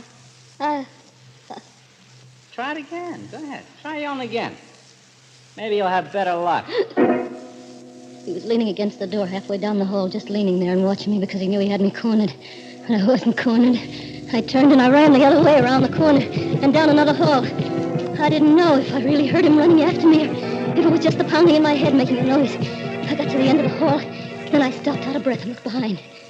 He wasn't there. No sign of him. I sucked in my breath so even that didn't make any sound. And I listened. I listened to nothing at all because it was so quiet. It was so awful quiet I could hear it. The wall I leaned against was big and flat and gray, and the corners jutted out into the hall like dead fingers. I looked to the right side of me, down the corridor. Nicky wasn't there. So I turned my head. I looked up the hall, almost hoping in a way I'd see him and get it over with instead of this wait. No, I wasn't there either. I tried to squeeze my shoulder blades into the wall so I could hide, but it was hard and cold. It wouldn't move. Nicky! Nicky! Nicky, where are you? For the love of heaven, say something so I'll know where you are. Don't just keep standing here. I can't take it. Nicky! Nicky, I'm sick. My stomach's sick. So am I. Just make some noise. Nicky, where are you? I found myself back at the elevator again. I knew he was around somewhere. Around one of those corners that were jutting out like dead fingers waiting. The elevator was coming up again. The hand was up to 11. Had to stop. I pressed the button, threw all my weight against it. And it did. It did. The big door was sliding open, and I was safe. Going up or down, Kitty Owen? I'll take you wherever you want to go. Nicky. Oh, not again. I can't stand it. I'll take you for a ride. No, I won't go. Well, didn't you ring me? I heard you ring. Come on. Get in. Just the two of us. We'll go for a ride. Only just one of us will come back. I said get in. All the time he was talking, I was backing away. And then all of a sudden, I saw at a door with a bright red sign that said stairway down. My last chance, I almost leaped to it. I opened the door and I flew down the stairs. It wasn't easy with high heels, but even so, the sound of them was like music. Sweet, hot music from a clarinet, because I knew they were taking me down. Faster. I fell a couple of times. I caught myself by clinging to the banister. It was still there. So I kept running. Suddenly, there I was. I was out on the street again. Now I was really safe. There were always a lot of people on the streets. But I didn't see any people, just a big policeman with a red face. Boy, he sure looked good to me. Hey, wait a minute. Now, take it easy, miss. Don't get excited. Hey, look, Nicky Carstairs, he's in that hotel. He's after me. Carstairs? Yeah. Sure, and who you wanting the kids? It can't be. Look, he's out, I tell you. I saw him. He wants to kill me. But Nicky Carstairs is in the death cell. Don't you read the papers? Hey, I'll have you reported. What kind of a cop are you anyway? What kind of a woman are you without a heart? Just arms and legs stuck together with nothing to make them go. You're not a policeman. You're Nicky. You're still Nicky. You didn't look like Nicky a second ago. I don't understand. What's the get-up? How do I look? Nicky, please, no, not anymore. I told you we were playing cops and robbers, and this time I'm the cop. And I'm still gonna kill you, Kitty Owen. It wasn't over yet. I had to run again. My last stronghold. My last hope, the hotel lobby. If there was no one there, I just gave up. I was through. As I ran around the corner, I thought the war had ended all over again because there was confetti coming out of all the windows, so much of it. Fallen. The sidewalks were beginning to look like it had been snowing for a long time. I ran over them like a carpet. I ran with my eyes down, and I could see the headlines. Nicky Carstairs in death house, prison break. No one had to tell me this. I ran into the lobby to find people, to tell them where he was.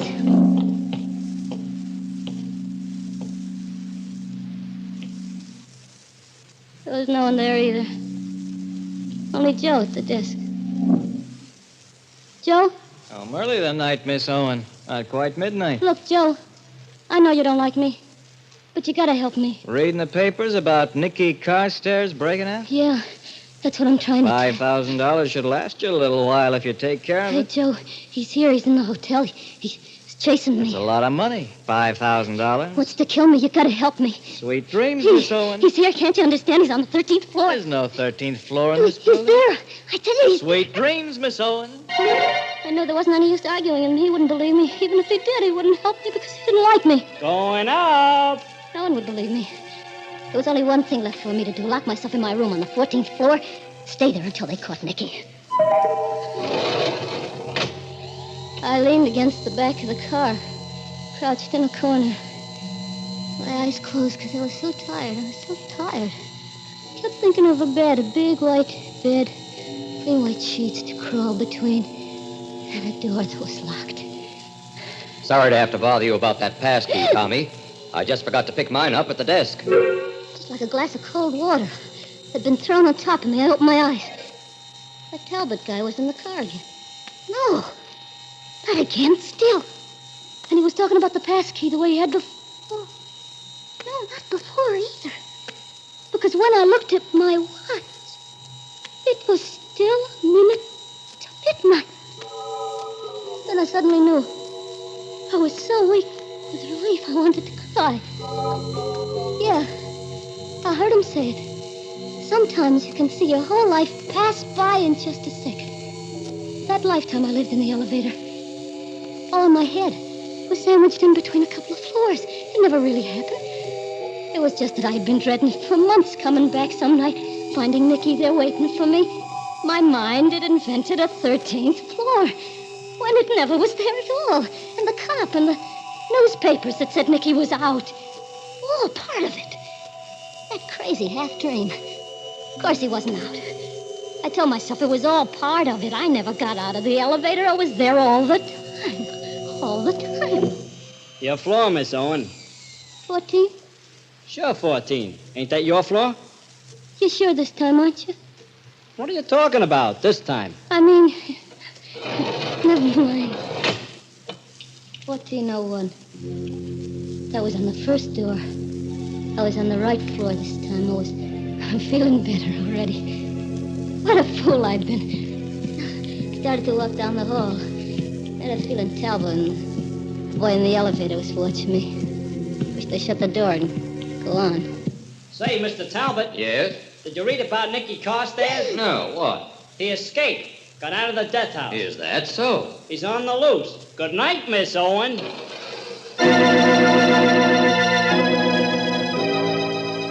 Yeah. Hotel corridors scare me. They're too long and too creepy. I'm always afraid the walls, like big flat plaster hands, are gonna close in. Now I know it was more than just dreading it for weeks. Made me imagine. Nicky was out and after me. Must have known it all along. Had a feeling I wasn't safe.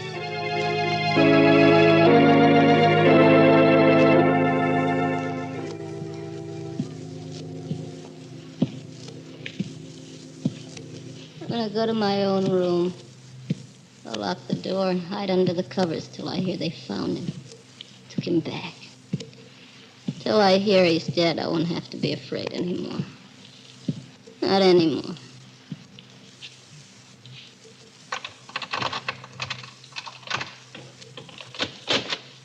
Give Nicky a kiss, baby. Aren't you glad to see me?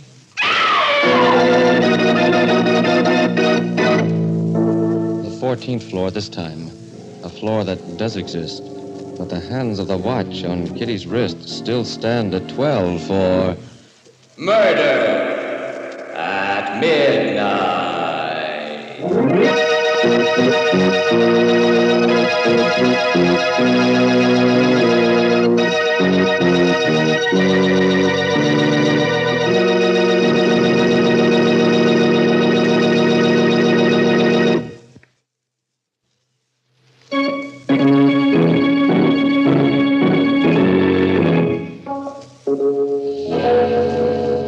Remember to be with us again when the door marked Exit Only opens and the clocks strike 12 for...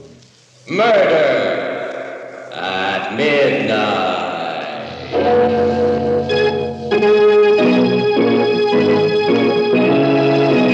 The part of Kitty was played by Anne Shepard, and Paul Mann was Nicky. With music by Charles Paul, Murder at Midnight was directed by Anton M. Leader.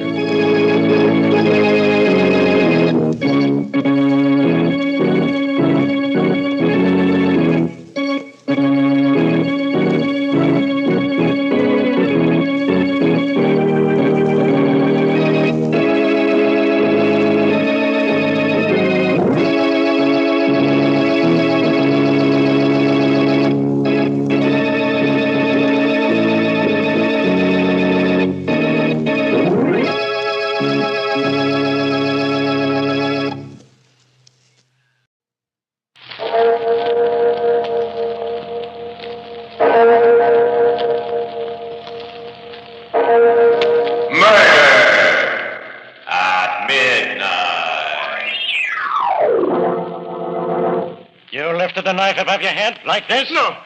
And plunged it down to his heart like this? No. Not his heart, my heart. It was I who died that night. John Sturgis.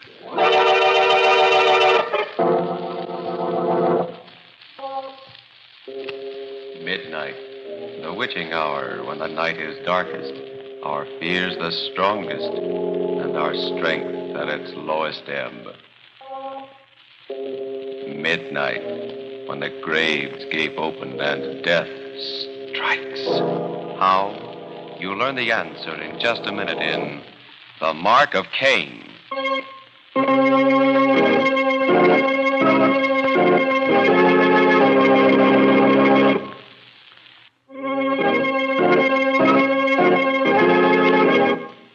And now, Murder at Midnight. Tales of mystery and terror by radio's masters of the macabre. Our story by A.S. Guinness is The Mark of Cain.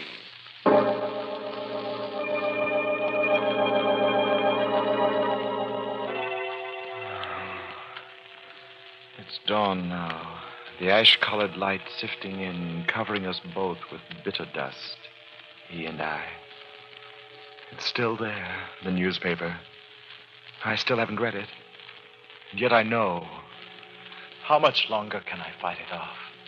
Not looking. I couldn't be wrong. I could, and... Who's there? John, are you awake? It's me, Edith. Let me in. Edith? Oh, just a minute. John, have you seen the morning paper? Paper? What's wrong with you, darling? You've read it, haven't you? No.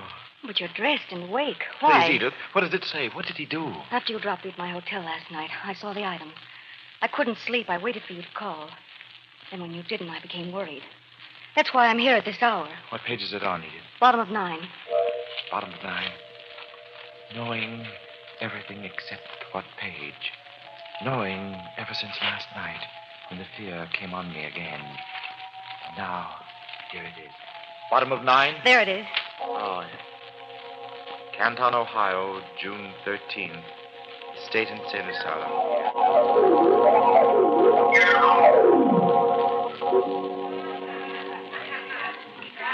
Come on, Sturgis. Be a good boy. No. Get back in your room like the others. No. You like me, don't you? No. I never hit you like the other guards. Who makes those noises in my head? You. You make crazy noises in my ears when I'm sleeping. You do. You know you do. Sturgis, I'll give you anything you want. 2 helpings of pudding tomorrow. Wouldn't you like that? No. I want to get out of here. I'm no loony. I want to get out. You will, Sturgis, you will. Now you'd better get back in your room. For years you've been saying I'd get out of here. But this time I'm really going. This time Stand back, Sturgis. Don't come near me. Stand back! Why? I'm no loony. I won't hurt you. Help! Oh, no, you don't. Don't make noises. Didn't ask you. Don't make noises. I just want you to keep quiet. That's all. Keep quiet. I just want you to keep quiet. That's all. There. See?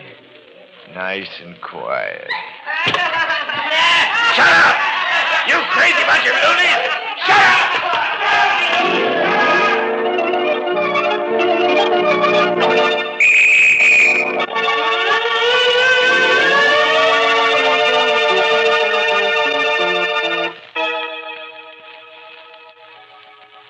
here have reason to believe that George Sturgis, the escaped lunatic killer, is heading for New York City. John, perhaps it's all for the best. This may be his end, and then... What are you thinking, John? That's an interesting question, Edith. What am I thinking? Am I thinking about George or about myself? It's hard to tell, isn't it? Because now we know, don't we? There's a lot more to being an identical twin than just flesh and blood. We have proof of that now, haven't we? And now we know, beyond the shadow of a doubt, that I'm a drama critic and he's a lunatic, only by the grace of God. Darling, you've got to stop that. If you begin to slip back into your old fears, you're lost. Edith, dear, I'm going to see Stillman. Stillman? What for? Because, my dear, an editor is a little like God. At least he can give me the assignment I want. A police reporter's assignment. John. To cover the case of the dangerous lunatic, George Sturgis, my brother.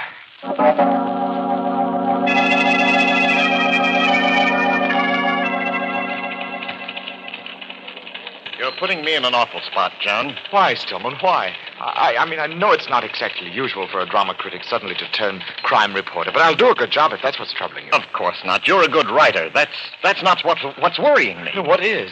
Frankly, your state of mind. My mind? Sturgis, I can understand your emotions about your brother. Being identical twins, it's no surprise that you're suffering from a sense of guilt about his actions. But, well, darn it, man, do you have to work it off in this particular way? Tracking him down, bringing him into justice? What'll it do to you? No more than it's already done. Okay, Sturgis. You're a grown man, and I'm no psychiatrist. Have it your way.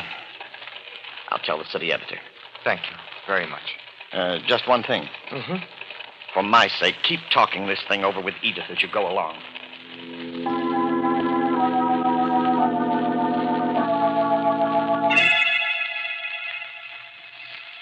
I've done it. I got them the assignment, the authority that would permit me to act. Yes, now I could do it. I could find the other half of myself, the half that was insane. The question was, where should I begin? Where should I start looking? I was sitting there on Riverside Drive, staring into the darkness, when the answer came to me. Oh, of course. The game. The childhood game George and I played together. As young boys, we'd marveled at our likeness to each other. We played tricks on our parents. Even they couldn't tell us apart. But the game. I'd mentioned to George one day that since we were so much alike, our brains must be alike, too. And the game was born. What's on my mind, we called it. I'd guess his thoughts, and he'd guess mine. What's on my mind? If I were George, what would I be thinking? Doing now? Dr. Portman. That's it! That's it!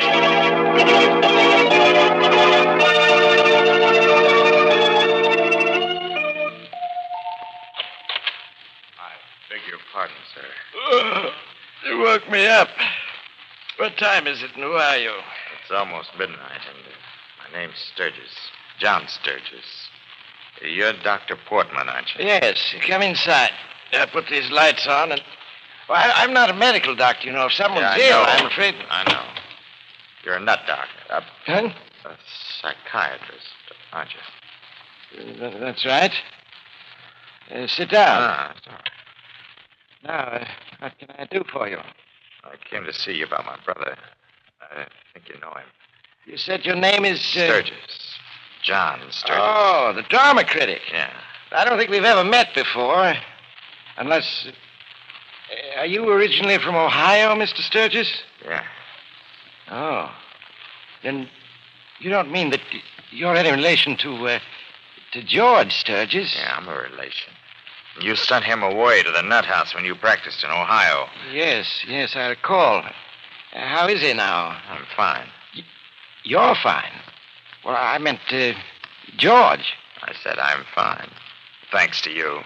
Would you like me to get you a drink, Mr. Sturgis? No, Scotch? I don't want nothing from you. Not even a drink. I just came to pay my respects, Dr. Portman. My respects. No. Put that razor away. Put it down, do you hear? Sure. Like this. No! And this. Your tongue set me away. Your tongue ruined my life. Your tongue talked in my head when I was sleeping.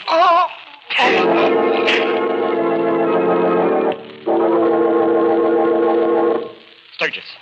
Stillman, thank God you got here. I called the police. They haven't come yet. The police? What happened? Whose house is this? Mrs. Doctor's the one who sent him away. I couldn't have missed him by more than a couple of minutes. Missed him? Who? What are you talking about? Behind the couch there, look. Good Lord.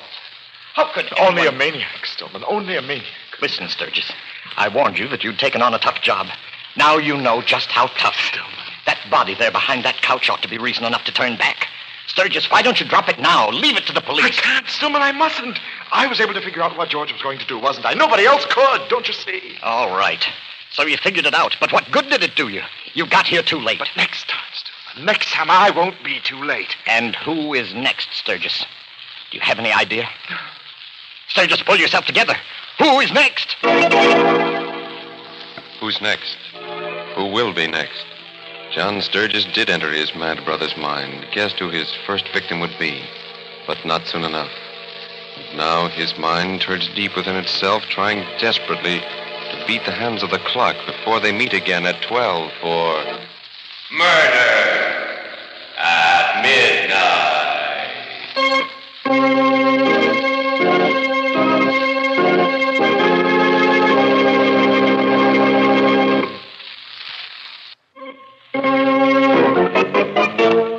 And now, back to Murder at Midnight and The Mark of Cain.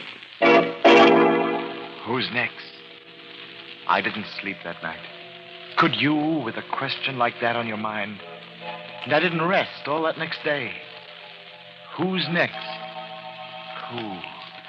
Trying every minute to get inside George's mind and think the way he would. And then, that next night, I thought I had the answer.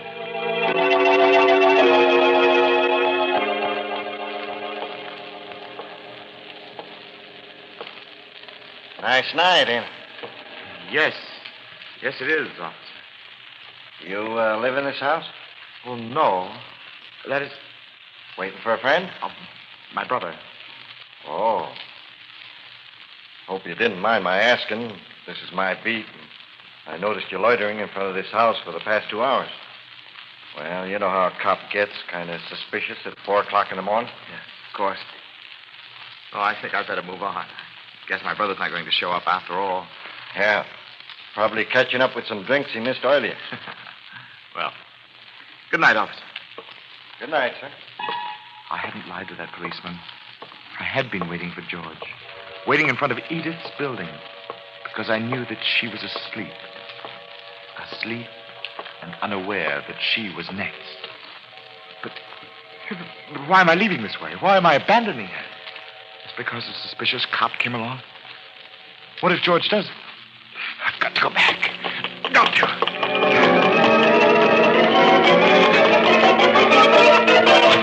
Edith, darling, are you all right? What? Why, John. Edith. What is it? Are you all right? Of course I'm all right. Why shouldn't I be? Why? John Sturgis. How long is it since you've had a wink of sleep? 2 days, I guess. I don't remember. Oh, no wonder you wake me at 4 in the morning to find out if I'm all right. 2 days without sleep, and a man will do a lot of crazy things. It wasn't crazy, Edith. Then why, darling? I'm a grown woman. What can happen to me? Edith, I love you very much. If any harm should come to you. What harm, John? This business of George has made you lose all sense of perspective. George. Is that what's worrying you? That George might... Please, dear. But why should he? I can understand a lunatic taking revenge on the doctor who sent him away, but what have I ever done to George? You're reasoning logically, Edith. George's difficulty is that he's lost all sense of logic or reason. John, listen to me. Unless you go home this very minute and get some sleep, I'm going to have a chat with Stillman in the morning. Stillman? Look, darling, I love you very much.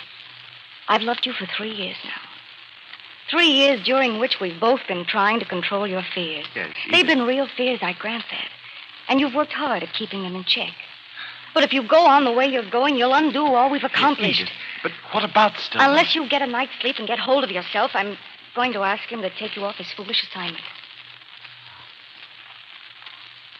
Perhaps you're right, Edith. Of course I'm right. Now, kiss me goodnight and go home like a good boy.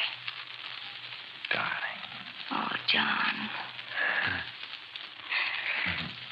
Now, off to bed with you. Good night, Edith.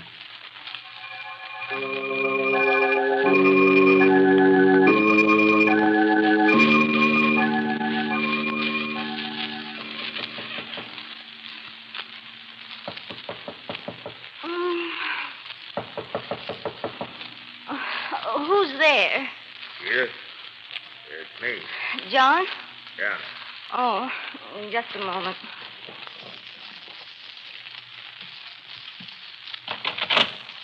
Hello, Edith. John, what on earth? Come in. Let me switch the light on. Why did you come back, John? It's only an hour since you left, and you said you'd go right home.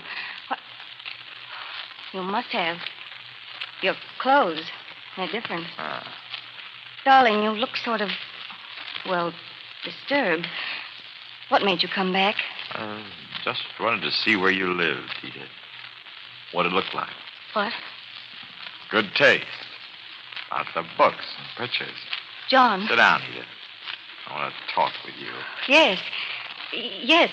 Would you like me to fix some coffee, John? No. I said sit down. All right. Edith, you never saw George, did you? No.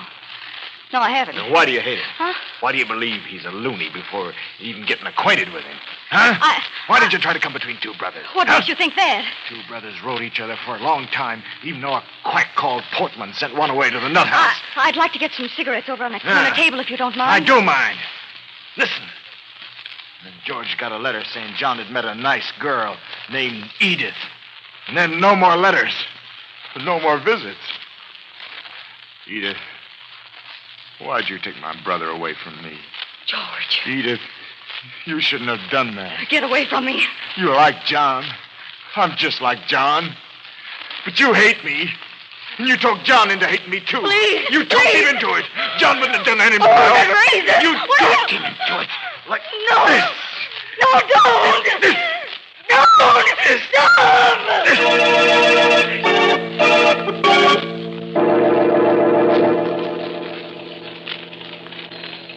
Well, John? Stillman, I let her. I let her send me home.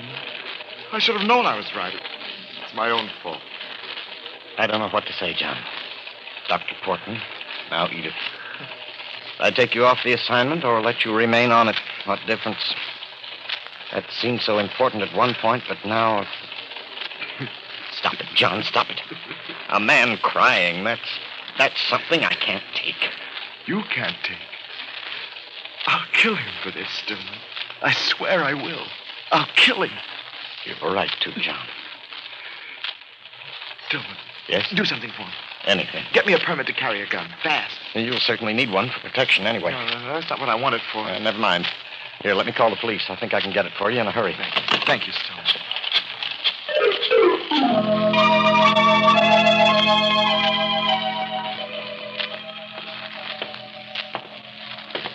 What's on your mind, mister? Is Lieutenant Rogan here? Who wants him? Mr. Stillman of the Times Herald called about a gun permit, and Lieutenant Rogan suggested that I come on down. My name's Sturgis. Oh, Mr. Sturgis. Yes, sir. The lieutenant's waiting for you. Right through that door, sir. You'll find him. Lieutenant Rogan? Yes, Mr. Sturgis. Come right in. Sit down, won't you? Buffett. Gun Mr. permit. Sturgis, you're the brother of George Sturgis, aren't you? Yes, I am. I just thought I'd ask you a question or two about him while you were here. You're quite certain George committed those two murders, aren't you? Yes, quite. You mind stepping into the next room with me, Mr. Sturgis? No. Right in there. There's something in here, Mr. Sturgis, I'd like you to see. Yes, sir. Does this concern my gun permit, or are you still on the subject of Now, my brother? right through here, Mr. Sturgis. Why is it so cold in here? What is this place? Oh, for our own purposes, Mr. Sturgis, we maintain a kind of private little morgue down here. Our business is never very brisk. Most we keep here is 2, maybe 3 bodies. For special work. Naturally, these drawers are all refrigerated. Mr. Sturgis. What? Pull this one out. Here. I don't understand. Why should you... Okay, if you won't, I will. Take a good look. You ought to recognize this corpse. Huh?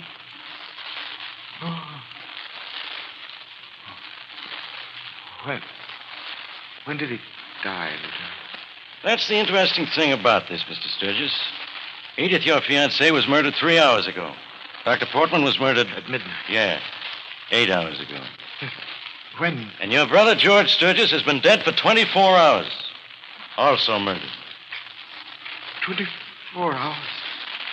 No, that's impossible. Now, why did you do that, Mr. Sturgis? Why'd you push your brother back into the wall? It disturbs me. Something happens to me. Please, Lieutenant, I'm terribly tired. Let me go home. Could I see you tomorrow about all this? I can't We think can't now. wait, Mr. Sturgis. If your brother didn't commit those murders, then who did? Who did? Who? Yeah. Well, George. Everybody knows George was insane. He had reason to kill. Well, George did. That's who. George, huh? But George is dead, lying in that refrigerated drawer.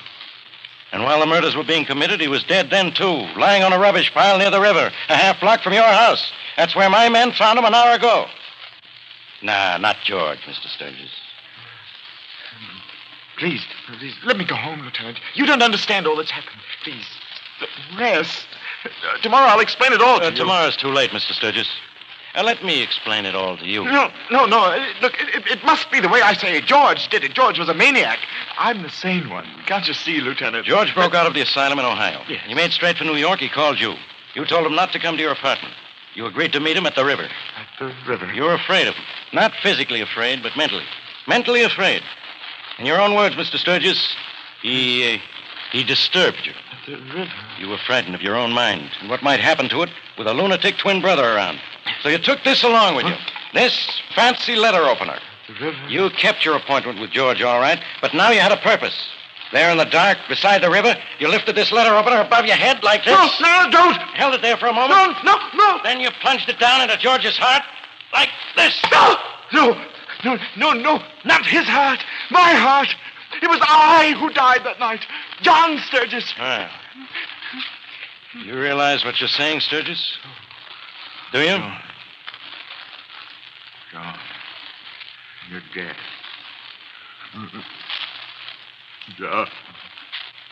John, you're dead. And I'm lonely. Oh, John, what happened to us?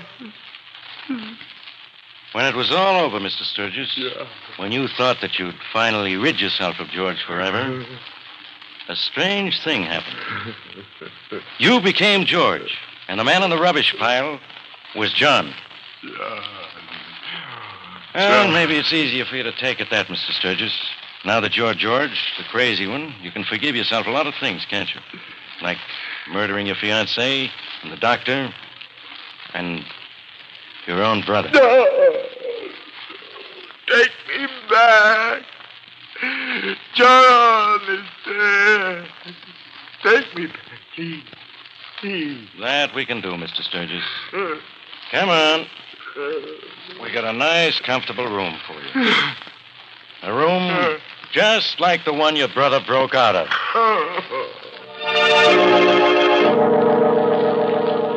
On the night that John Sturgis was led to his cell in the state asylum for the criminally insane, still screaming that he was dead, of course it was coincidence. But why did the door snap shut just as the clock on the tower struck 12 for... Murder at midnight.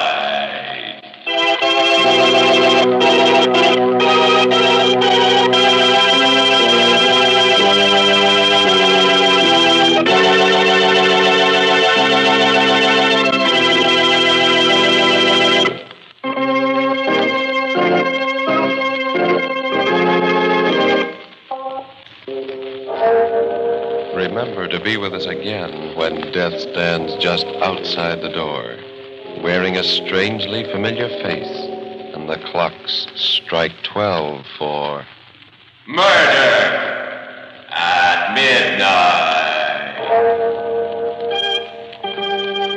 Barry Kroger was heard as the brothers Sturgis, John and George. With music by Charles Paul, Murder at Midnight was directed by Anton M. Leader.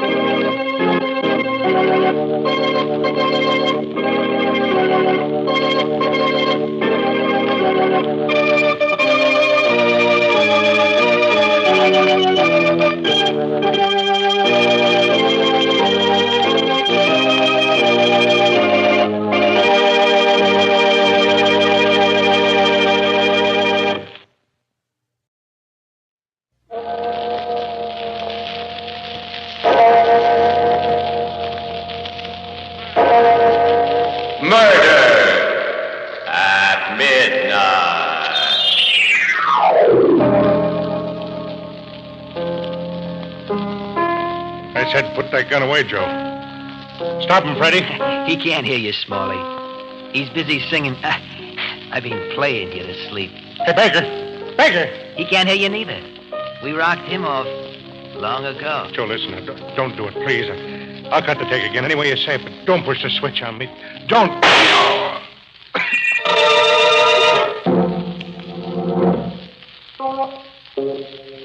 Midnight, the witching hour when the night is darkest, our fears the strongest, and our strength at its lowest ebb. Midnight, when the graves gape open and death strikes. How? You'll learn the answer in just a minute in Red Wheels.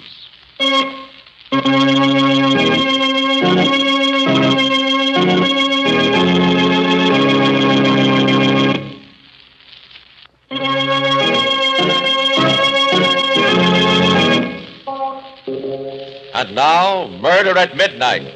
Tales of mystery and terror by radio's masters of the macabre. Our story by Jack Gordon is Red Wheels.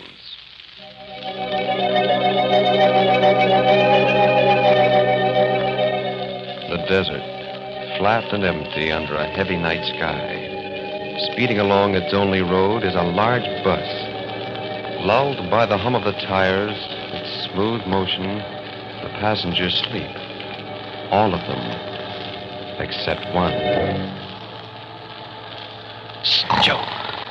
Joe, hey, wake up. What? I said wake up. What? Oh, let me alone, will you? Let me sleep, will you? Hey, Joe, you don't think nothing went wrong? You don't, do you? All right, I'm up. You know, kid, you got a face that talks too much. I want to make sure everything's all right, that's all, Joe. I want to make sure. This makes 3 times tonight you got to make sure. It's starting to get me, see? All right, now, I tell you once more. There ain't nobody following us. Okay? But there was. You said so yourself. There was at first. That was a couple of days ago. And it was the newspaper said so, not me. Now, will you put that imagination of yours in mothballs? Nobody's following us. Nobody knows we killed him. And if they did, they'd probably be erecting a monument for us back in Denver this minute.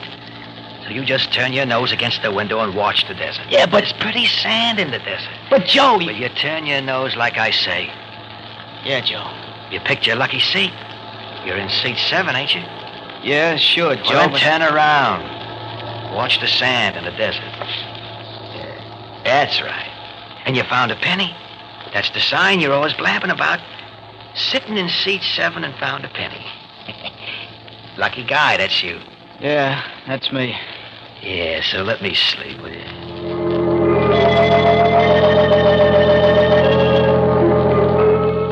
Yeah, that's me, lucky guy. Only I can't rest since that night we gave it to Smalley. Look out of the window, Freddie. Okay. What time is it? It's almost 12. Smalley coming yet? Said he was going to be here at midnight. No, but the cop... What about him? Well, he keeps coming back like he's fishing for something here. He's just making the rounds. Don't you worry about him. I don't like it, Joe. There's a smell about it. Yeah, it stinks to me, too. Those 2 guys playing us for suckers. Baker and Smalley, a pair of shovel-foot dopes. Doing a little insurance on their own, and they won't cut us in on the take. Okay. Hey, maybe we just ought to go away, Joe. Set up our own system somewhere else. And let them get away with a double cross? You kidding? It's arranged perfect, ain't it? Baker out like a light in the other room from that Mickey. We use his gun, and we're 1,000 miles away when he fries for killing his best friend. Hey, but Joe, don't forget me. I'm a jinx, I tell you. It'll backfire. Everything happens to me. Let's let it alone. Just stroke that lucky rabbit's foot you bought today, and I'll do the work. Hey, what's that? What? It's Smalley. Yeah, all right. Now, just get to that piano and play him a little lullaby. Hey, Joe, the cop's gone. Get to the piano, I said. Yeah.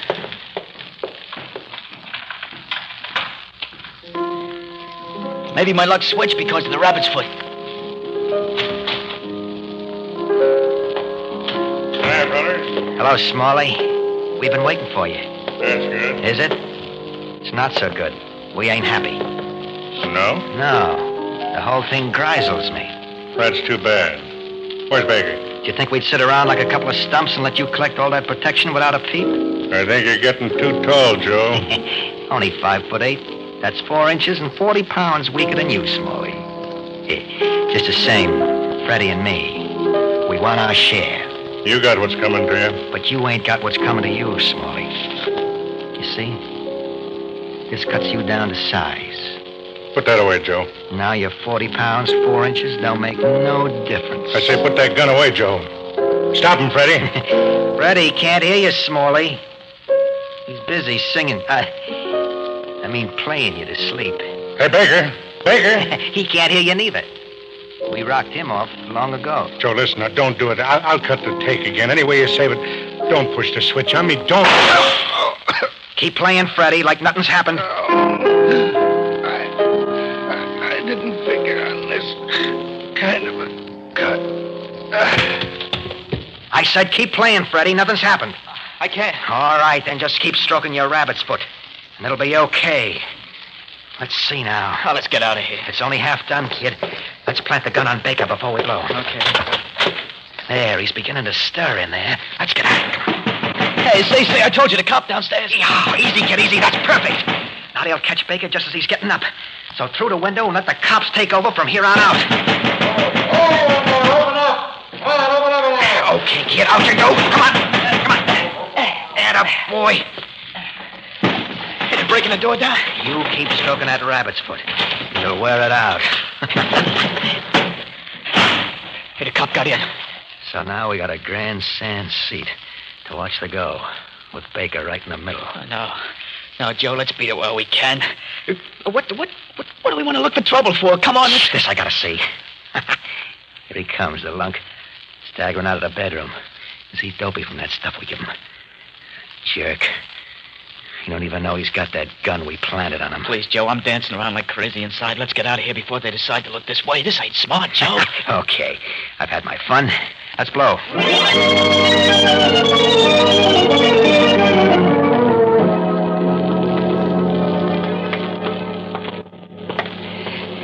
Make it Hollywood, Freddie. There's a lot of money out there. Easy picking. Oh, they'll come after us, Joe. I got a feeling. Don't be a dope. What do they want us for? They got Baker, ain't they? Oh, they'll look for us as witnesses. Yeah. They know they're well rid of Smalley. All they want is a goat. And we left him in the stable back there. Yeah, but the paper said... Never mind the paper said. Sure, they'd say they want us around. But if we ain't there, we ain't. Yeah. Hey, look, a penny. Pick it up, kid. Yeah, brings good luck, Joe. You see? Now we got nothing to worry about.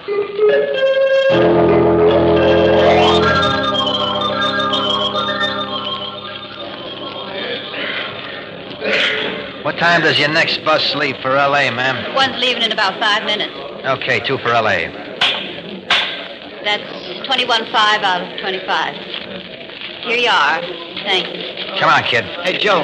Yeah? You got a penny? What for? I want to weigh myself. I'll get a fortune ticket. What about that penny you picked up? Oh, no, Joe. That's a good luck penny. I mustn't spend that. Okay, here you are. Oh, gee, thanks.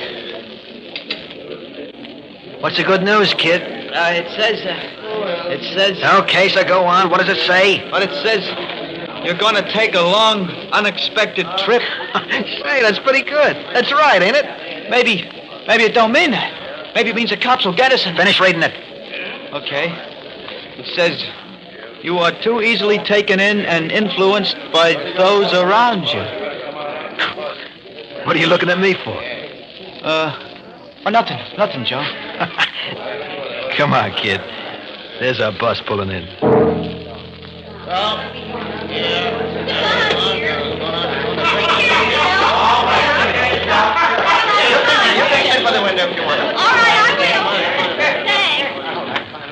Well, there she is. Let's get on, huh? Joe, let's wait for the next one, Joe. Are you nuts? A 3-hour wait? What for? That's got red wheels. Pretty, ain't it? Oh, red means danger. Let's take the next bus, huh? Oh, you dope. Stroke your rabbits. Oh, but Joe, I got a feeling. Good, so have I. And it says let's get to L.A. double quick and pick up some of that gold dust. Hey, driver. Yeah? When do we pull into L.A.? Day after tomorrow. About this time. Thanks. Come on, Freddie. The red wheels is on the outside. Okay. 7 and 8. That's us. Give me your bags. I'll shove it up here. There we are. Joe, hey, Joe. Now what? Hey, let me sit by the window, will you? You can't see the wheels anyway. Yeah, but you... Oh, I get it. It's the number, huh? Yeah. You want the lucky 7. Oh, sure, kid. Sit in C7 if it'll make you happy.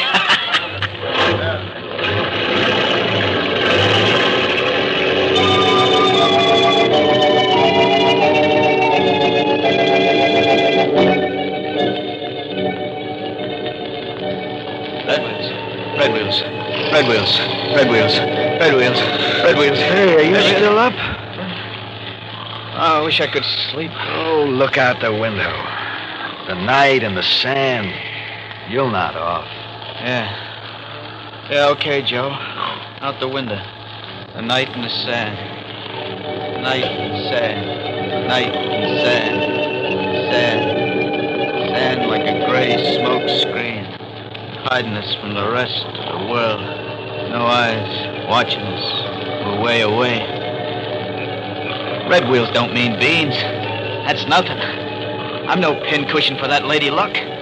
She's on my side. I had it all up. Rabbit's foot, that's 1. Finding a penny, that's 2. And seat 7, 3. That's 3 against red wheels. 3 against red wheels. What's that? Oh, no.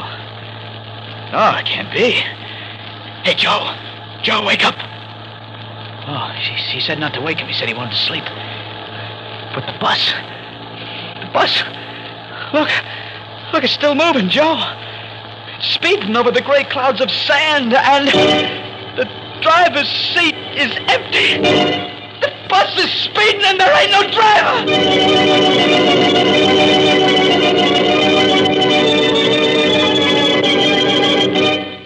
A bus with red wheels on a desert road. Where can a bus be going without a driver? Where would you expect to go after Murder at midnight.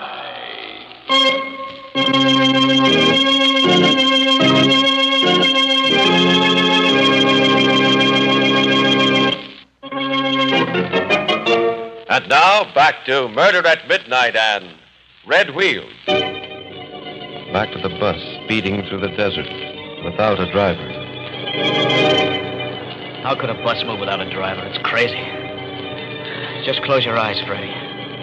You're dreaming. Now, when you open your eyes again, you'll see. Now, straight ahead and... See? There is a... Ah! No. I'm imagining things because I'm scared. Joe. Hey, what's eating you now? Look, Joe, look. Coppers? No, worse. It's this bus. It's moving. Well, what'd you expect? Now, look, Brainy Pond. Yeah, that's just the point. Look. Straight ahead there. Look. What the devil? That's it, the devil. The devil's riding with us. He's holding the wheel. That's why we can't see him. You see, there's no driver. Holy smokes, I don't get it. What's making it move? Something we can't see, Joe. Something. Shut up. The bus has red wheels, Joe, remember? Red burns like fire. Can take it only one place. That's where we're going. Maybe some of these dopes sleeping can dream a way out. Hey, everybody, wake up! Wake up! What's all the racket? Darling, don't cry. What's the big idea? I'll tell you the big idea. Look. Look straight front and see for yourself. Holy smokes! There's no driver! There's no driver! What's making it go? Wait a minute, everybody. Don't get excited. What do you mean, don't get excited? Well, if you listen to me, I'll tell you. There wasn't anybody awake I'll when the... tell you who's driving this bus. It's the devil. And that means... You know where we're going? Hey, you're creating a riot, you idiot. Let me talk. Sure, talk. That's just what we need.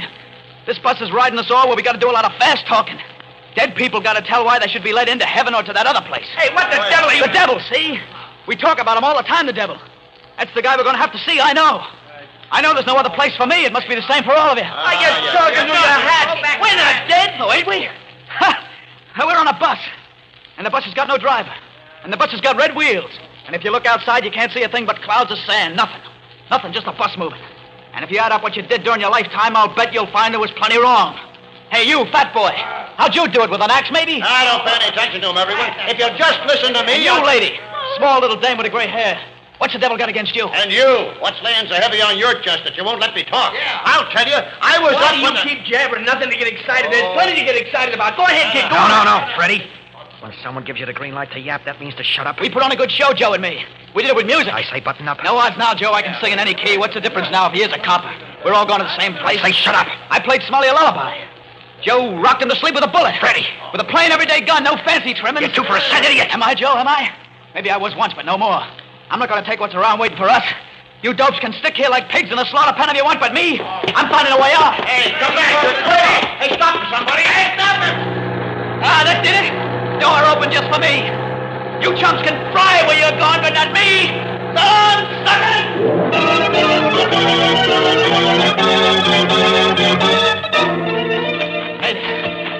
I made it. I gotta run now. Run. Space. Pack space between me and those devil wheels. Space. Oh, getting tired. Yeah. Hard running on sand. Get you tired, awful tired. Oh, but the bus is gone. I'm free of it. I'm alone now. That's right, mister. You and me. We're all alone. Sure. Hey, who are you? I'm Mr. Rat. Mr. Yeah, Mr. Desert Rat. I've been here 22 years. Fell off a bus just like you. And been wandering around ever since. Oh, how? Why don't you get out of here? Because once you jump off, there ain't no other bus will stop to pick you up. You're all alone. Hey, Mr. Rat. Yes, Freddie? Where you going? Gotta keep wandering. Keep wandering.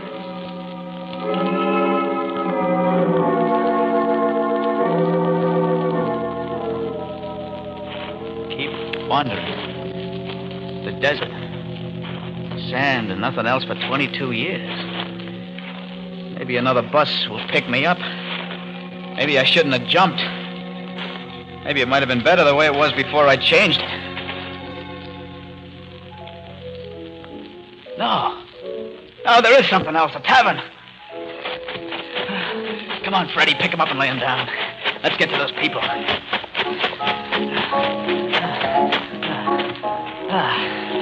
Nice town. Got a road. 1, 2, 3, about 5 buildings. Hey, anybody around? Anybody home? Well, there must be. There in that saloon there. Oh, brother, could I use a drink? A beer, yeah, that's for me.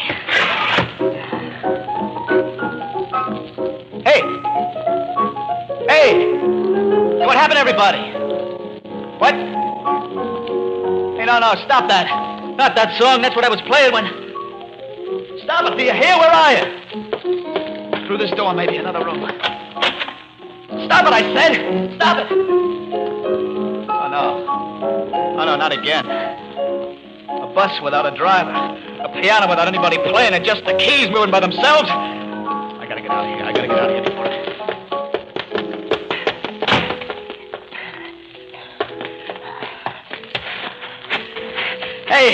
Hey, somebody! Ain't nobody here! Ain't there nobody? Oh, there it is again. What's coming from that house now? That last one on the road. Maybe this time. All right. I told you to stop it, didn't I? Still nobody. Still. Okay, if you won't stop it, I'll stop it for you. You gotta stop, do you hear? You don't stop, please, if I can.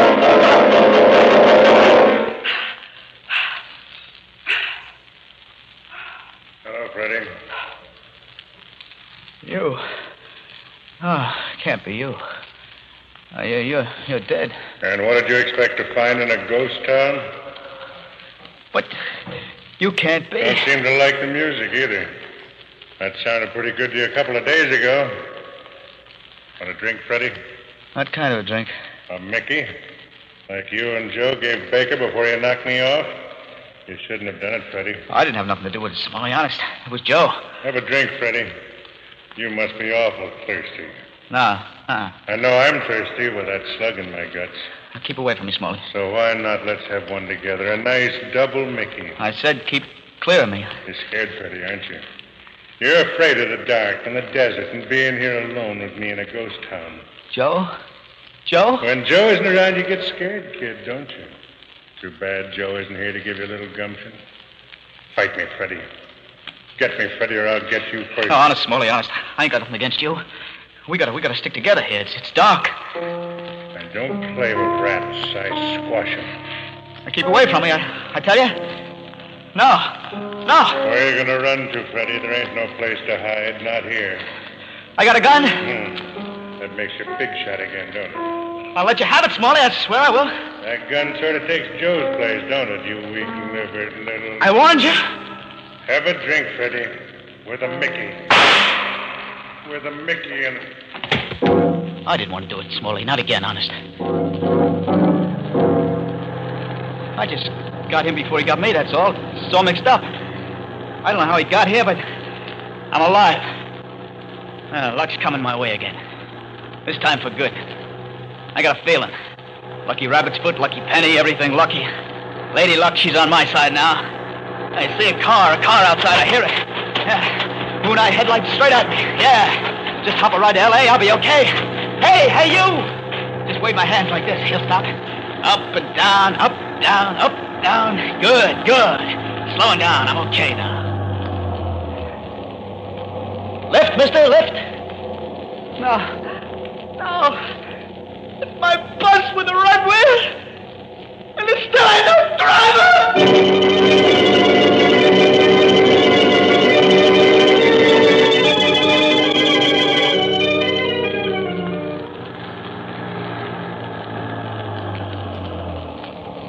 Bus number 22 checking in, Tom. Okay, Johnny, I'll take her. Yeah, I hear you had a little excitement. Excitement? Yeah, I guess so. What do you mean, you guess so? You nab a couple of murderers on your bus, and then you... Well, there wasn't no excitement in it for me. What? You see, I wasn't there. They were all asleep when the bus broke down. There was no one to talk to, so after the tow car hooked onto the bus, I went up front in the tow car to chew the rag. Yeah, so? So nothing. When this guy wakes up, he went nuts. Started yapping about a murder and jumped off the bus. We had to chase him all through the desert, and he was so far gone he didn't even see the tow car when we found him again. So what happened to him then? He was nuts, I tell you, off his rocker. Yeah? Sure. We turned him and his buddy over to the cops in the next town at just about 12 o'clock midnight. A bus without a driver and a ghost town in the desert. Perhaps our two friends will make that same trip again, and very soon, when they make their final payment for their... Murder at midnight.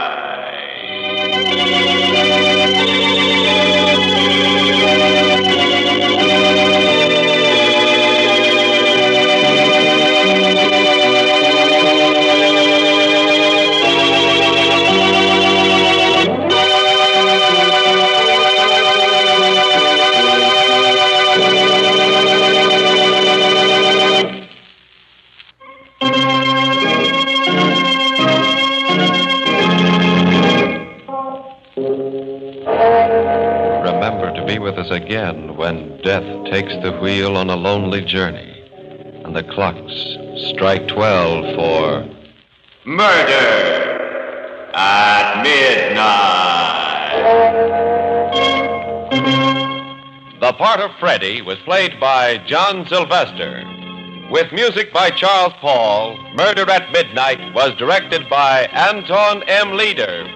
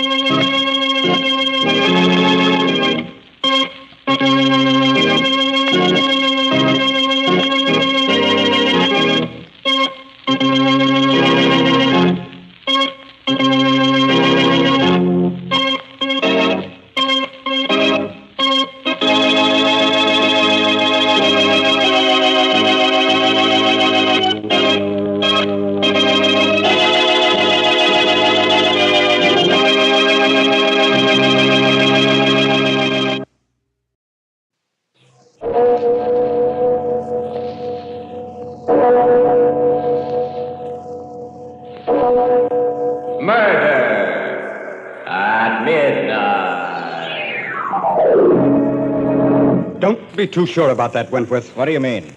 Don't forget that skeleton there. He was once a man, too. Until he was trapped in here or murdered. What of it? Oh, nothing. Nothing except this.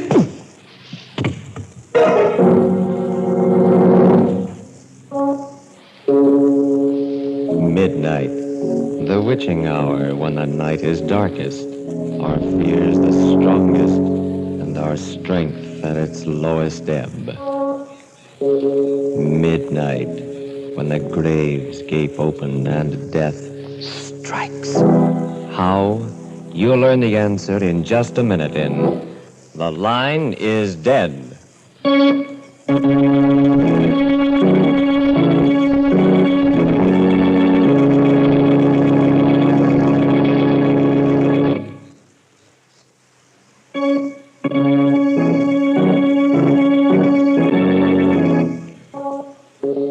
And now, Murder at Midnight. Tales of mystery and terror by radio's masters of the macabre. Our story by Bate Blau is The Line is Dead.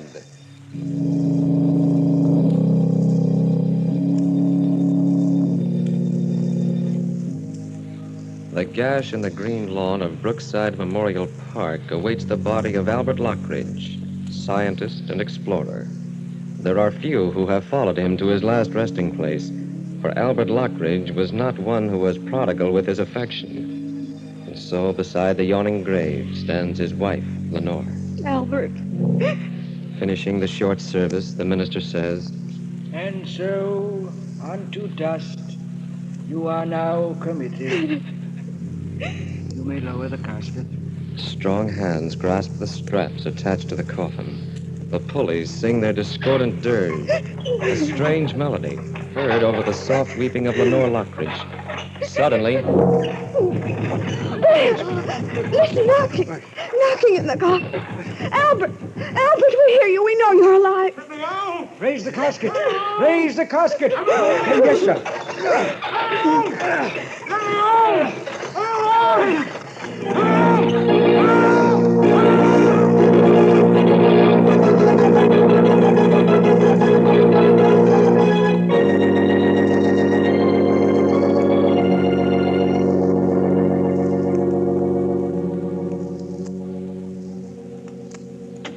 He is all right, isn't he, Dr. George? He seems to be, but... But what? Well, you can't blame me if I'm a little hesitant in giving my opinion. You mean you're not sure that he will? Yes. Oh. After all, Mrs. Lockridge, my position is a little awkward. I signed the death certificate feeling certain that your husband was dead. And now I'm naturally reluctant to predict just what course his convalescence will take. I think I understand. The only thing that really matters is that my husband's lying in his bed at home and not in the cold, black earth of Brookside. Isn't that true? You're a very sensible woman. Albert will get better. Probably. But we'll have to watch his heart. His heart? These strange spells when his heart seems to stop, when I thought it had stopped. Each attack is an added strain. But the strain of regaining consciousness in the coffin, he withstood that when even a healthy person might not have. Oh, he's a hard person to kill. Oh, thank goodness for that. Well, this time it was a pretty close call. If he'd come to even 10 minutes later, Mrs. Lockridge, no one would have ever known.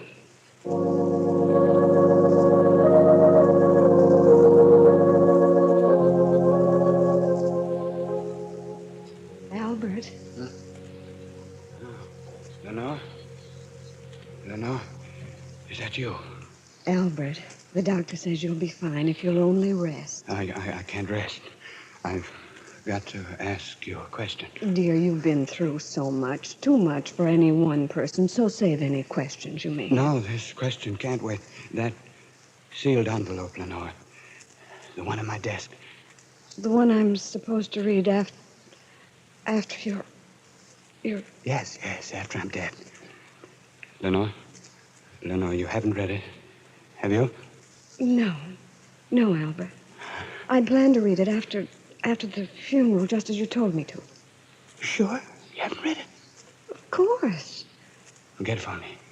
I want to see for myself. Albert, no, you've so little strength. But I must know. You will. I must know now. Because if you read it, I'd want to live. Albert, I swear I haven't. Please believe me. You saw it? No. Look at me. You can see I'm telling the truth. Look at me. Yes, I think you are telling the truth.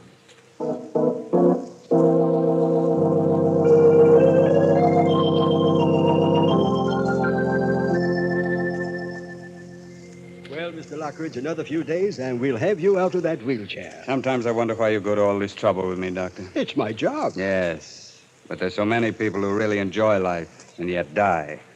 Twice now I've been pronounced dead, only to return to life almost reluctantly. Reluctantly? Yes. Well, you tried awfully hard to get out of the coffin. The sheer horror of being buried alive. I've always been terrified of it. Since childhood? Yes. My nurse locked me in a closet whenever I misbehaved. I always thought I'd be left to die there. Oh, it's not the fact of being death that bothers me. It's the fear of being buried alive. It's the choking, the futility of crying out. Yes, it would be a horrible way to die, but... Excuse me, Doctor. There's a Mr. Burton here to see you, Mr. Lockridge. Good. Show him in, nurse. Nurse, take our patient out on the sun porch. I'll send his visitor there.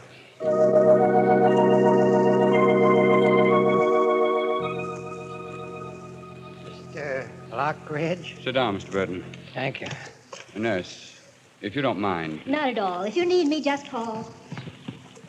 Now, Mr. Burton, as I understand your business... I'm a telephone engineer specializing in special types of telephone systems. Yes. Perhaps you've read about me in the paper. Yeah, sure I have. You're the guy who came back from the grave. Yes, I'm the guy who came back from the grave. And it strikes me, Mr. Burton, that an occasion might again arise when I might want to do the same thing. That's why I called you. Come again?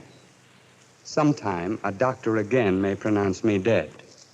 Perhaps I will be, perhaps I won't. And if I'm not, I'd like to feel that I could call for help. I don't get it. Mr. Burton, in case it should happen again, I'd like you to install a private telephone from this house to my grave.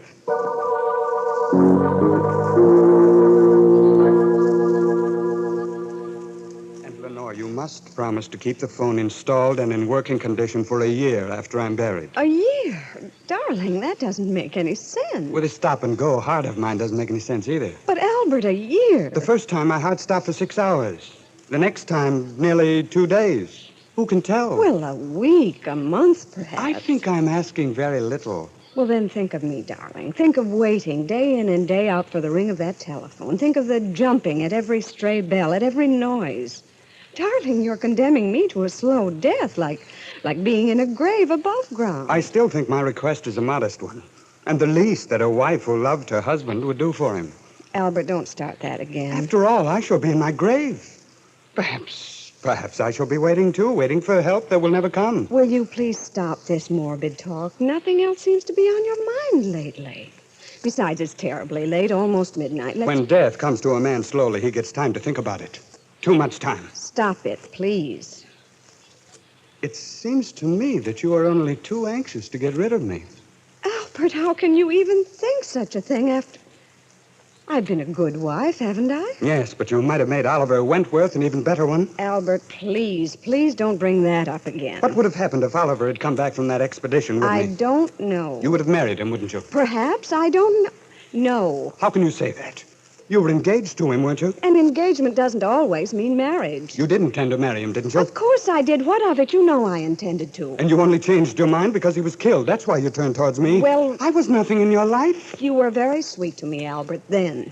I could see that you loved me in your peculiar way. I appreciated everything you did for me. Appreciate it? Oh, Albert, why dig looking for a sore spot? It's not fair to me or to you. I was nothing in your life, was I? As long as Oliver was alive. What are you trying to prove? All the time we've spent together, I've played second fiddle to Oliver Wentworth. Look, Albert Lockridge, when we married, I said I'd put all thoughts of Oliver out of my mind. Well, I've done it. At least... At least? At least what? You mean you've tried, but you couldn't. Oh. I knew it. You've never loved me. He's always been in your heart. What are you talking about? You just said it. If I had died, you would never have given me another thought. But all the time, here, in my own house, he's been living as a memory, haunting you, haunting us. I can't go on like this. It just can't go on. I've struggled with him long enough. He's got to go. No matter what I have to do to crush his memory, I've got to kill it. I've got... Albert. Lenore? What is it? Lenore, help me. There's a chair in my heart. I've got you. Now, slowly. No, Slowly? I don't think I can make it.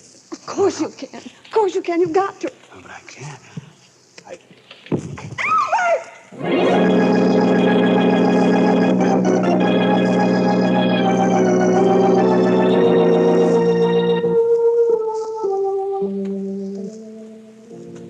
Doctor, are you sure? Absolutely, Mrs. Lockridge.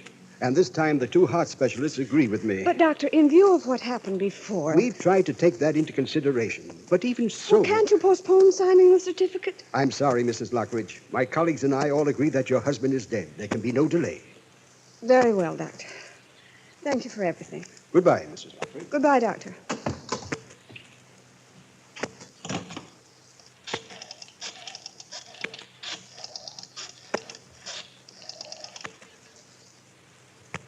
Hello? Mr. Burton? This is Mrs. Lockridge speaking. My husband died yesterday. He's to be buried tomorrow at Brookside. Will you please be there as he desired to install a telephone in his grave? A man who was afraid, not of death, but of being buried alive. A telephone to a sealed grave and the great beyond. Will we hear from Albert Lockridge again before the clock strikes 12 for... Murder at midnight.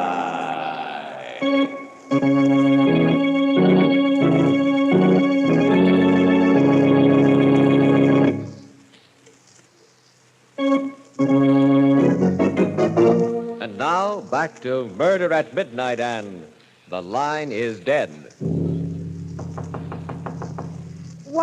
One minute. Oh, Dr. Joe. Good evening, Mrs. Lockridge. It's awfully nice of you to call. I was worried about you. Oh, I'm all right. I'm fine. I couldn't come to the funeral. I tried to phone you, but... The phone's disconnected. So they said. And so I came over. I rang the bell several times. No answer either.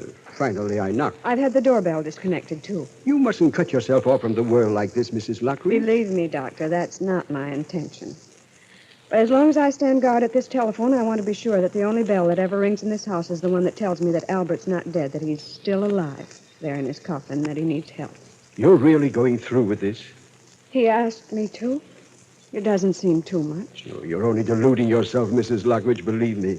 Waiting this way is only a perverse and completely futile sort of mourning. I know you can't understand. I can't. But I do know that this morbid watch will only deepen your grief. Prevent you from making any kind of adjustment to his death. What difference does it Now, make? you're a young woman, Mrs. Lockridge. You have a whole life ahead of you. All the more reason for spending some of it as he wanted me to. Doctor, my husband was not the sort of person who inspired affection. I know. But in his odd, sometimes unaccountable way, he did love me. Now that he's gone, no one on earth holds any fond memories of him but me. A heavy responsibility, Mrs. Lockridge. Still, you must take care of yourself. I will, Doctor. Assume that he is dead. Mourn him as you will, but don't live in a state of suspended animation. For instance, if he's left a will, don't put off reading it. There are some papers which I was supposed to read after his death. They're in a sealed envelope in his desk. Read them. Read them immediately. No, not yet. You should. Perhaps they'll contain some message of comfort. Get the envelope now. Not now, Dr. George, but very soon.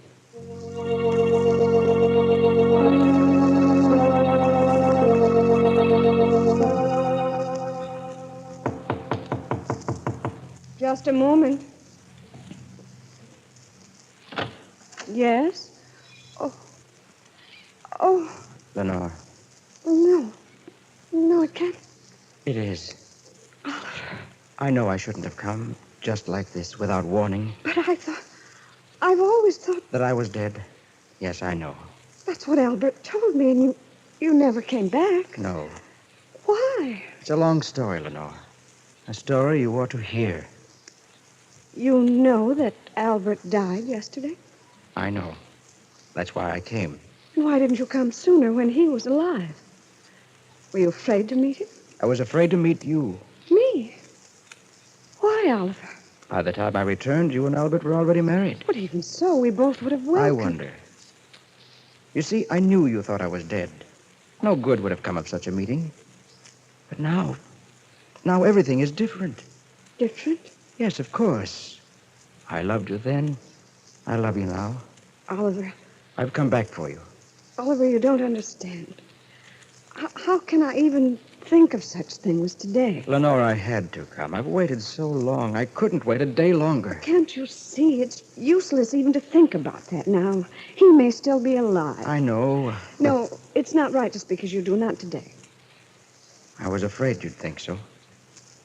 Lenore, I wanted to avoid this, but now I see I must tell you. Lenore, neither of us knew Albert Lockridge. After all, Oliver, I've lived with I him. still don't think you ever really knew him. I never did, even though I worked with him for many years. That is, until the day we stood in the great hall of the old Aztec temple. The temple we found on that last expedition. The one from which I was not supposed to come back from. We were trying to find a door to an inner chamber.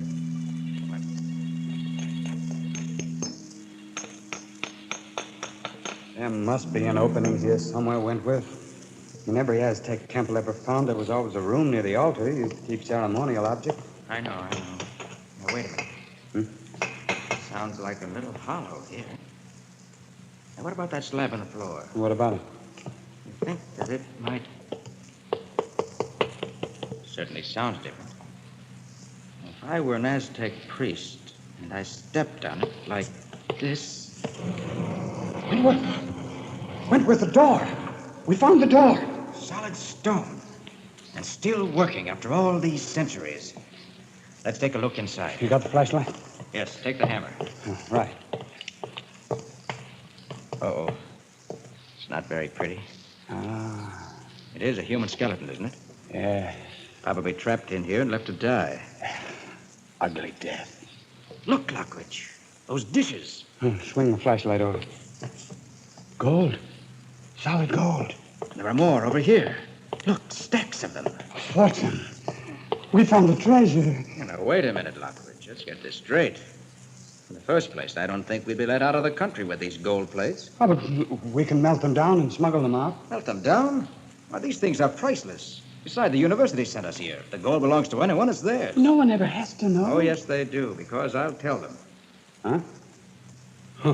It's all very well for you to play the heroic fool.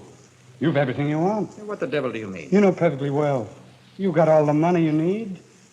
Besides, you have Lenore. What's she got to do with it? You do have Lenore, haven't you? Well, you act as if I took her from you. You were afraid of me. Oh, Lockridge, don't be an idiot. Lenore would no more look at you than... Oh, wouldn't she? She'd marry me if you went in the way. I know it. Why, you fool. She's just being friendly to you because I asked her. We'll see. If you weren't around... But I am around. And as far as the gold plates are concerned... I said we'll see. After all, that skeleton there, he was once a man, too. Until he was trapped in here. What of it? Oh, nothing. Nothing. Nothing except... When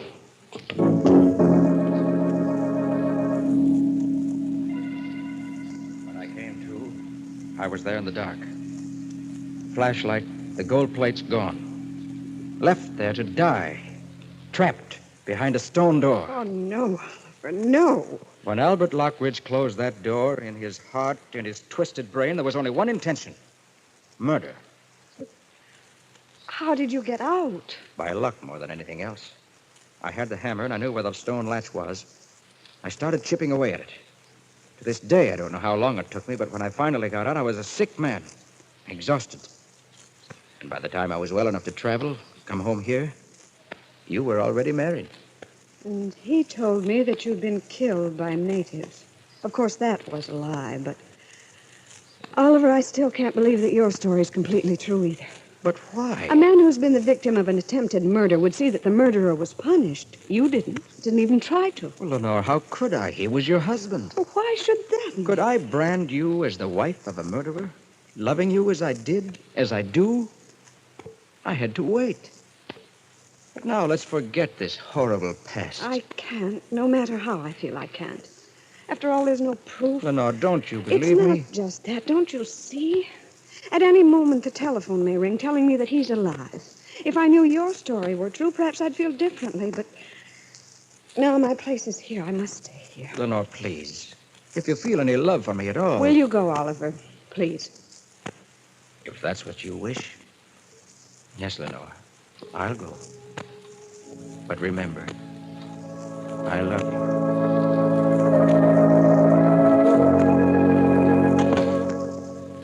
I don't know why it should matter now, but I still hope you told the truth, Oliver, for then. The papers in the sealed envelope. I promised Dr. George I'd read them.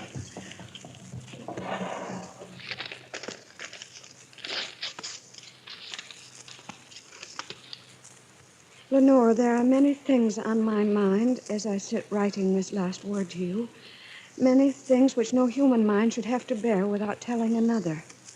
As I look over my life, I know now it has been an empty mountain. I've never had a straightforward human emotion and acted on it. My work has been a sort of shadow play which gave my hollow existence an outward tinge of reality. No friend has really touched me, for I cannot be reached. I married you more out of perverse vanity than love. And yet, perhaps because of your loyalty, some spark of love has been kindled in me. Bear this in mind when you go out to the garden. For there, underneath the sundial, you will find a treasure of gold, which should take care of you when I cannot. I had intended to use this gold myself, but I could not because it might incriminate me in the murder of Oliver Wentworth. People might ask questions, but the murder of Oliver Wentworth. Then his story was true. Oliver! Oh, Oliver! Oliver! Gone.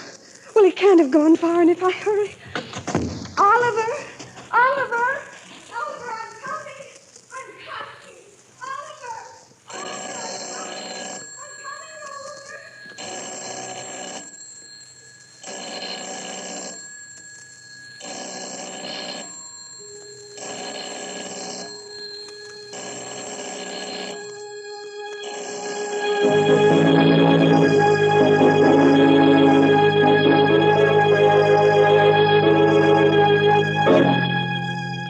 A telephone ringing in an empty house.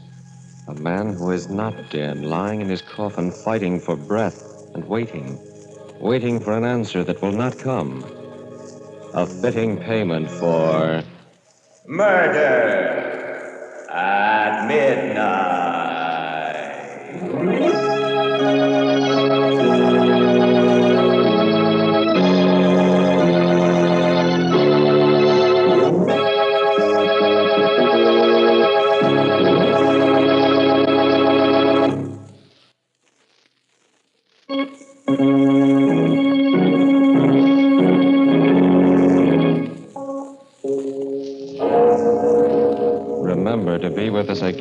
when death stands waiting at a newly dug grave, and the clocks strike 12 for Murder at midnight.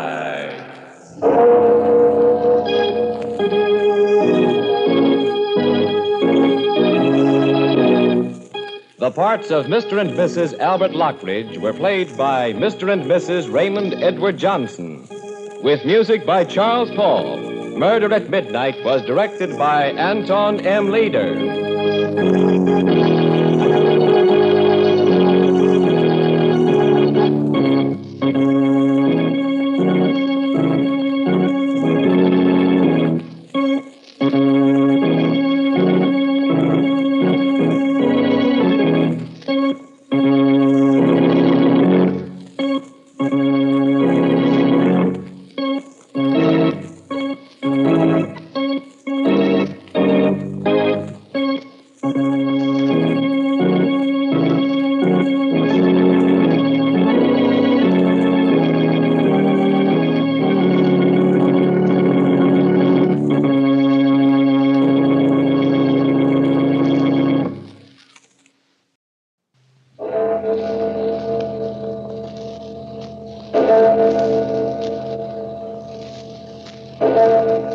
Murder at midnight.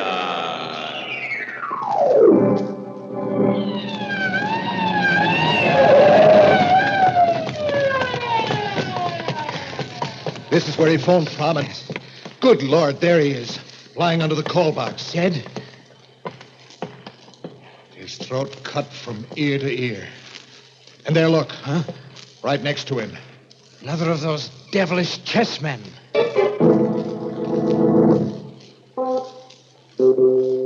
Midnight, the witching hour when the night is darkest, our fears the strongest, and our strength at its lowest ebb. Midnight, when the graves gape open and death strikes. How? You'll learn the answer in just a moment in Death Across the Board.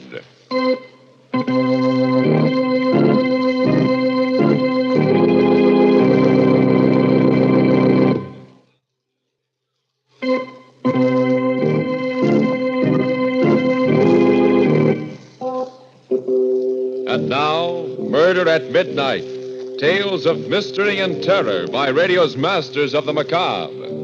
Our story by Robert Newman is Death Across the Board.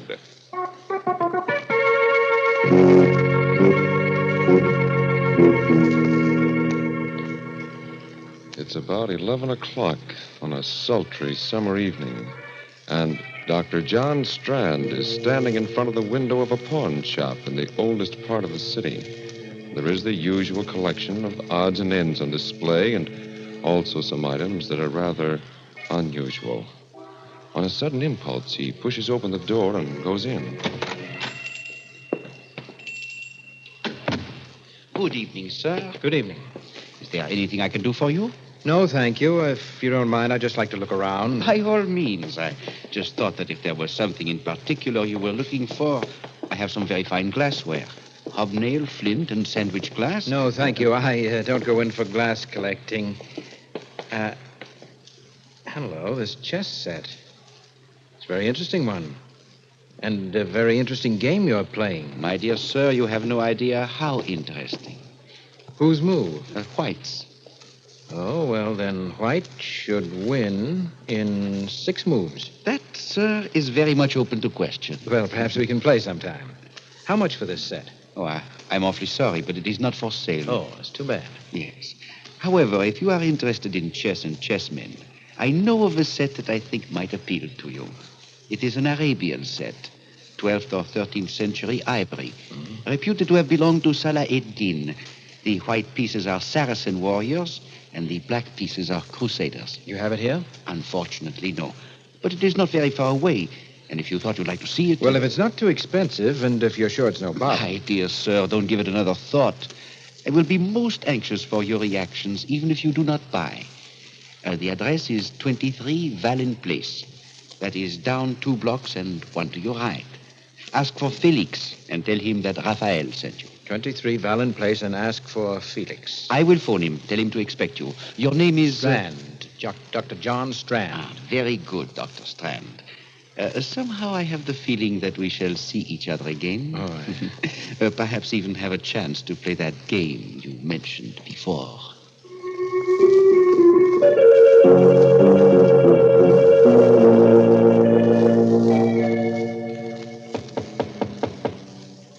Who is that? Who is there? Felix? I said, who is there? My name is Strand. Rayfield sent me over here. He said he'd phone you and tell you... Just a moment. How do you do? I hope I'm not disturbing you. Very well. Come in. Now, hold your hands up. What? I'm afraid there must be some mistake. There is. You have made it, thinking you could come here and take me in this way. Well, but this is ridiculous. I said hold your hands up. Keep them up. Now, look, Felix, if that is your name, will you do me a favor and call Rayfield? He sent me over here to look at a chess set. And don't move, do you hear? Stay right where you are with your hands behind your head. You so much as move. Hello? Oh. Hello, Raphael. Yes, he just got here. What do you think? I shall take him into the back room. Do it there. No. No one will hear. Right. I'll call you back. Very well. In there. What for? Because I said so, that's why. Here! What? Drop that gun. Drop it, you hear? Oh, my wrist! I should have killed you right away.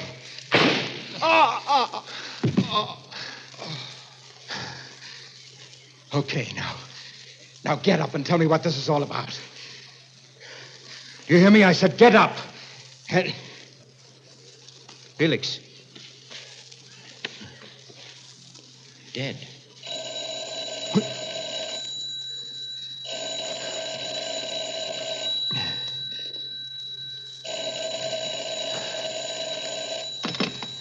Hello? Felix? I'm sorry, he can't come to the phone just now. Oh, Dr. Strand. Congratulations. What? Who is this? This is Raphael. And now do you think it is possible for White to win in 5 moves? Well, what do you mean? What in heaven's name You is... killed him, did you not? Of course you killed him, or you would not be speaking to me now. May I suggest that you go through Felix's pockets, take out the most interesting thing you find there, and bring it to my shop? What? Bring it... Hello? Raphael! Goes through his pockets. Well, I've got to get to the bottom of this and find out what it's all about. A wallet, keys, and a chessman. A black rook. A black rook. All right, Mr. Rayfield. I think perhaps I'll take you up on that. I will go back to your shop.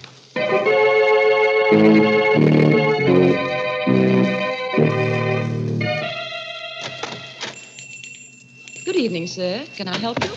Yes. Where's Rayfield? I'm sorry, he's not in right now, but... Are you Dr. Strand? I am. I'm Alice Hines. He must have been expecting you, Doctor. He asked me to give you this. What is it? I don't know, but... Another chessman. A white knight. Oh, yes. Mr. Rayfield is quite a chess player. Yes, he's more than that. He's a murderer. What? Or at least he has friends who are. What do you mean? I mean just that. He sent me to see someone, a man named Felix, to look at a chess set. And when I got there, this Felix pulled a gun on me, and when I tried to get it away from him, it went off and killed him. Oh, no. Oh, don't look so surprised and innocent. You work for him. You must know what it's all about. And that's what I came back here to find out before I called the police. There must be some mistake. Some horrible mistake. Yes. I've only been working here for a few weeks, but he's been very nice to me. Kind and considerate. A mistake, eh? Then why did he phone Felix while I was there? How did he know he'd been killed? Why did he laugh about it and tell me to come back here? I don't know, but I can't believe that about him. I won't. No, well, we'll see what the police have to say about it. Where's your phone? Back there. But if you're serious about it, you don't have to bother calling them. Why not? Riley just went past here a few minutes ago. But there he is, up at the corner. Fine, that'll save some time. Officer! Officer, would you come here a minute? Good Lord, someone shot him. That woman hiding behind that car there. The woman in black. And she's coming in here. Don't just stand there. Get inside and shut the door. You shot Riley. Killed him just like that. Yes, 6 months I've been waiting, trying to find out who got my Ben. Now he'll rest in peace. Where's Raphael? Raphael? Yeah, it was him that got the dope for me. Told me how to knock the cop off, and he told me to come in here afterwards. Well, Miss Hines? I still can't believe it. I can't. You can't believe what? Hey, why are you looking at me so funny? Say, whose side are you on anyway? Not ours, my dear.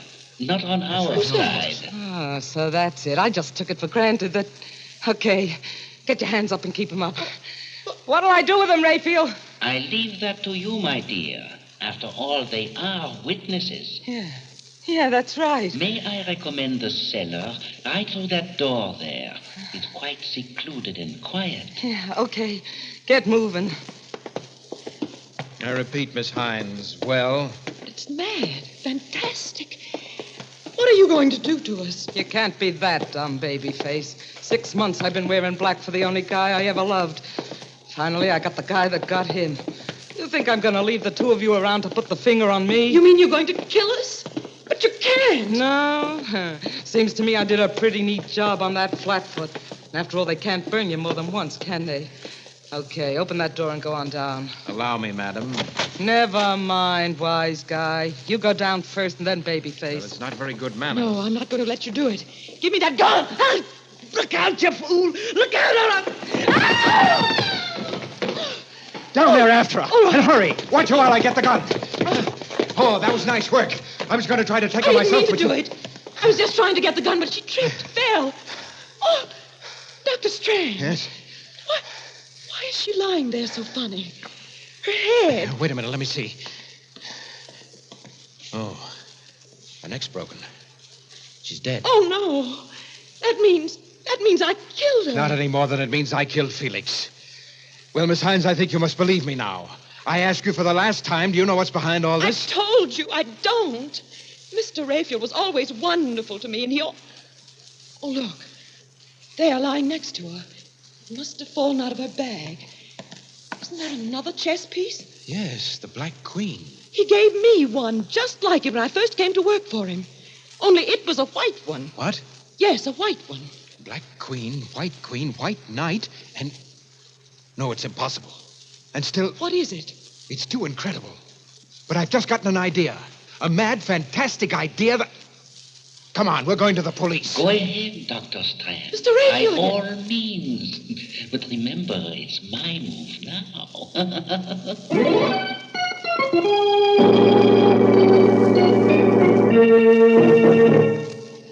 Raphael's move. With 3 pieces removed from the board already, 3 corpses, and the hands of the clock still moving toward the witching hour, and more. Murder at midnight.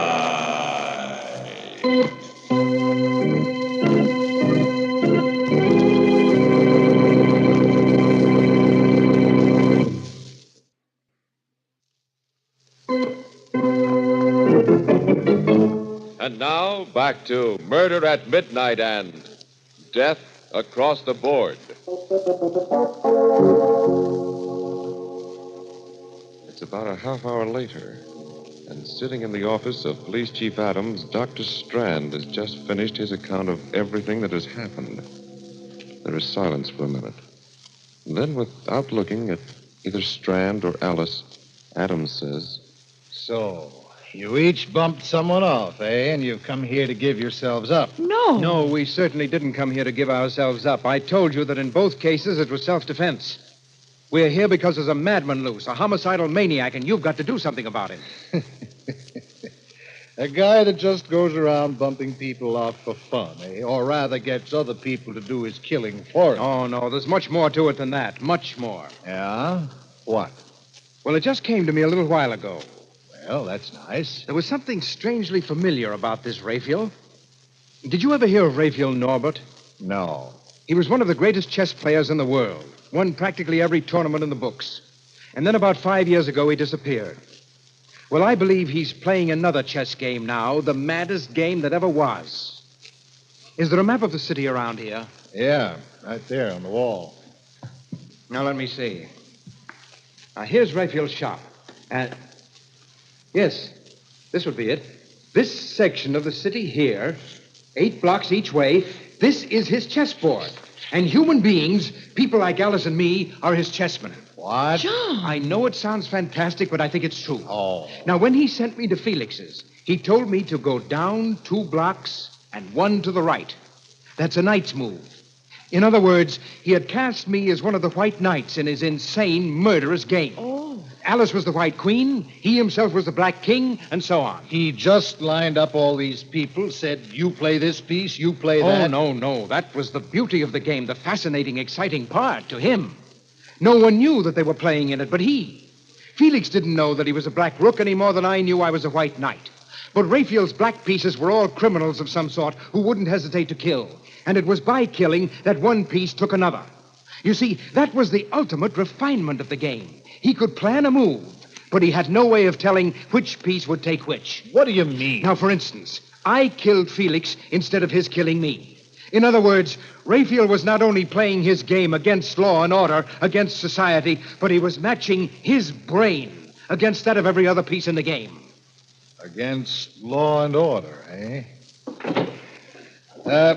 I got this in the mail a couple of weeks ago without any letter or anything like that. How would this fit in with your theory? The White King. Of course. That means he's playing this game principally against you. Now do you believe us, Mr. Adams? Do you? I don't know. Well, I suppose it's possible. We've been having a funny kind of crime wave lately. Killings without any apparent motive and... Excuse me. Hello? Hello, Chief. Valenti speaking. Yes, Valenti. I'm down the corner of 3rd and Sycamore, and there's something kind of screwy going on. I was... Hello? Hello? Valenti! What's the matter? One of our detectives down at 3rd and Sycamore, and it sounded like somebody got him. Now make sure about this before you answer, but would this be part of what you were talking about? Well, let's look at the map again. 3rd and Sycamore. That would be in the area. That's Raphael's chessboard. Yes, I think it is. Okay, come on. We're going down there and see.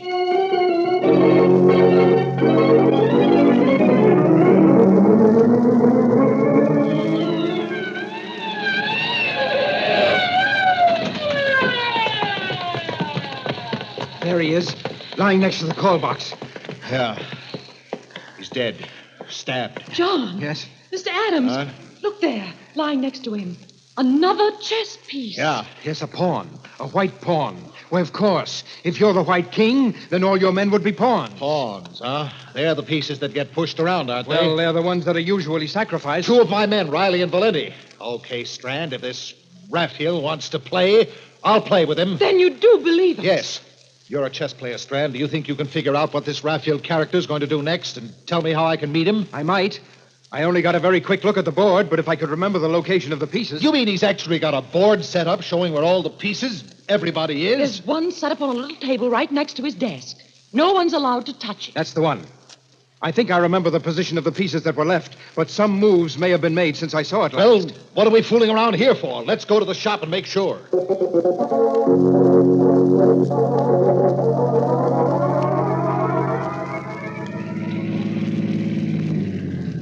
That's the store, right there. Well, it's all dark. Doesn't look as if anyone's there. Locked, all right. You have a key, haven't you, Alice? No, Raphael never gave me one. He always locked up himself. Well, what do we do? 2 of my men killed, and you ask me a question like that? You think I'm going to play legal and wait for a search warrant? Look out.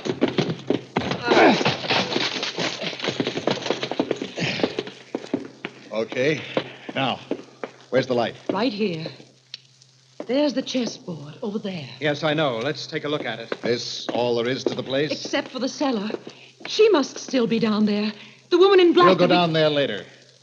Well, Strand? Well, at the moment, Black seems to have the edge on us. Several moves have been made, and we've lost several pieces, but we've still got a fair chance. Oh, the devil with winning that game. Where's this Raphael guy, the Black King, and what's he going to do next? Well, now, wait a minute. Just give me another minute or two, will you?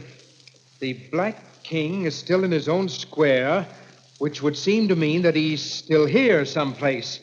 But the thing is, I'm not sure whose move it is now. You're right, Dr. Strand. I am still here, and it's my move. What thunder? There's Raphael speaking over some kind of a loudspeaker system, maybe from the cellar. All right, I'm going to see. I'll find out. Oh, my God! Oh, John!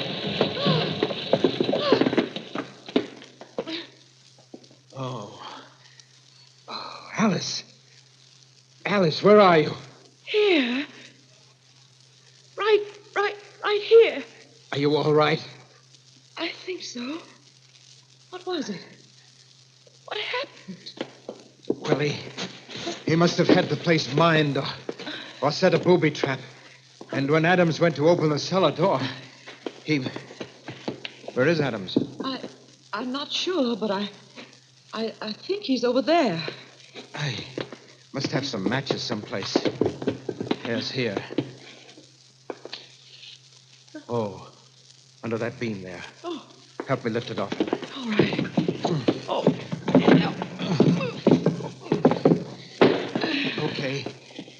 Adams. Is he? No, but he's badly hurt and losing blood.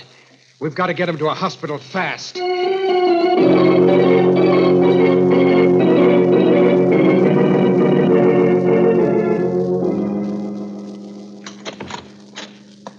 Now watch it. This way. The emergency ward is right in there. How do you know? Well, I ought to. I interned here. It's funny there's no one around. Now, put him right there on the table. All right. Easy. That's it. Hello. This is Dr. Strand speaking from the emergency ward. I have a very severe accident case here. Is there anyone around who can take care of him? What about surgery? Crandall? Oh, fine. Will you ask him to get down here as soon as possible? Thanks. Chap I used to know has just finished an operation. He'll be down right away. Will there still be time? Yes, I think so. We'll have to give him a transfusion once we get him patched up. Now, I'd better rustle up a sterile uniform for myself in case Crandall needs a hand. If I remember, they used to keep them in here. Isn't there anything I can do? Just keep an eye on him. The tourniquets particularly. It'd be just too bad if he lost any more blood. Right. He's still unconscious, but I think... That you, Crandall? I'm awfully glad you're here. Pretty serious case. Adams, chief of police. An explosion. Oh? There's no time to go into the whole story now. But if we don't work fast, we may lose him. I only had a chance to make... What are you doing? Removing the tourniquets? No, wait. I'm not ready with the ligatures yet. You're not Crandall. You're Raphael. What? Right, Dr. Strand. Raphael Norbert. Dr. Crandall is still in surgery, locked in, as a matter of fact. I put on this mask and gown not because I thought it would fool you, but because, well, somehow it just seemed appropriate. But it can't be you. You were in the shop. No, Dr. Strand. If you're thinking of my voice, as you guessed, it was coming over a loudspeaker system from next door. And if you're thinking of my position on the chessboard, you forget that I had not made my move yet, huh? You probably expected a Brodsky endgame. That would have been the classical move. But I played a variation of it. You castle? Right. What? I know you do not play chess, my dear Miss Hines. Castling is a move in which the king changes places with one of the castles or rooks. It was a move which brought me here to the hospital waiting for you. Mr. Raphael, I don't know why you've done everything you have, and I don't care, but you've got to let us do something about Mr. Adams. All that blood he's losing. Yes, Raphael, for heaven's No, sake. do not move, either of you. I do not want to have to shoot, but I sincerely hope it will not be necessary. After all, when the chief dies, the game will be over. And the most interesting game it has been. But haven't there been enough deaths already. You are very sentimental, my dear. I'm afraid you would never make a good chess player.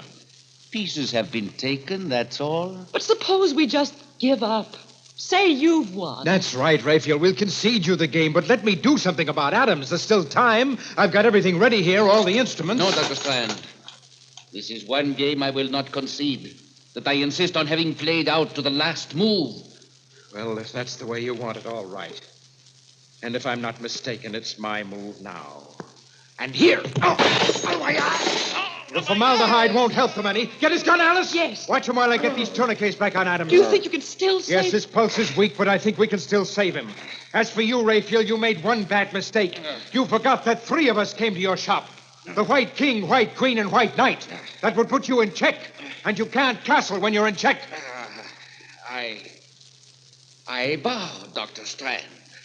I felicitate and congratulate you. But if I am to lose, I prefer to lose in my own way. Look out, Alice! Watch it! He went through the window. Shall I call the police? Get them to go after him? No.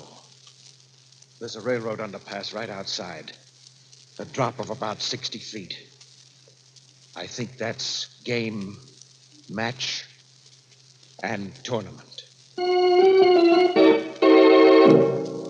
One last move, and the game is over. Over as we like to have all our stories end, with a final... Murder at midnight.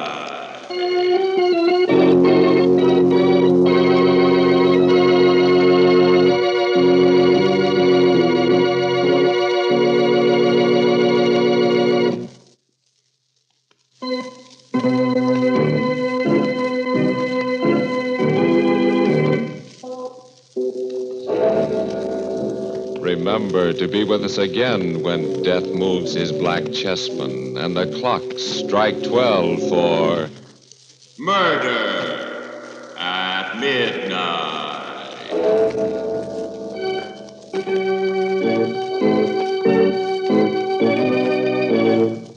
The part of Dr. John Strand was played by Eric Dressler.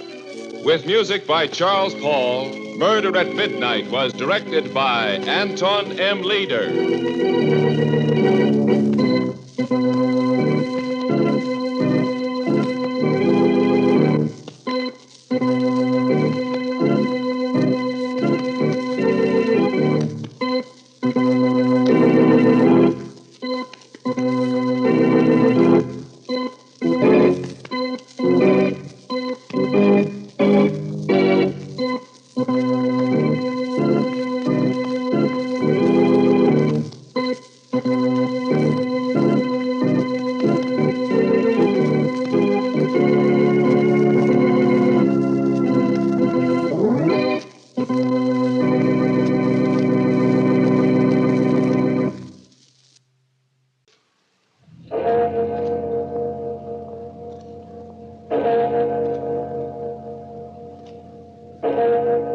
Murder at midnight.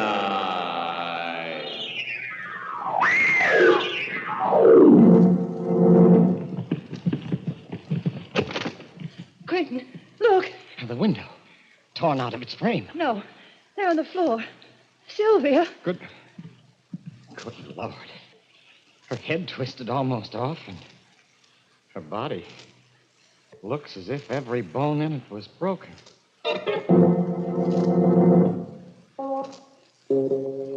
Midnight, the witching hour when the night is darkest, our fears the strongest, and our strength at its lowest ebb. Midnight, when the graves gape open and death strikes. How? You'll learn the answer in just a moment in Death's Worshipper.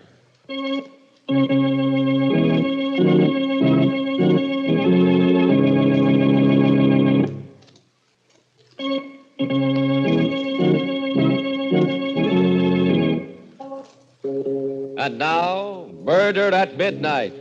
Tales of mystery and terror by radio's masters of the macabre.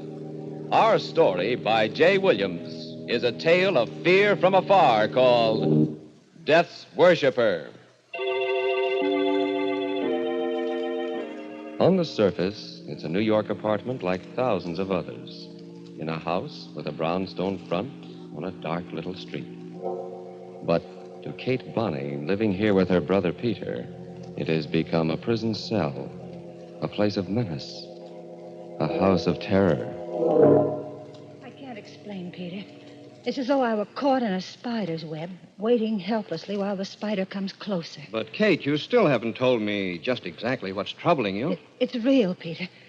It's a feeling that, well, like in a nightmare when you know something awful is after you and you can't escape. It's drawing closer. It's coming here to this room to find me. What'll I do, Peter? What shall I do? Please, Kate, pull yourself together. You've got to. I'm sorry, Peter. I'll try. Ah, that's better. Now then, let's have it. I can't come home every night to a sister who's afraid of the dark. What's it all about? Do you remember the weekend I spent at Quentin's place in the country? Just after he got back from India? Yes, of course. You couldn't make it and I went alone. The conference in Chicago, I remember. Reminds me, I wonder why I haven't heard from him since. Those letters he wrote about some discoveries he made. Discoveries? Don't mention them. Why not? Because I have an idea that they're behind everything that happened. What do you mean? He didn't even mention the expedition until after dinner that first night. There were just the three of us, Quentin, Sylvia, and myself. He went into quite a bit of detail, describing his reasons for going. The long trip through the jungle. Finally came to a little gone village and tackled what I was sure was the last belt of jungle. That last stretch took us 6 hours. At last, we broke out into a clearing, and there it was, towering above us, the temple of Shiva the Destroyer. Oh, that must have been a thrilling moment. Thrilling? You can't possibly know what that meant to me. I was just frightened. Sylvia frightens rather easily. That's not true, Quentin. It's just that it looked like some kind of crouching beast with a single devil's horn. Rubbish. It was breathtaking, Kate. Imagine a great square block of stone set in a riot of jungle foliage. Out of it rises a tremendous three-cornered spire fully 100 feet high. Oh, that must have been magnificent. Yes, and the whole thing covered with a lace tracery of stone carving. And this was what you had set out to find? This was it. You see, the Hindu Trimurti, or Trinity, is composed of three deities. Brahma, the creator, Vishnu, the preserver, and Shiva, the destroyer. Yes. Well, in this tiny district in the hills, there had once been a local cult which worshipped only the destroyer. In a curious and perverted way, well, the worshippers became their god. I don't understand. When they prayed to Shiva, the god himself entered and took possession of them. They were Shiva, with all the powers and all the frightful energy of the god. Good heavens. No, not a very good heaven. For you see, the heaven of these worshippers was nothingness. Nothingness? Yes. For them, the ultimate goal of man was destruction, the merging of oneself into a kind of cosmic non-existence. Now you can understand how I felt, Kate, when I first looked at that temple. Yes. I suppose that, yes, even a greater mind than yours, Sylvia, might well shrink before the majesty of a concept like that. Well, I know I would have been frightened, too. But India is a place where just such a concept would originate. Life means nothing there. Death flourishes in 1,000 forms. I climbed the spire of the temple and looked down over the sea of jungle to the brown river in the distance and the thread of smoke that marked the village. I was a midget, an ant, crawling over the surface of a giant's house. Shiva is the giant, and humanity, we're so insignificant, so worthless. I wonder if they weren't right after all, those worshippers of the destroyer. Quentin. Perhaps death, nothingness, is the greatest goal. Stop it, Quentin. Stop it. Do you hear? Sylvia. Oh, don't worry, Kate, and don't bother. Oh, but I'm all right. Now. Sorry, Kate. I think I'd better go to bed. Yes, you're tired, Sylvia. I am tired. These wild ideas of yours. Of all this talk about Shiva, destruction. I wish you'd get those thoughts out of your head, Quentin. You hadn't been the same man since... Good night, Sylvia. Sylvia, are you sure you're all right now? Yes. Yes, Kate. I'm fine. But she wasn't fine, Peter. And it wasn't just fatigue that was bothering her. She was frightened, I could see that. Frightened out of her wits by something. And Quentin was different. When Sylvia had left us, he sat looking at me silently for a long while. And when at last he spoke, it was on another note. You know, Kate, all this talk of nothingness and death makes me believe more firmly than ever that man must try for happiness while he's alive. I agree. At least it's a pleasanter subject than what we've just been talking about. I'm glad you think so. Because I'm not happy now, Kate. But I thought you and Sylvia... Sylvia. There's nothing between us. Nothing. Hasn't been for years. But No, not even when we first got married. But you... When I first met you with your brother Peter years ago, something happened to me. My heart sang. It was as though I had burst out of my shell. I knew then. Quentin, you don't know what you're saying. I do. For the first time in years, I know exactly what I'm saying. I've found a philosophy I can believe in, Kate, in a troubled world. And for the first time, I've found strength to tell you that I love you. Quentin, please. Kate, listen. Don't be alarmed. It would be so easy to go away together. Anything is possible for me now. Anything. We will go away. It doesn't matter where. No. We'll find a new life together. The power I know can be yours, too. I love you, Kate. We can make a new world for ourselves. We can be the gods of that world. Quentin, stop. I see. I didn't really expect you to say yes immediately. It is quite a decision. But perhaps I can get you to change your mind. Quentin, you mustn't think... You're right. I mustn't think. I must act. I knew I wouldn't be able to sleep after that. I didn't even try. I went out for a walk. And when I got back, about a half hour later, there was a light in the studio at the far end of the garden. I was curious enough to walk over and look in the window. The room within was hung with oriental tapestries, with odd, crooked Eastern swords. Quentin sat alone, staring at a figure on the table before him. I could hear him through the window. His face was set, wooden, expressionless, but his eyes seemed to shine in the candlelight like a cat's.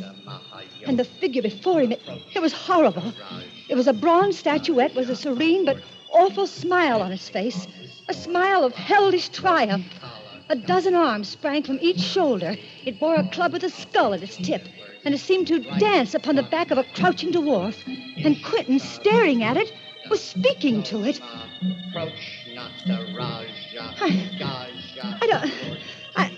I didn't know what it meant. I only knew that it was awful.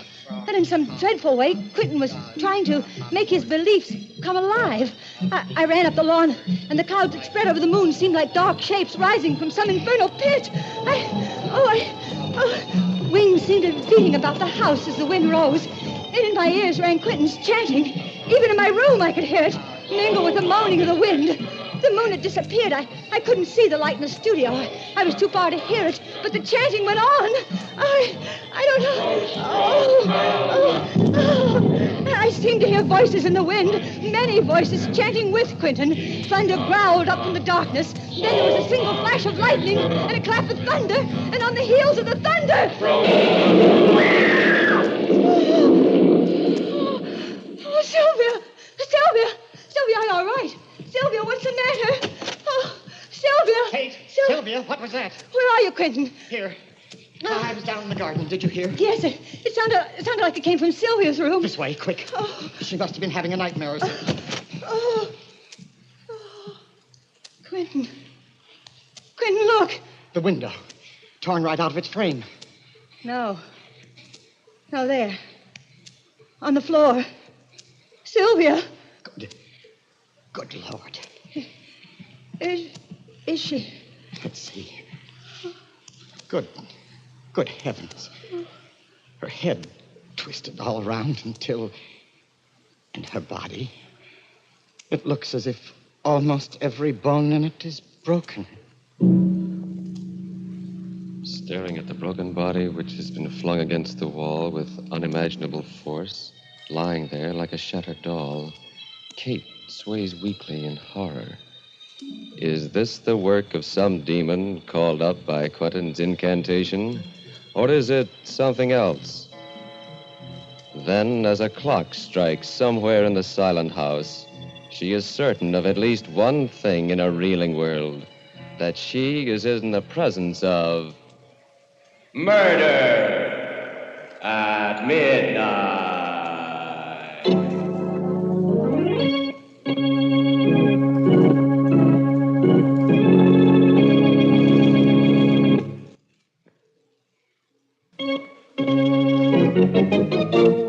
And now, back to Murder at Midnight and Death's Worshipper. Pale and shaking, Kate Bonney continues telling her story to her brother. It was as though something with superhuman strength had twisted her head around and then just tossed her aside against the wall. Every bone in her body was broken. It must have been pretty ghastly, but surely you're not going to let the memory of that... It has nothing to do with memory. Something that's more than human, I don't know what, killed Sylvia. And now it's after me. After you? Haven't you seen the papers in the last few days? No, you know I've been up to my neck in work. What's that got to do with it? Oh, look here. These clippings, I've been saving them. Let's see. Another unsolved murder. Police admit bafflement. No motive. Well? Go on. Read the rest of it. Middle-aged man identified as J.D. Brathwaite, broker. Neck was wrung, apparently, by someone with tremendous physical strength. Yes, and this one. An unidentified woman, neck wrung and the body thrown against the wall. And this, and this, and this. All the same. Kate, darling, this is all perfectly ridiculous. No, look. Here's a map of our neighborhood. The first death took place up here. The next, 2 blocks further south. Don't you see? One after the other, they're coming closer to this house. To me. Kate. Now listen, it's quite clear what's happened. You were upset by Sylvia's death, naturally. Just because of the coincidence of these crimes, you have an obsession that someone or something is haunting you. You've been working too hard. And I suppose you've been having nightmares, too. They're not nightmares. I'm going to run across the street to Dr. Sanford. No, Peter. You lie down and try to rest. I'll bring Sanford over and have him take a look at you. You're all run down. No, Peter, don't leave me. You don't know what Pour yourself a drink, Katie. I won't be a minute.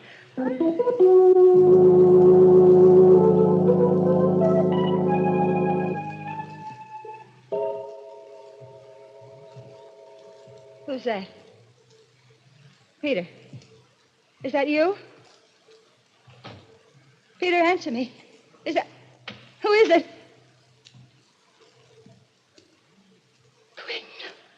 Hello, Kate. How are you? Don't come any closer. I'll call Peter. Why, Kate? What's the matter? I suspected then when it happened. And now these last few days I know. Sylvia, you did it. You killed her, Quentin. I don't know how, but You're mistaken, Kate. It wasn't I. I was only the instrument of something greater, stronger than man. Quentin? What do you mean? Don't be afraid.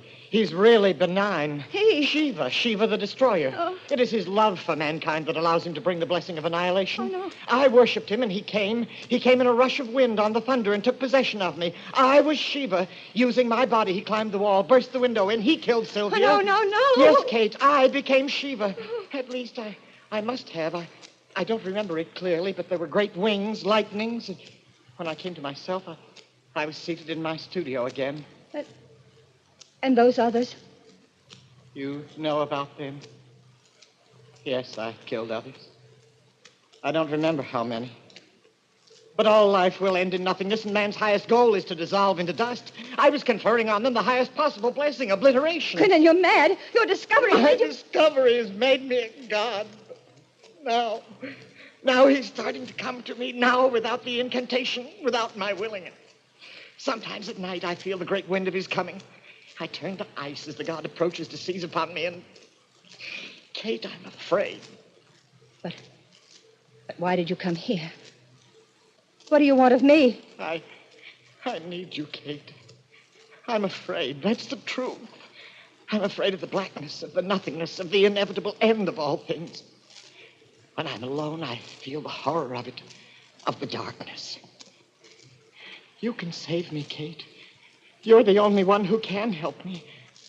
Sylvia's gone. There's nothing to prevent... You don't know what you're saying. Come in, Doctor. Oh, Quentin. Hello. I was just... Stay where you are.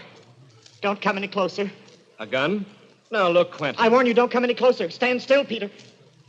Kate, for the last time, will you come? Quentin, please listen to reason. Put that gun down. Quentin. Easy, Peter. I wouldn't mind killing you, Peter. But if you wish to live, stay where you are.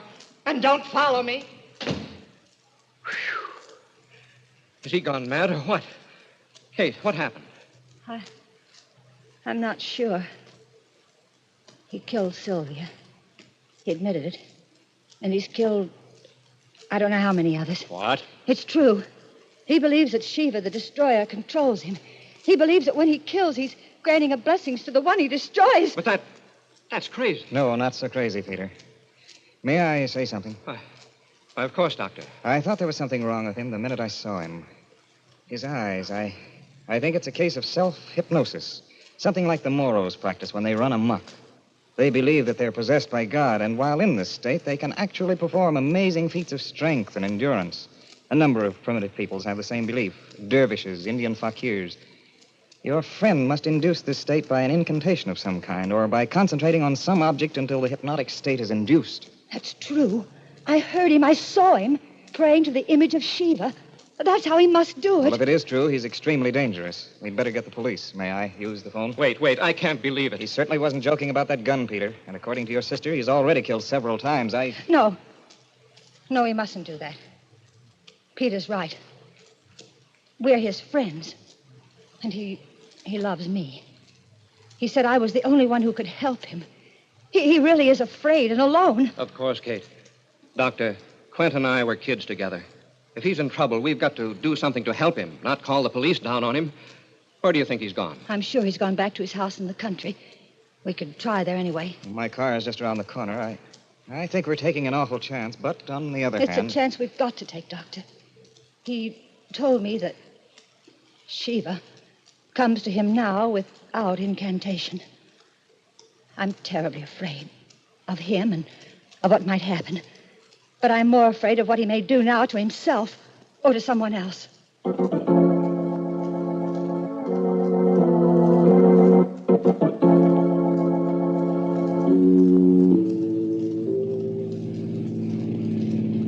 We turn right here below the toll gate. That dirt road? Yes. Look, isn't that a taillight up ahead? Another car. It may be his. There's a storm coming up. If it'll just hold off for a while.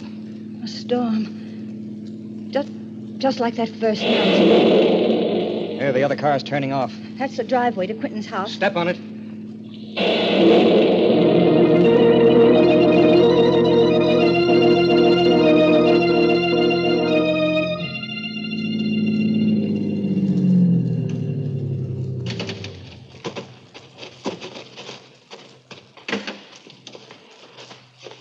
The house is dark. Perhaps we were wrong. No. I know where he is. This way around to the back.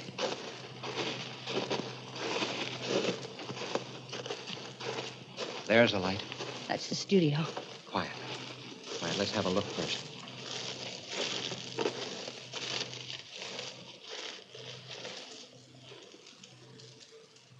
Well, he's there. Alone. Sitting behind the table with some sort of statue in front of him. A statue of Shiva. The door's open. Come on. The bright one, the happy one, Peter, Soma listen. Vivesvara. Quentin, what are you doing? The incantation. He's calling up that demon. Quentin, stop. Quentin, it's Kate. Don't you hear me? Stop it, please. Please, Quentin. Kate? Kate, is that? Approach. He's in a trance. Shall we? No, don't touch him. The slightest thing now might turn him into a raging maniac. Let your sister try. Quentin, you must stop. This awful thing, it isn't you anymore. It's not what you want. You said you loved me. If that's true, you must shake this madness off. Kate, calling me? I can't. He's too strong for me. Try, Quentin. Try. You can do it. Come back, Quentin. If you really love me, fight it. Fight it. I can't.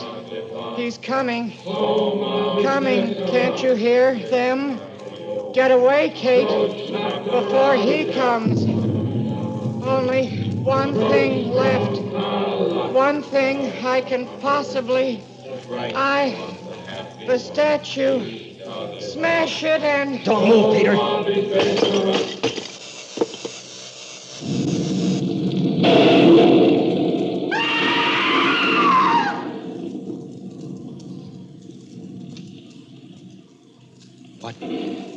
What was it? I can't see. That flash. Lightning. It must have struck. Quentin. Quentin. Let me look, Kate. He's dead. That lightning bolt killed him immediately. Dr. Sanford. Hmm? What's that on his forehead? Burn. Lightning does curious things. Yes, but there. The head of the statue he smashed. The same mark on its brow. Like an eye. A third eye. The mark of Shiva. The vengeance of a thwarted god? Or coincidence? Kate and her brother look at each other, and then again at the contorted face with that inexplicable burn etched like the mark of Cain upon its forehead. And in the distance, from some far-off steeple, a clock begins to chime the hour. 12 strokes for... Murder at midnight.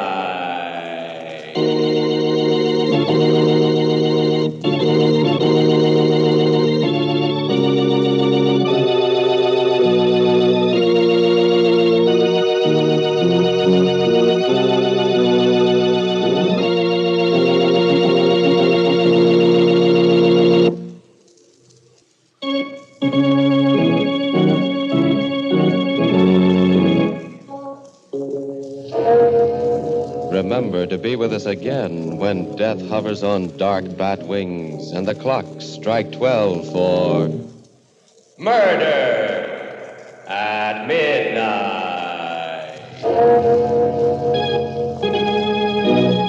The part of Kate was played by Bess Johnson, and Carl Emery was Quentin. With music by Charles Paul, Murder at Midnight was directed by Anton M. Leader.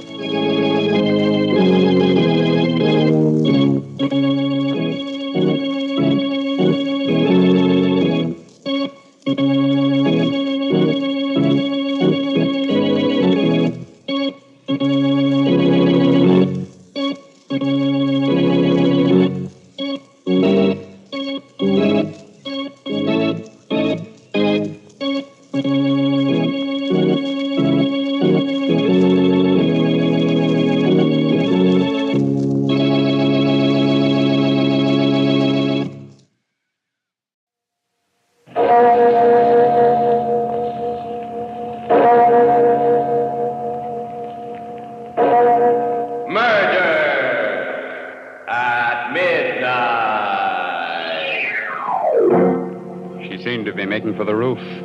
But on the top floor, we finally caught up with her. Crane, please, please. That ape, get him out of here. I'll do anything, anything. You treated me like an animal, Cecily. And now an animal shall treat you as you deserve, choke you to death.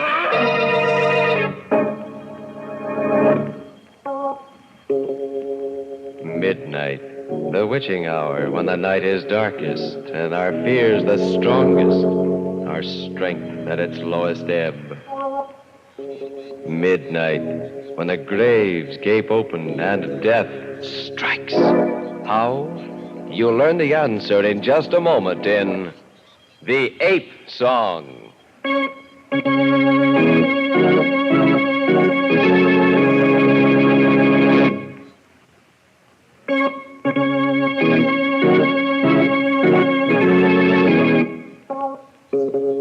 And now, Murder at Midnight.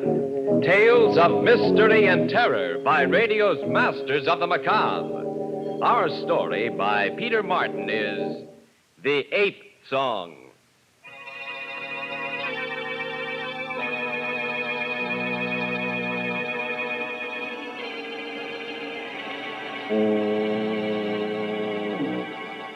Night and fog shroud a nondescript freighter just in from Africa and now unloading its cargo in New York Harbor. Down in the ship's deepest hold stands Crane Folliot, the famous big game hunter. Before him is an iron cage containing his latest conquest, a restless thing of panic and hysteria and insensate passions, a huge ape. Quiet. Don't be afraid. I'm not going to kill you, hurt you. I've killed too much already. And besides, I need you to live, need your help. Now, that's better. Yes, my friend, you shall live to save me from death. A death in life. I'll be taking them off in a minute. Huh? Oh, good. Lucky thing we were able to get a hold of another truck. Why the university forgot to send their truck is beyond me. Still, I don't think keeping the animal in my cellar overnight will harm him or anybody. Look at him shake, though. He's scared. I'm not scared exactly. That's because, like all apes taken from their natural habitat, he imagines he's in the presence of death. Death? Yes. What's he doing now? Opening and closing his mouth as if he were trying to sing or something. How did you know? No. Know what? Oh, I'm sorry. No, you wouldn't know. They can sing, though. Yeah? They do. But only when they're in the presence of death.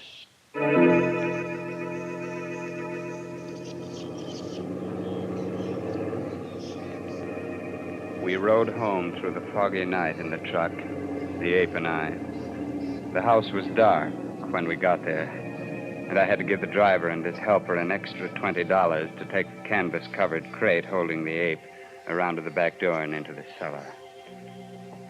Walking up the cellar stairs, I entered the front hall and... Folliot, is that you? Dr. Murchison. Yes, welcome home. What are you doing here? Your wife was just going out when I came here, but she let me in, and I've been waiting for you. Waiting for me? Yes. I was about to go myself when I heard the noise downstairs. Oh, I suppose you want to know where the ape is. Well, he's downstairs in the cellar. I see.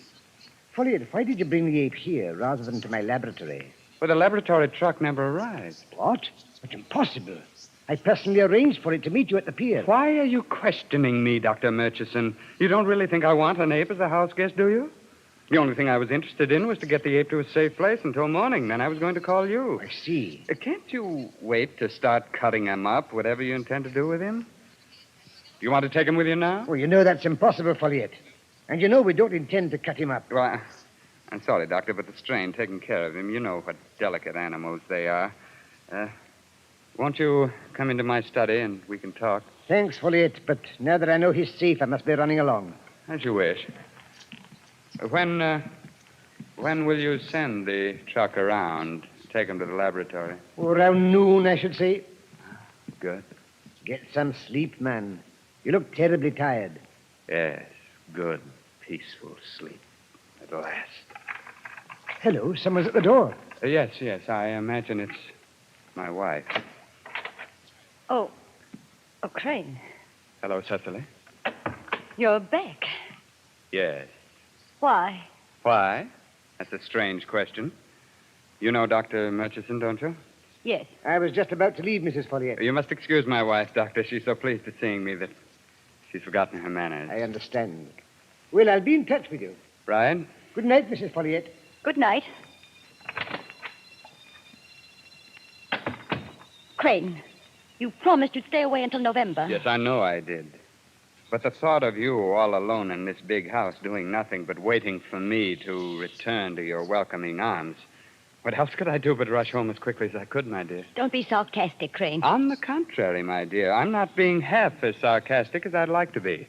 Excuse me, I'm going to bed. But don't you care for me just a little, Cecily? Just enough to kiss me goodnight. Let me pass. I've never asked very much of you, you know. No more than the friendly pat on the head you give to your dog. I said let me pass. Yes, Cecily. But first, there's something I must tell you. How tired I am of being a hunter, of killing wild animals instead of enjoying the happiness of my home with you. You seem to enjoy your hunting trips well enough. You're always going on them and bragging about them to everybody. Now, let me pass, Crane. Please believe me, Cecily, hunting is only a substitute. A very unsatisfactory substitute for the love I hope to receive from you. I never do. I thought we'd settled all that. Yes, but I never dreamed you'd treat me like some loathsome animal you couldn't bear near you, as though I wasn't a man, but an ape. When are you leaving on your next trip? When? Yes. Because until you do, I'm going away. If you hate me so much, my dear, why don't you go to Reno and get divorced? You know my family doesn't approve of divorce. Of course they don't. Especially when it's a matter of losing the Folliot millions along with the husband. How can you be so disgusting? Something terrible has happened to me, Cecily. Something which forbids me ever to go hunting again. Don't make silly excuses. You know you love to hunt. Not anymore, Cecily. Something has happened that makes me terrified ever to hunt again. What on earth are you talking about? I really can't explain it, my dear. But on this last trip, every time I killed a wild animal, I imagined I was killing you. I watched her run up the stairs in terror. I heard the slam of her bedroom door. Stood there at the foot of the stairs for a moment, dazed, yet more certain than ever of what I had to do. And then, quite unexpectedly, I felt the wet sting of tears on my cheeks. Yes, there were tears, but no sound. I thought of the ape in the hold of the ship, silently opening and closing his mouth. Some outside force seemed to be guiding me now, as though I was a mechanically controlled robot. I began walking down the hallway to the cellar door. The darkness didn't frighten me. It was my friend. I went down the cellar steps in perfect calm, never thinking to snap on the light. No, it was the darkness that soothed me, whispered to me. The darkness and the presence of my friend. He sensed me, of course. And more than that, he expected me. He knew I was coming. I went to him. There he was, outlined in the dim light of a faraway street lamp, coming into the cellar from the grating over my head. Yes, my friend. You want to be free, don't you? Yes, and why not be free? But before I let you out of your cage, we must understand each other. There is a price you must pay for your freedom. Am I really being so unreasonable? Listen, you shall do what I command you to do, with an ecstasy of satisfaction. Do you hear? For this time it is no animal you will see die, but a human being. And more than that, my friend, you will not only see her die, but you yourself shall kill her, shall avenge all the terrible deaths I have dealt your fellow brothers of the animal kingdom. I see you are pleased, and you should be. Didn't I kill your mate? But I tell you, Cecily drove me to it in my need to quench my murder lust against her. And now, my friend, you shall act as my conscience. You shall kill Cecily in revenge. Your spirit shall be my spirit, and Cecily will die. Yes, you do understand. Here in my hand is the key to your cage, the key to your freedom, and mine. We have made our bargain, haven't we? Yes. We understand each other as though we were two brothers. Yes. Come out. Now, upstairs to her room. It is there that you shall sing at last. Yes, your song of freedom, your ape song. And so man and ape start for the room of their victim.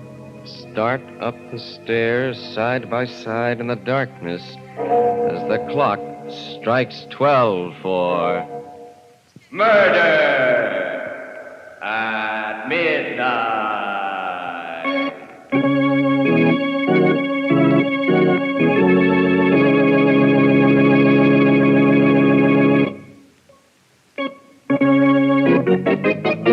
And now back to Murder at Midnight and The Ape Song. Crane Folliot and his ape continue up the steps to Cecily's room. We went up the cellar stairs together. And it didn't seem strange when the ape took my hand as though wishing me to guide him. And then for a moment I was afraid of trouble. The ape became fascinated with the heavy carpeting in the hallway, patting it with his hand as an infant plays with sand. But finally I got him to stand up and come with me. We made hardly any sound as we climbed the main staircase leading to her room. Who is it? What is it, my dear? What's the matter? Oh, something in the room. I hear it. I see its eyes. But that's fantastic, my dear. There it is. Crane, what are you doing to me? I see nothing. I hear nothing. Crane, let go of my arm. In a moment, but won't you kiss me, please? You're going to kill me. Oh, no, not I. Come, aren't you going to kiss me just once, as you used to in the old days? All right. Yes, anything. But let me go. Good. Now, let me hold you in my arms. Oh, Cecily, I need you so. Why have I lost you? Why did you forsake me, Cecily? Go! Cecily, come back. Don't run. You can't get away. Very well, if that's the way you want it. It was quite a chase. I followed them as they ran through the house from room to room, floor to floor. She seemed to be making for the roof, but I knew if she got away from me, she'd never shake off the ape. Finally, on the top floor, we caught up with her in the attic. Crane! Please! Please, that ape! Get him out of here, Crane. I'll do anything. You treated me like an animal, Cecily.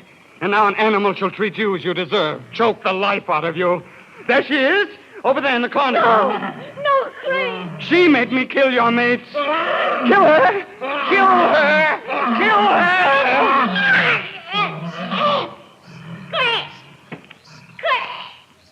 Goodbye, Cecily.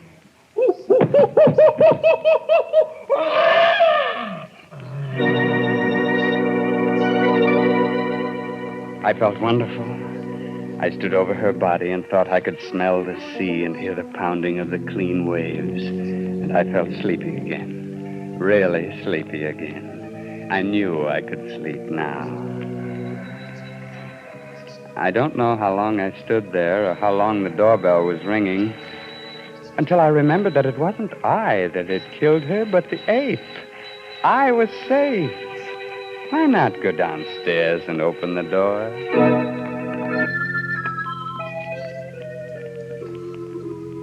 Couldn't get a taxi, and I wanted to see the ape first thing in the morning anyway, so I thought I'd come back to that comfortable sofa of yours. Dr. Murchison, the ape has escaped. Escaped? Yes, he jumped out of a window into a tree after killing my wife. Folliot, what are you saying? Yes, right after you left. The first I knew of it was when she screamed. I ran upstairs to her room, but... Queer. What was that? I merely said it was queer. I can't tell you how sorry I am, Folliot. For you. Sorry. For me? Shouldn't I be? In a way. Yes, it's lucky you did come back. We'll have to organize a search for the ape, of course. Call the police. Yes. I am sorry for you, Folliot. Terribly sorry. The days that followed were the happiest of my life. At the inquest, the coroner's verdict was death by accidental strangulation. The ape could not be found, and the official opinion was that he drowned in the river, his body carried out to sea. Everything had worked out perfectly until I began to become aware of something strange and frightening and horrible. All this was happening to me. One day on the street. You dropped a coin, sir. Oh, thanks, that dime. I have it. Did you hurt your finger? Here, let me pick it up for you. Thank you. My thumb. Somehow I can't seem to bring it across. My thumb was no longer opposable. I couldn't bring it across my fingers. I never realized what it could mean until a few days later at a ball game. Get your scorecard at the game. Can't tell nothing without a scorecard, mister. Never mind. Come on, mister. Only a dime a scorecard. You don't want to spoil the pleasure of the game just for a dime, do you? Move on, you idiot. Yeah, who are you, a quiz kid or something? I said get out of here. Take your hands off of me, you ape, you. What was happening to me? I could hardly force myself to think about it, but I had to, especially after what happened at my club. I say there, valiant old man. Have a seat in the chat. Thank you, Sam, but I've got to be going. Yes, of course. I see. You see what? Lumbago, eh? Can't straighten up your back. Going to a doctor, eh? You think it would help, do you? I don't know. But you certainly can't spend the rest of your life bending over like that, with your hands hanging halfway to your knees. A half hour later, I was in Murchison's office. Now, you must take it easy, Folliot. We all have our off days, you know. You've got to help me, Dr. Murchison.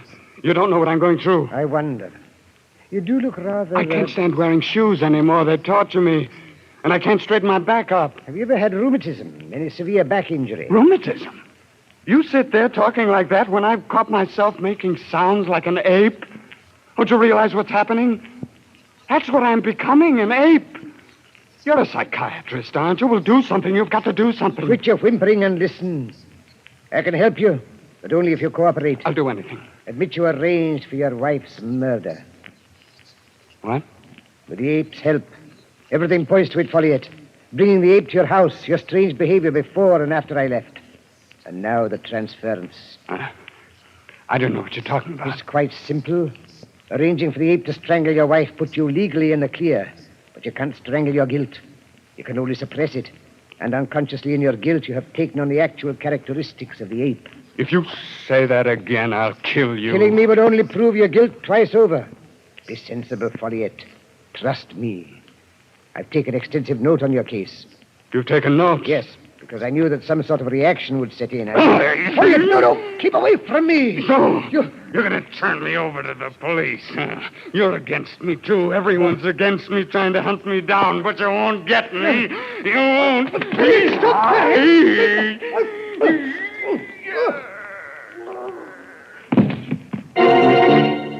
I dropped him, and he fell to the floor, gasping. And then I tore open the door and ran. I didn't know where I was going, what I was going to do next. I only knew I had to hide.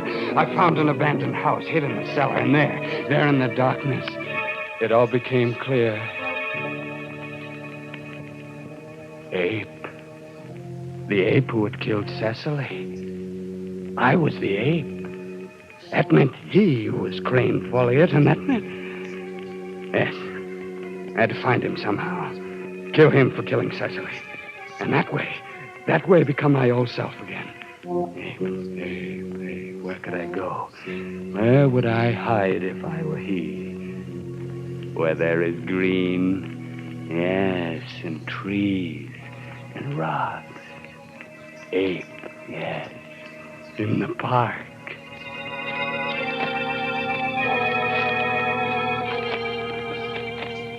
That night in the park, I threw off my shoes and walked barefoot, concealed in the night as I hunted my mortal enemy.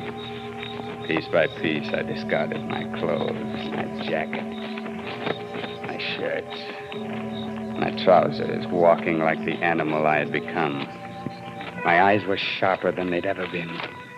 I could see even in the darkness. And then, as the moon started to go down, I climbed a ridge.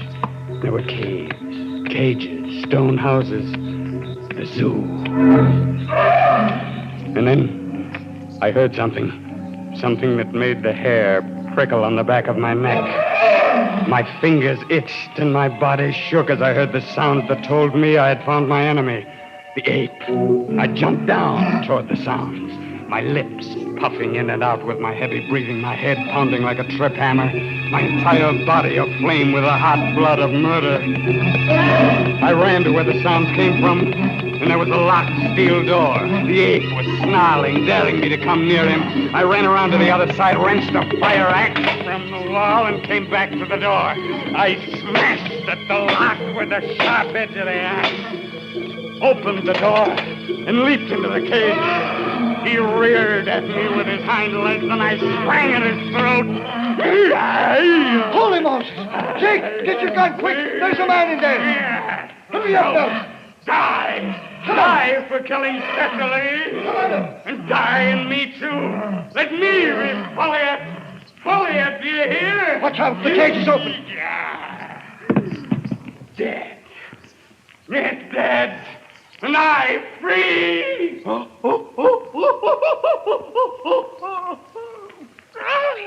There he is, Chick. Let him have it.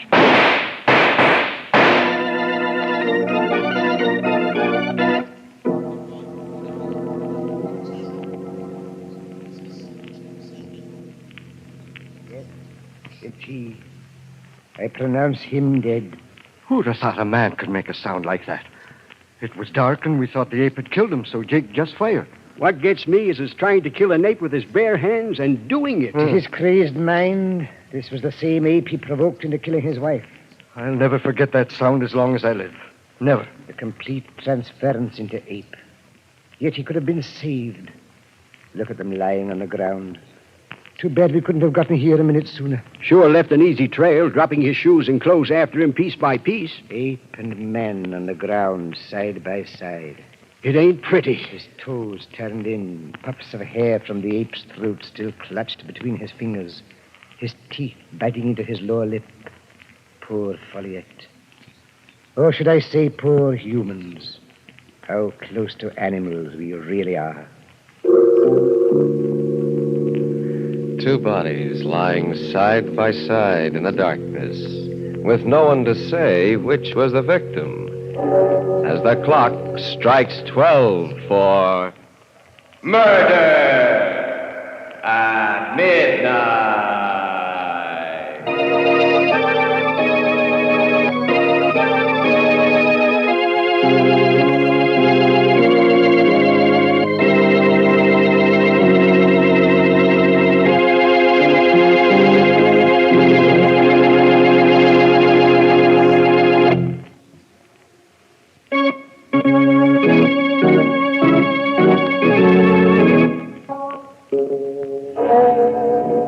Remember to be with us again when death pads through the night with glowing eyes and the clocks strike 12 for murder at midnight.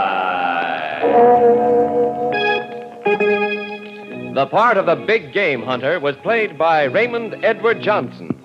With music by Charles Paul, Murder at Midnight was directed by Anton M. Leader.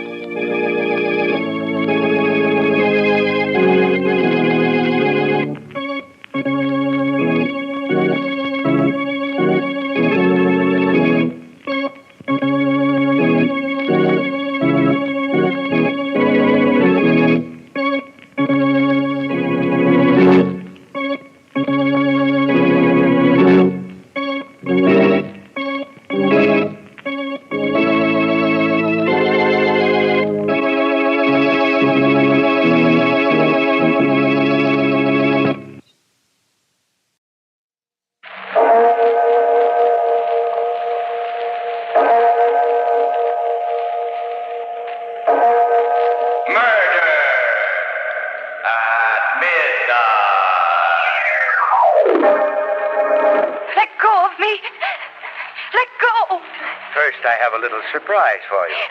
Look there, right in front of you. Tombstone. 3 of them. The first one is your mother. The second one is your brother. They're both sleeping soundly under them. And the third one... It's mine.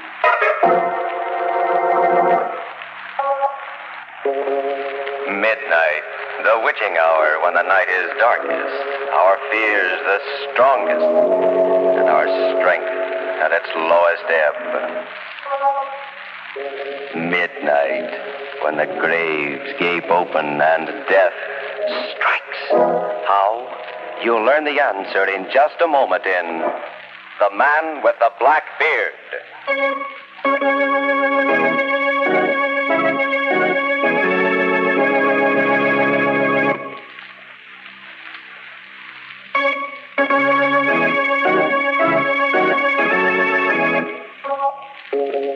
And now, Murder at Midnight, Tales of Mystery and Terror by radio's Masters of the Macabre.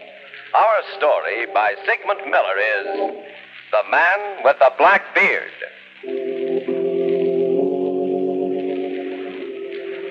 A few minutes before 12 o'clock, midnight, Charles Corbett is sleeping peacefully. But not his wife, Evelyn.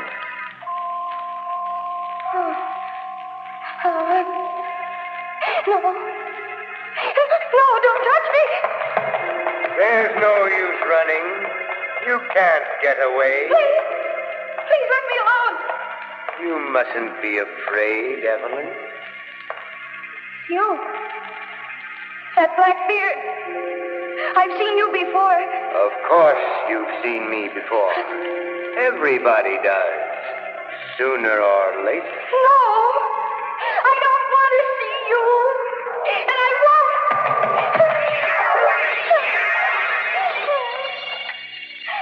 Scalpel, please. What are you doing? You can't operate on me. You can't. Just hold still. After this first incision, you won't feel anything. No, there's nothing wrong with me. Let go of me. No one's holding you. Get up. I'm trying to. I can't. No, Evelyn. Your face. Your growing beard. Yes, Evelyn. A black beard. You're the man with the black beard who's been following me. Yes, Evelyn. No. I'm afraid you're going to die. The prisoner will rise. Prisoner? I find you guilty. Guilty of trying to run away from the man with the black beard. You are sentenced to be guillotined. No. No, please, I didn't do anything wrong. Step up these stairs, please. My husband. Let me call my husband. No time for that. Raise the guillotine. Please, give me another chance. You'll only run away again. Head down, please. No. Oh, why do you hate me? Why do you want to kill me? Because you hate me. And for this you must die.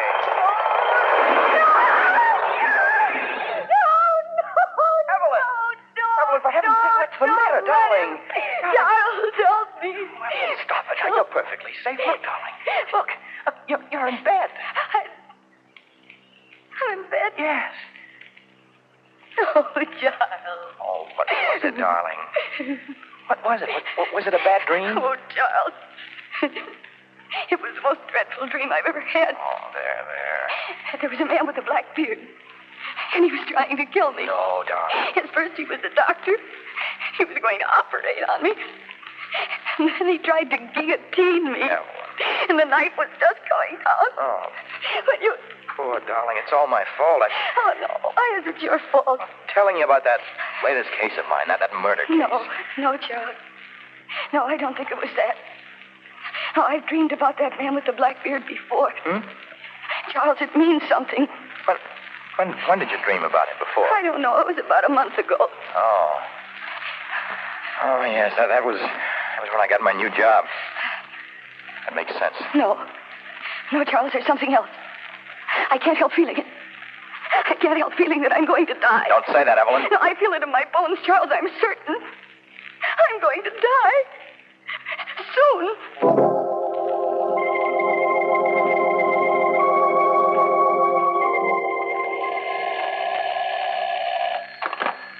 Corbett speaking. Mr. Corbett, I'm glad I got you. Central Hospital's been trying to reach you. Who? Central Hospital. Oh, they must have the wrong Corbett. I don't know anyone there. Oh, they said it was about your wife. My wife? What about her? Well, she collapsed down the street, and they brought her into the hospital. Okay. I'm going right over.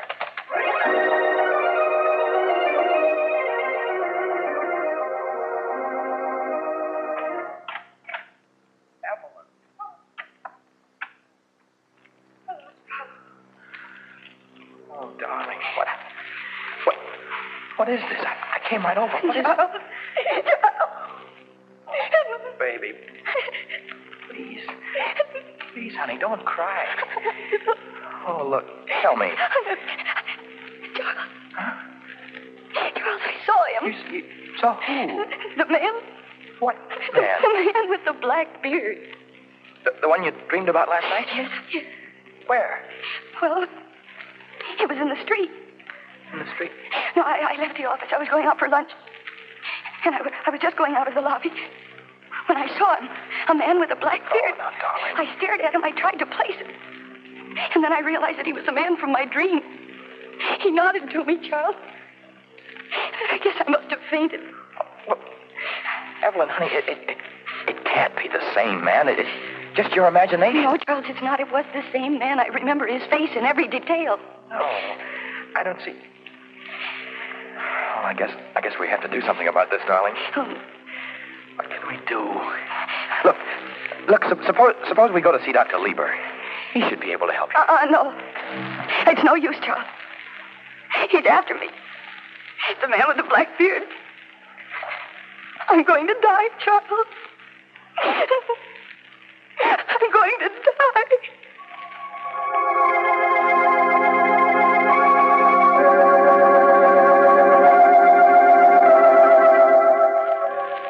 Can you describe the man to me, Mrs. Corbett?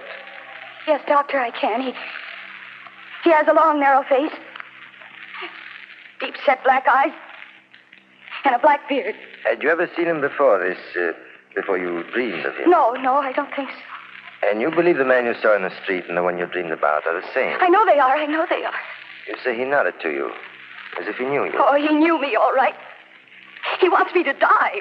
You met him twice? Yes, and both times he nodded. I can understand your being afraid of him. But I think you also hate him. You do hate him, don't you? Hate him? Doctor, I could kill him without even thinking twice about it. I see. What do you think, Dr. Lieber? If she did not hate him, the explanation would be simple. She might have seen this man with a black beard before she dreamed of him just passing in the street. And she could have had a nightmare about him. But hate is important.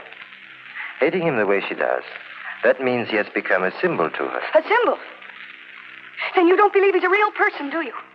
That he's really threatening me? Not in the way you mean. What we'll have to do is to find out just what he does stand for. But, Doctor, I tell you, I know what he stands for. He stands for death. I'm not going to tell you to forget him, Mrs. Corbett, because you won't. But if you'll come back again tomorrow, well, we'll see if we can't find out a little more about him.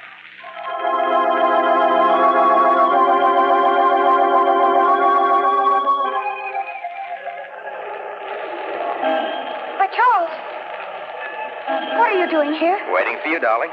We're going to have lunch together. You mean you'd like to take a look at the man with the black beard? Well, yes. Look, you say you met him right here on this street corner. Yes, right here. Twice. Oh, Charles, are you doing this because you believe me or because you don't believe me? Or is it because you think I've gone mad? Oh, my dearest, what a question. Well, maybe he won't show up today. Well, then I'll try again. Yes, and maybe that I can see him, and maybe you can't. Maybe it's just a... Charles. Huh? Look. Where? There. Coming towards us. Well, I'll be... Oh, just as you described it. Then you do see him. How do you do? He spoke to me. He never did that before. Get into that car. Hey, you! Wait, I want to talk to you. He isn't paying any attention, Charles. He's driving away. Can't let him get away. Taxi! Come on.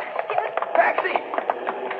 Here, inside, Evelyn, quick. All right. Where'd you, bud? Follow that black car. We've got to see where he goes.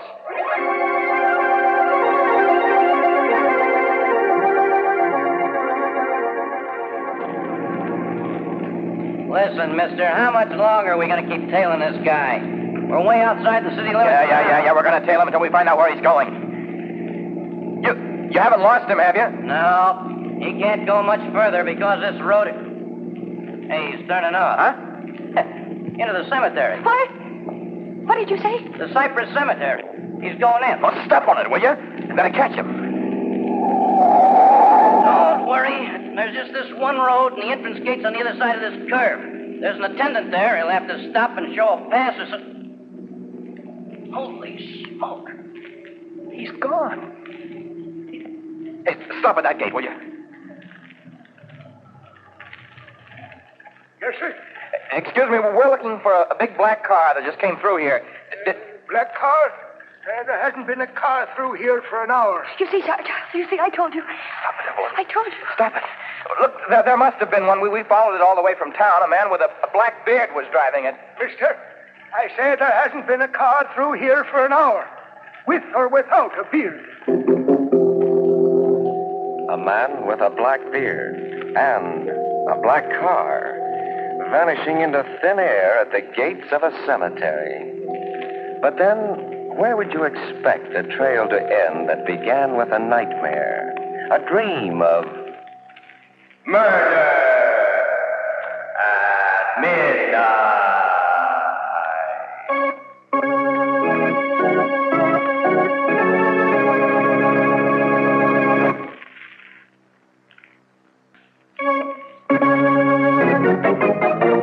And now back to Murder at Midnight and The Man with the Black Beard. We find Evelyn deep in another terrifying encounter with the man who haunts her day and night. Evelyn.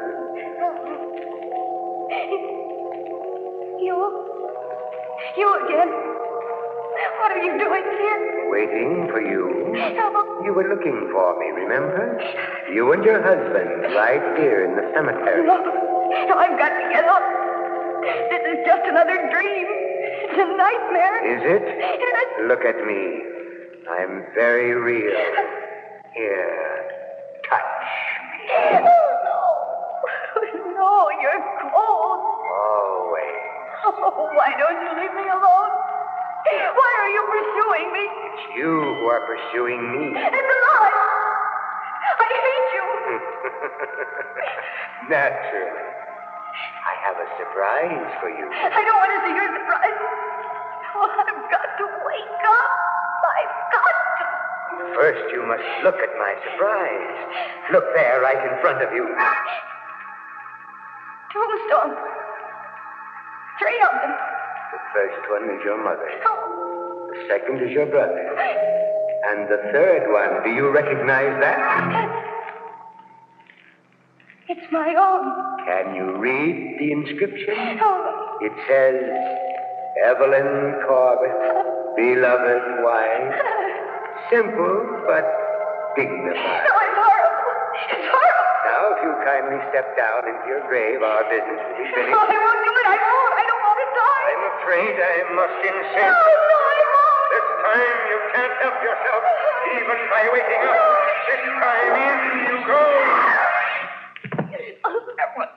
Evelyn! What are you doing on the floor? What is it? Oh, Darling, what's the matter? it was he again. Who? It was the man with the black beard. He threw me into my grave. Oh, no, darling. You fell off the bed, that's all. Oh, Here, darling, let me help you up. Back on the bed. There. Oh, Charles. Oh, Charles, if this keeps up, I'll go out of my mind. I know, darling. Oh, Charles, do something. You just got to do something.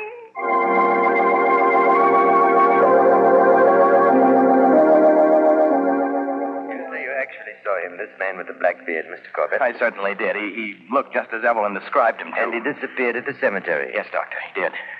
Well, that isn't so mysterious. He might have gone off on a side road or something like that. But he didn't, Doctor. He just vanished into thin air. Mrs. Corbett, I want you to try to remember how many times you've dreamt about it. Now, it's important. Yes. 3 times. Are you sure? Well, I think I am. When was the last time someone close to you died? Died. About 6 years ago. Who was it? It was my brother. My only brother. Were you very fond of him? Yes. Did you have nightmares then? Well, yes, I think so. Did you dream about the man with the black beard then? I'm not sure. Think back. No, I can't remember. I have a feeling that I did. Only I can't be too certain. It will come to you. Maybe not now, maybe tomorrow, the day after. Let me know immediately when it does. I don't get this, Doctor. What has that got to do with the immediate problem? A great deal, Mr. Corbett. But the man with the beard is a real person. No, he isn't. He isn't a real person. But he was no, there. I think he's dead. Hunting for me. I see. Of course, one way we can prove he's not is to get hold of him. Talk to him. Well, I'll take that job. I'll find him. And when I do, he's going to do a lot of talking.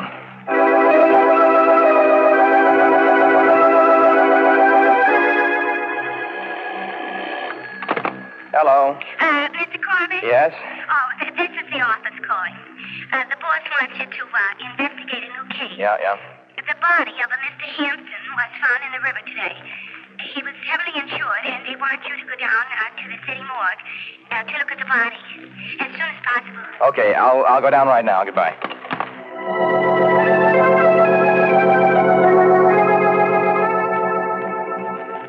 When was that body fished out of the river? Several hours ago. Uh-huh.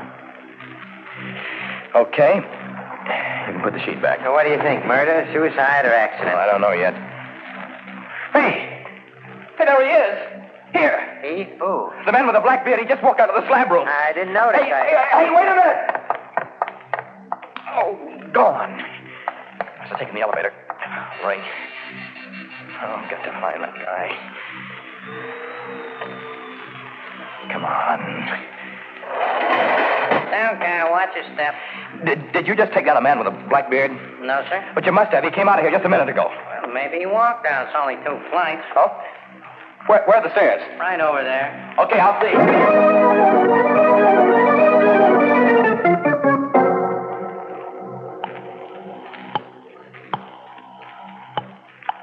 Hello?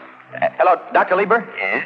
This is Charles Corbett. Anything wrong? I just saw the man with the black beard again. You did? Where? Down at the morgue. Did you talk to him? No, he disappeared. I ran after him, but he just vanished. That's too bad.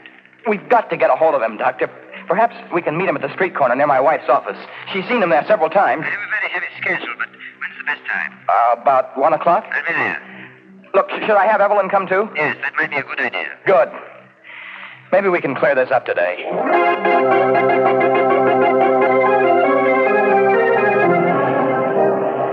Charles, I'm afraid. There's no reason to be afraid, dear. I'm with you, and Dr. Lieber will be here any minute. Well, if I see him again, I don't know what'll happen. Nothing will happen. Believe me, darling. Look, once we talk to him... Here he comes. Where, Charles? Right there. Dr. Lieber. Oh, I thought you startled me. Hello. I'm glad you could come, Doctor. And I'm terrified. Doctor, do we have to do this? It's the quickest way of getting to the bottom of it. What time have you got, Mr. Corbett? I have 5 to 1. Yes, it's just about the time he passes by. I hope he doesn't keep us waiting too long. Dr. Lieber, really, you've been wonderful about this whole thing. If it hadn't been for you and Charles, I don't... What is it, Mrs. Corbett? What's the matter? Look, over there. It's he. He really does have a black beard. I've got to get away. I've got to get away. Stay here. Nothing's going to happen to you. He's coming over here. Good. Oh, don't let him touch me. Don't. Please, Mrs. Corbett. Good afternoon. How do you do, sir? I believe you're the people who are looking for me. How did you know that? The guard out at the cemetery told me. He described you and the lady perfectly. Oh, look out. I've got her. Evelyn. She's fainted. Evelyn, better take her someplace quiet where she can... My place is just up the street there, a few doors. If it won't bother you too much, we... Of course not. Show us.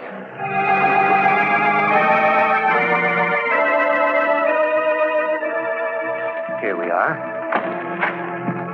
But this is... It says Blakely's funeral parlor. Yes, I'm Mr. Blakely. An undertaker? Yes, a mortician. Of course.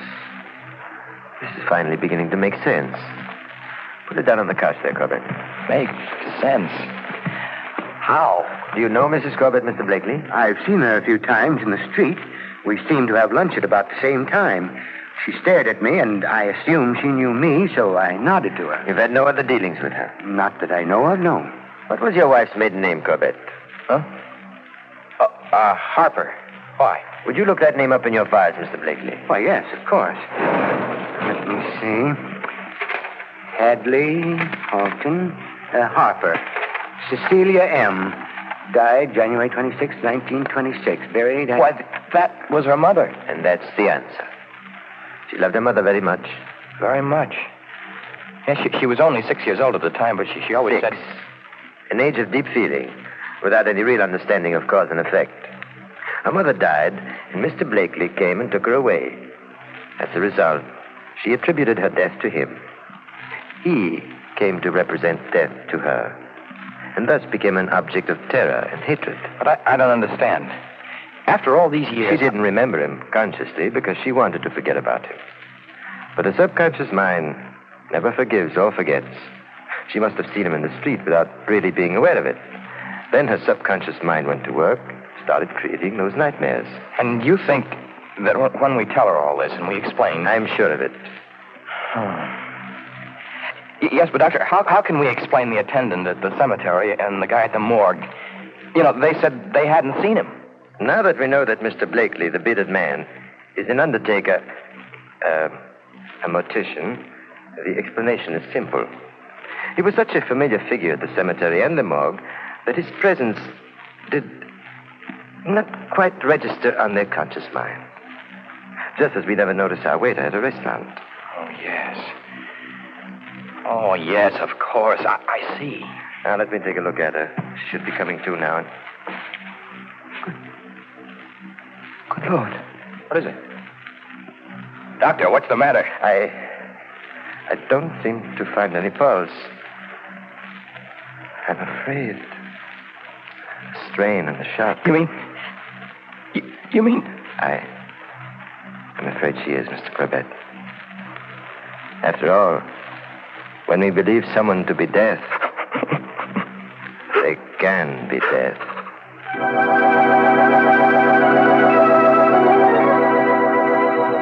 A woman, dead of fear, created in her own mind, lying on a couch in a funeral parlor. The logical place to end a story that began with a nightmare. A terrifying dream of murder at midnight.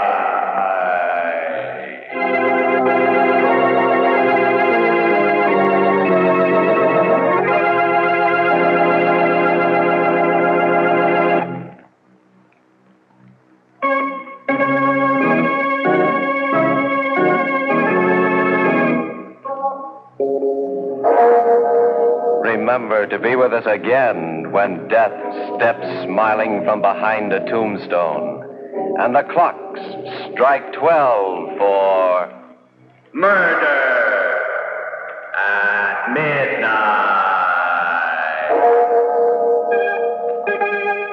The part of Evelyn Corbett was played by Mercedes McCambridge. With music by Charles Paul, Murder at Midnight was directed by Anton M. Leader.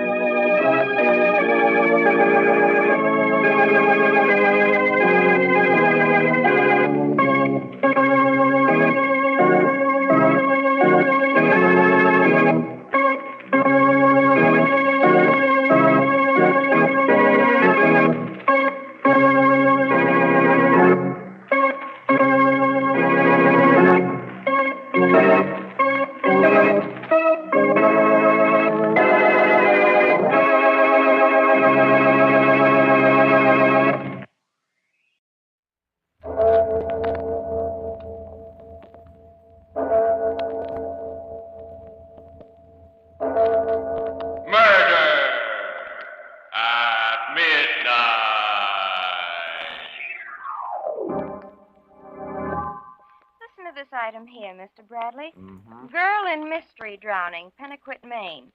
While her sister stood helplessly on the dock, Abigail Thorne, 26, was drowned in the bay here at midnight last night. What? According to her sister Sarah, the older girl was about to board her ship. The Black Swan. What?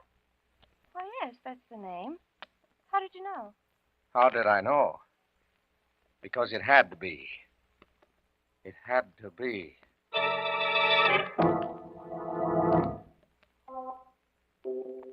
Midnight, the witching hour when the night is darkest, our fears the strongest, and our strength at its lowest ebb.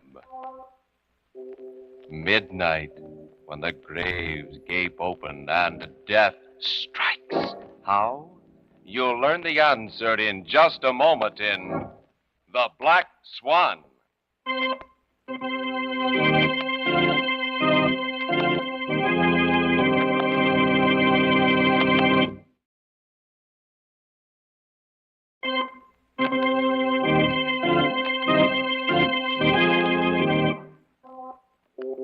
And now, Murder at Midnight, tales of mystery and terror by radio's masters of the macabre. Our story by Leon Meadow is The Black Swan.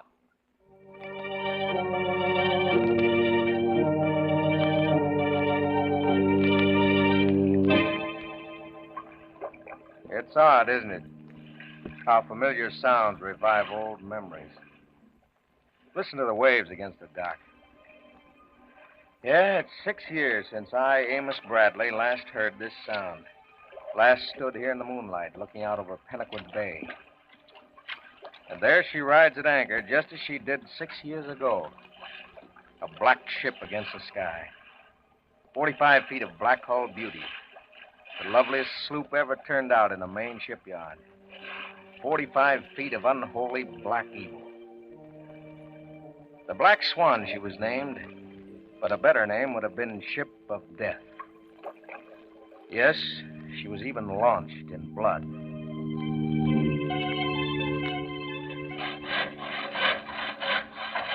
Henderson!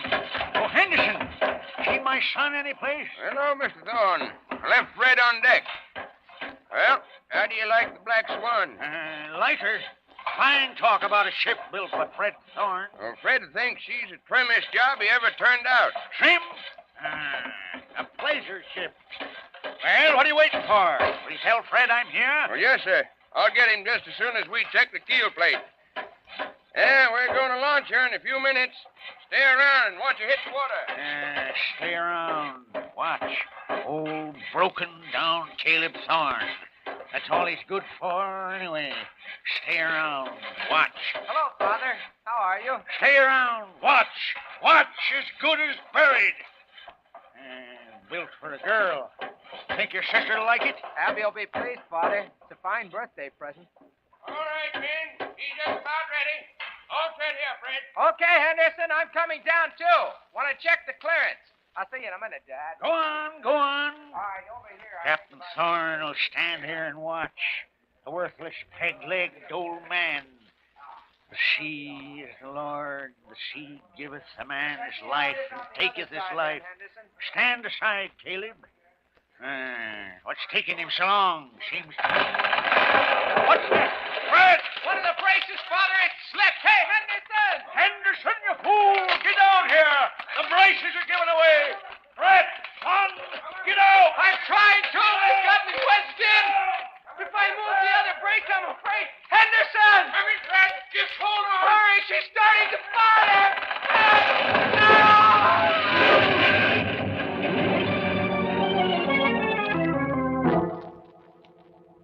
Yes, launched in blood.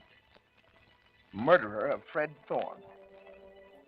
The Black Swan never left the yard. For months, she lay there on the waves like a stranded whale on a beach. There was talk in town about old Caleb turning strangely on the one thing he was supposed to love, his daughter Abby. But I dismissed it as idle village gossip. Actually, no one knew very much about that family. The Thornes kept to themselves on that little island of theirs. You can just make it out. Yeah, they're beyond the breakwater. And then one day, about 6 months after Fred was killed, I ran into Philip Hazlitt on Main Street. Hi, Amos. Just the man I want. I'm looking for a first mate. Yeah, since when? Well, I had a note from Abby yesterday. She wants me to bring the Black Swan out to the island. The Black Swan? I thought the old man... Changed his mind, I guess. No, you never can tell with him. But, Abby, I mean, after what happened... Oh, come now. You certainly haven't started believing that old wife stuff. No, of course not. But the old man swore he'd never look at the ship again. Search me. Well, anyway, I'm to bring her out Saturday. You want to come? Yeah. Think I do.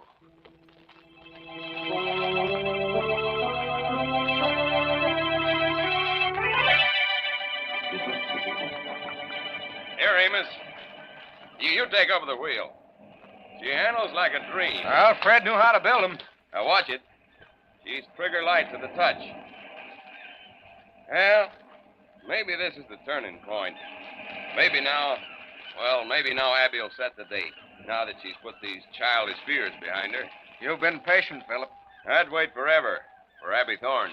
How about the old man? You know how he feels about Abby, or how he was supposed to. You'll just have to learn to like it. Cut her closer to the boy. That's it, Amos. Right. Now, a few points. Ah, there we are. There's the dock.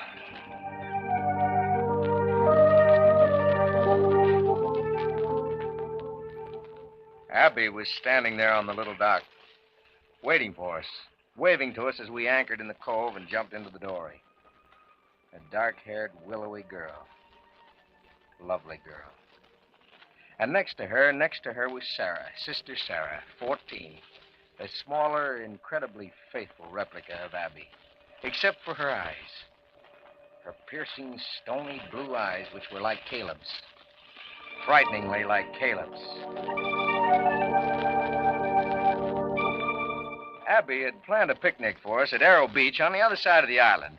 She and Philip had set out first to get away from Caleb, I suspect, and I was to bring Sarah along later. Well, just as we were about to leave the house, Caleb stopped me. He'd scarcely uttered a word since our arrival. I want you to see something, Amos. Oh, all right. You come too, Sarah, to Fred's room. All right, Father, only I know what it is. Yes, Sarah knows. It's our secret. We keep it locked in Fred's room. We waited till Abby was gone. Abby's left us. Left? Oh, Father means she's with Philip. Yeah, Abby's gone. Abby's left us. See Amos on the floor there.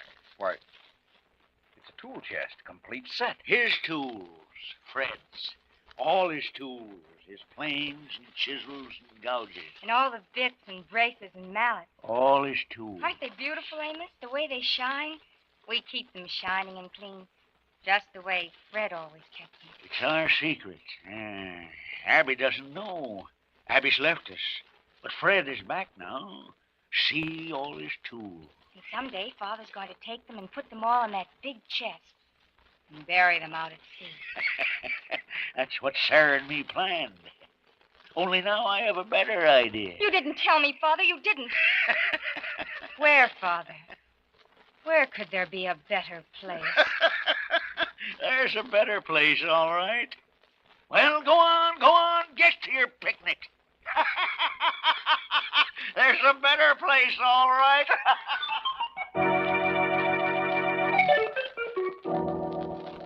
I don't remember much about that picnic, except Abby's unusual quietness, Philip's efforts to keep the conversation alive, and Sarah's strange restlessness. She stared at me constantly, warning me silently with those intense blue eyes, warning me about that secret of Caleb's. Well, I was glad, I know that, when we finally said goodbye late that night, rowed out to the Black Swan, and cast off.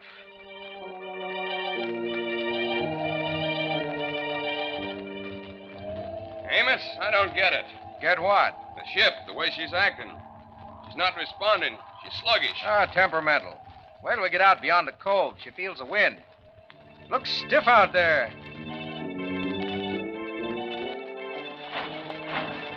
Hey, that's the jib. Came loose from the cleat. I'll go forward. You take the wheel, Amos. I don't like the way she's handling. She's nosing down in this heavy stuff. Okay. Hey, the wind's shifting. Bring her about. I know. I'm trying. She won't take it. Pull her over. All the way. Quick. I got her over as far as she'll go. You better get the mainsail down. Push. Hey, watch it, the man. Philip.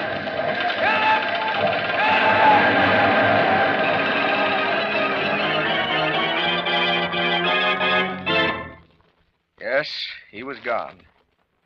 Swept overboard by the backlash of a splintered mast. Lost in the darkness. Philip Hazlitt, second victim for the Black Swan.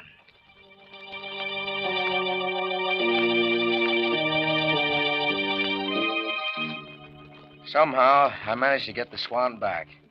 And shortly afterward, I left Pennicut to work in Boston for my uncle's engineering firm. I heard nothing from or about the Thorns for a year when I received a short, formal note from Abby. Her father had passed away peacefully in his sleep. Well, I would have been less surprised had Caleb's death been more violent, had the Black Swan somehow been involved. And then, once more, Pennicut and the Thorns receded into the past. 3, 4, 5 years slipped by uneventfully before the Black Swan again revived my half-forgotten fears. I had just returned from a conference to find Miss Brewster, my assistant, standing at my desk, glancing at the evening newspaper. She looked up as I entered the office. You're from Pennaquit, Maine, aren't you, Mr. Bradley? Yeah. Yeah, what about Pennaquit? Well, this little item here. Possibly you know the girl. Sounds positively spooky. Listen. Girl in mystery drowning, Pennaquit, Maine. While her sister stood helplessly on the town dock, Abigail Thorne, 26, was drowned in the bay here at midnight last night. What? According to her sister Sarah, 20, the older girl was just about to board her ship. The Black Swan. What? Why, yes. That is the name. Black Swan. How did you know? How did I know? It had to be. It had to be. The dark of night, and a ship with a past that is just as dark. What would you expect of a ship that was launched in blood, but murder at midnight?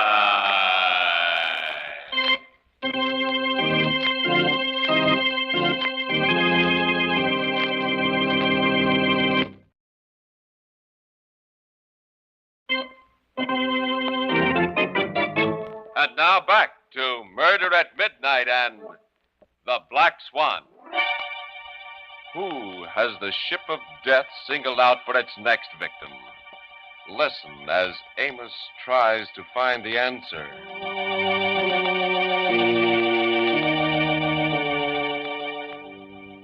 So you didn't think a ship could be a murderer?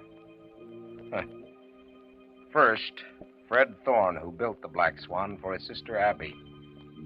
Then Philip Hazlitt, who loved that sister, Abby. And then Abby. Lovely, dark-haired Abby herself. And who's to be next? Well, that's why I'm here now. Why I've come back after all these years to Pennaquit Bay. I'm going to find out tonight. Yeah, I know. It's late and dark.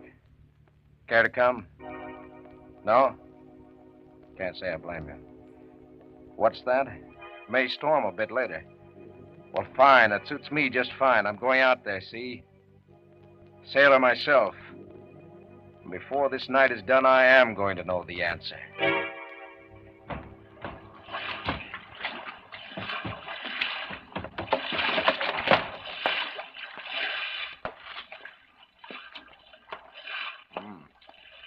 In pretty good shape after all this time.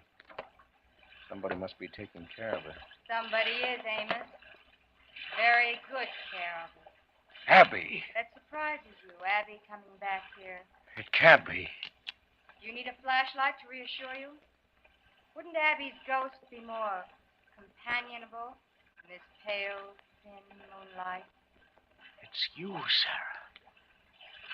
Little Sarah. For a moment, You thought I was Abigail. Yes, Amos, you were the one who always said I was the image of her. I am. A pale image. A reflection without substance. Come over here and sit down, Amos. After all, we have a lot to talk about. You want to know, don't you? You came back to find out about Abby. The Black Swan? Yes, Amos. But the paper didn't say how or why, did it? It didn't tell about the fights we had, Abby and I, after Father died. The bitter fights we had about the Black Swan. Until one day, a few months ago it was. Oh, why not, Abby? Why not sell her? What's so precious about that horrible ship? I won't, that's all. I won't. Hasn't she caused enough grief? Let her rot to pieces in the harbor. I won't sell. You're afraid, aren't you? Afraid she might kill someone else. Yes. Yes, I'm afraid. Then make sure she never has another chance. Sure? How? Destroy her. In the harbor. Destroy her? Yes, Sarah. Yes, why not? We've some gasoline at the house. We could burn her in the harbor. Tonight. And that's what you were going to do that night. Yes, Amos. We put 2 cans of gasoline in the dory and rowed out to the Black Swan. But it said in the paper you were standing on the dock. I was.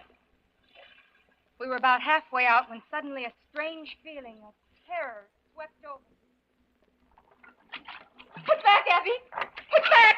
Not now, Sarah. No, this is the way it must be. No, I tell you, no, I don't trust that ship. You won't ever have to again. I can't, Abby. I can't. Take me back.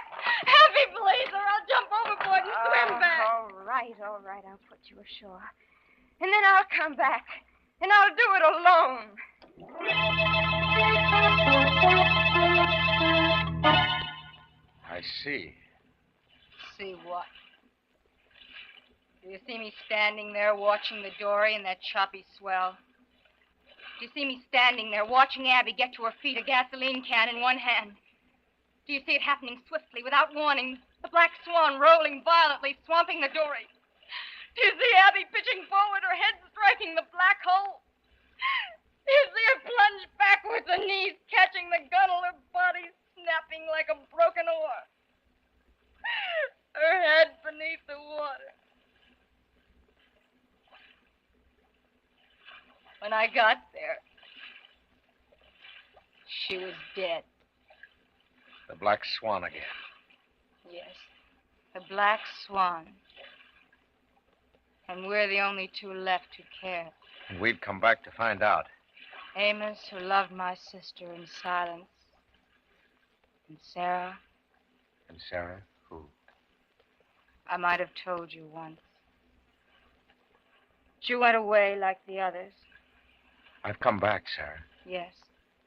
Because there's no rest for you either. No rest until we know. Look to the anchor, Amos. It's time we did know.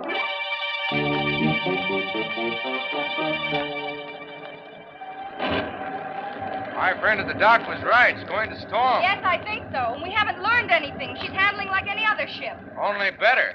It's Fred built her to handle. She's biding her time, that's all. What are you thinking? Do you remember the picnic that day? Yes, sir. That night, after you and Philip had left, I went to Fred's room. They were gone. His tools, the chest. Gone? You mean Caleb? Yes.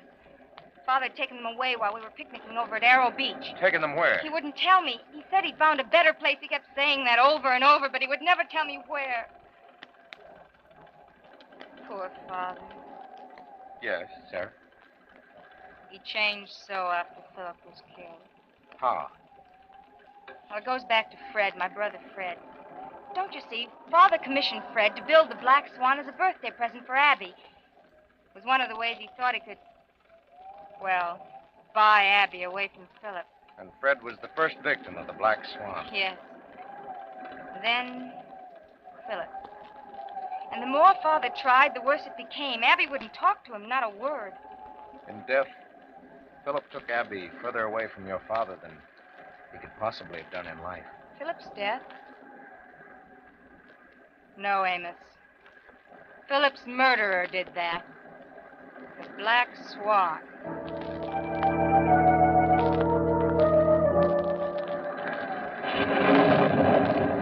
We'd better put about and head back, Sarah. I don't like the way she's blowing up. And I don't care, Amos. I feel so different now about everything. Now that the Swan is behaving herself? Yes. Well, maybe so, but the weather isn't. Now that you've promised to come back to Boston with me and to leave all this behind you, I'm not taking any chance. Anywhere you say, Amos, anywhere. Because now I'm free. See how she's riding the storm? It's as if she were free, too.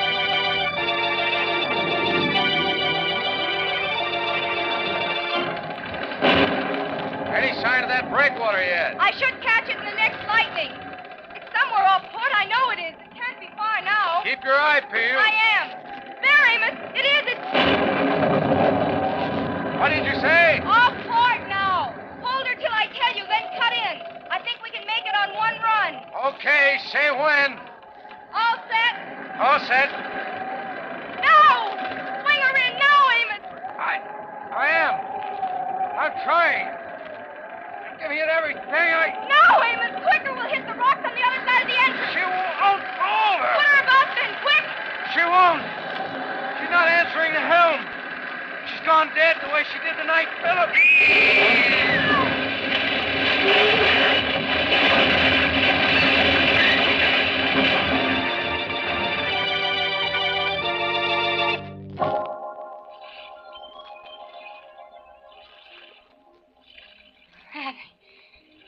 It's my Well, It's all right. It's all right, heavy Sarah. on me. You're safe. It's all over. Oh, Amy. Amy's the ship. Finished, dear. All finished. Can you sit up? Here, take my hand. Look, Sarah. I want to show you something. Over there. Can you see? See? See what? You mean the shining? Yes, Sarah. It's half submerged. Why, they're... No. No, they can't be. They are. They're his tools. Fred's tool chest and everything. Father. Father did it.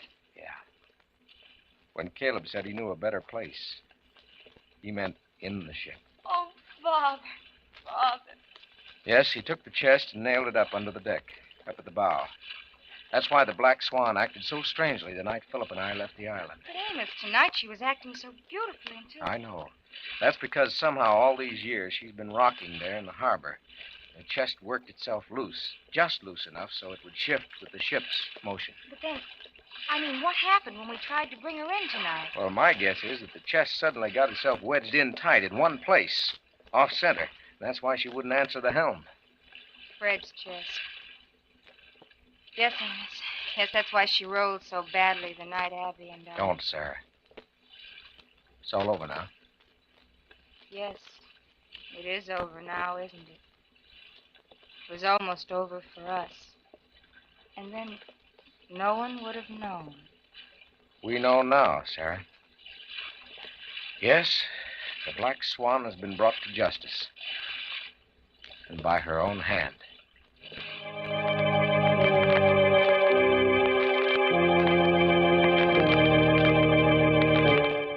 A wild, strange family. And a ship that was launched in blood. With such a setting, it's no wonder that what was meant as a tribute and an act of love turned into murder at midnight.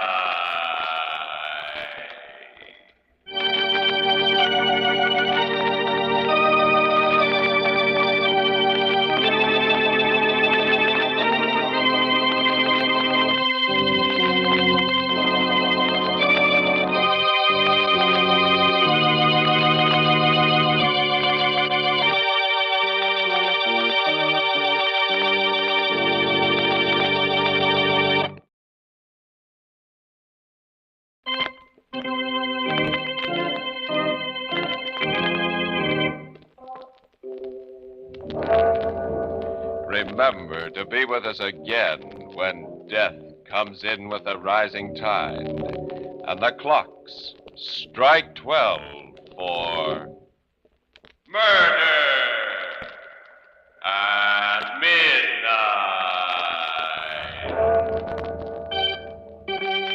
Our storyteller, Amos Bradley, was played by Lawson Zerby. With music by Charles Paul, Murder at Midnight was directed by Anton M. Leader.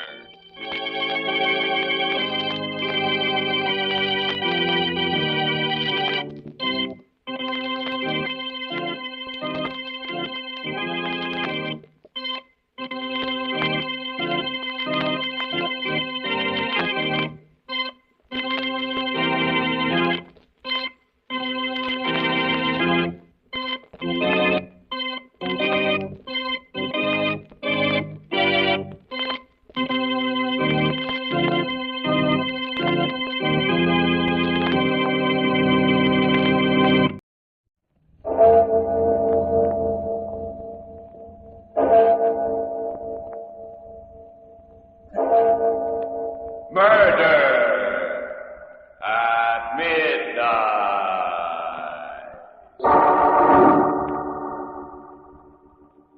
You're lying, Donna. You know you're lying. And you know it won't do you any good. Because this time I'm going to pass judgment. Myself. 15 years. I've been thinking about this. Dreaming about it. My fingers around your throat. digging into that flabby windpipe of yours. Tighter and tighter till you stop struggling and... Yes. And now I've got a nice grave all ready and waiting for you. Right next to your friend. Murder at midnight. 3 graves yawning on a lonely, fog-bound island, waiting. For whom? You'll learn the answer in just a moment in tonight's story, The Island of the Dead. And now our story, The Island of the Dead, an original radio play by one of radio's best-known mystery writers, Robert Newman. A story of a dead man who came back.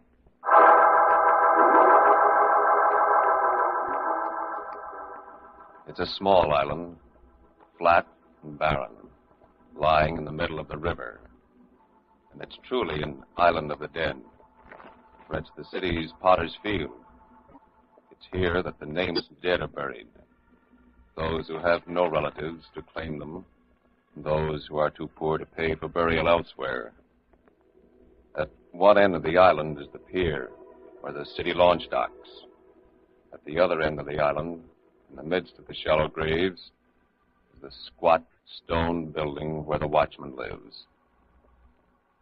It's 11:30 at night now, and he's sitting in the office, reading a paper and listening to the river sounds when...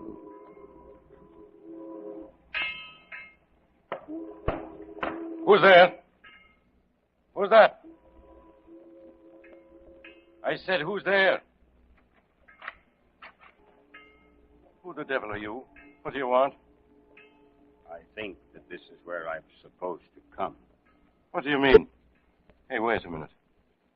Are you the new relief man? My name is Simon. I'm Halliday. From now on, lay off that stuff, will you? This place is bad enough without you spooking around, not answering when someone talks to you. Bad? The crying bells, you know what the job is, don't you? Receiving the stiffs that they send out, keeping the records and digging the graves. You'd be all alone, except for Joe, the guy that runs the launch up at the other end of the island. He only comes out when he has to. Yes, I know.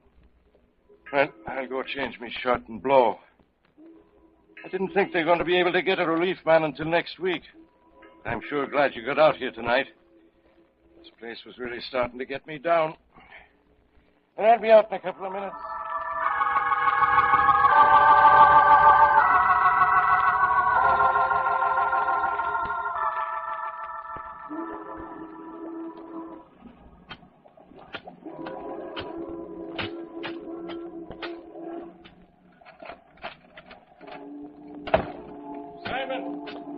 Simon, where are you? Over here. I didn't know where the blaze had gone. What in thunder are you doing? Digging.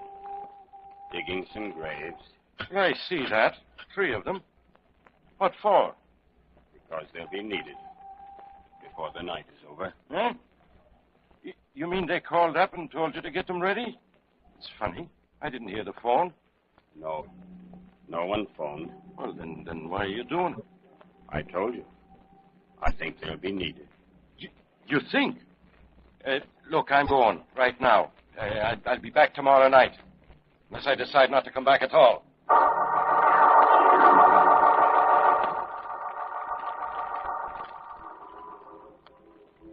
Wait a minute, Harry. I don't get it. Who are you talking about? And when did I see him? The new relief man. Just came out about a half hour ago. You must have seen him. This is the only way you can get out to the island. That's why I don't get it. If anybody did come out to the island, I'd be bound to see him. But no one did. Not tonight. What? What do you mean? I mean, I only made one trip out tonight. I didn't have no passengers. At least not live ones. All I brought out was a stiff.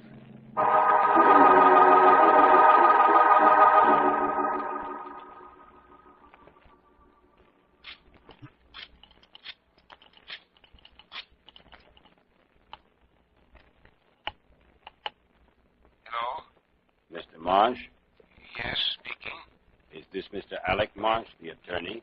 Attorney? Well, I used to be one. I haven't practiced law in over 10 years. Who's this?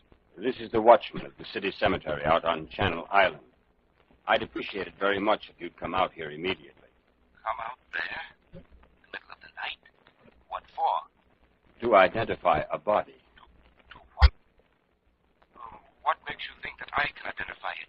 I have reason to believe that you are one of the few people who can identify it. It's quite urgent. If you take the launch at River Street, I'll meet you at this end. Will you do it? Well, I don't know.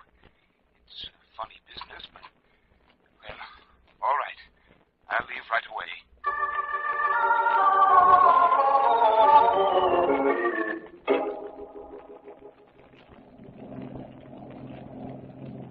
Is it much further to the island? Nope. You can't see it because of the fog, but it's just right ahead there. Is this something new? Getting people to go out to the island to identify bodies? Don't they usually do it down at the morgue? Yeah, mostly, but once in a while I get some dope after the body's been shipped out to the island. Well, I don't like it, any part of it. Getting a man out in the middle of the night. This trip, especially with a river like this.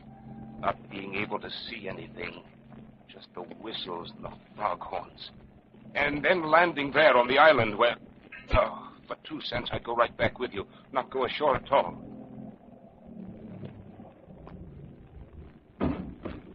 Well, here we are. Just let me make a fast.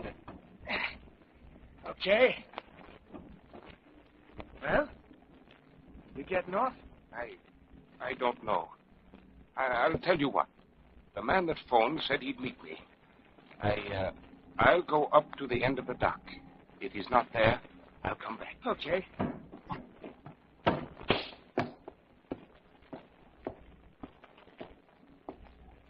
Mr. Marsh? Yes? Was it you who phoned me? Yes. Will you follow me, please? This way. How the dickens can you see where you're going when it's so dark? You get used to it. Just as you get used to anything. As a matter of fact, it's probably just as well it is so dark. Why? It couldn't be worse even in daylight, when you can see the graves. But how did you happen to call me on this business anyway? I told you. Because you're one of the very few people who can be of any help. Weren't you the attorney for the defense in the Sloan case? Sloan? Sloan? I can't remember. Simon Sloan. Yes. I'm not sure. If I was, it was a long time ago. More than 15 years. But you should remember. Yes, I think I was. He was convicted on a charge of murder in the 2nd degree and got 20 years. With time off for good behavior, he's probably out now and... Wait a minute. Is that who you want me to identify? Is he dead? Here we are.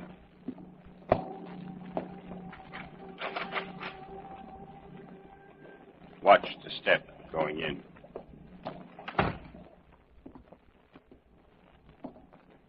Well, what are you waiting for? Aren't you going to put on the light? No, not yet. What was that? The door. You locked the door. What's the idea? What are you trying to do? That's just so we won't be disturbed. Disturbed? Well, who's going to disturb us? I insist you put on the light. Open that door immediately. We were talking about the Sloan case. You admitted that you were the attorney for the defense. Do you feel that you did a good job of defending him? How do I know? How do you expect me to remember? The fact that he was convicted doesn't mean that it was my fault. Besides, what's that got to do with you? Did you think that he was guilty? How do I know what I thought? What difference does it make? He pleaded guilty. He wasn't guilty. He didn't want to plead guilty. Who made him change his plea? I did, so what? Very well. There. Where it... You. It's you. You're Simon Sloan.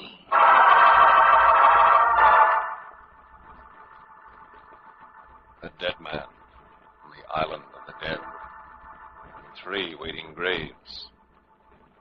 As the clock moves steadily towards the witching hour, prepare yourself for murder at midnight.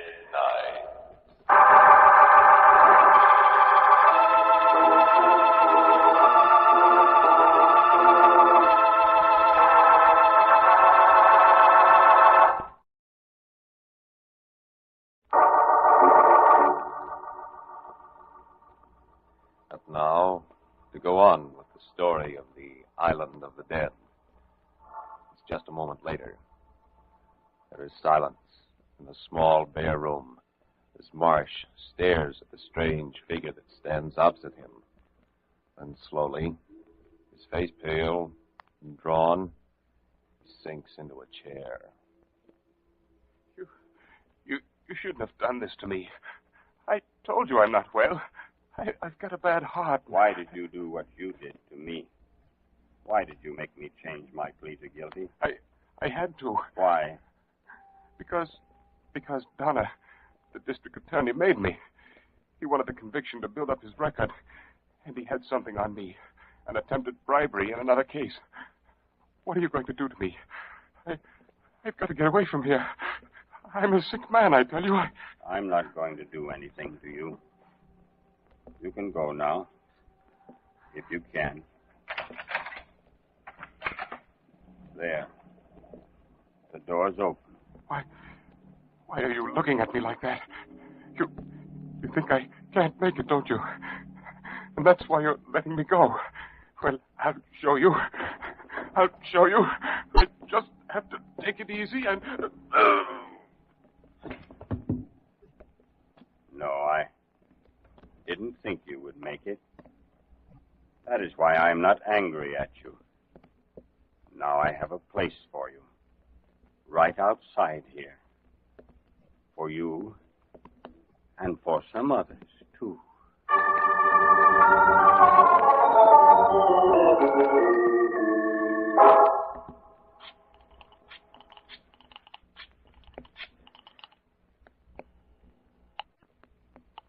Hello? Mr. Donner? Yes, who's this? This is the watchman at the city cemetery out on Channel Island. We have a body out here that we'd very much like you to look at. A body? What for? We think that possibly you may be able to identify it. And what makes you think that? Well, after all, you were district attorney for several years. What? Why, I haven't been DA for... What's that got to do with it? It may have a great deal to do with it. Will you come? The launch leaves from the foot of River Street. Yes, I know. Something very strange about this, but... All right, I'll come. Will there be someone to meet me at the other end? Yes, Mr. Donner. I'll meet you. I'll be waiting for you.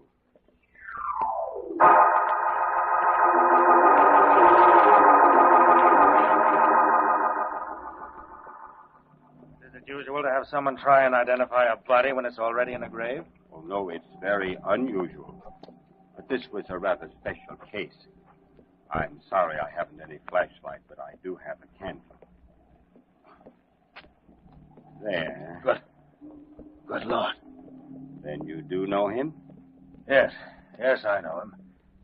His name is Marsh, Alec Marsh.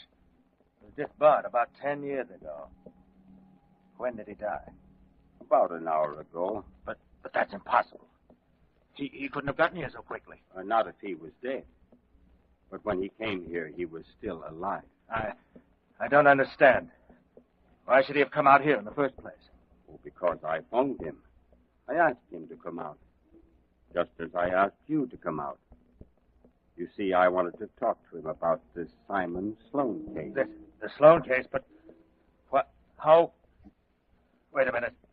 Lift that candle up. You're Sloan. Yes, Donner. I'm Sloan. What's left of him after 15 years in jail. And you're the man who sent me there when you knew I wasn't guilty. You can't blame me for that. After all, it was my job to prosecute. And when I did find out the truth... You did find it out, eh? When I did, it was too late. You'd already been convicted and sent up, and I've got to get away from here. Let me go. No, Donner. Not yet. There are few more things you're going to tell me first. How did you find out I wasn't guilty? The detective in the case told me. A chap named Richards. Bill Richards. Richards? Yes, it would be Richards. But afterwards, when you found out the truth, you could have ordered a new trial and gotten me out. But you didn't. You let me stay there and rot. No, I couldn't. It was just Richards' word. He said he wouldn't testify. You're lying, Donna. You know you're lying. And you know it won't do you any good. Because this time I'm going to pass judgment. Myself. 15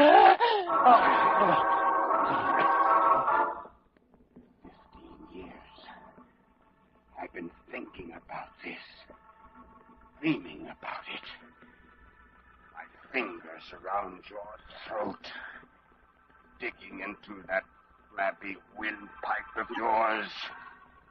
Tighter. And tighter. Until you stop struggling and... Yes. Now I've got a nice grave. All ready and waiting for you. Over here, right next to Marsh. And one more. For our friend, Richard.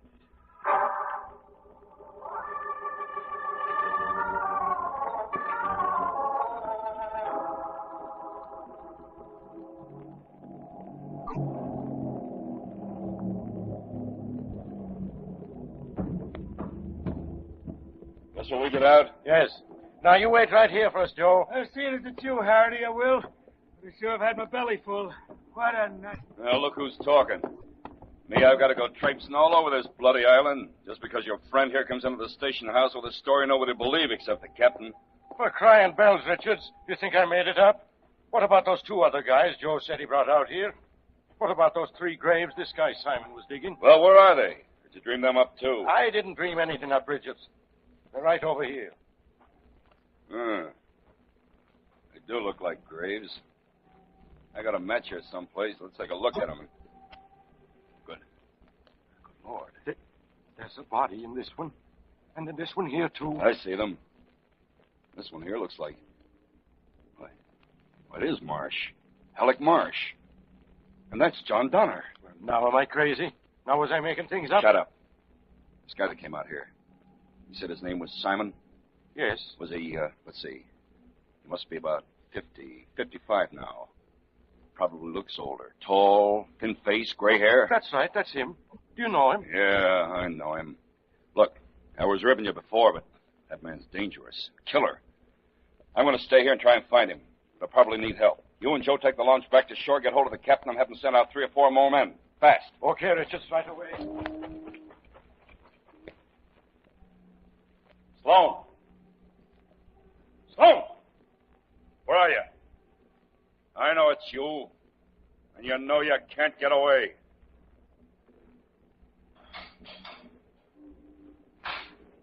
That building. Went in there, huh? Wonder if he's got a gun. Yeah, soon see.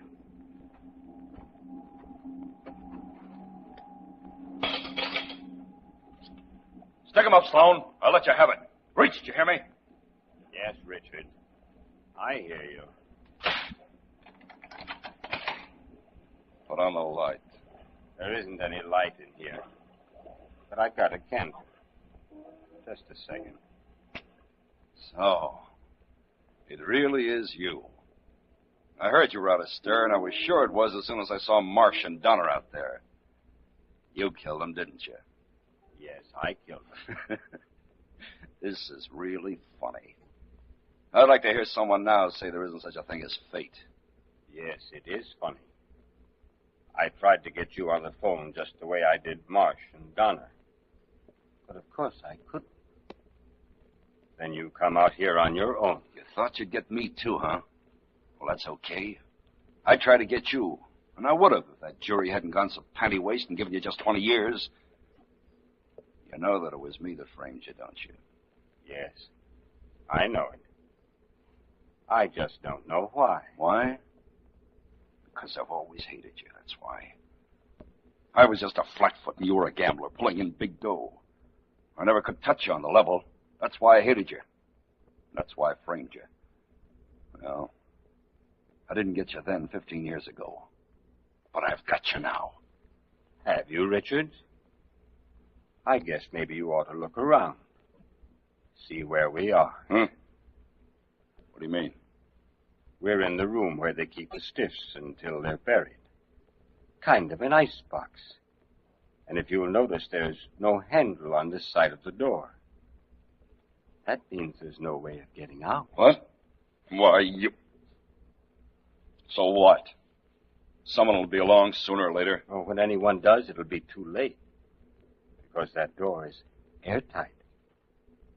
That means that as soon as we use up the air that's in here now, we're finished. Both of us. And it's starting to get bad already. Feel it? I mean, you trapped me. You got me in here deliberately.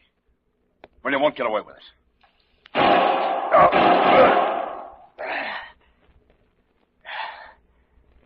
No good, Richards. That won't hurt me. Not any more than I'm hurt already. You see, I'm all gone inside.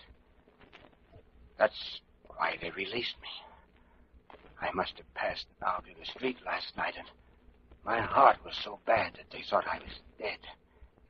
They sent me out here for burial. But I wasn't dead. I couldn't die until I'd evened things up. The boat, they waited till they put me ashore. Now I've done it. Gotten all three of you. No. No. There must be some way out.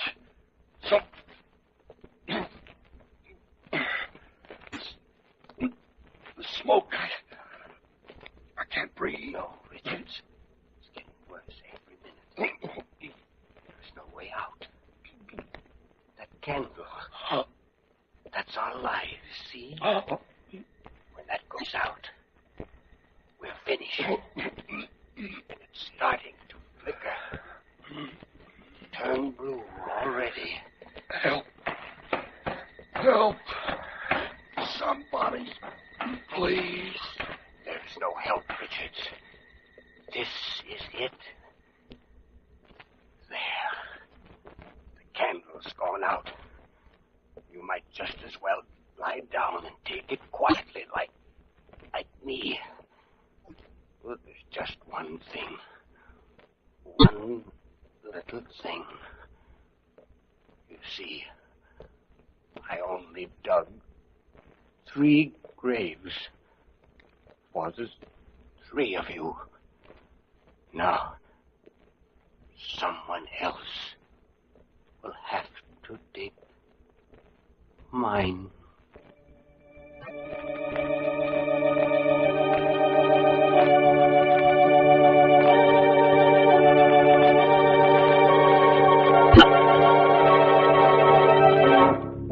And so, as 2 gasping bodies drop to the floor, the mission of Simon Sloan is completed.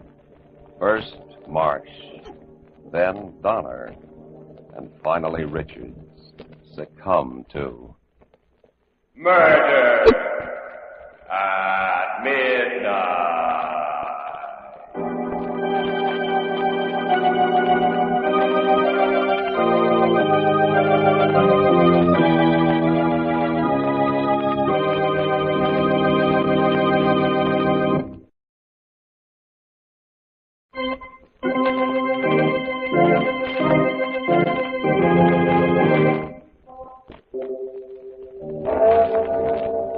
Remember to be with us again when death stalks the wicked, as the clocks strike 12 for Murder at midnight.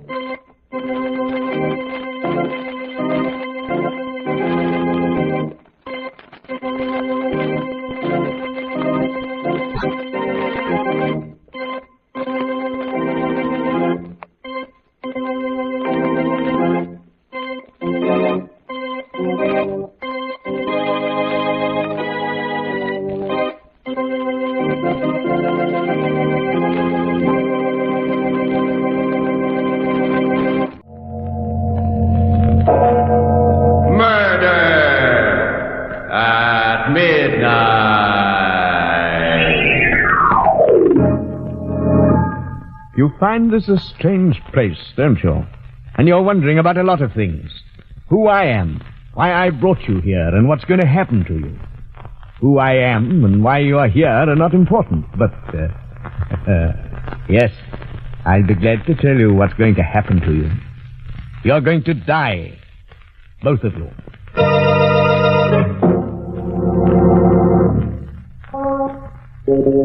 Midnight, the witching hour when the night is darkest, our fears the strongest, and our strength at its lowest ebb.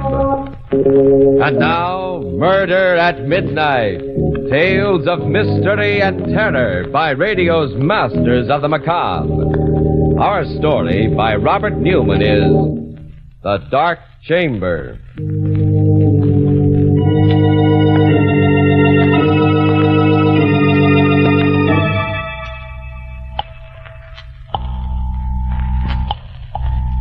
Police headquarters. Ryan speaking. Whoa, police.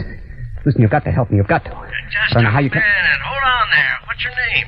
My name's Watson, Joe Watson. I'm a driver for the Ajax Sanitary Hand Laundry, and I've... Address? Where I am, you mean? I don't know. That's part of the trouble. Oh, now look, buddy. Now, wait, listen. I know it sounds crazy, but it's true. Check the laundry. Check the veterans. I'm an ex-GI. They'll tell you I'm straight. Well, I'm in a room someplace. I don't know where it is or how I got here or what I'm here for. I don't even know how long I've been here. It's a big room, but funny. No doors, no windows that I can see. Just a couple of chairs and a table with this phone on it. The walls are gray, rough, like soundproofing, and I'm scared. What do you expect us to do? Find me, find out what this is all about, and get me out of here. Well, I don't know. Listen, this isn't a gag, can't you tell? You don't know what it's like just sitting here waiting, not knowing where or why or what's going to happen. Can't you trace this call or something? Well, okay. Hang on. Thank the Lord. I was afraid that... Listen, I hear something. Someone's coming. I better hang up. I'll call you back later if I can.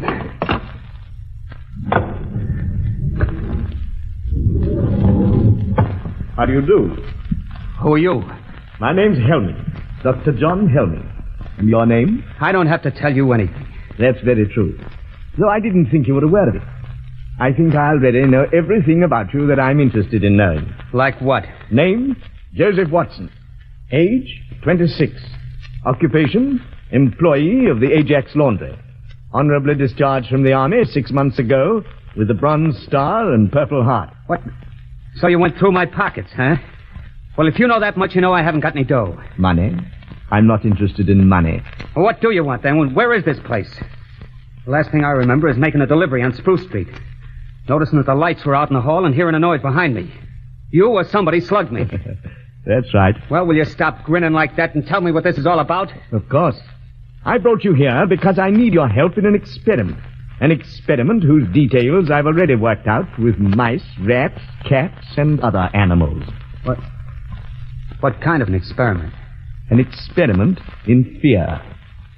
Fear? Yes. You fought in the war and you were wounded. That means you've probably known fear. And still you won the Bronze Star. That means you overcame it. The question is, can you overcome your present fears? What are you talking about? You think I have to take your blood pressure, calculate your skin tension and adrenal discharge to tell that you're afraid? Nothing has happened to you yet. Absolutely nothing. And yet you are afraid, aren't you? You're afraid because you're face to face with the unknown. Because you don't know what I want, what I'm planning to do. That is as it should be. And that is the way we will leave it. For the moment. Hey, wait a minute. Come back here. Come back! You can't...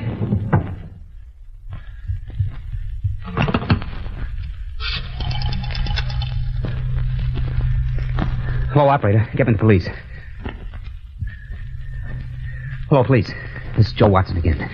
Listen, I got a little more dope. I don't know if it'll help, but there was a guy in here just now. Said his name was Helming. John Helming. That's probably a phony. He's about 50, tall, over 6 foot, white hair and gray eyes. No, I still don't know what it's all about. Have you been able to trace this number yet? How long will it take? Okay, I'll hang on, but the lights just went out. The room's pitch dark and someone's coming in again. I better stop. But please, hurry.